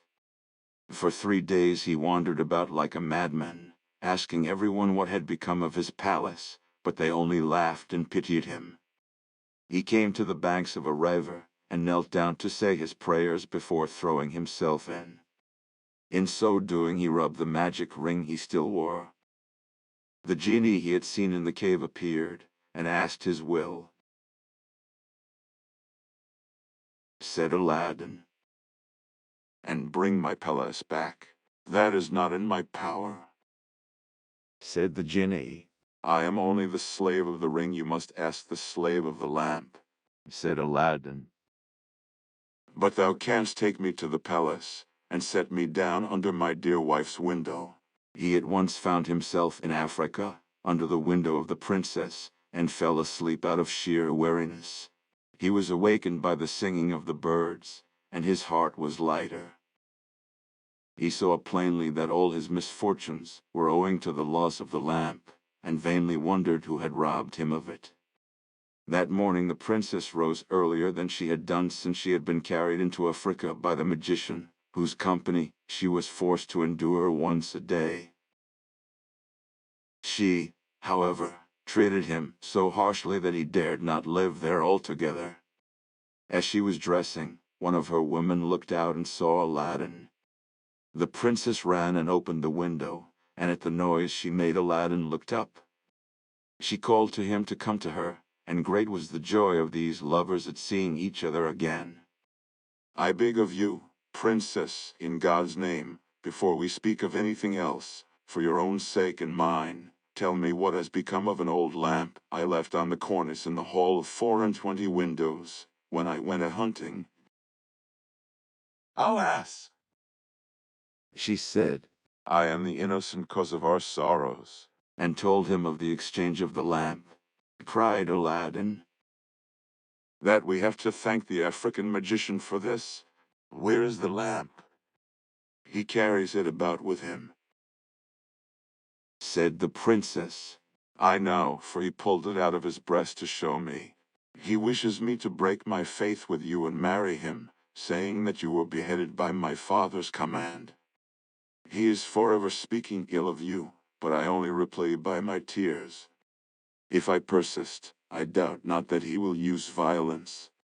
Aladdin comforted her, and left her for a while.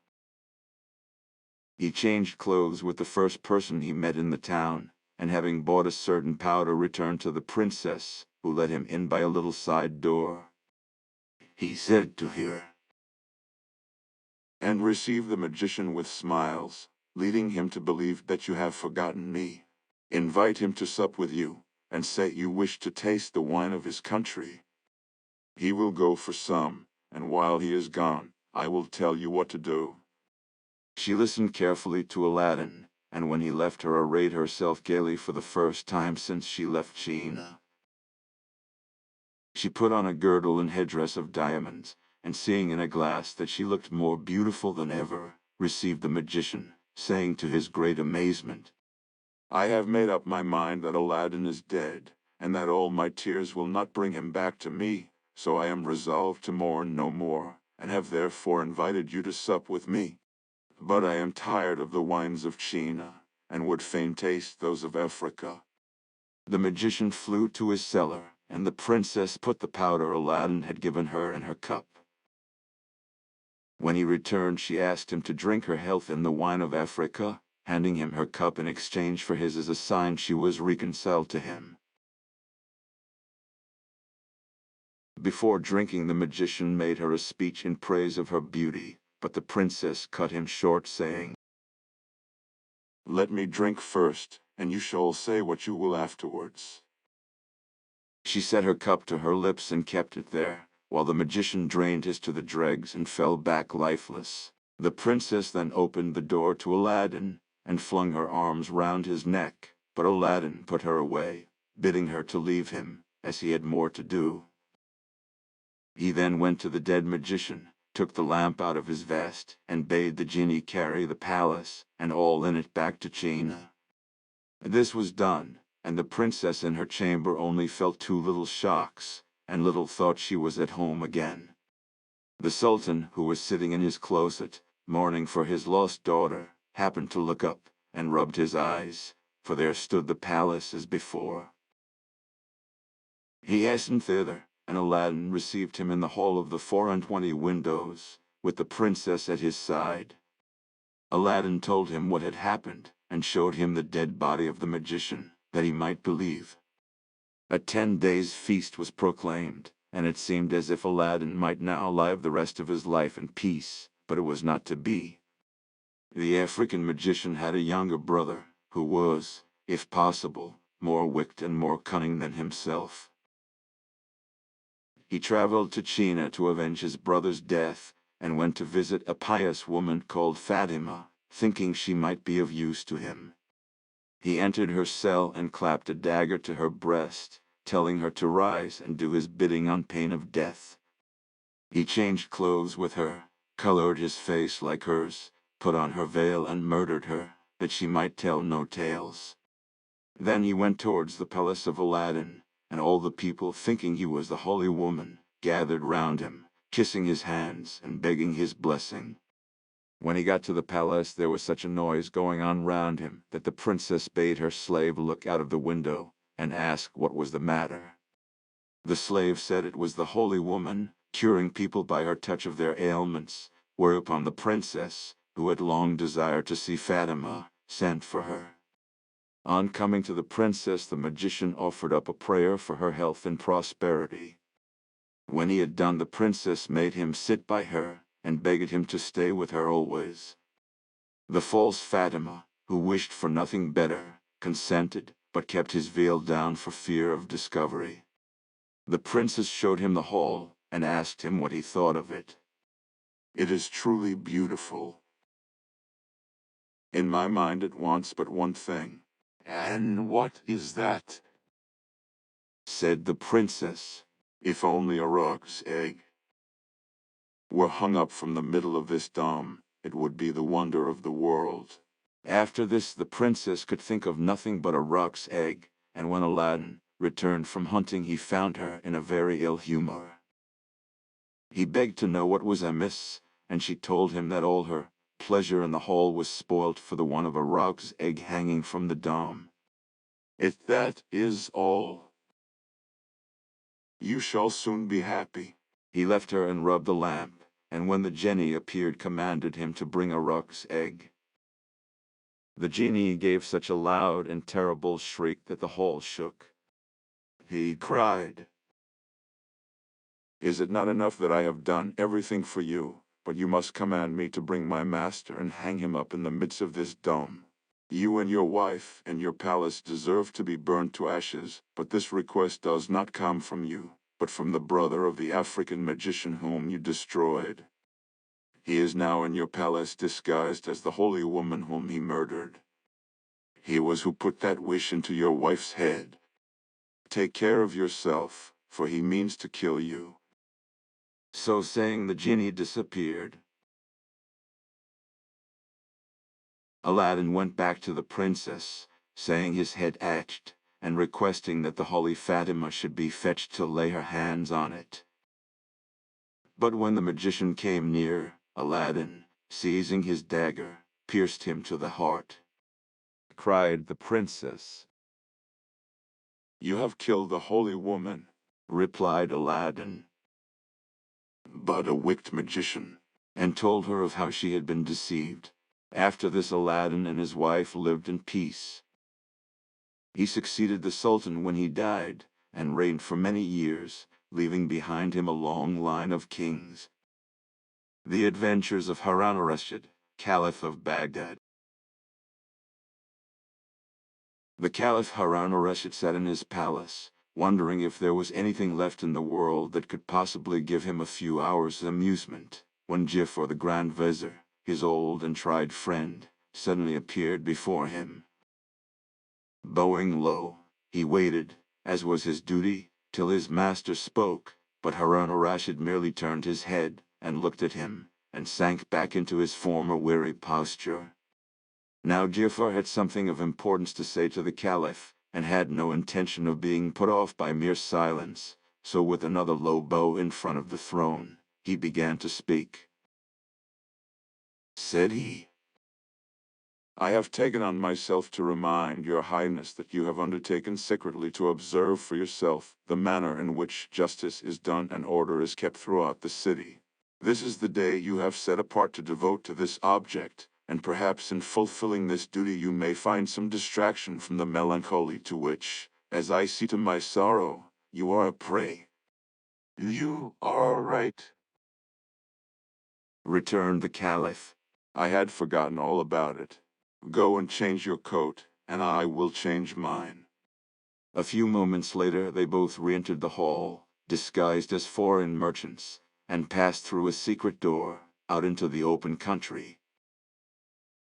Here they turned towards the Euphrates, and crossing the river in a small boat, walked through that part of the town which lay along the further bank, without seeing anything to call for their interference. Much pleased with the peace and good order of the city, the Caliph and his vizier made their way to a bridge, which led straight back to the palace, and had already crossed it, when they were stopped by an old and blind man, who begged for alms. The Caliph gave him a piece of money, and was passing on, but the blind man seized his hand, and held him fast. He said, "Whoever you may be, grant me yet another prayer. To strike me, I beg of you, one blow. I have deserved it richly, and even a more severe penalty." The Caliph, much surprised at this request, replied gently, "My good man, that which you ask is impossible. Of what use would my alms be if I treated you so ill?" and as he spoke, he tried to loosen the grasp of the blind beggar. Answered the man, "Pardon my boldness and my persistence. Take back your money, or give me the blow which I crave. I have sworn a solemn oath that I will receive nothing without receiving chastisement, and if you knew all, you would feel that the punishment is not a tenth part of what I deserve." Moved by these words, and perhaps still more by the fact that he had other business to attend to, the Caliph yielded, and struck him lightly on the shoulder. Then he continued his road, followed by the blessing of the blind man. When they were out of earshot, he said to the vizier, There must be something very odd to make that man act so. I should like to find out what is the reason. Go back to him, tell him who I am, and order him to come without fail to the palace tomorrow, after the hour of evening prayer." So the Grand Vizier went back to the bridge, gave the blind beggar first a piece of money, and then a blow, delivered the Caliph's message, and rejoined his master. They passed on towards the palace, but walking through a square, they came upon a crowd watching a young and well-dressed man who was urging a horse at full speed round the open space, using at the same time his spurs and whip so unmercifully that the animal was all covered with foam and blood. The Caliph, astonished at this proceeding, inquired of a passer-by what it all meant, but no one could tell him anything, except that every day at the same hour the same thing took place. Still wondering, he passed on, and for the moment had to content himself with telling the vizier to command the horseman also to appear before him at the same time as the blind man. The next day, after evening prayer, the Caliph entered the hall, and was followed by the vizier, bringing with him the two men of whom we have spoken, and a third, with whom we have nothing to do. They all bowed themselves low before the throne, and then the Caliph bade them rise, and asked the blind man his name. Said he, "Baba Abdallah." Returned the Caliph, "Your way of asking alms yesterday seemed to me so strange, that I almost commanded you then and there to cease from causing such a public scandal. But I have sent for you to inquire what was your motive in making such a curious vow. When I know the reason, I shall be able to judge whether you can be permitted to continue to practice it, for I cannot help thinking that it sets a very bad example to others. Tell me therefore the whole truth, and conceal nothing." These words troubled the heart of Baba Abdallah, who prostrated himself at the feet of the Caliph. Then rising, he answered, "Commander of the faithful, I crave your pardon humbly, for my persistence in beseeching your highness to do an action which appears on the face of it to be without any meaning. No doubt, in the eyes of men, it has none, but I look on it as a slight expiation for a fearful sin of which I have been guilty, and if your highness will deign to listen to my tale, you will see that no punishment could atone for the crime." The story of the blind Baba Abdallah. I was born, commander of the faithful, in Baghdad, and was left an orphan while I was yet a very young man, for my parents died within a few days of each other. I had inherited from them a small fortune, which I worked hard night and day to increase, till at last I found myself the owner of 80 camels. These I hired out to traveling merchants, whom I frequently accompanied on their various journeys, and always returned with large profits. One day I was coming back from Balsara, whither I had taken a supply of goods, intended for India, and halted at noon in a lonely place, which promised rich pasture for my camels. I was resting in the shade under a tree, when a dervish, going on foot towards Balsara, sat down by my side, and I inquired whence he had come and to what place he was going. We soon made friends, and after we had asked each other the usual questions, we produced the food we had with us, and satisfied our hunger. While we were eating, the dervish happened to mention that in a spot only a little way off from where we were sitting, there was hidden a treasure so great that if my 80 camels were loaded till they could carry no more, the hiding place would seem as full as if it had never been touched. At this news I became almost beside myself with joy and greed, and I flung my arms round the neck of the dervish, exclaiming, "Good dervish, I see plainly that the riches of this world are nothing to you, therefore of what use is the knowledge of this treasure to you? Alone and on foot, you could carry away a mere handful. But tell me where it is, and I will load my 80 camels with it, and give you one of them as a token of my gratitude." Certainly my offer does not sound very magnificent, but it was great to me, for at his words a wave of covetousness had swept over my heart, and I almost felt as if the 79 camels that were left were nothing in comparison. The dervish saw quite well what was passing in my mind, but he did not show what he thought of my proposal. He answered quietly, You know as well as I do that you are behaving unjustly. It was open to me to keep my secret and to reserve the treasure for myself. But the fact that I have told you of its existence shows that I had confidence in you, and that I hope to earn your gratitude forever by making your fortune as well as mine. But before I reveal to you the secret of the treasure, you must swear that, after we have loaded the camels with as much as they can carry, you will give half to me, and let us go our own ways. I think you will see that this is fair, for if you present me with 40 camels, I on my side will give you the means of buying 1,000 more. I could not of course deny that what the dervish said was perfectly reasonable, but, in spite of that, the thought that the dervish would be as rich as I was unbearable to me. Still there was no use in discussing the matter, and I had to accept his conditions or bewail to the end of my life the loss of immense wealth. So I collected my camels and we set out together under the guidance of the dervish. After walking some time, we reached what looked like a valley, but with such a narrow entrance that my camels could only pass one by one. The little valley, or open space, was shut up by two mountains, whose sides were formed of straight cliffs, which no human being could climb. When we were exactly between these mountains, the dervish stopped. Make your camels lie down in this open space, so that we can easily load them. Then we will go to the treasure. I did what I was bid, and rejoined the dervish, whom I found trying to kindle a fire out of some dry wood. As soon as it was alight, he threw on it a handful of perfumes, and pronounced a few words that I did not understand, and immediately a thick column of smoke rose high into the air. He separated the smoke into two columns, and then I saw a rock, which stood like a pillar between the two mountains, slowly open, and a splendid palace appear within.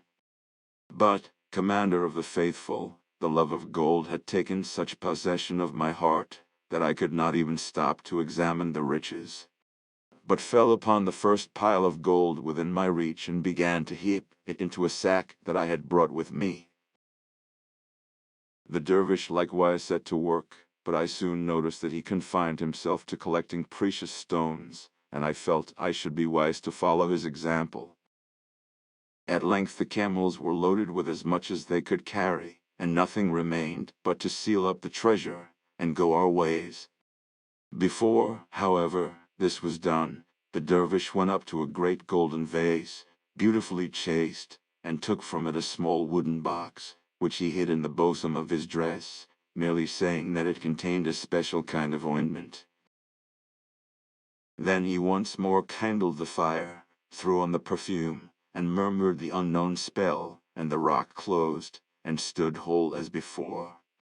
The next thing was to divide the camels, and to charge them with the treasure, after which we each took command of our own and marched out of the valley, till we reached the place in the high road where the routes diverge, and then we parted, the dervish going towards Balsora, and I to Baghdad. We embraced each other tenderly, and I poured out my gratitude for the honor he had done me, in singling me out for this great wealth, and having said a hearty farewell we turned our backs, and hastened after our camels. I had hardly come up with mine when the demon of envy filled my soul. I said to myself, He alone has the secret of the treasure, and can always get as much as he wants. and I halted my camels by the roadside, and ran back after him. I was a quick runner, and it did not take me very long to come up with him. My brother, I exclaimed as soon as I could speak. almost at the moment of our leave-taking, a reflection occurred to me, which is perhaps new to you.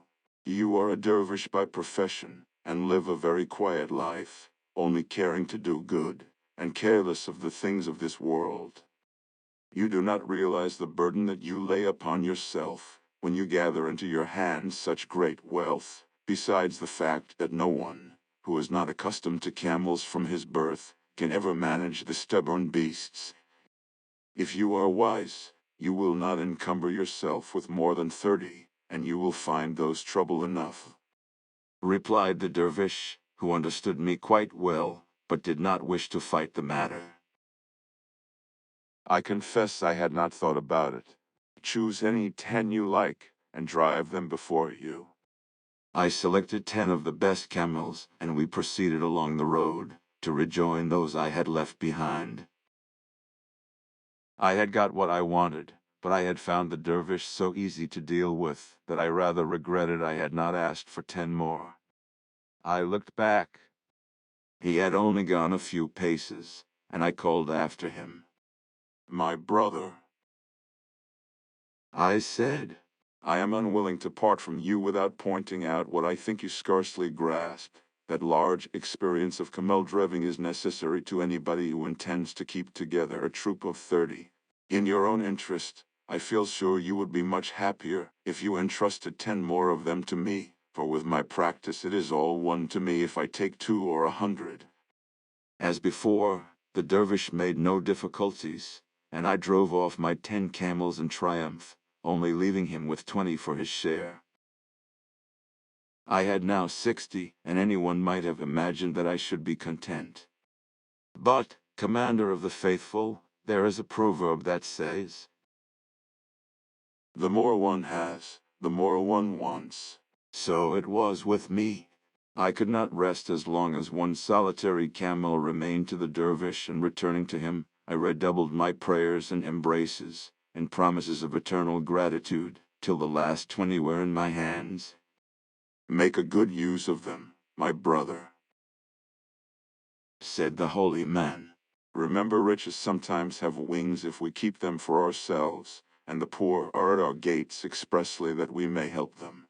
My eyes were so blinded by gold, that I paid no heed to his wise counsel, and only looked about for something else to grasp.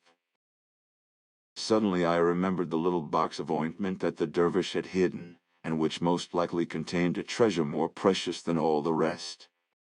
Giving him one last embrace, I observed accidentally, "What are you going to do with that little box of ointment? It seems hardly worth taking with you. You might as well let me have it. And really, a dervish who has given up the world has no need of ointment." oh, if he had only refused my request. But then, supposing he had, I should have got possession of it by force, so great was the madness that had laid hold upon me. However, far from refusing it, the dervish at once held it out, saying gracefully, "Take it, my friend, and if there is anything else I can do to make you happy, you must let me know." Directly the box was in my hands, I wrenched off the cover. I said, "Tell me, I pray you, what are the virtues of this ointment? They are most curious and interesting." replied the dervish. "If you apply a little of it to your left eye, you will behold in an instant all the treasures hidden in the bowels of the earth. But beware lest you touch your right eye with it, or your sight will be destroyed forever." His words excited my curiosity to the highest pitch.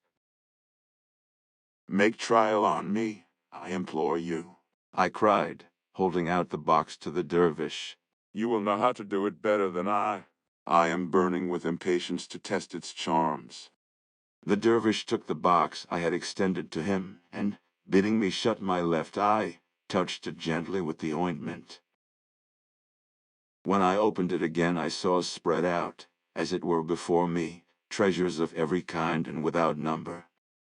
But as all this time I had been obliged to keep my right eye closed, which was very fatiguing, I begged the dervish to apply the ointment to that eye also. Answered the dervish, "But you must remember what I told you just now, that if it touches your right eye you will become blind on the spot." unluckily, in spite of my having proved the truth of the dervish's words in so many instances, I was firmly convinced that he was now keeping concealed from me some hidden and precious virtue of the ointment. So I turned a deaf ear to all he said. I replied, smiling, I see you are joking. It is not natural that the same ointment should have two such exactly opposite effects. It is true all the same, answered the dervish. and it would be well for you if you believed my word. But I would not believe, and dazzled by the greed of avarice, I thought that if one eye could show me riches, the other might teach me how to get possession of them. And I continued to press the dervish to anoint my right eye, but this he resolutely declined to do. After having conferred such benefits on you, I am loath indeed to work you such evil. Think what it is to be blind, and do not force me to do what you will repent as long as you live. It was of no use. My brother, I said firmly, pray say no more, but do what I ask. You have most generously responded to my wishes up to this time. Do not spoil my recollection of you for a thing of such little consequence. Let what will happen I take it on my own head, and will never reproach you, since you are determined upon it. There is no use talking. and taking the ointment he laid some on my right eye, which was tight shut. When I tried to open it, heavy clouds of darkness floated before me. I was as blind as you see me now. Miserable dervish. So it is true after all. Into what a bottomless pit has my lust after gold plunged me. Ah, now that my eyes are closed, they are really opened. I know that all my sufferings are caused by myself alone. But, good brother, you, who are so kind and charitable, and know the secrets of such vast learning, have you nothing that will give me back my sight? Replied the dervish. It is not my fault that this has befallen you, but it is a just chastisement. The blindness of your heart has wrought the blindness of your body. Yes, I have secrets that you have seen in the short time that we have known each other. But I have none that will give you back your sight. You have proved yourself unworthy of the riches that were given you. Now they have passed into my hands, whence they will flow into the hands of others less greedy and ungrateful than you. The dervish said no more and left me, speechless with shame and confusion, and so rich that I stood rooted to the spot, while he collected the 80 camels and proceeded on his way to Balsora. It was in vain that I entreated him not to leave me, but at least to take me within reach of the first passing caravan. He was deaf to my prayers and cries, and I should soon have been dead of hunger and misery if some merchants had not come along the track the following day and kindly brought me back to Baghdad. From a rich man I had in one moment become a beggar, and up to this time I have lived solely on the alms that have been bestowed on me. But, in order to expiate the sin of avarice, which was my undoing, I oblige each passer-by to give me a blow. This, Commander of the Faithful, is my story. when the blind man had ended, the Caliph addressed him. Baba Abdallah, truly your sin is great, but you have suffered enough. Henceforth repent in private, for I will see that enough money is given you day by day for all your wants. At these words Baba Abdallah flung himself at the Caliph's feet, and prayed that honor and happiness might be his portion forever. The Caliph, Haran Rashid, was much pleased with the tale of the blind man and the dervish, and when it was finished he turned to the young man who had ill-treated his horse, and inquired his name also. The young man replied that he was called Sedinoman. Sedinoman. Observed the Caliph. I have seen horses broken all my life long, and have even broken them myself, but I have never seen any horse broken in such a barbarous manner as by you yesterday. Everyone who looked on was indignant, and blamed you loudly. As for myself, I was so angry that I was very nearly disclosing who I was, and putting a stop to it at once. Still, you have not the air of a cruel man, and I would gladly believe that you did not act in this way without some reason. as I am told that it was not the first time, and indeed that every day you are to be seen flogging and spurring your horse. I wish to come to the bottom of the matter. But tell me the whole truth, and conceal nothing." Cinnamon changed color as he heard these words, and his manner grew confused, but he saw plainly that there was no help for it. So he prostrated himself before the throne of the Caliph and tried to obey, but the words stuck in his throat, and he remained silent. The Caliph, accustomed though he was to instant obedience, guessed something of what was passing in the young man's mind, and sought to put him at his ease. He said, "Do not think of me as the Caliph, but merely as a friend who would like to hear your story. If there is anything in it that you are afraid may offend me, take courage, for I pardon you beforehand. Speak then openly and without fear, as to one who knows and loves you." Reassured by the kindness of the Caliph, Cinnamon at length began his tale. "Commander of the faithful, dazzled though I am by the luster of your Highness' presence, I will do my best to satisfy your wishes. I am by no means perfect, but I am not naturally cruel, neither do I take pleasure in breaking the law. I admit that the treatment of my horse is calculated to give your Highness a bad opinion of me, and to set an evil example to others, yet I have not chastised it without reason, and I have hopes that I shall be judged more worthy of pity than punishment. Commander of the faithful, I will not trouble to describe my birth. It is not of sufficient distinction to deserve your Highness' attention. My ancestors were careful people, and I inherited enough money to enable me to live comfortably, though without show. Having therefore a modest fortune, the only thing wanting to my happiness was a wife who could return my affection, but this blessing I was not destined to get, for on the very day after my marriage, my bride began to try my patience in every way that was most hard to bear. Now, seeing that the customs of our land oblige us to marry without ever beholding the person with whom we are to pass our lives, a man has, of course, no right to complain as long as his wife is not absolutely repulsive, or is not positively deformed. And whatever defects her body may have, pleasant ways and good behavior will go far to remedy them.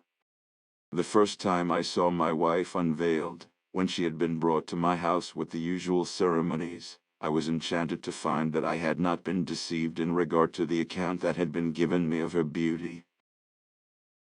I began my married life in high spirits, and the best hopes of happiness.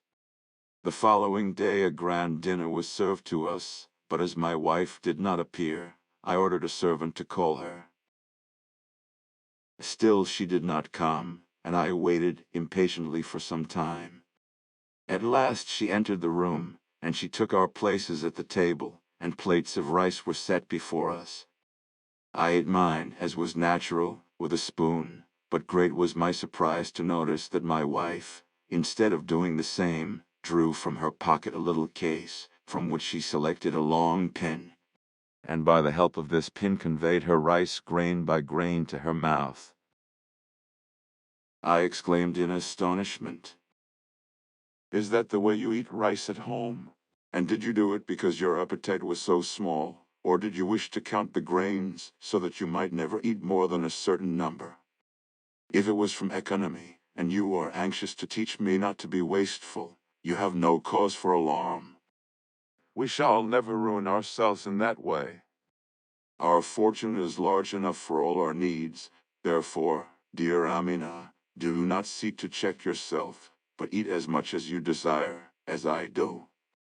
In reply to my affectionate words, I expected a cheerful answer, yet Amina said nothing at all, but continued to pick her rice as before, only at longer and longer intervals. And instead of trying the other dishes, all she did was to put every now and then a crumb of bread into her mouth that would not have made a meal for a sparrow. I felt provoked by her obstinacy, but to excuse her to myself as far as I could, I suggested that perhaps she had never been used to eat in the company of men. and that her family might have taught her that she ought to behave prudently and discreetly in the presence of her husband. Likewise that she might either have dined already or intend to do so in her own apartments. So I took no further notice, and when I had finished left the room, secretly much vexed at her strange conduct. The same thing occurred at supper, and all through the next day, whenever we ate together. It was quite clear that no woman could live upon 2 or 3 breadcrumbs and a few grains of rice, and I determined to find out how and when she got food. I pretended not to pay attention to anything she did, in the hope that little by little she would get accustomed to me, and become more friendly, but I soon saw that my expectations were quite vain. One night I was lying with my eyes closed, and to all appearance sound asleep, when Amina arose softly, and dressed herself without making the slightest sound. I could not imagine what she was going to do, and as my curiosity was great, I made up my mind to follow her. When she was fully dressed, she stole quietly from the room. The instant she had let the curtain fall behind her, I flung a garment on my shoulders and a pair of slippers on my feet. Looking from a lattice which opened into the court, I saw her in the act of passing through the street door, which she carefully left open. It was bright moonlight, so I easily managed to keep her in sight, till she entered a cemetery not far from the house. There I hid myself under the shadow of the wall, and crouched down cautiously, and hardly was I concealed, when I saw my wife approaching in company with a ghoul, one of those demons, which, as your highness is aware, wander about the country, making their lairs in deserted buildings and springing out upon unwary travelers, whose flesh they eat. If no live being goes their way, they then betake themselves to the cemeteries, and feed upon the dead bodies. I was nearly struck dumb with horror on seeing my wife with this hideous female ghoul.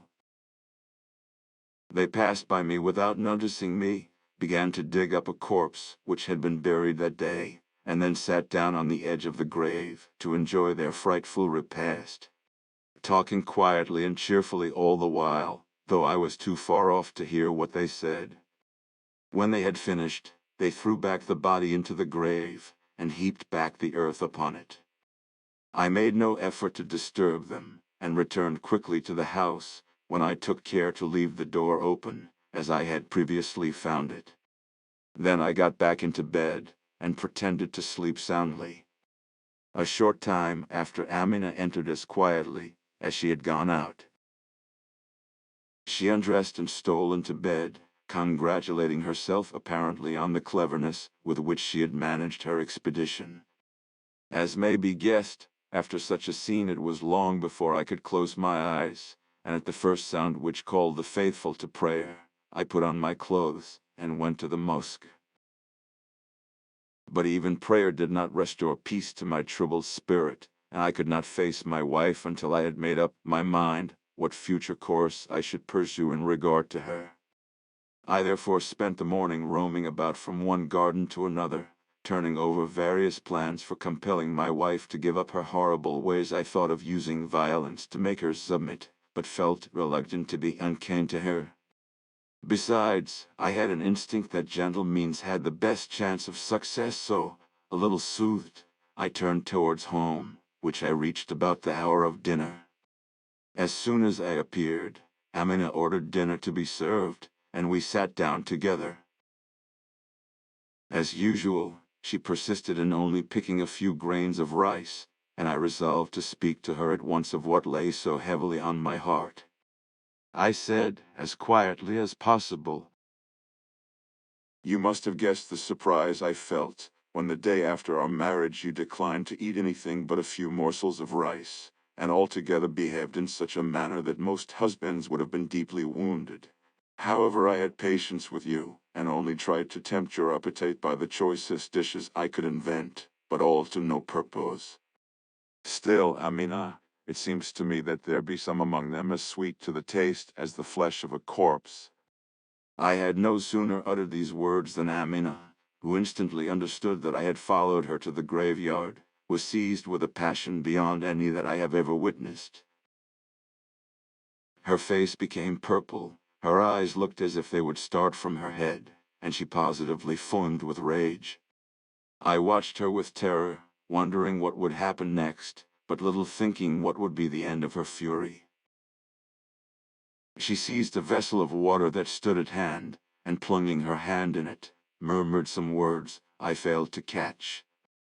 Then, sprinkling it on my face, she cried madly, Wretch, receive the reward of your prying, and become a dog. The words were not out of her mouth when, without feeling conscious that any change was passing over me, I suddenly knew that I had ceased to be a man.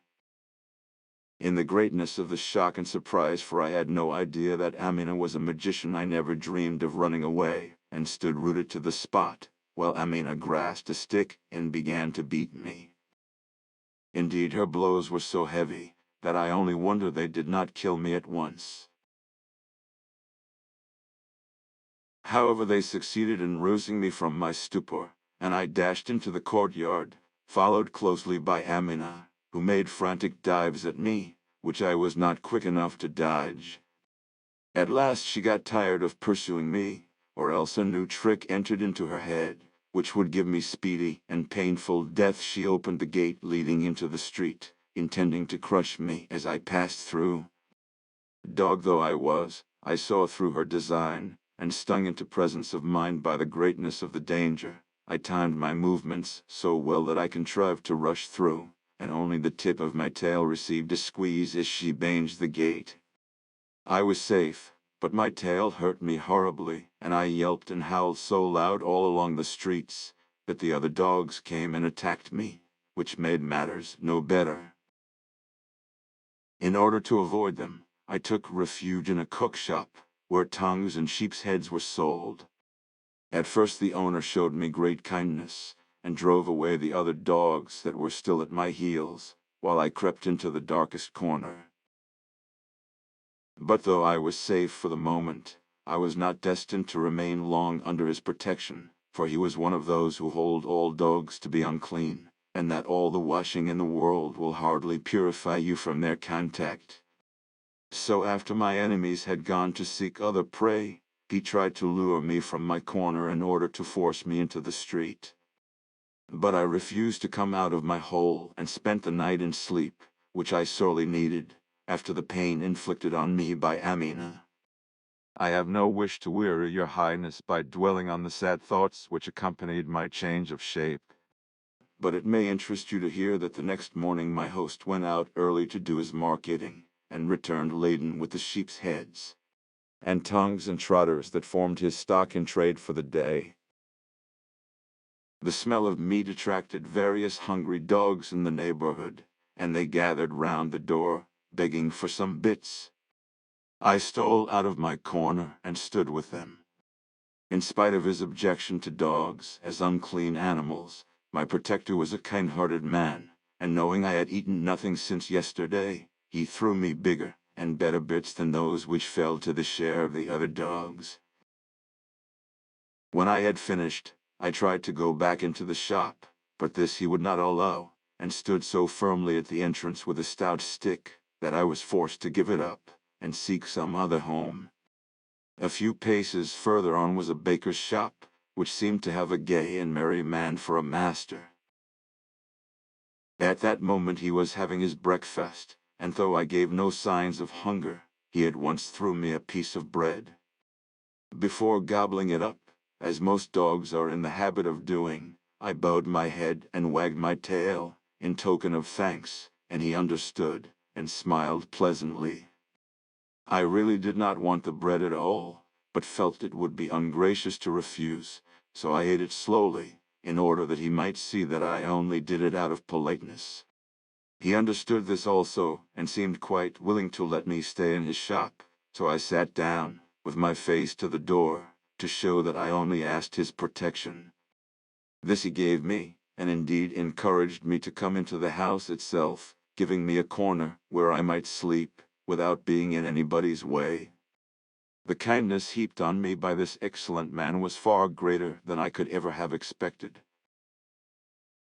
He was always affectionate in his manner of treating me, and I shared his breakfast, dinner and supper, while, on my side, I gave him all the gratitude and attachment to which he had a right. I sat with my eyes fixed on him, and he never left the house without having me at his heels, and if it ever happened that when he was preparing to go out I was asleep, and did not notice, he would call, for that was the name he gave me. Some weeks passed in this way, when one day a woman came in to buy bread. In paying for it, she laid down several pieces of money, one of which was bad. The baker perceived this, and declined to take it, demanding another in its place. The woman, for her part, refused to take it back, declaring it was perfectly good, but the baker would have nothing to do with it. It is really such a bad imitation that even my dog would not be taken in. Here, Rufus. Rufus. And hearing his voice, I jumped onto the counter. The baker threw down the money before me and said, Find out if there is a bad coin. I looked at each in turn, and then laid my paw on the false one, glancing at the same time at my master, so as to point it out. The baker, who had of course been only in joke, was exceedingly surprised at my cleverness, and the woman, who was at last convinced that the man spoke the truth, produced another piece of money in its place. When she had gone, my master was so pleased that he told all the neighbors what I had done, and made a great deal more of it than there really was. The neighbors, very naturally, declined to believe his story, and tried me several times with all the bad money they could collect together, but I never failed to stand the test triumphantly. Soon, the shop was filled from morning till night, with people who on the pretense of buying bread came to see if I was as clever as I was reported to be. The baker drove a roaring trade, and admitted that I was worth my weight in gold to him. Of course there were plenty who envied him his large custom, and many was the pitfall set for me, so that he never dared to let me out of his sight. One day a woman, who had not been in the shop before, came to ask for bread, like the rest. As usual, I was lying on the counter, and she threw down 6 coins before me, one of which was false. I detected it at once, and put my paw on it, looking as I did so at the woman. She said, nodding her head, You are quite right, that is the one. She stood gazing at me attentively for some time, then paid for the bread, and left the shop, making a sign for me to follow her secretly. Now my thoughts were always running on some means of shaking off the spell laid on me, and noticing the way in which this woman had looked at me. The idea entered my head that perhaps she might have guessed what had happened, and in this I was not deceived. However, I let her go on a little way, and merely stood at the door watching her. She turned, and seeing that I was quite still, she again beckoned to me. The baker all this while was busy with his oven, and had forgotten all about me, so I stole out softly and ran after the woman. When we came to her house, which was some distance off, she opened the door and then said to me, Come in, you will never be sorry that you followed me. When I had entered, she fastened the door, and took me into a large room, where a beautiful girl was working at a piece of embroidery. Exclaimed my guide, I have brought you the famous dog belonging to the baker, which can tell good money from bad. You know that when I first heard of him, I told you I was sure he must be really a man, changed into a dog by magic. Today I went to the baker's, to prove for myself the truth of the story, and persuaded the dog to follow me here. Now what do you say? You are right, mother, replied the girl, and rising she dipped her hand into a vessel of water. Then sprinkling it over me she said, If you were born dog, remain dog, but if you were born man, by virtue of this water resume your proper form. In one moment the spell was broken. The dog's shape vanished as if it had never been, and it was a man who stood before her. Overcome with gratitude at my deliverance, I flung myself at her feet, and kissed the hem of her garment. How can I thank you for your goodness towards a stranger, and for what you have done? Henceforth I am your slave. Deal with me as you will.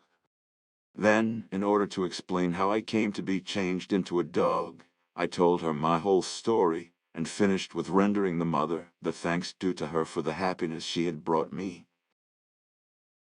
Said Inomen. Returned the daughter. Say no more about the obligation you are under to us. The knowledge that we have been of service to you is ample payment. Let us speak of Amina, your wife, with whom I was acquainted before her marriage. I was aware that she was a magician, and she knew too that I had studied the same art, under the same mistress. We met often going to the same baths, but we did not like each other, and never sought to become friends.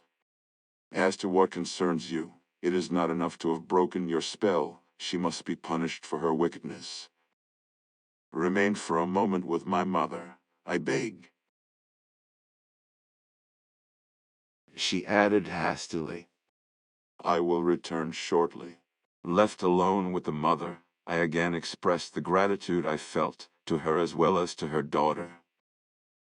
My daughter is, as you see, as accomplished a magician as Amina herself, but you would be astonished at the amount of good she does by her knowledge. That is why I have never interfered, otherwise I should have put a stop to it long ago. As she spoke, her daughter entered with a small bottle in her hand. Said Inomen. The books I have just consulted tell me that Amina is not home at present, but she should return at any moment. I have likewise found out by their means that she pretends before the servants great uneasiness as to your absence. She has circulated a story that, while at dinner with her, you remembered some important business that had to be done at once, and left the house without shutting the door. By this means a dog had strayed in, which she was forced to get rid of by a stick.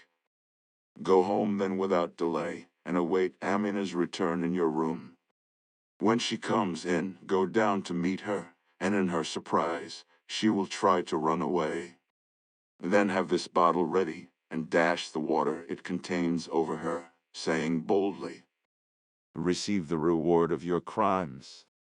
Everything happened exactly as the young magician had foretold. I had not been in my house many minutes before Amina returned, and as she approached I stepped in front of her, with the water in my hand. She gave one loud cry and turned to the door, but she was too late. I had already dashed the water in her face and spoken the magic words. Amina disappeared, and in her place stood the horse you saw me beating yesterday. This, Commander of the Faithful, is my story, and may I venture to hope that, now you have heard the reason of my conduct, your Highness will not think this wicked woman too harshly treated? Replied the Caliph. your story is indeed a strange one, and there is no excuse to be offered for your wife. But without condemning your treatment of her, I wish you to reflect how much she must suffer from being changed into an animal, and I hope you will let that punishment be enough. I do not order you to insist upon the young magician finding the means to restore your wife to her human shape, because I know that when once women such as she begin to work evil they never leave off. And I should only bring down on your head a vengeance far worse than the one you have undergone already. The story of Alaikolia, merchant of Baghdad. In the reign of Harun al-Rashid, there lived in Baghdad a merchant named Alaikolia, who, having neither wife nor child, contented himself with the modest profits produced by his trade. He had spent some years quite happily in the house his father had left him, when 3 nights running he dreamed that an old man had appeared to him, and reproached him for having neglected the duty of a good Mussulman, in delaying so long his pilgrimage to Mecca. Ali Khoja was much troubled by this dream, as he was unwilling to give up his shop, and lose all his customers. He had shut his eyes for some time to the necessity of performing this pilgrimage, and tried to atone to his conscience by an extra number of good works, but the dream seemed to him a direct warning, and he resolved to put the journey off no longer. The first thing he did was to sell his furniture and the wares he had in his shop, only reserving to himself such goods as he might trade with on the road. The shop itself he sold also, and easily found a tenant for his private house. The only matter he could not settle satisfactorily was the safe custody of 1,000 pieces of gold which he wished to leave behind him. After some thought, Ali Cogia hit upon a plan which seemed a safe one. He took a large vase, and placing the money in the bottom of it, filled up the rest with olives. After corking the vase tightly down, he carried it to one of his friends, a merchant like himself, and said to him, My brother, you have probably heard that I am staffing with a caravan in a few days for Mecca. I have come to ask whether you would do me the favor to keep this vase of olives for me till I come back. Look, this is the key of my shop. Take it, and put the vase wherever you like. I promise that you shall find it in the same place on your return. A few days later, Ali Cogia mounted the camel that he had laden with merchandise, joined the caravan, and arrived in due time at Mecca. Like the other pilgrims, he visited the sacred mosque, and after all his religious duties were performed, he set out his goods to the best advantage, hoping to gain some customers among the passers-by.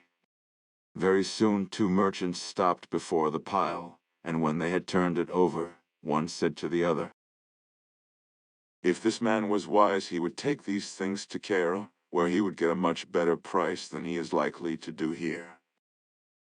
Ali Cogia heard the words, and lost no time in following the advice. He packed up his wares, and instead of returning to Baghdad, joined a caravan that was going to Cairo. The results of the journey gladdened his heart.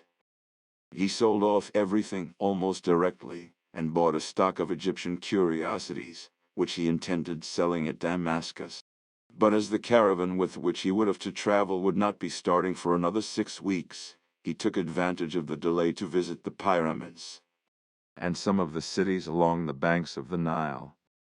Now the attractions of Damascus so fascinated the worthy ally that he could hardly tear himself away, but at length he remembered that he had a home in Baghdad, meaning to return by way of Aleppo, and after he had crossed the Euphrates, to follow the course of the Tigris. But when he reached Mosul, Ali had made such friends with some Persian merchants, that they persuaded him to accompany them to their native land, and even as far as India. And so it came to pass that 7 years had slipped by since he had left Baghdad, and during all that time the friend with whom he had left the vase of olives had never once thought of him, or of it. In fact, it was only a month before Ali Cogia's actual return that the affair came into his head at all, owing to his wife's remarking one day that it was a long time since she had eaten any olives, and would like some. Said the husband, That before Ali Cogia went to Mecca 7 years ago, he left a vase of olives in my care. But really by this time he must be dead, and there is no reason we should not eat the olives if we like. Give me a light, and I will fetch them and see how they taste. answered the wife. Beware, I pray, of your doing anything so base. Supposing 7 years have passed without news of Ali Cogia, he need not be dead for all that, and may come back any day. How shameful it would be to have to confess that you had betrayed your trust and broken the seal of the vase. Pay no attention to my idle words. I really have no desire for olives now. And probably after all this, while they are no longer good, I have a presentiment that Ali Cogia will return, and what will he think of you? Give it up, I entreat. The merchant, however, refused to listen to her advice, sensible though it was. He took a light and a dish and went into his shop. If you will be so obstinate,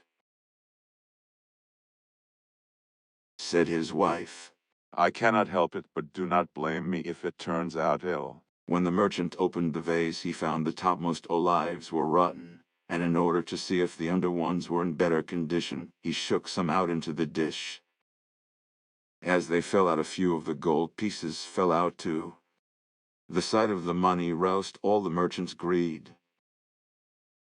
He looked into the vase, and saw that all the bottom was filled with gold. He then replaced the olives and returned to his wife. He said, as he entered the room, "You were quite right, the olives are rotten, and I have recorked the vase so well that Alaikoja will never know it has been touched. You would have done better to believe me," replied the wife. "I trust that no harm will come of it." These words made no more impression on the merchant than the others had done, and he spent the whole night in wondering how he could manage to keep the gold if Alaikoja should come back and claim his vase.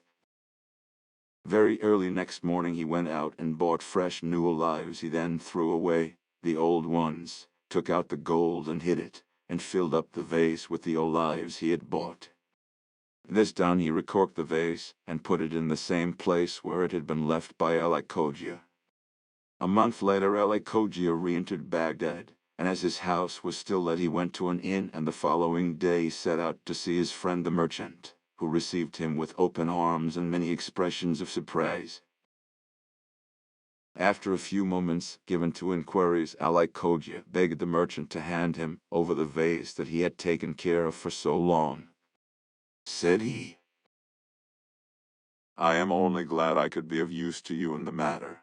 Here is the key of my shop. You will find the vase in the place where you put it." Alaikoja fetched his vase and carried it to his room at the inn, where he opened it. He thrust down his hand but could feel no money, but still was persuaded it must be there. So he got some plates and vessels from his traveling kit and emptied out the olives. To no purpose. The gold was not there. The poor man was dumb with horror. Then, lifting up his hands, he exclaimed, "Can my old friend really have committed such a crime?" In great haste, he went back to the house of the merchant. He cried, "You will be astonished to see me again, but I can find now in this vase 1,000 pieces of gold that I placed in the bottom under the olives. Perhaps you may have taken a loan of them for your business purposes. If that is so, you are most welcome. I will only ask you to give me a receipt, and you can pay the money at your leisure." The merchant, who had expected something of the sort, had his reply all ready. He said, "When you brought me the vase of olives, did I ever touch it? I gave you the key of my shop, and you put it yourself where you liked, and did you not find it in exactly the same spot and in the same state? If you placed any gold in it, it must be there still." "I know nothing about that. You only told me there were olives." "You can believe me or not, but I have not laid a finger on the vase." Alaikoja still tried every means to persuade the merchant to admit the truth. He said, "And shall deeply regret having to resort to harsh measures. Once more, think of your reputation. I shall be in despair if you oblige me to call in the aid of the law," answered the merchant. "You allow that it was a vase of olives you placed in my charge. You fetched it and removed it yourself, and now you tell me it contained 1,000 pieces of gold, and that I must restore them to you.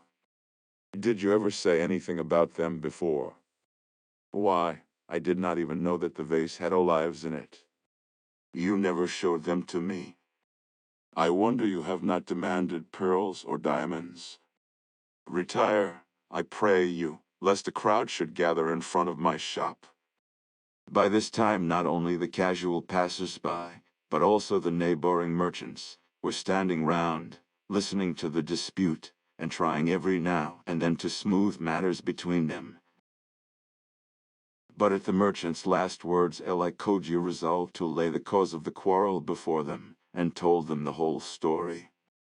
They heard him to the end, and inquired of the merchant what he had to say. The accused man admitted that he had kept Alaikoja's vase in his shop, but he denied having touched it, and swore that as to what it contained he only knew what Alaikoja had told him, and called them all to witness the insult that had been put upon him. said Ali Khoja, taking him by the arm. And as you appeal to the law you shall have. Let us see if you will dare to repeat your story before the Cadi. Now, as a good Mussulman, the merchant was forbidden to refuse this choice of a judge, so he accepted the test, and said to Ali Khoja, Very well, I should like nothing better. We shall soon see which of us is in the right. So the two men presented themselves before the Cadi, and Ali Khoja again repeated his tale. The Cadi asked what witnesses he had. Ali Khoja replied that he had not taken this precaution, as he had considered the man his friend, and up to that time had always found him honest. The merchant, on his side, stuck to his story, and offered to swear solemnly that not only had he never stolen the 1,000 gold pieces, but that he did not even know they were there. The Cadi allowed him to take the oath, and pronounced him innocent. Ali Khoja, furious at having to suffer such a loss, protested against the verdict, declaring that he would appeal to the Caliph, Harun al-Rashid, himself. But the Cadi paid no attention to his threats, and was quite satisfied that he had done what was right. Judgment being given, the merchant returned home triumphant, and Ali Khoja went back to his inn to draw up a petition to the Caliph. The next morning, he placed himself on the road along which the Caliph must pass after midday prayer, and stretched out his petition to the officer who walked before the Caliph, whose duty it was to collect such things, and on entering the palace to hand them to his master. There Harun al-Rashid studied them carefully. Knowing this custom, Ali Khoja followed the Caliph into the public hall of the palace, and waited the result. After some time the officer appeared, and told him that the Caliph had read his petition, and had appointed an hour the next morning to give him audience. He then inquired the merchant's address, so that he might be summoned to attend also. That very evening, the Caliph, with his Grand Vizier Jafar, and Misroer, chief of the eunuchs, all three disguised, as was their habit, went out to take a stroll through the town. Going down one street, the Caliph's attention was attracted by a noise, and looking through a door, which opened into a court, he perceived 10 or 12 children playing in the moonlight. He hid himself in a dark corner, and watched them. Let us play at being the Cadi, said the brightest and quickest of them all. I will be the Cadi. Bring before me Ali Khoja, and the merchant who robbed him of the 1,000 pieces of gold. The boy's words recalled to the Caliph the petition he had read that morning, and he waited with interest to see what the children would do.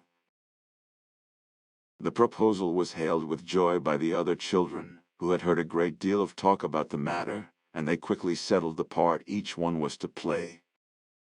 The Cadi took his seat gravely, and an officer introduced first Ali Khoja, the plaintiff, and then the merchant who was the defendant. Ali Khoja made a low bow, and pleaded his cause point by point, concluding by imploring the Cadi not to inflict on him such a heavy loss. The Cadi, having heard his case, turned to the merchant, and inquired why he had not repaid Ali Khoja the sum in question. The false merchant repeated the reasons that the real merchant had given to the Cadi of Baghdad, and also offered to swear that he had told the truth. Said the little Cadi, Before we come to oaths, I should like to examine the vase with the olives. Ali Khoja. Have you got the vase with you? And finding he had not, the Cadi continued, Go and get it, and bring it to me.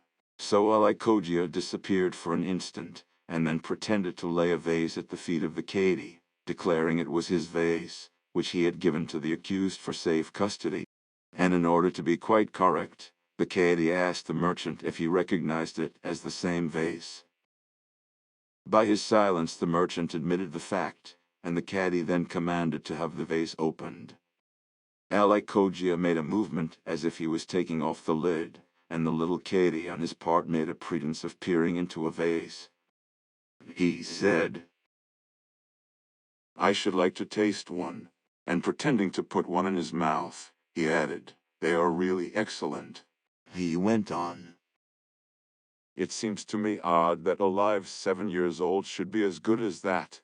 Send for some dealers in olives, and let us hear what they say. 2 children were presented to him as olive merchants, and the caddy addressed them. He said, How long can olives be kept so as to be pleasant eating? "My lord," replied the merchants, "however much care is taken to preserve them, they never last beyond the 3rd year. They lose both taste and color, and are only fit to be thrown away." answered the little caddy. "Examine this vase, and tell me how long the olives have been in it."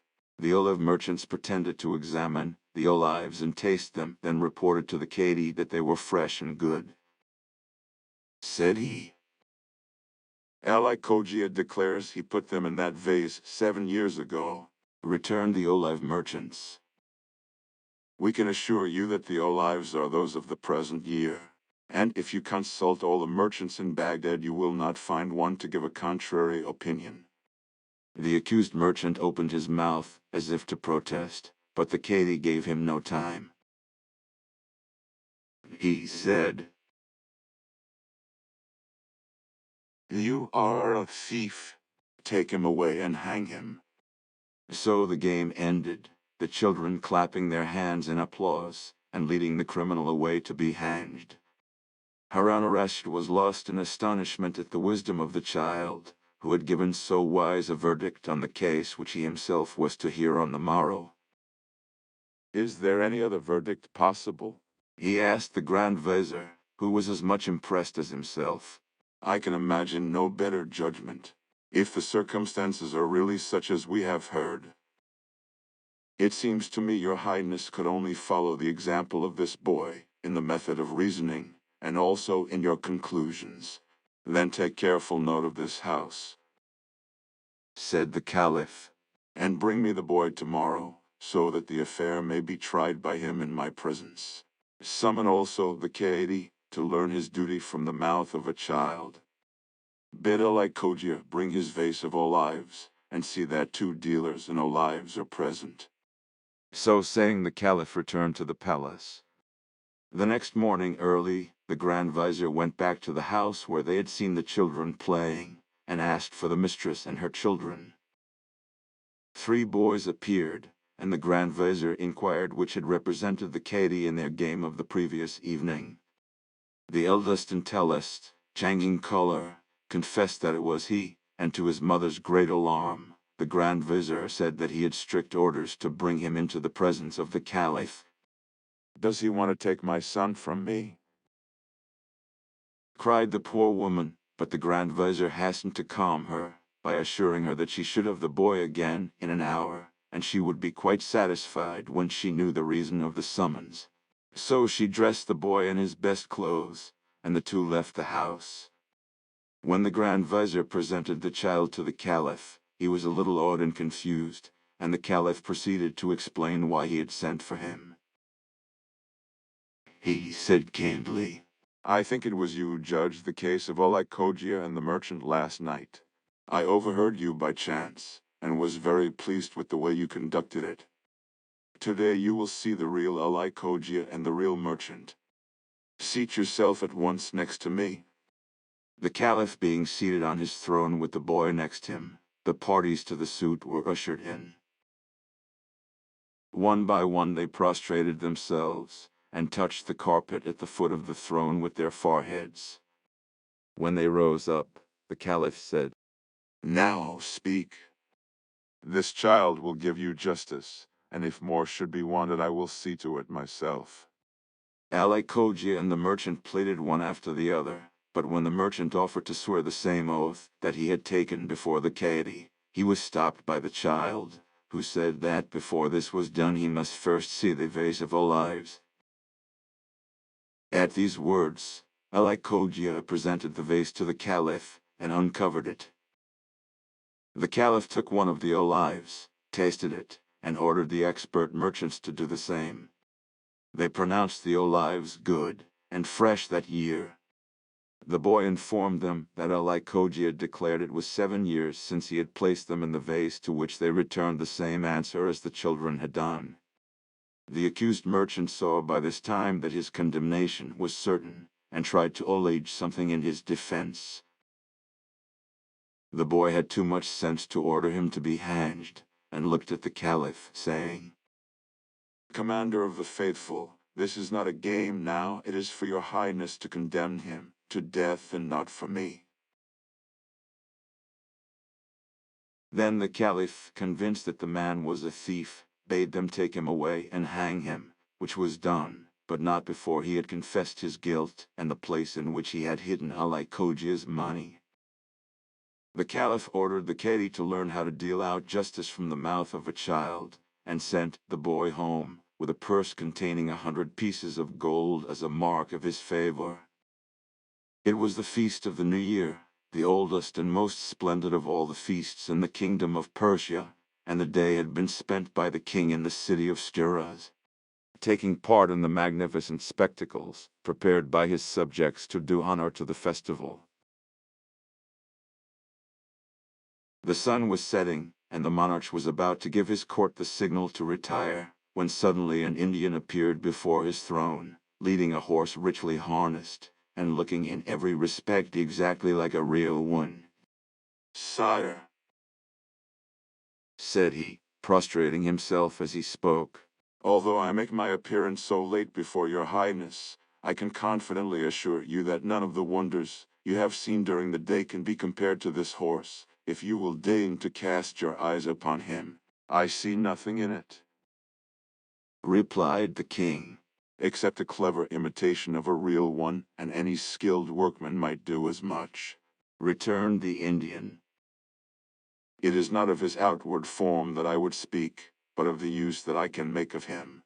I have only to mount him, and to wish myself in some special place, and no matter how distant it may be, in a very few moments I shall find myself there. It is this, sire, that makes the horse so marvelous, and if your highness will allow me, you can prove it for yourself. The king of Persia, who was interested in everything out of the common, and had never before come across a horse with such qualities, bade the Indian mount the animal, and show what he could do. In an instant the man had vaulted on his back, and inquired where the monarch wished to send him. Do you see that mountain? asked the king, pointing to a huge mass that towered into the sky about 3 leagues from Shiraz. Go and bring me the leaf of a palm that grows at the foot. The words were hardly out of the king's mouth when the Indian turned a screw placed in the horse's neck, close to the saddle, and the animal bounded like lightning up into the air, and was soon beyond the sight even of the sharpest eyes. In a quarter of an hour the Indian was seen returning, bearing in his hand the palm, and, guiding his horse to the foot of the throne, he dismounted, and laid the leaf before the king.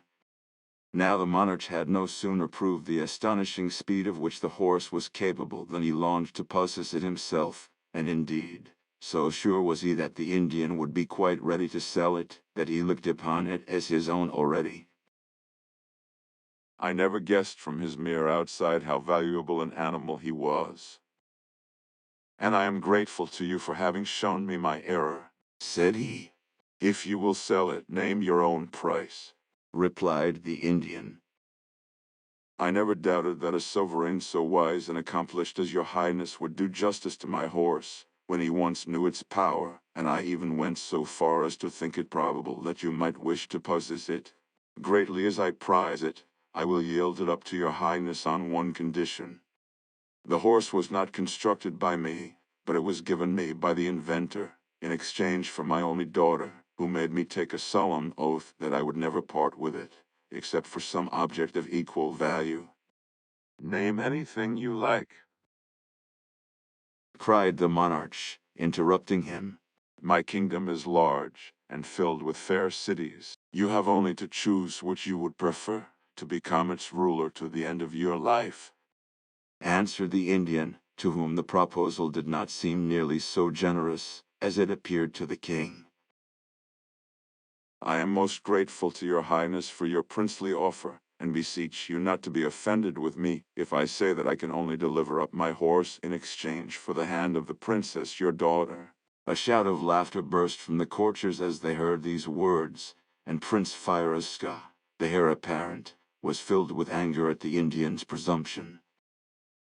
The king, however, thought that it would not cost him much to part from the princess in order to gain such a delightful toy, and while he was hesitating as to his answer, the prince broke in.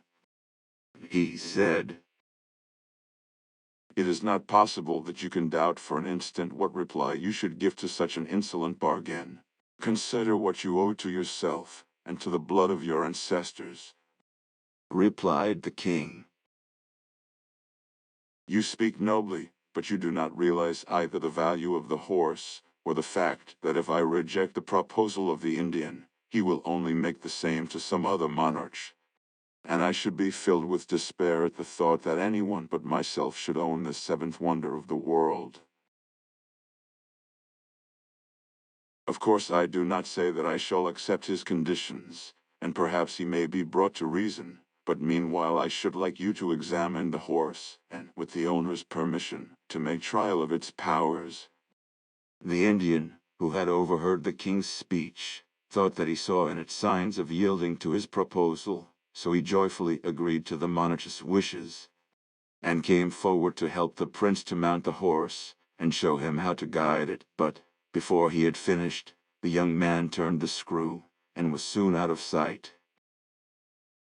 They waited some time, expecting that every moment he might be seen returning in the distance, but at length the Indian grew frightened, and prostrating himself before the throne, he said to the king, "Sire, your highness must have noticed that the prince, in his impatience, did not allow me to tell him what it was necessary to do in order to return to the place from which he started. I implore you not to punish me for what was not my fault, and not to visit on me any misfortune that may occur," cried the king in a burst of fear and anger. "Why did you not call him back when you saw him disappearing?" replied the Indian. "The rapidity of his movements took me so by surprise that he was out of hearing before I recovered my speech. But we must hope that he will perceive and turn a second screw, which will have the effect of bringing the horse back to earth." "But supposing he does? What is to hinder the horse from descending straight into the sea, or dashing him to pieces on the rocks?"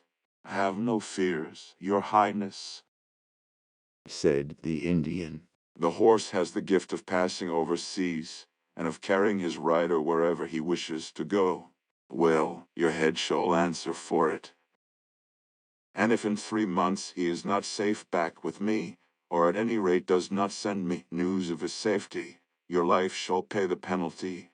So saying, he ordered his guards to seize the Indian and throw him into prison. Meanwhile, Prince Firouzschah had gone gaily up into the air, and for the space of an hour continued to ascend higher and higher, till the very mountains were not distinguishable from the plains. Then he began to think it was time to come down, and took for granted that, in order to do this, it was only needful to turn the screw the reverse way. But, to his surprise and horror, he found that, turn as he might, he did not make the smallest impression.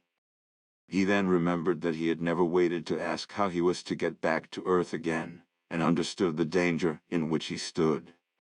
Luckily, he did not lose his head, and set about examining the horse's neck with great care, till at last, to his intense joy, he discovered a tiny little peg, much smaller than the other, close to the right ear. This he turned, and found himself dropping to the earth, though more slowly than he had left it. It was now dark, and as the prince could see nothing, he was obliged, not without some feeling of disquiet, to allow the horse to direct his own course. And midnight was already past before Prince Firouzschah again touched the ground, faint and weary from his long ride, and from the fact that he had eaten nothing since early morning. The first thing he did on dismounting was to try to find out where he was, and, as far as he could discover in the thick darkness, he found himself on the terraced roof of a huge palace, with a balustrade of marble running round. In one corner of the terrace stood a small door, opening onto a staircase, which led down into the palace. Some people might have hesitated before exploring further, but not so the prince. He said, "And whoever the owner may be, he will not touch me when he sees I am unarmed." And in dread of making a false step, he went cautiously down the staircase. On a landing, he noticed an open door, beyond which was a faintly lighted hall. Before entering, the prince paused and listened, but he heard nothing except the sound of men snoring. By the light of a lantern suspended from the roof, he perceived a row of black guards sleeping, each with a naked sword lying by him, and he understood that the hall must form the anteroom to the chamber of some queen or princess. Standing quite still, Prince Firouzja looked about him, till his eyes grew accustomed to the gloom, and he noticed a bright light shining through a curtain in one corner. He then made his way softly towards it, and drawing aside its folds, passed into a magnificent chamber full of sleeping women, all lying on low couches, except one, who was on a sofa, and this one, he knew, must be the princess. Gently stealing up to the side of her bed, he looked at her, and saw that she was more beautiful than any woman he had ever beheld. But, fascinated though he was well aware of the danger of his position, as one cry of surprise would awake the guards, and cause his certain death. So, sinking quietly on his knees, he took hold of the sleeve of the princess and drew her arm lightly towards him. The princess opened her eyes, and seeing before her a handsome, well-dressed man, she remained speechless with astonishment. This favorable moment was seized by the prince, who, bowing low while he knelt, thus addressed her. "You behold, madame, a prince in distress, son to the king of Persia, who, owing to an adventure so strange that you will scarcely believe it, finds himself here, a suppliant for your protection. But yesterday, I was in my father's court, engaged in the celebration of our most solemn festival. Today, I am in an unknown land, in danger of my life." Now the princess whose mercy Prince Firouzja implored was the eldest daughter of the king of Bengal, who was enjoying rest and change in the palace her father had built her, at a little distance from the capital. She listened kindly to what he had to say, and then answered, "Prince, be not uneasy. Hospitality and humanity are practiced as widely in Bengal as they are in Persia. The protection you ask will be given you by all. You have my word for it."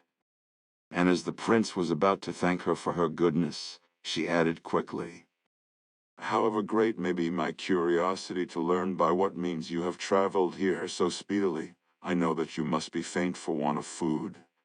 So I shall give orders to my women to take you to one of my chambers, where you will be provided with supper, and left to repose." By this time the princess's attendants were all awake, and listening to the conversation.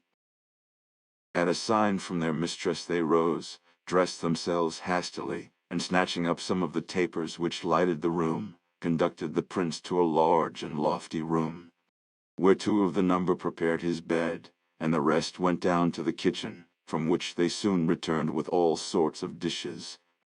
Then, showing him cupboards filled with dresses and linen, they quitted the room. During their absence the Princess of Bengal, who had been greatly struck by the beauty of the prince, tried in vain to go to sleep again. It was of no use, she felt broad awake, and when her woman entered the room, she inquired eagerly if the prince had all he wanted, and what they thought of him. They replied, "It is of course impossible for us to tell what impression this young man has made on you. For ourselves, we think you would be fortunate if the king your father should allow you to marry anyone so amiable. Certainly there is no one in the court of Bengal who can be compared with him." These flattering observations were by no means displeasing to the princess, but as she did not wish to betray her own feelings, she merely said, You are all a set of chatterboxes. Go back to bed, and let me sleep. When she dressed the following morning, her maids noticed that, contrary to her usual habit, the princess was very particular about her toilet, and insisted on her hair being dressed 2 or 3 times over. She said to herself, If my appearance was not displeasing to the prince when he saw me in the condition I was, how much more will he be struck with me when he beholds me with all my charms? Then she placed in her hair the largest and most brilliant diamonds she could find, with a necklace, bracelets and girdle, all of precious stones. And over her shoulders her ladies put a robe of the richest stuff in all the Indies, that no one was allowed to wear except members of the royal family. When she was fully dressed according to her wishes, she sent to know if the Prince of Persia was awake and ready to receive her, as she desired to present herself before him. When the princess's messenger entered his room, Prince Firouzja was in the act of leaving it, to inquire if he might be allowed to pay his homage to her mistress, but on hearing the princess's wishes, he at once gave way. He said, I am only here to obey her orders. In a few moments the princess herself appeared, and after the usual compliments had passed between them, the princess sat down on a sofa, and began to explain to the prince her reasons for not giving him an audience in her own apartments. Had I done so, we might have been interrupted at any hour by the chief of the eunuchs, who has the right to enter, whenever it pleases him, whereas this is forbidden ground. I am all impatience to learn the wonderful accident which has procured the pleasure of your arrival, and that is why I have come to you here, where no one can intrude upon us. Begin then, I entreat you, without delay. So the prince began at the beginning, and told all the story of the festival of Newroz, held yearly in Persia, and of the splendid spectacles celebrated in its honor. But when he came to the enchanted horse, the princess declared that she could never have imagined anything half so surprising. Well then, continued the prince, you can easily understand how the king my father, who has a passion for all curious things, was seized with a violent desire to possess this horse, and asked the Indian what sum he would take for it. The man's answer was absolutely absurd, as you will agree, when I tell you that it was nothing less than the hand of the princess my sister. But though all the bystanders laughed and mocked, and I was beside myself with rage, I saw to my despair that my father could not make up his mind to treat the insolent proposal as it deserved. I tried to argue with him, but in vain. He only begged me to examine the horse with a view, as I quite understood, of making me more sensible of its value. The rest, princess, you know, and it only remains for me to thank you for the kindness you have shown me, and to assure you of my gratitude. By the law of nations, I am already your slave, and I have only my heart, that is my own, to offer you. But what am I saying? My own. Alas, madame, it was yours from the first moment I beheld you. The air with which he said these words could have left no doubt on the mind of the princess as to the effect of her charms, and the blush which mounted to her face only increased her beauty.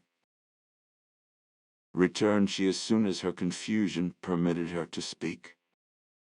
You have given me the greatest pleasure, and I have followed you closely in all your adventures, and though you are positively sitting before me, I even trembled at your danger in the upper regions of the air. Let me say what a debt I owe to the chance that has led you to my house. You could have entered none which would have given you a warmer welcome. As to your being a slave, of course that is merely a joke, and my reception must itself have assured you that you are as free here as at your father's court. As to your heart, Continued she in tones of encouragement, I am quite sure that must have been disposed of long ago, to some princess who is well worthy of it, and I could not think of being the cause of your unfaithfulness to her. Prince Firouzja was about to protest that there was no lady with any prior claims, but he was stopped by the entrance of one of the princess's attendants, who announced that dinner was served, and, after all, Neither was sorry for the interruption. Dinner was laid in a magnificent apartment, and the table was covered with delicious fruits, while during the repast richly dressed girls sang softly and sweetly to stringed instruments. After the prince and princess had finished, they passed into a small room hung with blue and gold, looking out into a garden stocked with flowers and arbutus trees, quite different from any that were to be found in Persia. Observed the young man. Till now, I had always believed that Persia could boast finer palaces and more lovely gardens than any kingdom upon earth. But my eyes have been opened, and I begin to perceive that, wherever there is a great king, he will surround himself with buildings worthy of him, Replied the Princess of Bengal. I have no idea what a Persian palace is like, so I am unable to make comparisons. I do not wish to depreciate my own palace, but I can assure you that it is very poor beside that of the king my father, as you will agree when you have been there to greet him, as I hope you will shortly do. Now the princess hoped that, by bringing about a meeting between the prince and her father, the king would be so struck with the young man's distinguished air and fine manners, that he would offer him his daughter to wife. But the reply of the Prince of Persia to her suggestion was not quite what she wished. He said, By taking advantage of your proposal to visit the palace of the King of Bengal, I should satisfy not merely my curiosity, but also the sentiments of respect with which I regard him. But, Princess, I am persuaded that you will feel with me that I cannot possibly present myself before so great a sovereign without the attendants suitable to my rank. He would think me an adventurer. If that is all, You can get as many attendants here as you please. there are plenty of Persian merchants, and as for money, my treasury is always open to you. Take what you please. Prince Firouzschah guessed what prompted so much kindness on the part of the princess, and was much touched by it. Still his passion, which increased every moment, did not make him forget his duty. So he replied without hesitation. Continued the prince, Having obeyed the voice of my conscience, I shall count the moments when, with your gracious permission, I may present myself before the King of Bengal, not as a wanderer, but as a prince, to implore the favor of your hand. My father has always informed me that in my marriage I shall be left quite free, but I am persuaded that I have only to describe your generosity, for my wishes to become his own. The Princess of Bengal was too reasonable not to accept the explanation offered by Prince Firouzschah, but she was much disturbed at his intention of departing at once, for she feared that, no sooner had he left her, than the impression she had made on him would fade away. So she made one more effort to keep him, and after assuring him that she entirely approved of his anxiety to see his father, begged him to give her a day or two more of his company. In common politeness the prince could hardly refuse this request, and the princess set about inventing every kind of amusement for him, and succeeded so well that 2 months slipped by almost unnoticed, in balls, spectacles, and in hunting, of which, when unattended by danger, the princess was passionately fond. But at last, one day, he declared seriously that he could neglect his duty no longer, and entreated her to put no further obstacles in his way, promising at the same time to return, as soon as he could, with all the magnificence due both to her and to himself. He added, It may be that in your heart you class me with those false lovers, whose devotion cannot stand the test of absence. If you do, you wrong me, and were it not for fear of offending you, I would beseech you to come with me, for my life can only be happy when passed with you. As for your reception at the Persian court, it will be as warm as your merits deserve, and as for what concerns the King of Bengal, he must be much more indifferent to your welfare than you have led me to believe if he does not give his consent to our marriage. The princess could not find words in which to reply to the arguments of the Prince of Persia, but her silence and her downcast eyes spoke for her, and declared that she had no objection to accompanying him on his travels. The only difficulty that occurred to her was that Prince Firouzschah did not know how to manage the horse, and she dreaded lest they might find themselves in the same plight as before. But the prince soothed her fears so successfully that she soon had no other thought than to arrange for their flight so secretly that no one in the palace should suspect it. This was done, and early the following morning, when the whole palace was wrapped in sleep, she stole up onto the roof, where the prince was already awaiting her, with his horse's head towards Persia. He mounted first and helped the princess up behind. Then, when she was firmly seated, with her hands holding tightly to his belt, he touched the screw, and the horse began to leave the earth quickly behind him. He traveled with his accustomed speed, and Prince Firouzschah guided him so well that in 2 hours and a half from the time of starting, he saw the capital of Persia lying beneath him. He determined to alight neither in the great square from which he had started, nor in the Sultan's palace, but in a country house at a little distance from the town. Here he showed the princess a beautiful suite of rooms, and begged her to rest, while he informed his father of their arrival, and prepared a public reception worthy of her rank. Then he ordered a horse to be saddled, and set out. All the way through the streets he was welcomed with shouts of joy by the people, who had long lost all hope of seeing him again. On reaching the palace, he found the Sultan surrounded by his ministers, all clad in the deepest mourning, and his father almost went out of his mind with surprise and delight at the mere sound of his son's voice. When he had calmed down a little, he begged the prince to relate his adventures. The prince at once seized the opening thus given him, and told the whole story of his treatment by the Princess of Bengal, not even concealing the fact that she had fallen in love with him. Ended the prince. Having given my royal word that you would not refuse your consent to our marriage, I persuaded her to return with me on the Indian's horse. I have left her in one of your highness's country houses, where she is waiting anxiously to be assured that I have not promised in vain. As he said this, the prince was about to throw himself at the feet of the Sultan, but his father prevented him, and embracing him again, said eagerly, My son, not only do I gladly consent to your marriage with the Princess of Bengal, but I will hasten to pay my respects to her, and to thank her in my own person for the benefits she has conferred on you. I will then bring her back with me, and make all arrangements for the wedding to be celebrated today. So the Sultan gave orders that the habits of mourning worn by the people should be thrown off, and that there should be a concert of drums, trumpets, and cymbals. Also that the Indian should be taken from prison, and brought before him. His commands were obeyed, and the Indian was led into his presence, surrounded by guards. Said the Sultan, So that in case my son was lost, your life should pay the penalty. He has now returned, so take your horse, and be gone forever.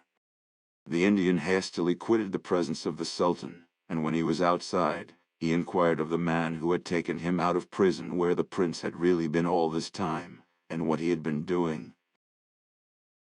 They told him the whole story, and how the Princess of Bengal was even then awaiting in the country palace the consent of the Sultan, which at once put into the Indian's head a plan of revenge for the treatment he had experienced. Going straight to the country house, he informed the doorkeeper, who was left in charge, that he had been sent by the Sultan and by the Prince of Persia to fetch the princess on the enchanted horse, and to bring her to the palace.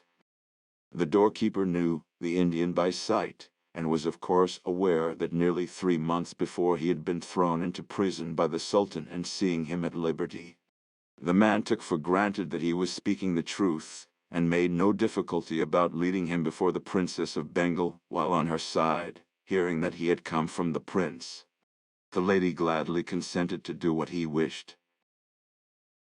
The Indian, delighted with the success of his scheme, mounted the horse, assisted the princess to mount behind him, and turned the peg at the very moment that the prince was leaving the palace in Shiraz for the country house, followed closely by the Sultan and all the court.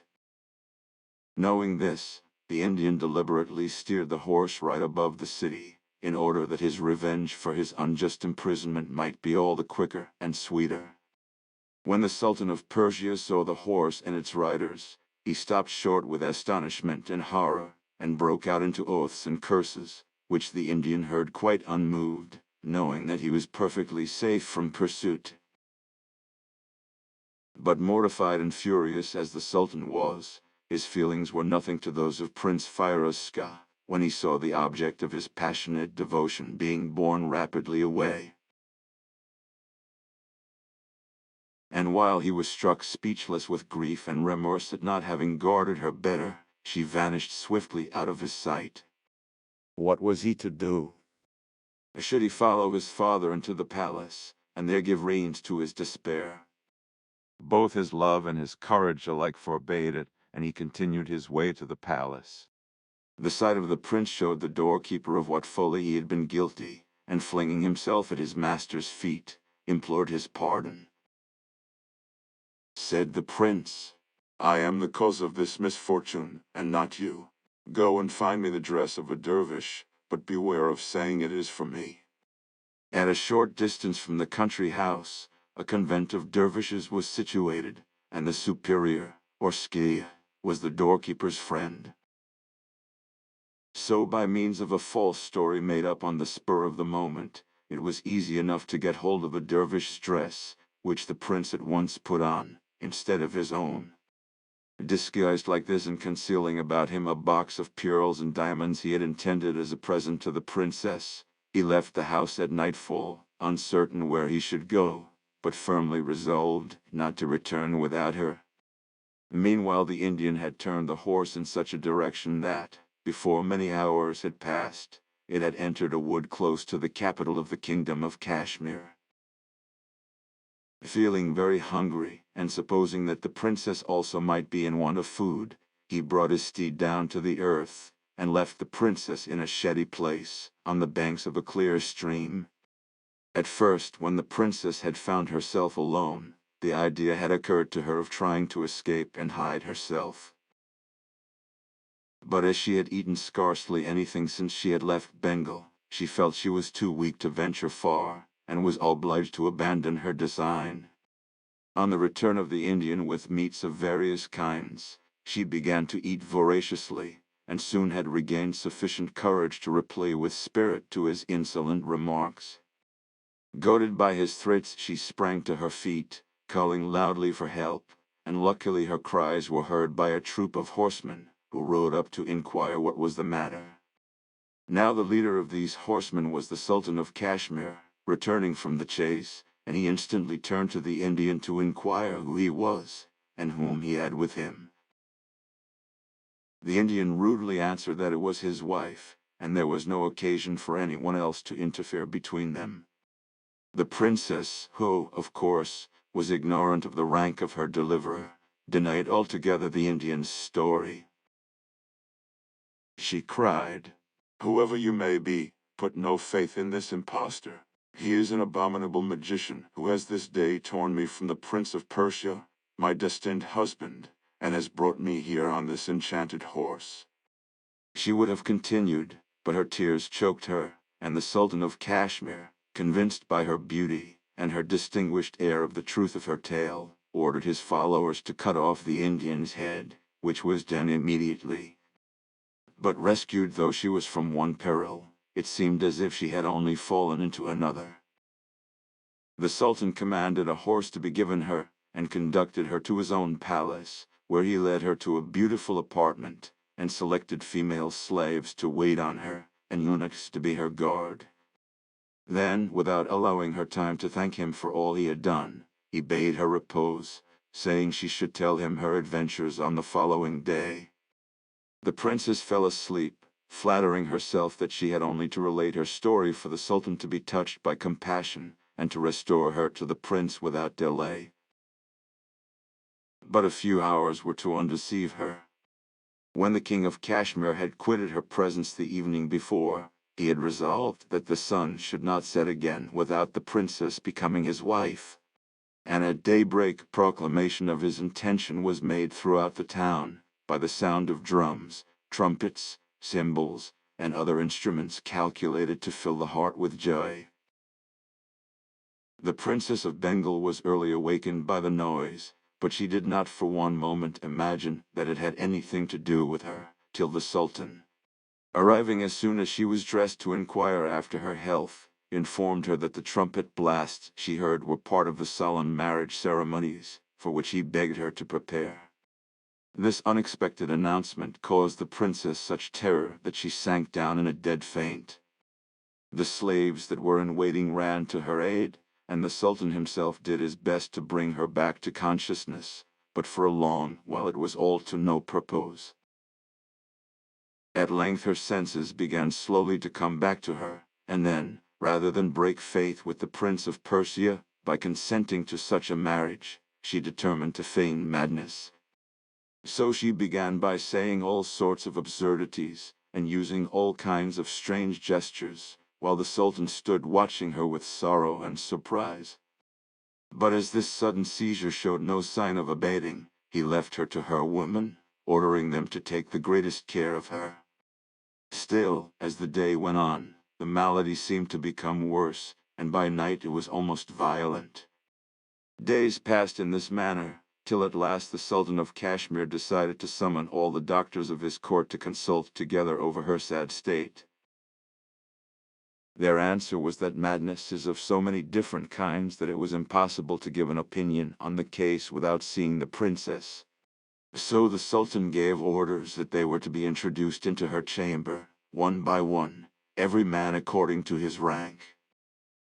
This decision had been foreseen by the princess, who knew quite well that if once she allowed the physicians to feel her pulse, the most ignorant of them would discover that she was in perfectly good health, and that her madness was feigned. So as each man approached, she broke out into such violent paroxysms that not one dared to lay a finger on her. A few, who pretended to be cleverer than the rest, declared that they could diagnose sick people only from sight, ordered her certain potions, which she made no difficulty about taking, as she was persuaded they were all harmless. When the Sultan of Kashmir saw that the court doctors could do nothing towards curing the princess, he called in those of the city, who fared no better. Then he had recourse to the most celebrated physicians in the other large towns, but finding that the task was beyond their science, he finally sent messengers into the other neighboring states, with a memorandum containing full particulars of the princess's madness, offering at the same time to pay the expenses of any physician who would come and see for himself, and a handsome reward to the one who should cure her. In answer to this proclamation, many foreign professors flocked into Kashmir, but they naturally were not more successful than the rest had been, as the cure depended neither on them nor their skill, but only on the princess herself. It was during this time that Prince Feroz Shah, wandering sadly and hopelessly from place to place, arrived in a large city of India, where he heard a great deal of talk about the Princess of Bengal who had gone out of her senses on the very day that she was to have been married to the Sultan of Kashmir. This was quite enough to induce him to take the road to Kashmir, and to inquire at the first inn at which he lodged in the capital the full particulars of the story. When he knew that he had at last found the princess whom he had so long lost, he set about devising a plan for her rescue. The first thing he did was to procure a doctor's robe, so that his dress, added to the long beard he had allowed to grow on his travels, might unmistakably proclaim his profession. He then lost no time in going to the palace, where he obtained an audience of the chief usher, and while apologizing for his boldness in presuming to think that he could cure the princess, where so many others had failed, declared that he had the secret of certain remedies, which had hitherto never failed of their effect. The chief usher assured him that he was heartily welcome, and that the Sultan would receive him with pleasure, and in case of success, he would gain a magnificent reward. When the Prince of Persia, in the disguise of a physician, was brought before him, the Sultan wasted no time in talking, beyond remarking that the mere sight of a doctor threw the princess into transports of rage. He then led the prince up to a room under the roof, which had an opening through which he might observe the princess, without himself being seen. The prince looked, and beheld the princess reclining on a sofa with tears in her eyes, singing softly to herself a song bewailing her sad destiny, which had deprived her, perhaps forever, of a being she so tenderly loved. The young man's heart beat fast as he listened, for he needed no further proof that her madness was feigned, and that it was love of him which had caused her to resort to this species of trick. He softly left his hiding place, and returned to the Sultan, to whom he reported that he was sure from certain signs that the princess's malady was not incurable, but that he must see her, and speak with her alone. The Sultan made no difficulty in consenting to this, and commanded that he should be ushered into the princess's apartment. The moment she caught sight of his physician's robe, she sprang from her seat in a fury, and heaped insults upon him.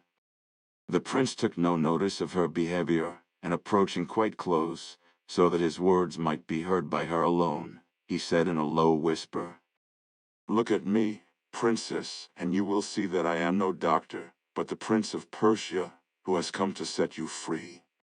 At the sound of his voice, the Princess of Bengal suddenly grew calm, and an expression of joy overspread her face, such as only comes when what we wish for most and expect the least suddenly happens to us. For some time she was too enchanted to speak, and Prince Firouzschah took advantage of her silence to explain to her all that had occurred, his despair at watching her disappear before his very eyes, the oath he had sworn to follow her over the world, and his rapture at finally discovering her in the palace at Kashmir.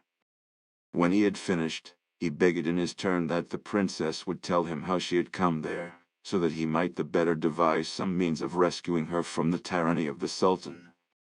It needed but a few words from the princess to make him acquainted with the whole situation, and how she had been forced to play the part of a mad woman in order to escape from a marriage with the Sultan, who had not had sufficient politeness even to ask her consent. If necessary, she added, she had resolved to die sooner than permit herself to be forced into such a union, and break faith with a prince whom she loved. The prince then inquired if she knew what had become of the enchanted horse since the Indian's death, but the princess could only reply that she had heard nothing about it. Still, she did not suppose that the horse could have been forgotten by the Sultan, after all she had told him of its value. To this the prince agreed, and they consulted together over a plan by which she might be able to make her escape and return with him into Persia.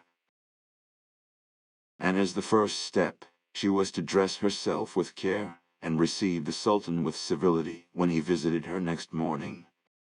The Sultan was transported with delight on learning the result of the interview, and his opinion of the doctor's skill was raised still higher when, on the following day, the princess behaved towards him in such a way as to persuade him that her complete cure would not be long delayed.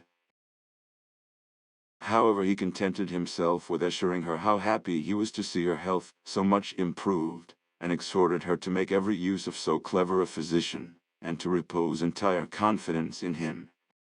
Then he retired, without awaiting any reply from the princess. The Prince of Persia left the room at the same time, and asked if he might be allowed humbly to inquire by what means the Princess of Bengal had reached Kashmir, which was so far distant from her father's kingdom, and how she came to be there alone. The Sultan thought the question very natural, and told him the same story that the Princess of Bengal had done, adding that he had ordered the enchanted horse to be taken to his treasury as a curiosity, though he was quite ignorant how it could be used. Replied the physician, Your Highness's tale has supplied me with the clue I needed to complete the recovery of the princess. During her voyage hither on an enchanted horse, a portion of its enchantment has by some means been communicated to her person, and it can only be dissipated by certain perfumes of which I possess the secret. If your Highness will deign to consent, and to give the court and the people one of the most astonishing spectacles they have ever witnessed, command the horse to be brought into the big square outside the palace, and leave the rest to me. I promise that in a very few moments, in presence of all the assembled multitude, you shall see the princess as healthy both in mind and body as ever she was in her life. And in order to make the spectacle as impressive as possible, I would suggest that she should be richly dressed and covered with the noblest jewels of the crown." The Sultan readily agreed to all that the prince proposed, and the following morning he desired that the enchanted horse should be taken from the treasury and brought into the great square of the palace. Soon the rumor began to spread through the town that something extraordinary was about to happen, and such a crowd began to collect that the guards had to be called out to keep order and to make a way for the enchanted horse. When all was ready, the Sultan appeared and took his place on a platform, surrounded by the chief nobles and officers of his court. When they were seated, the Princess of Bengal was seen leaving the palace, accompanied by the ladies who had been assigned to her by the Sultan. She slowly approached the enchanted horse, and with the help of her ladies, she mounted on its back. Directly she was in the saddle, with her feet in the stirrups and the bridle in her hand, the physician placed around the horse some large braziers full of burning coals, into each of which he threw a perfume composed of all sorts of delicious scents. Then he crossed his hands over his breast, and with lowered eyes walked 3 times round the horse, muttering the while certain words. Soon there arose from the burning braziers a thick smoke which almost concealed both the horse and princess, and this was the moment for which he had been waiting. Springing lightly up behind the lady, he leaned forward and turned the peg, and as the horse darted up into the air, he cried aloud so that his words were heard by all present. "Sultan of Kashmir, when you wish to marry princesses who have sought your protection, learn first to gain their consent." It was in this way that the Prince of Persia rescued the Princess of Bengal, and returned with her to Persia, where they descended this time before the palace of the king himself. The marriage was only delayed just long enough to make the ceremony as brilliant as possible, and, as soon as the rejoicings were over, an ambassador was sent to the King of Bengal, to inform him of what had passed, and to ask his approbation of the alliance between the 2 countries, which he heartily gave. Once upon a time there reigned over Persia a sultan named Khosrow Shah, who from his boyhood had been fond of putting on a disguise and seeking adventures in all parts of the city, accompanied by one of his officers, disguised like himself. And no sooner was his father buried in the ceremonies over that marked his accession to the throne, than the young man hastened to throw off his robes of state, and calling to his vizier to make ready likewise, stole out in the simple dress of a private citizen into the less known streets of the capital. Passing down a lonely street, the Sultan heard women's voices in loud discussion, and peeping through a crack in the door, he saw 3 sisters, sitting on a sofa in a large hall, talking in a very lively and earnest manner.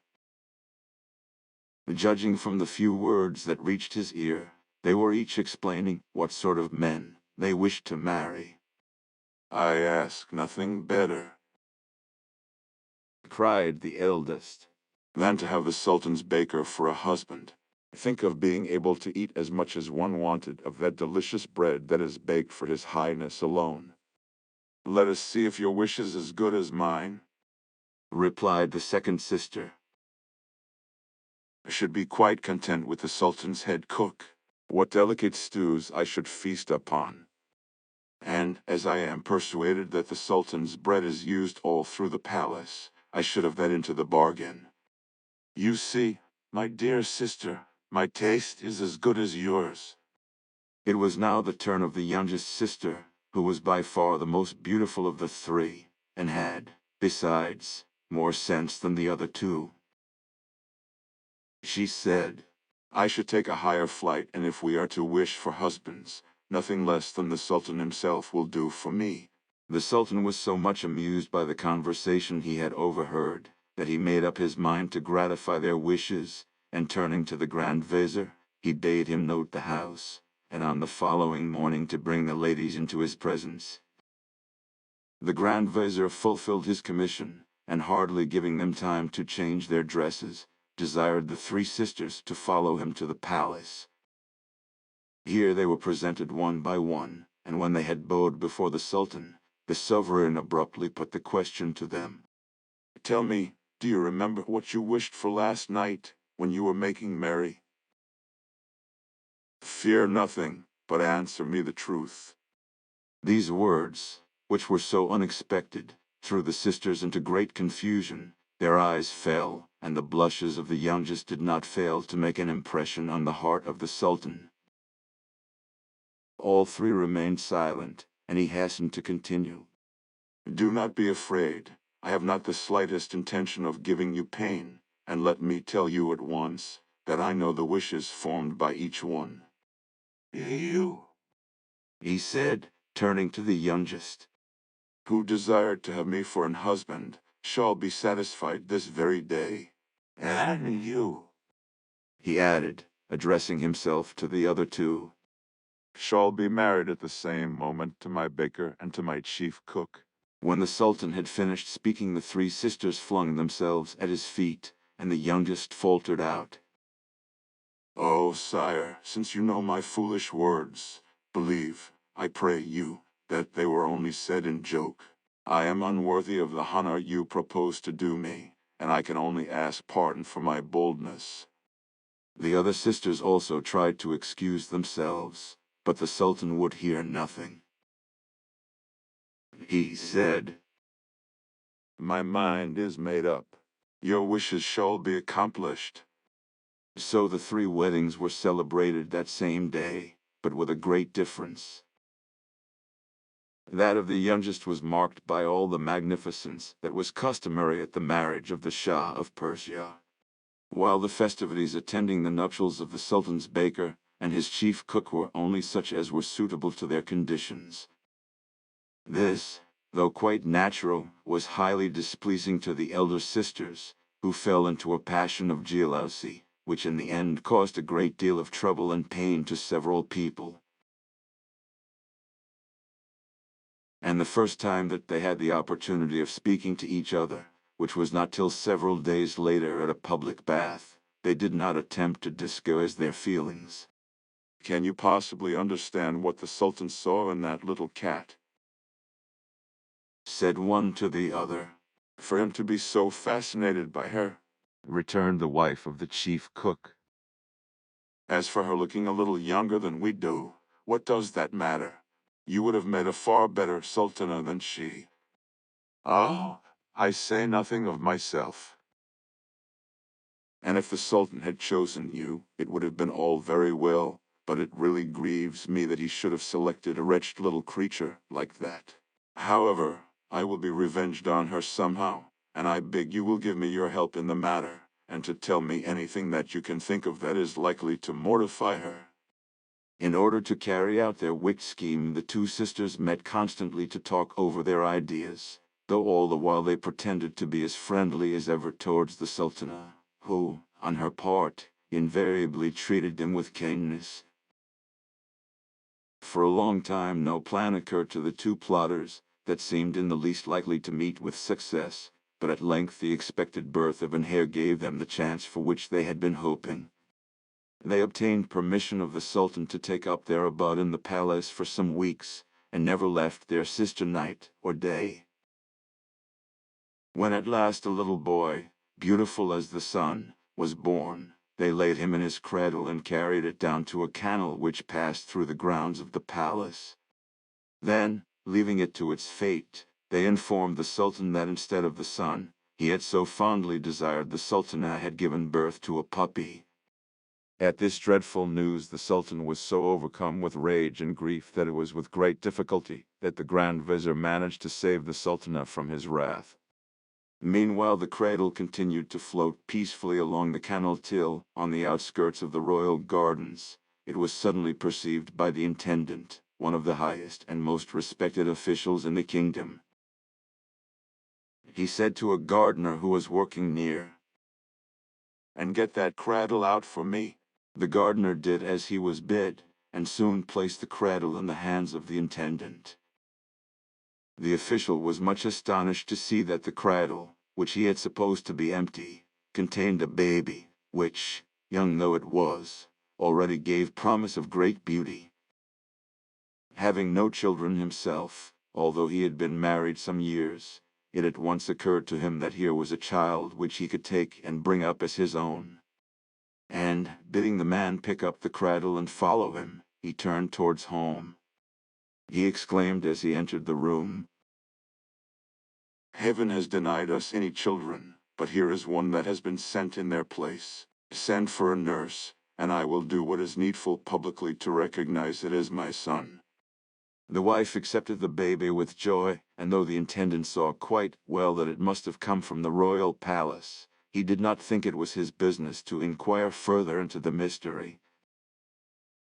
The following year another prince was born and sent adrift, but happily for the baby, the intendant of the gardens again was walking by the canal, and carried it home as before.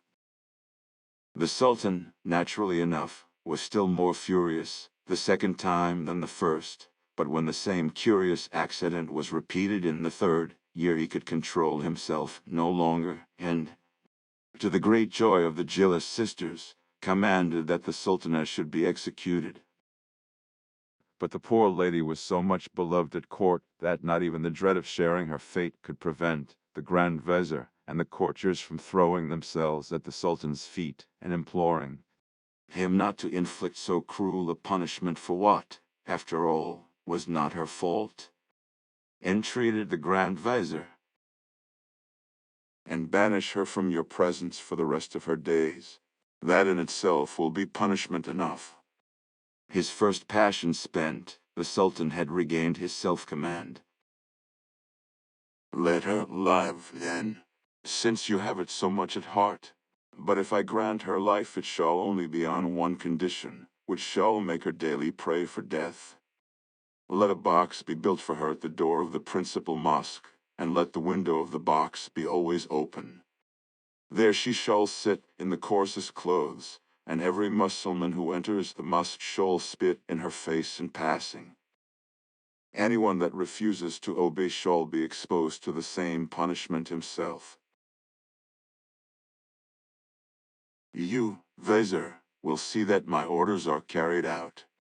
The Grand Vizier saw that it was useless to say more, and, full of triumph, the sisters watched the building of the box, and then listened to the jeers of the people at the helpless Sultana sitting inside. But the poor lady bore herself with so much dignity and meekness that it was not long before she had won the sympathy of those that were best among the crowd. But it is now time to return to the fate of the third baby, this time a princess.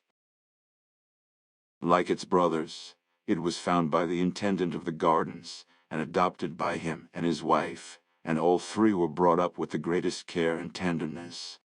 As the children grew older, their beauty and air of distinction became more and more marked, and their manners had all the grace and ease that is proper to people of high birth. The princes had been named by their foster father Bahman and Pervez, after two of the ancient kings of Persia, while the princess was called Parizade, or the child of the genii. The intendant was careful to bring them up as befitted their real rank, and soon appointed a tutor to teach the young princes how to read and write. And the princess, determined not to be left behind, showed herself so anxious to learn with her brothers, that the intendant consented to her joining in their lessons, and it was not long before she knew as much as they did. From that time all their studies were done in common. They had the best masters for the fine arts, geography, poetry, history and science, and even for sciences, which are learned by few, and every branch seemed so easy to them, that their teachers were astonished at the progress they made. The princess had a passion for music, and could sing and play upon all sorts of instruments. She could also ride and drive as well as her brothers, shoot with a bow and arrow, and throw a javelin with the same skill as they, and sometimes even better. In order to set off these accomplishments, the intendant resolved that his foster children should not be pent up any longer in the narrow borders of the palace gardens, where he had always lived. So he bought a splendid country house a few miles from the capital, surrounded by an immense park. This park he filled with wild beasts of various sorts, so that the princes and princess might hunt as much as they pleased. When everything was ready, the intendant threw himself at the Sultan's feet, and after referring to his age and his long services, begged His Highness's permission to resign his post. This was granted by the Sultan in a few gracious words, and he then inquired what reward he could give to his faithful servant. But the intendant declared that he wished for nothing except the continuance of His Highness's favor, and prostrating himself once more, he retired from the Sultan's presence. 5 or 6 months passed away in the pleasures of the country, when death attacked the intendant so suddenly that he had no time to reveal the secret of their birth to his adopted children. And as his wife had long been dead also, it seemed as if the princes and the princess would never know that they had been born to a higher station than the one they filled. Their sorrow for their father was very deep, and they lived quietly on in their new home, without feeling any desire to leave it for court gaieties or intrigues. One day the princes as usual went out to hunt, but their sister remained alone in her apartments. While they were gone, an old Mussulman devotee appeared at the door, and asked leave to enter, as it was the hour of prayer. The princess sent orders at once that the old woman was to be taken to the private oratory in the grounds, and when she had finished her prayers was to be shown the house and gardens, and then to be brought before her. Although the old woman was very pious, she was not at all indifferent to the magnificence of all around her, which she seemed to understand as well as to admire. And when she had seen it all, she was led by the servants before the princess, who was seated in a room, which surpassed in splendor all the rest. Said the princess, pointing to a sofa, Come and sit beside me. I am delighted at the opportunity of speaking for a few moments with so holy a person. The old woman made some objections to so much honor being done her, but the princess refused to listen, and insisted that her guest should take the best seat, and as she thought she must be tired, ordered refreshments. While the old woman was eating, the princess put several questions to her as to her mode of life, and the pious exercises she practiced, and then inquired what she thought of the house now that she had seen it. Replied the pilgrim, One must be hard indeed to please to find any fault. It is beautiful, comfortable, and well ordered, and it is impossible to imagine anything more lovely than the garden. But since you ask me, I must confess that it lacks 3 things to make it absolutely perfect. And what can they be? Only tell me, and I will lose no time in getting them. The 3 things, madam, replied the old woman, are, first, the talking bird, whose voice draws all other singing birds to it, to join in chorus. And second, the singing tree, where every leaf is a song that is never silent. And lastly, the golden water, of which it is only needful to pour a single drop into a basin for it to shoot up into a fountain, which will never be exhausted, nor will the basin ever overflow. cried the princess, For telling me of such treasures. But add, I pray you, to your goodness by further informing me where I can find them. replied the pilgrim. I should ill repay the hospitality you have shown me if I refuse to answer your question. The 3 things of which I have spoken are all to be found in one place, on the borders of this kingdom, towards India. Your messenger has only to follow the road that passes by your house, for 20 days, and at the end of that time, he is to ask the first person he meets for the talking bird, the singing tree, and the golden water. She then rose, and bidding farewell to the princess, went her way.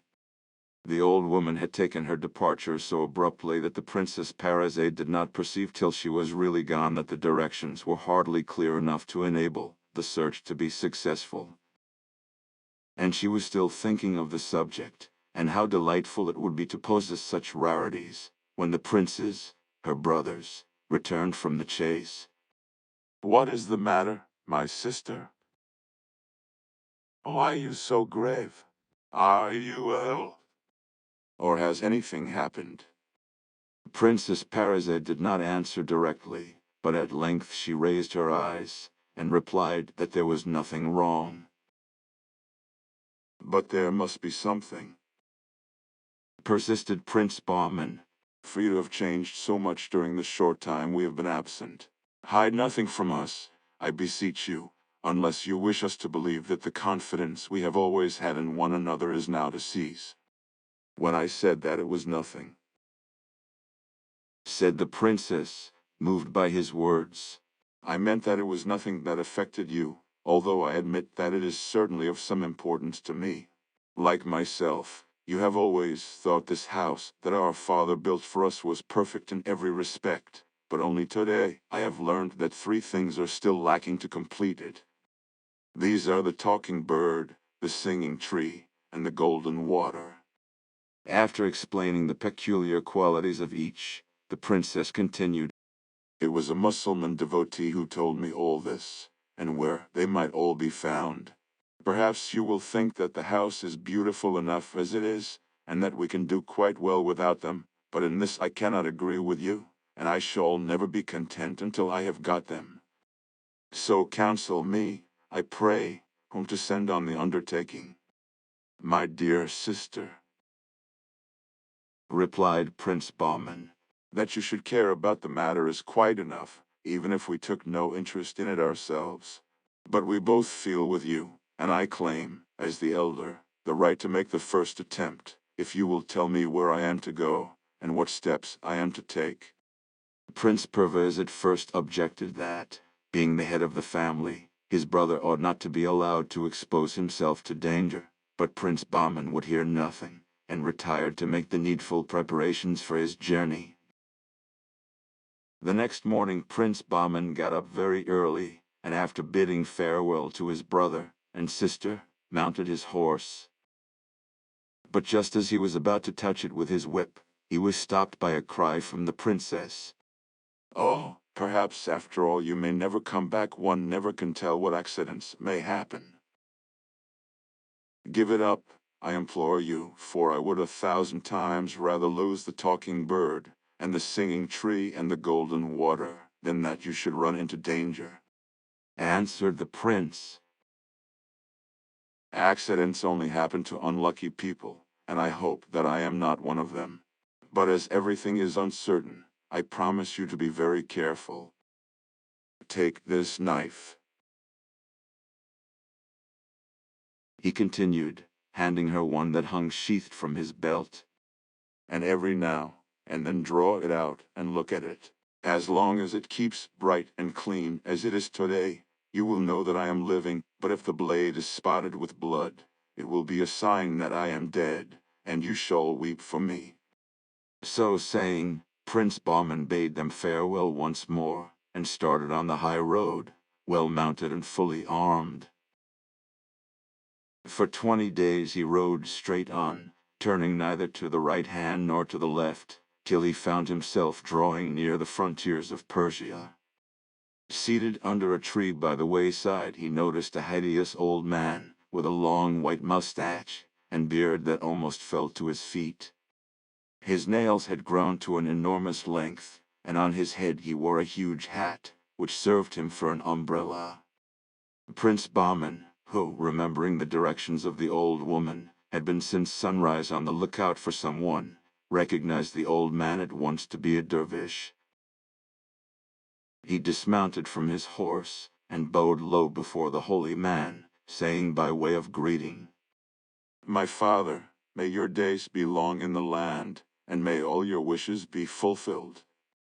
The dervish did his best to reply, but his mustache was so thick that his words were hardly intelligible, and the prince, perceiving what was the matter, took a pair of scissors from his saddle pockets, and requested permission to cut off some of the mustache, as he had a question of great importance to ask the dervish.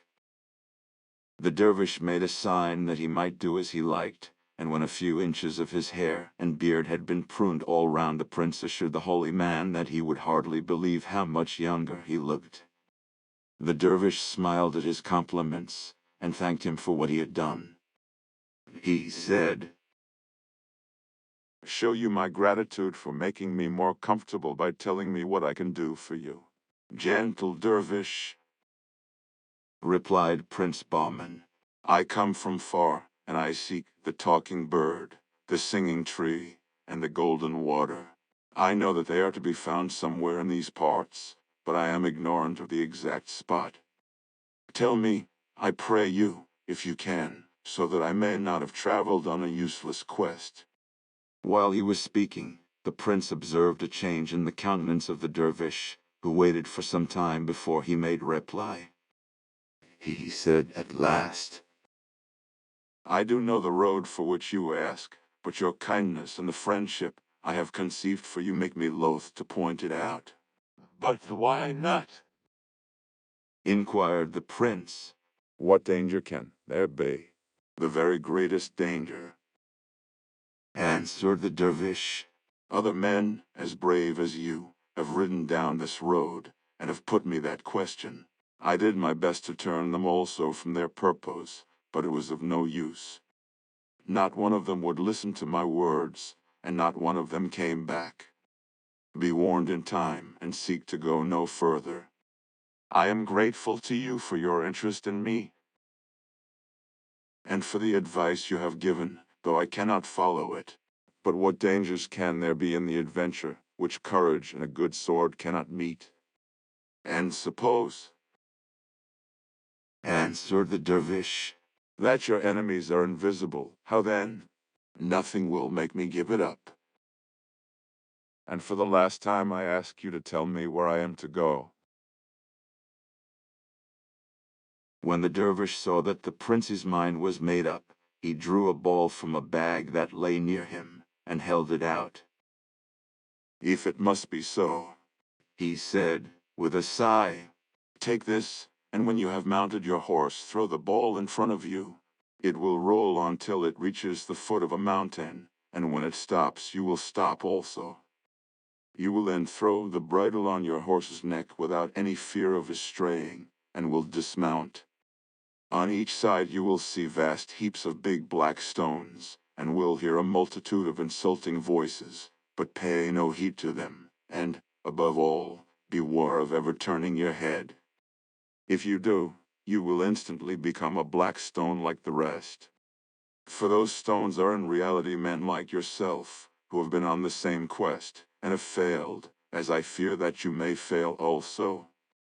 If you manage to avoid this pitfall, and to reach the top of the mountain, you will find there the talking bird in a splendid cage, and you can ask of him where you are to seek the singing tree and the golden water. That is all I have to say. You know what you have to do, and what to avoid, but if you are wise you will think of it no more, but return whence you have come." The prince smilingly shook his head, and thanking the dervish once more, he sprang on his horse and threw the ball before him. The ball rolled along the road so fast that Prince Bahman had much difficulty in keeping up with it, and it never relaxed its speed till the foot of the mountain was reached. Then it came to a sudden halt, and the prince at once got down and flung the bridle on his horse's neck. He paused for a moment and looked round him at the masses of black stones with which the sides of the mountain were covered, and then began resolutely to ascend. He had hardly gone 4 steps when he heard the sound of voices around him, although not another creature was in sight. Cried some. "Stop him at once!" Shrieked others. "Help! Robbers! "Murderers!" Help! Help!" "Oh, let him alone!" Sneered another, and this was the most trying of all. "He is such a beautiful young man, I am sure the bird and the cage must have been kept for him." At first the prince took no heed to all this clamor, but continued to press forward on his way. Unfortunately this conduct, instead of silencing the voices, only seemed to irritate them the more, and they arose with redoubled fury, in front as well as behind. After some time he grew bewildered, his knees began to tremble, and finding himself in the act of falling, he forgot altogether the advice of the dervish. He turned to fly down the mountain, and in one moment became a black stone. As may be imagined, Prince Pervez and his sister were all this time in the greatest anxiety, and consulted the magic knife, not once, but many times a day. Hitherto the blade had remained bright and spotless, but on the fatal hour on which Prince Bahman and his horse were changed into black stones, large drops of blood appeared on the surface. "Ah, my beloved brother!" cried the princess in horror, throwing the knife from her. "I shall never see you again, and it is I who have killed you. Fool that I was to listen to the voice of that temptress, who probably was not speaking the truth. What are the talking bird and the singing tree to me in comparison with you, passionately though I long for them?" Prince Pervez's grief at his brother's loss was not less than that of Princess Parizade, but he did not waste his time on useless lamentations. He said, "Why should you think the old woman was deceiving you about these treasures, and what would have been her object in doing so? No, no, our brother must have met his death by some accident, or want of precaution, and tomorrow I will start on the same quest." terrified at the thought that she might lose her only remaining brother, the princess entreated him to give up his project, but he remained firm. Before setting out, however, he gave her a chaplet of 100 pearls, and said, "When I am absent, tell this over daily for me. But if you should find that the beads stick, so that they will not slip one after the other, you will know that my brother's fate has befallen me. Still, we must hope for better luck."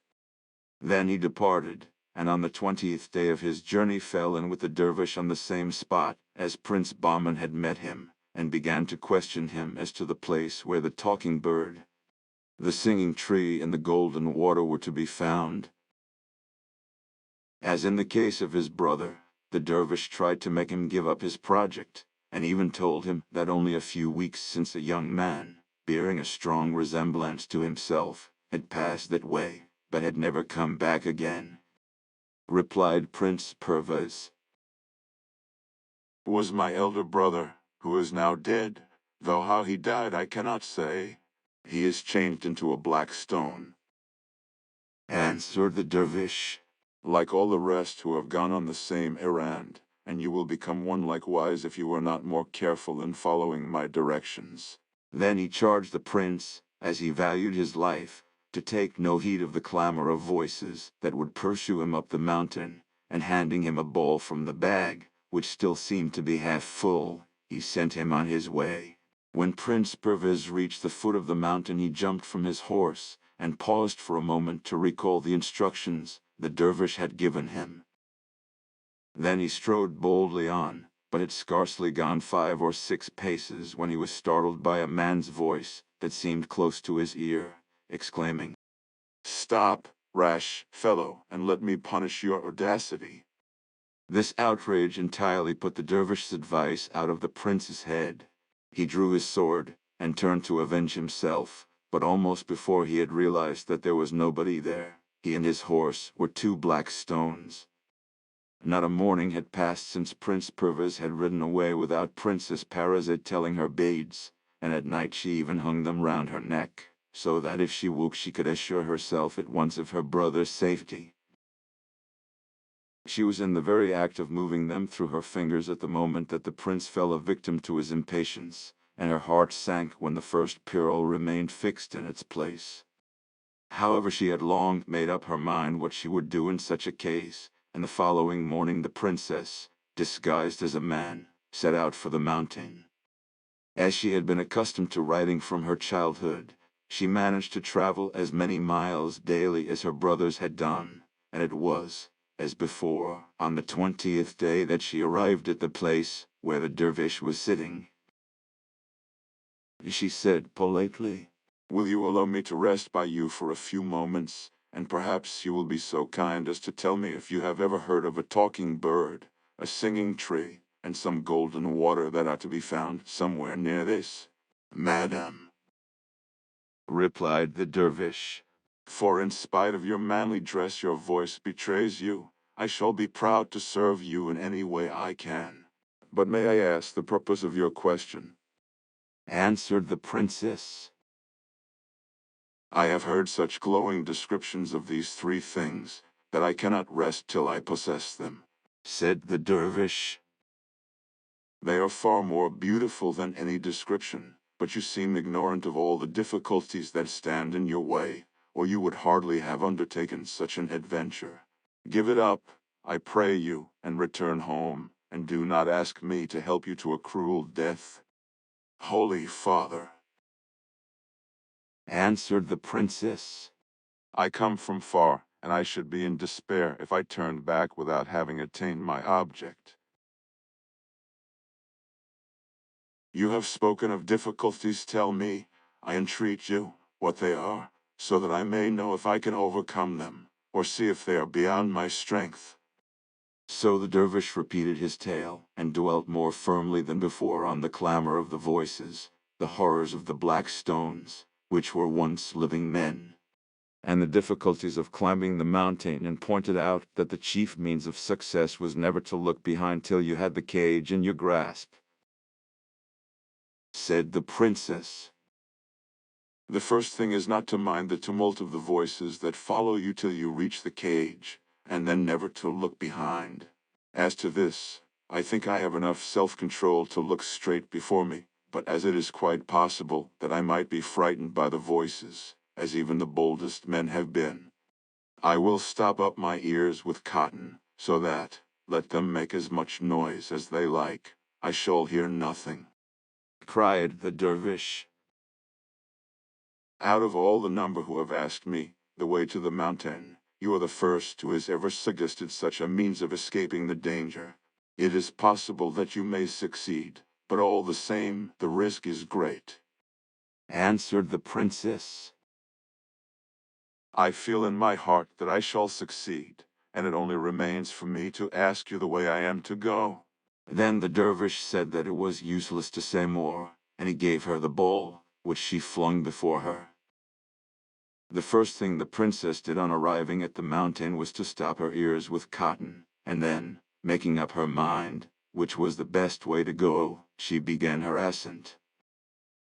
In spite of the cotton, some echoes of the voices reached her ears, but not so as to trouble her. Indeed, though they grew louder and more insulting the higher she climbed, the princess only laughed, and said to herself that she certainly would not let a few rough words stand between her and the goal. At last she perceived in the distance the cage and the bird, whose voice joined itself in tones of thunder to those of the rest. Return, return. Never dare to come near me. At the sight of the bird, the princess hastened her steps, and without vexing herself at the noise, which by this time had grown deafening, she walked straight up to the cage, and seizing it, she said, Now, my bird, I have got you, and I shall take good care that you do not escape. As she spoke she took the cotton from her ears, for it was needed no longer. Answered the bird. Do not blame me for having joined my voice to those who did their best to preserve my freedom. Although confined in a cage, I was content with my lot, but if I must become a slave, I could not wish for a nobler mistress than one who has shown so much constancy, and from this moment, I swear to serve you faithfully. Some day you will put me to the proof, for I know who you are better than you do yourself. Meanwhile, tell me what I can do, and I will obey you, Replied the princess, who was filled with a joy that seemed strange to herself when she thought that the bird had cost her the lives of both her brothers. Bird, let me first thank you for your goodwill, and then let me ask you where the golden water is to be found. The bird described the place, which was not far distant, and the princess filled a small silver flask that she had brought with her for the purpose. She then returned to the cage, and said, Bird, there is still something else. Where shall I find the singing tree? Behind you, in that wood. Replied the bird, and the princess wandered through the wood, till a sound of the sweetest voices told her she had found what she sought. But the tree was tall and strong, and it was hopeless to think of uprooting it. Said the bird, when she had returned to ask counsel, "Break off a twig and plant it in your garden, and it will take root and grow into a magnificent tree." When the Princess Parizade held in her hands the 3 wonders promised her by the old woman, she said to the bird, "All that is not enough. It was owing to you that my brothers became black stones. I cannot tell them from the mass of others, but you must know and point them out to me. I beg you, for I wish to carry them away." For some reason that the princess could not guess, these words seemed to displease the bird, and he did not answer. The princess waited a moment, and then continued in severe tones, "Have you forgotten that you yourself said that you are my slave to do my bidding, and also that your life is in my power?" "No, I have not forgotten. But what you ask is very difficult. However, I will do my best. If you look round, you will see a pitcher standing near. Take it, and as you go down the mountain, scatter a little of the water it contains over every black stone, and you will soon find your 2 brothers." Princess Parizade took the pitcher, and, carrying with her besides the cage, the twig, and the flask, returned down the mountain-side. At every black stone, she stopped and sprinkled it with water, and as the water touched it, the stone instantly became a man. When she suddenly saw her brothers before her, her delight was mixed with astonishment. "Why, what are you doing here?" "We have been asleep," they said. Returned the princess. "But without me your sleep would probably have lasted till the day of judgment. Have you forgotten that you came here in search of the talking bird, the singing tree, and the golden water, and the black stones that were heaped up along the road? Look round and see if there is one left. These gentlemen, and yourselves, and all your horses were changed into these stones, and I have delivered you by sprinkling you with the water from this pitcher. As I could not return home without you, even though I had gained the prizes on which I had set my heart, I forced the talking bird to tell me how to break the spell." On hearing these words, Prince Bahman and Prince Perviz understood all they owed their sister, and the knights who stood by declared themselves her slaves and ready to carry out her wishes. But the princess, while thanking them for their politeness, explained that she wished for no company, but that of her brothers, and that the rest were free to go where they would. So saying, the princess mounted her horse, and, declining to allow even Prince Bahman to carry the cage with the talking bird, she entrusted him with the branch of the singing tree, while Prince Perviz took care of the flask containing the golden water. Then they rode away, followed by the knights and gentlemen, who begged to be permitted to escort them. It had been the intention of the party to stop and tell their adventures to the dervish, but they found to their sorrow that he was dead, whether from old age, or whether from the feeling that his task was done, they never knew. As they continued their road, their numbers grew daily smaller, for the knights turned off one by one to their own homes, and only the brothers and sister finally drew up at the gate of the palace. The princess carried the cage straight into the garden, and, as soon as the bird began to sing, nightingales, larks, thrushes, finches, and all sorts of other birds mingled their voices in chorus. The branch she planted in a corner near the house, and in a few days it had grown into a great tree. As for the golden water, it was poured into a great marble basin specially prepared for it, and it swelled and bubbled and then shot up into the air in a fountain 20 feet high. The fame of these wonders soon spread abroad, and people came from far and near to see and admire. After a few days, Prince Bahman and Prince Perviz fell back into their ordinary way of life, and passed most of their time hunting. One day it happened that the Sultan of Persia was also hunting in the same direction, and, not wishing to interfere with his sport, the young men, on hearing the noise of the hunt approaching, prepared to retire, but, as luck would have it, they turned into the very path down which the Sultan was coming. They threw themselves from their horses and prostrated themselves to the earth, but the Sultan was curious to see their faces, and commanded them to rise. The princes stood up, respectfully, but quite at their ease, and the Sultan looked at them for a few moments without speaking. Then he asked who they were and where they lived. Replied Prince Bahman, "We are sons of your Highness's late intendant of the gardens, and we live in a house that he built a short time before his death, waiting till an occasion should offer itself to serve your Highness. You seem fond of hunting." answered the Sultan. Replied Prince Bahman, "It is our usual exercise, and one that should be neglected by no man who expects to comply with the ancient customs of the kingdom and bear arms." The Sultan was delighted with this remark, and said at once, In that case, I shall take great pleasure in watching you. "Come, choose what sort of beasts you would like to hunt." The princes jumped on their horses and followed the Sultan at a little distance. They had not gone very far before they saw a number of wild animals appear at once, and Prince Bahman started to give chase to a lion and Prince Perviz to a bear. Both used their javelins with such skill that, directly they arrived within striking range, the lion and the bear fell, pierced through and through.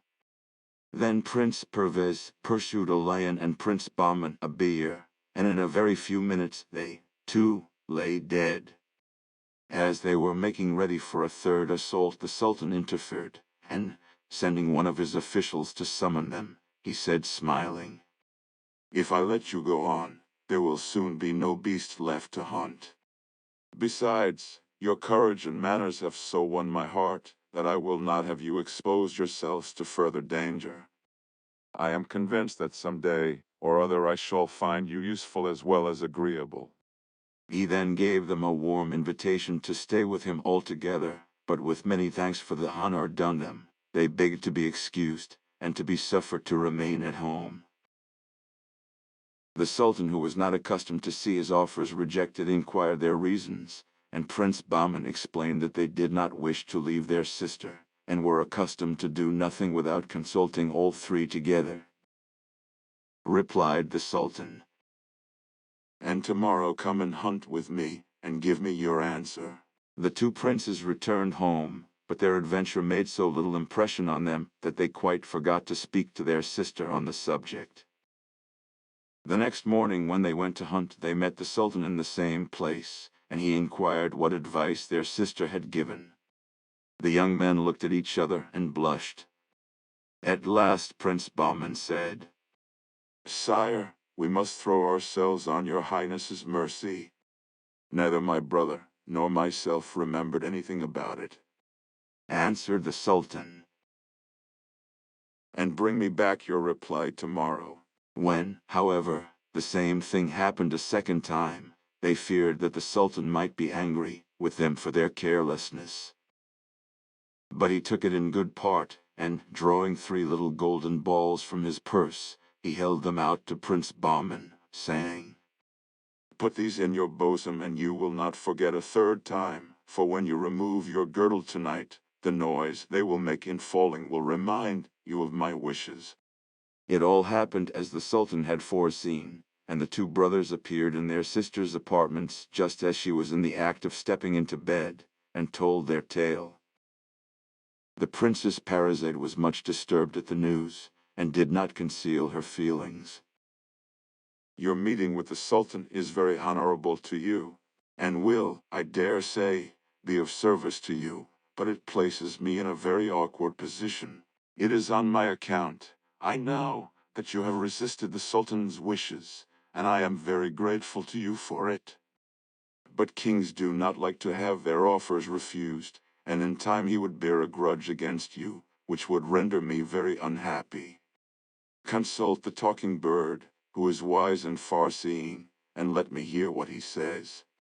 So the bird was sent for and the case laid before him. The princes must on no account refuse the Sultan's proposal. And they must even invite him to come and see your house. But, bird, objected the princess. you know how dearly we love each other. Will not all this spoil our friendship? Replied the bird. It will make it all the closer. Then the Sultan will have to see me, said the princess. The bird answered that it was necessary that he should see her, and everything would turn out for the best. The following morning, when the Sultan inquired if they had spoken to their sister, and what advice she had given them, Prince Bahman replied that they were ready to agree to His Highness's wishes, and that their sister had reproved them for their hesitation about the matter.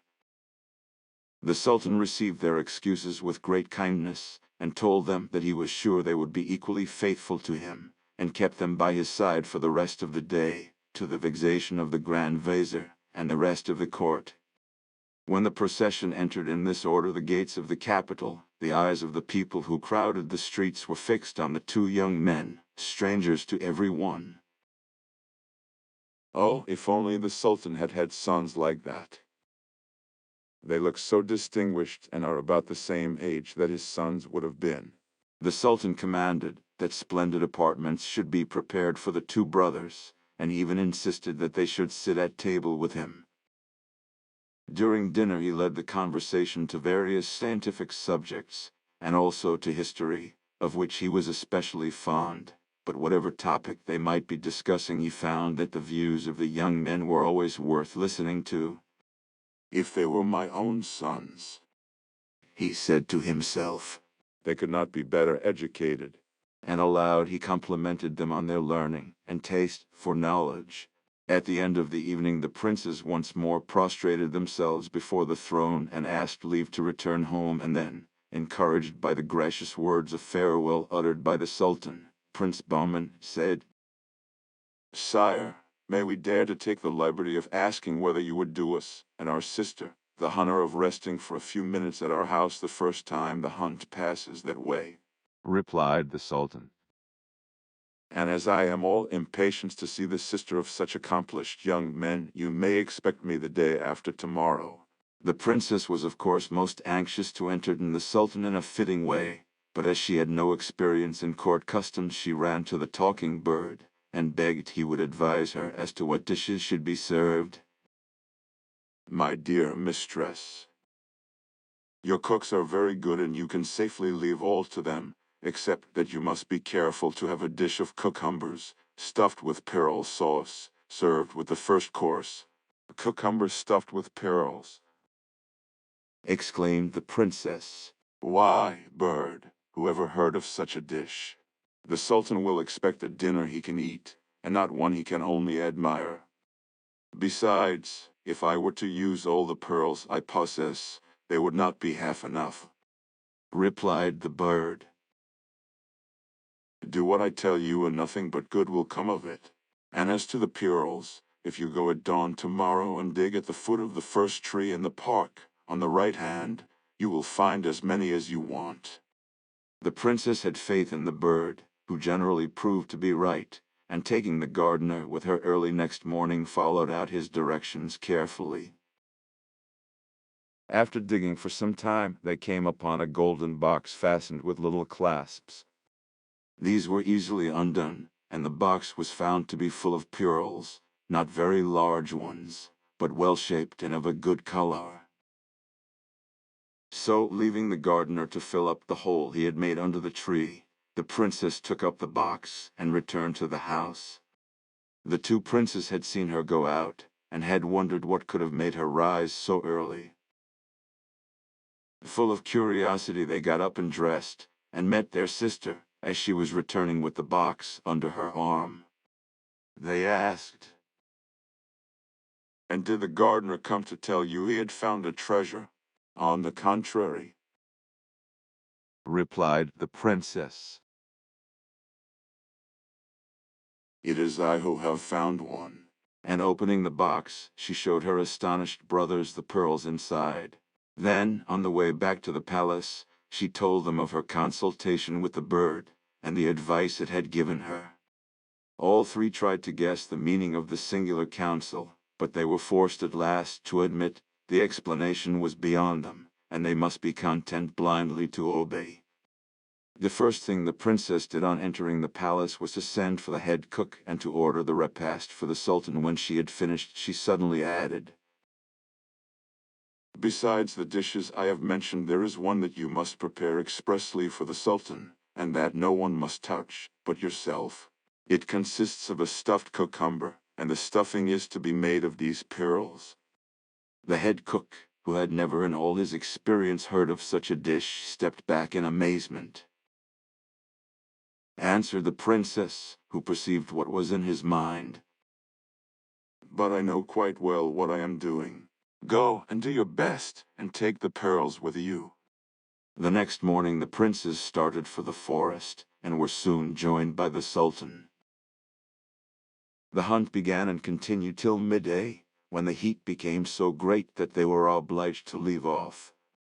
Then, as arranged, they turned their horses' heads towards the palace, and while Prince Bahman remained by the side of the sultan, Prince Pervez rode on to warn his sister of their approach. The moment His Highness entered the courtyard, the princess flung herself at his feet, but he bent and raised her, and gazed at her for some time, struck with her grace and beauty, and also with the indefinable air of courts that seemed to hang round this country girl. "They are all worthy one of the other, and I am not surprised that they think so much of her opinions. I must know more of them." By this time the princess had recovered from the first embarrassment of meeting, and proceeded to make her speech of welcome. "This is only a simple country house, sire, suitable to people like ourselves, who live a quiet life. It cannot compare with the great city mansions, much less, of course, with the smallest of the Sultan's palaces." "I cannot quite agree with you. Even the little that I have seen I admire greatly, and I will reserve my judgment until you have shown me the whole." The princess then led the way from room to room, and the sultan examined everything carefully.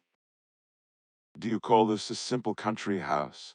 Why, if every country house was like this, the towns would soon be deserted. I am no longer astonished that you do not wish to leave it. Let us go into the gardens, which I am sure are no less beautiful than the rooms." A small door opened straight into the garden, and the first object that met the sultan's eyes was the golden water. "What lovely colored water! Where is the spring, and how do you make the fountain rise so high? I do not believe there is anything like it in the world." He went forward to examine it, and when he had satisfied his curiosity, the princess conducted him towards the singing tree. As they drew near, the sultan was startled by the sound of strange voices, but could see nothing. "Where have you hidden your musicians? Are they up in the air, or under the earth? Surely the owners of such charming voices ought not to conceal themselves." Answered the princess. "The voices all come from the tree which is straight in front of us, and if you will deign to advance a few steps, you will see that they become clearer." The sultan did as he was told, and was so wrapped in delight at what he heard that he stood some time in silence. "Tell me, madam, I pray you, how this marvelous tree came into your garden. It must have been brought from a great distance, or else, fond as I am of all curiosities, I could not have missed hearing of it. What is its name?" "The only name it has, sire, is the singing tree, and it is not a native of this country. Its history is mixed up with those of the golden water and the talking bird, which you have not yet seen. If your highness wishes, I will tell you the whole story, when you have recovered from your fatigue," returned he. "You show me so many wonders that it is impossible to feel any fatigue. Let us go once more and look at the golden water, and I am dying to see the talking bird." The sultan could hardly tear himself away from the golden water, which puzzled him more and more. he observed to the princess. That this water does not come from any spring, neither is brought by pipes. All I understand is that neither it nor the singing tree is a native of this country. It is as you say, sire, Answered the princess. and if you examine the basin, you will see that it is all in one piece, and therefore the water could not have been brought through it. What is more astonishing is that I only emptied a small flaskful into the basin, and it increased to the quantity you now see. Well, I will look at it no more today. Take me to the talking bird. On approaching the house, the Sultan noticed a vast quantity of birds, whose voices filled the air, and he inquired why they were so much more numerous here than in any other part of the garden. Answered the princess. Do you see that cage hanging in one of the windows of the saloon? That is the talking bird, whose voice you can hear above them all, even above that of the nightingale. And the birds crowd to this spot, to add their songs to his. The Sultan stepped through the window, but the bird took no notice, continuing his song as before. Said the princess. This is the Sultan, make him a pretty speech. The bird stopped singing at once, and all the other birds stopped too. The Sultan is welcome. I wish him long life and all prosperity. I thank you, good bird. Answered the Sultan, seating himself before the repast, which was spread at a table near the window. And I am enchanted to see in you, the Sultan and King of the birds. The Sultan, noticing that his favorite dish of cucumber was placed before him, proceeded to help himself to it, and was amazed too, and that the stuffing was of pearls. Cried he. But I do not understand the reason of it. One cannot eat pearls. Replied the bird, before either the princes or the princess could speak. Surely your highness cannot be so surprised at beholding a cucumber stuffed with pearls, when you believed without any difficulty that the Sultana had presented you, instead of children, with a dog, a cat, and a log of wood. I believed it. Answered the Sultan. Because the women attending on her told me so. Said the bird.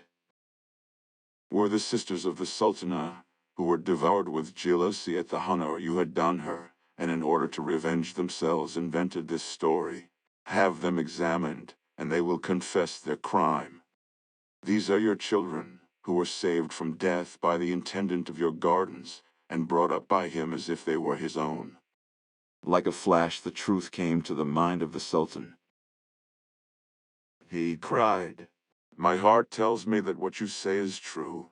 My children, let me embrace you, and embrace each other, not only as brothers and sister, but as having in you the blood royal of Persia, which could flow in no nobler veins. When the first moments of emotion were over, the Sultan hastened to finish his repast, and then turning to his children, he exclaimed, Today you have made acquaintance with your father. Tomorrow I will bring you the Sultana, your mother. Be ready to receive her. The Sultan then mounted his horse and rode quickly back to the capital. Without an instant's delay he sent for the Grand Vizier, and ordered him to seize and question the Sultana's sisters that very day. This was done. They were confronted with each other and proved guilty, and were executed in less than an hour.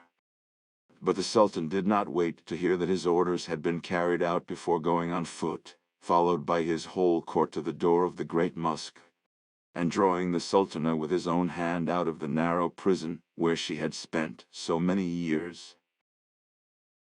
He cried, embracing her with tears in his eyes, I have come to ask your pardon for the injustice I have done you, and to repair it as far as I may.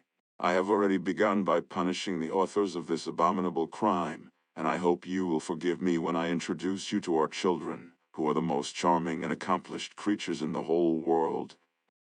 Come with me, and take back your position, and all the honor that is due to you. This speech was delivered in the presence of a vast multitude of people, who had gathered from all parts on the first hint of what was happening, and the news was passed from mouth to mouth in a few seconds. Early next day, the Sultan and Sultana, dressed in robes of state, and followed by all the court, set out for the country house of their children. Here the Sultan presented them to the Sultana one by one, and for some time there was nothing but embraces and tears and tender words. Then they ate of the magnificent dinner which had been prepared for them, and after they were all refreshed they went into the garden, where the Sultan pointed out to his wife the golden water and the singing tree. As to the talking bird, she had already made acquaintance with him. In the evening they rode together back to the capital, the princes on each side of their father, and the princess with her mother. Long before they reached the gates, the way was lined with people, and the air filled with shouts of welcome, with which were mingled the songs of the talking bird, sitting in its cage on the lap of the princess, and of the birds who followed it. And in this manner they came back to their father's palace.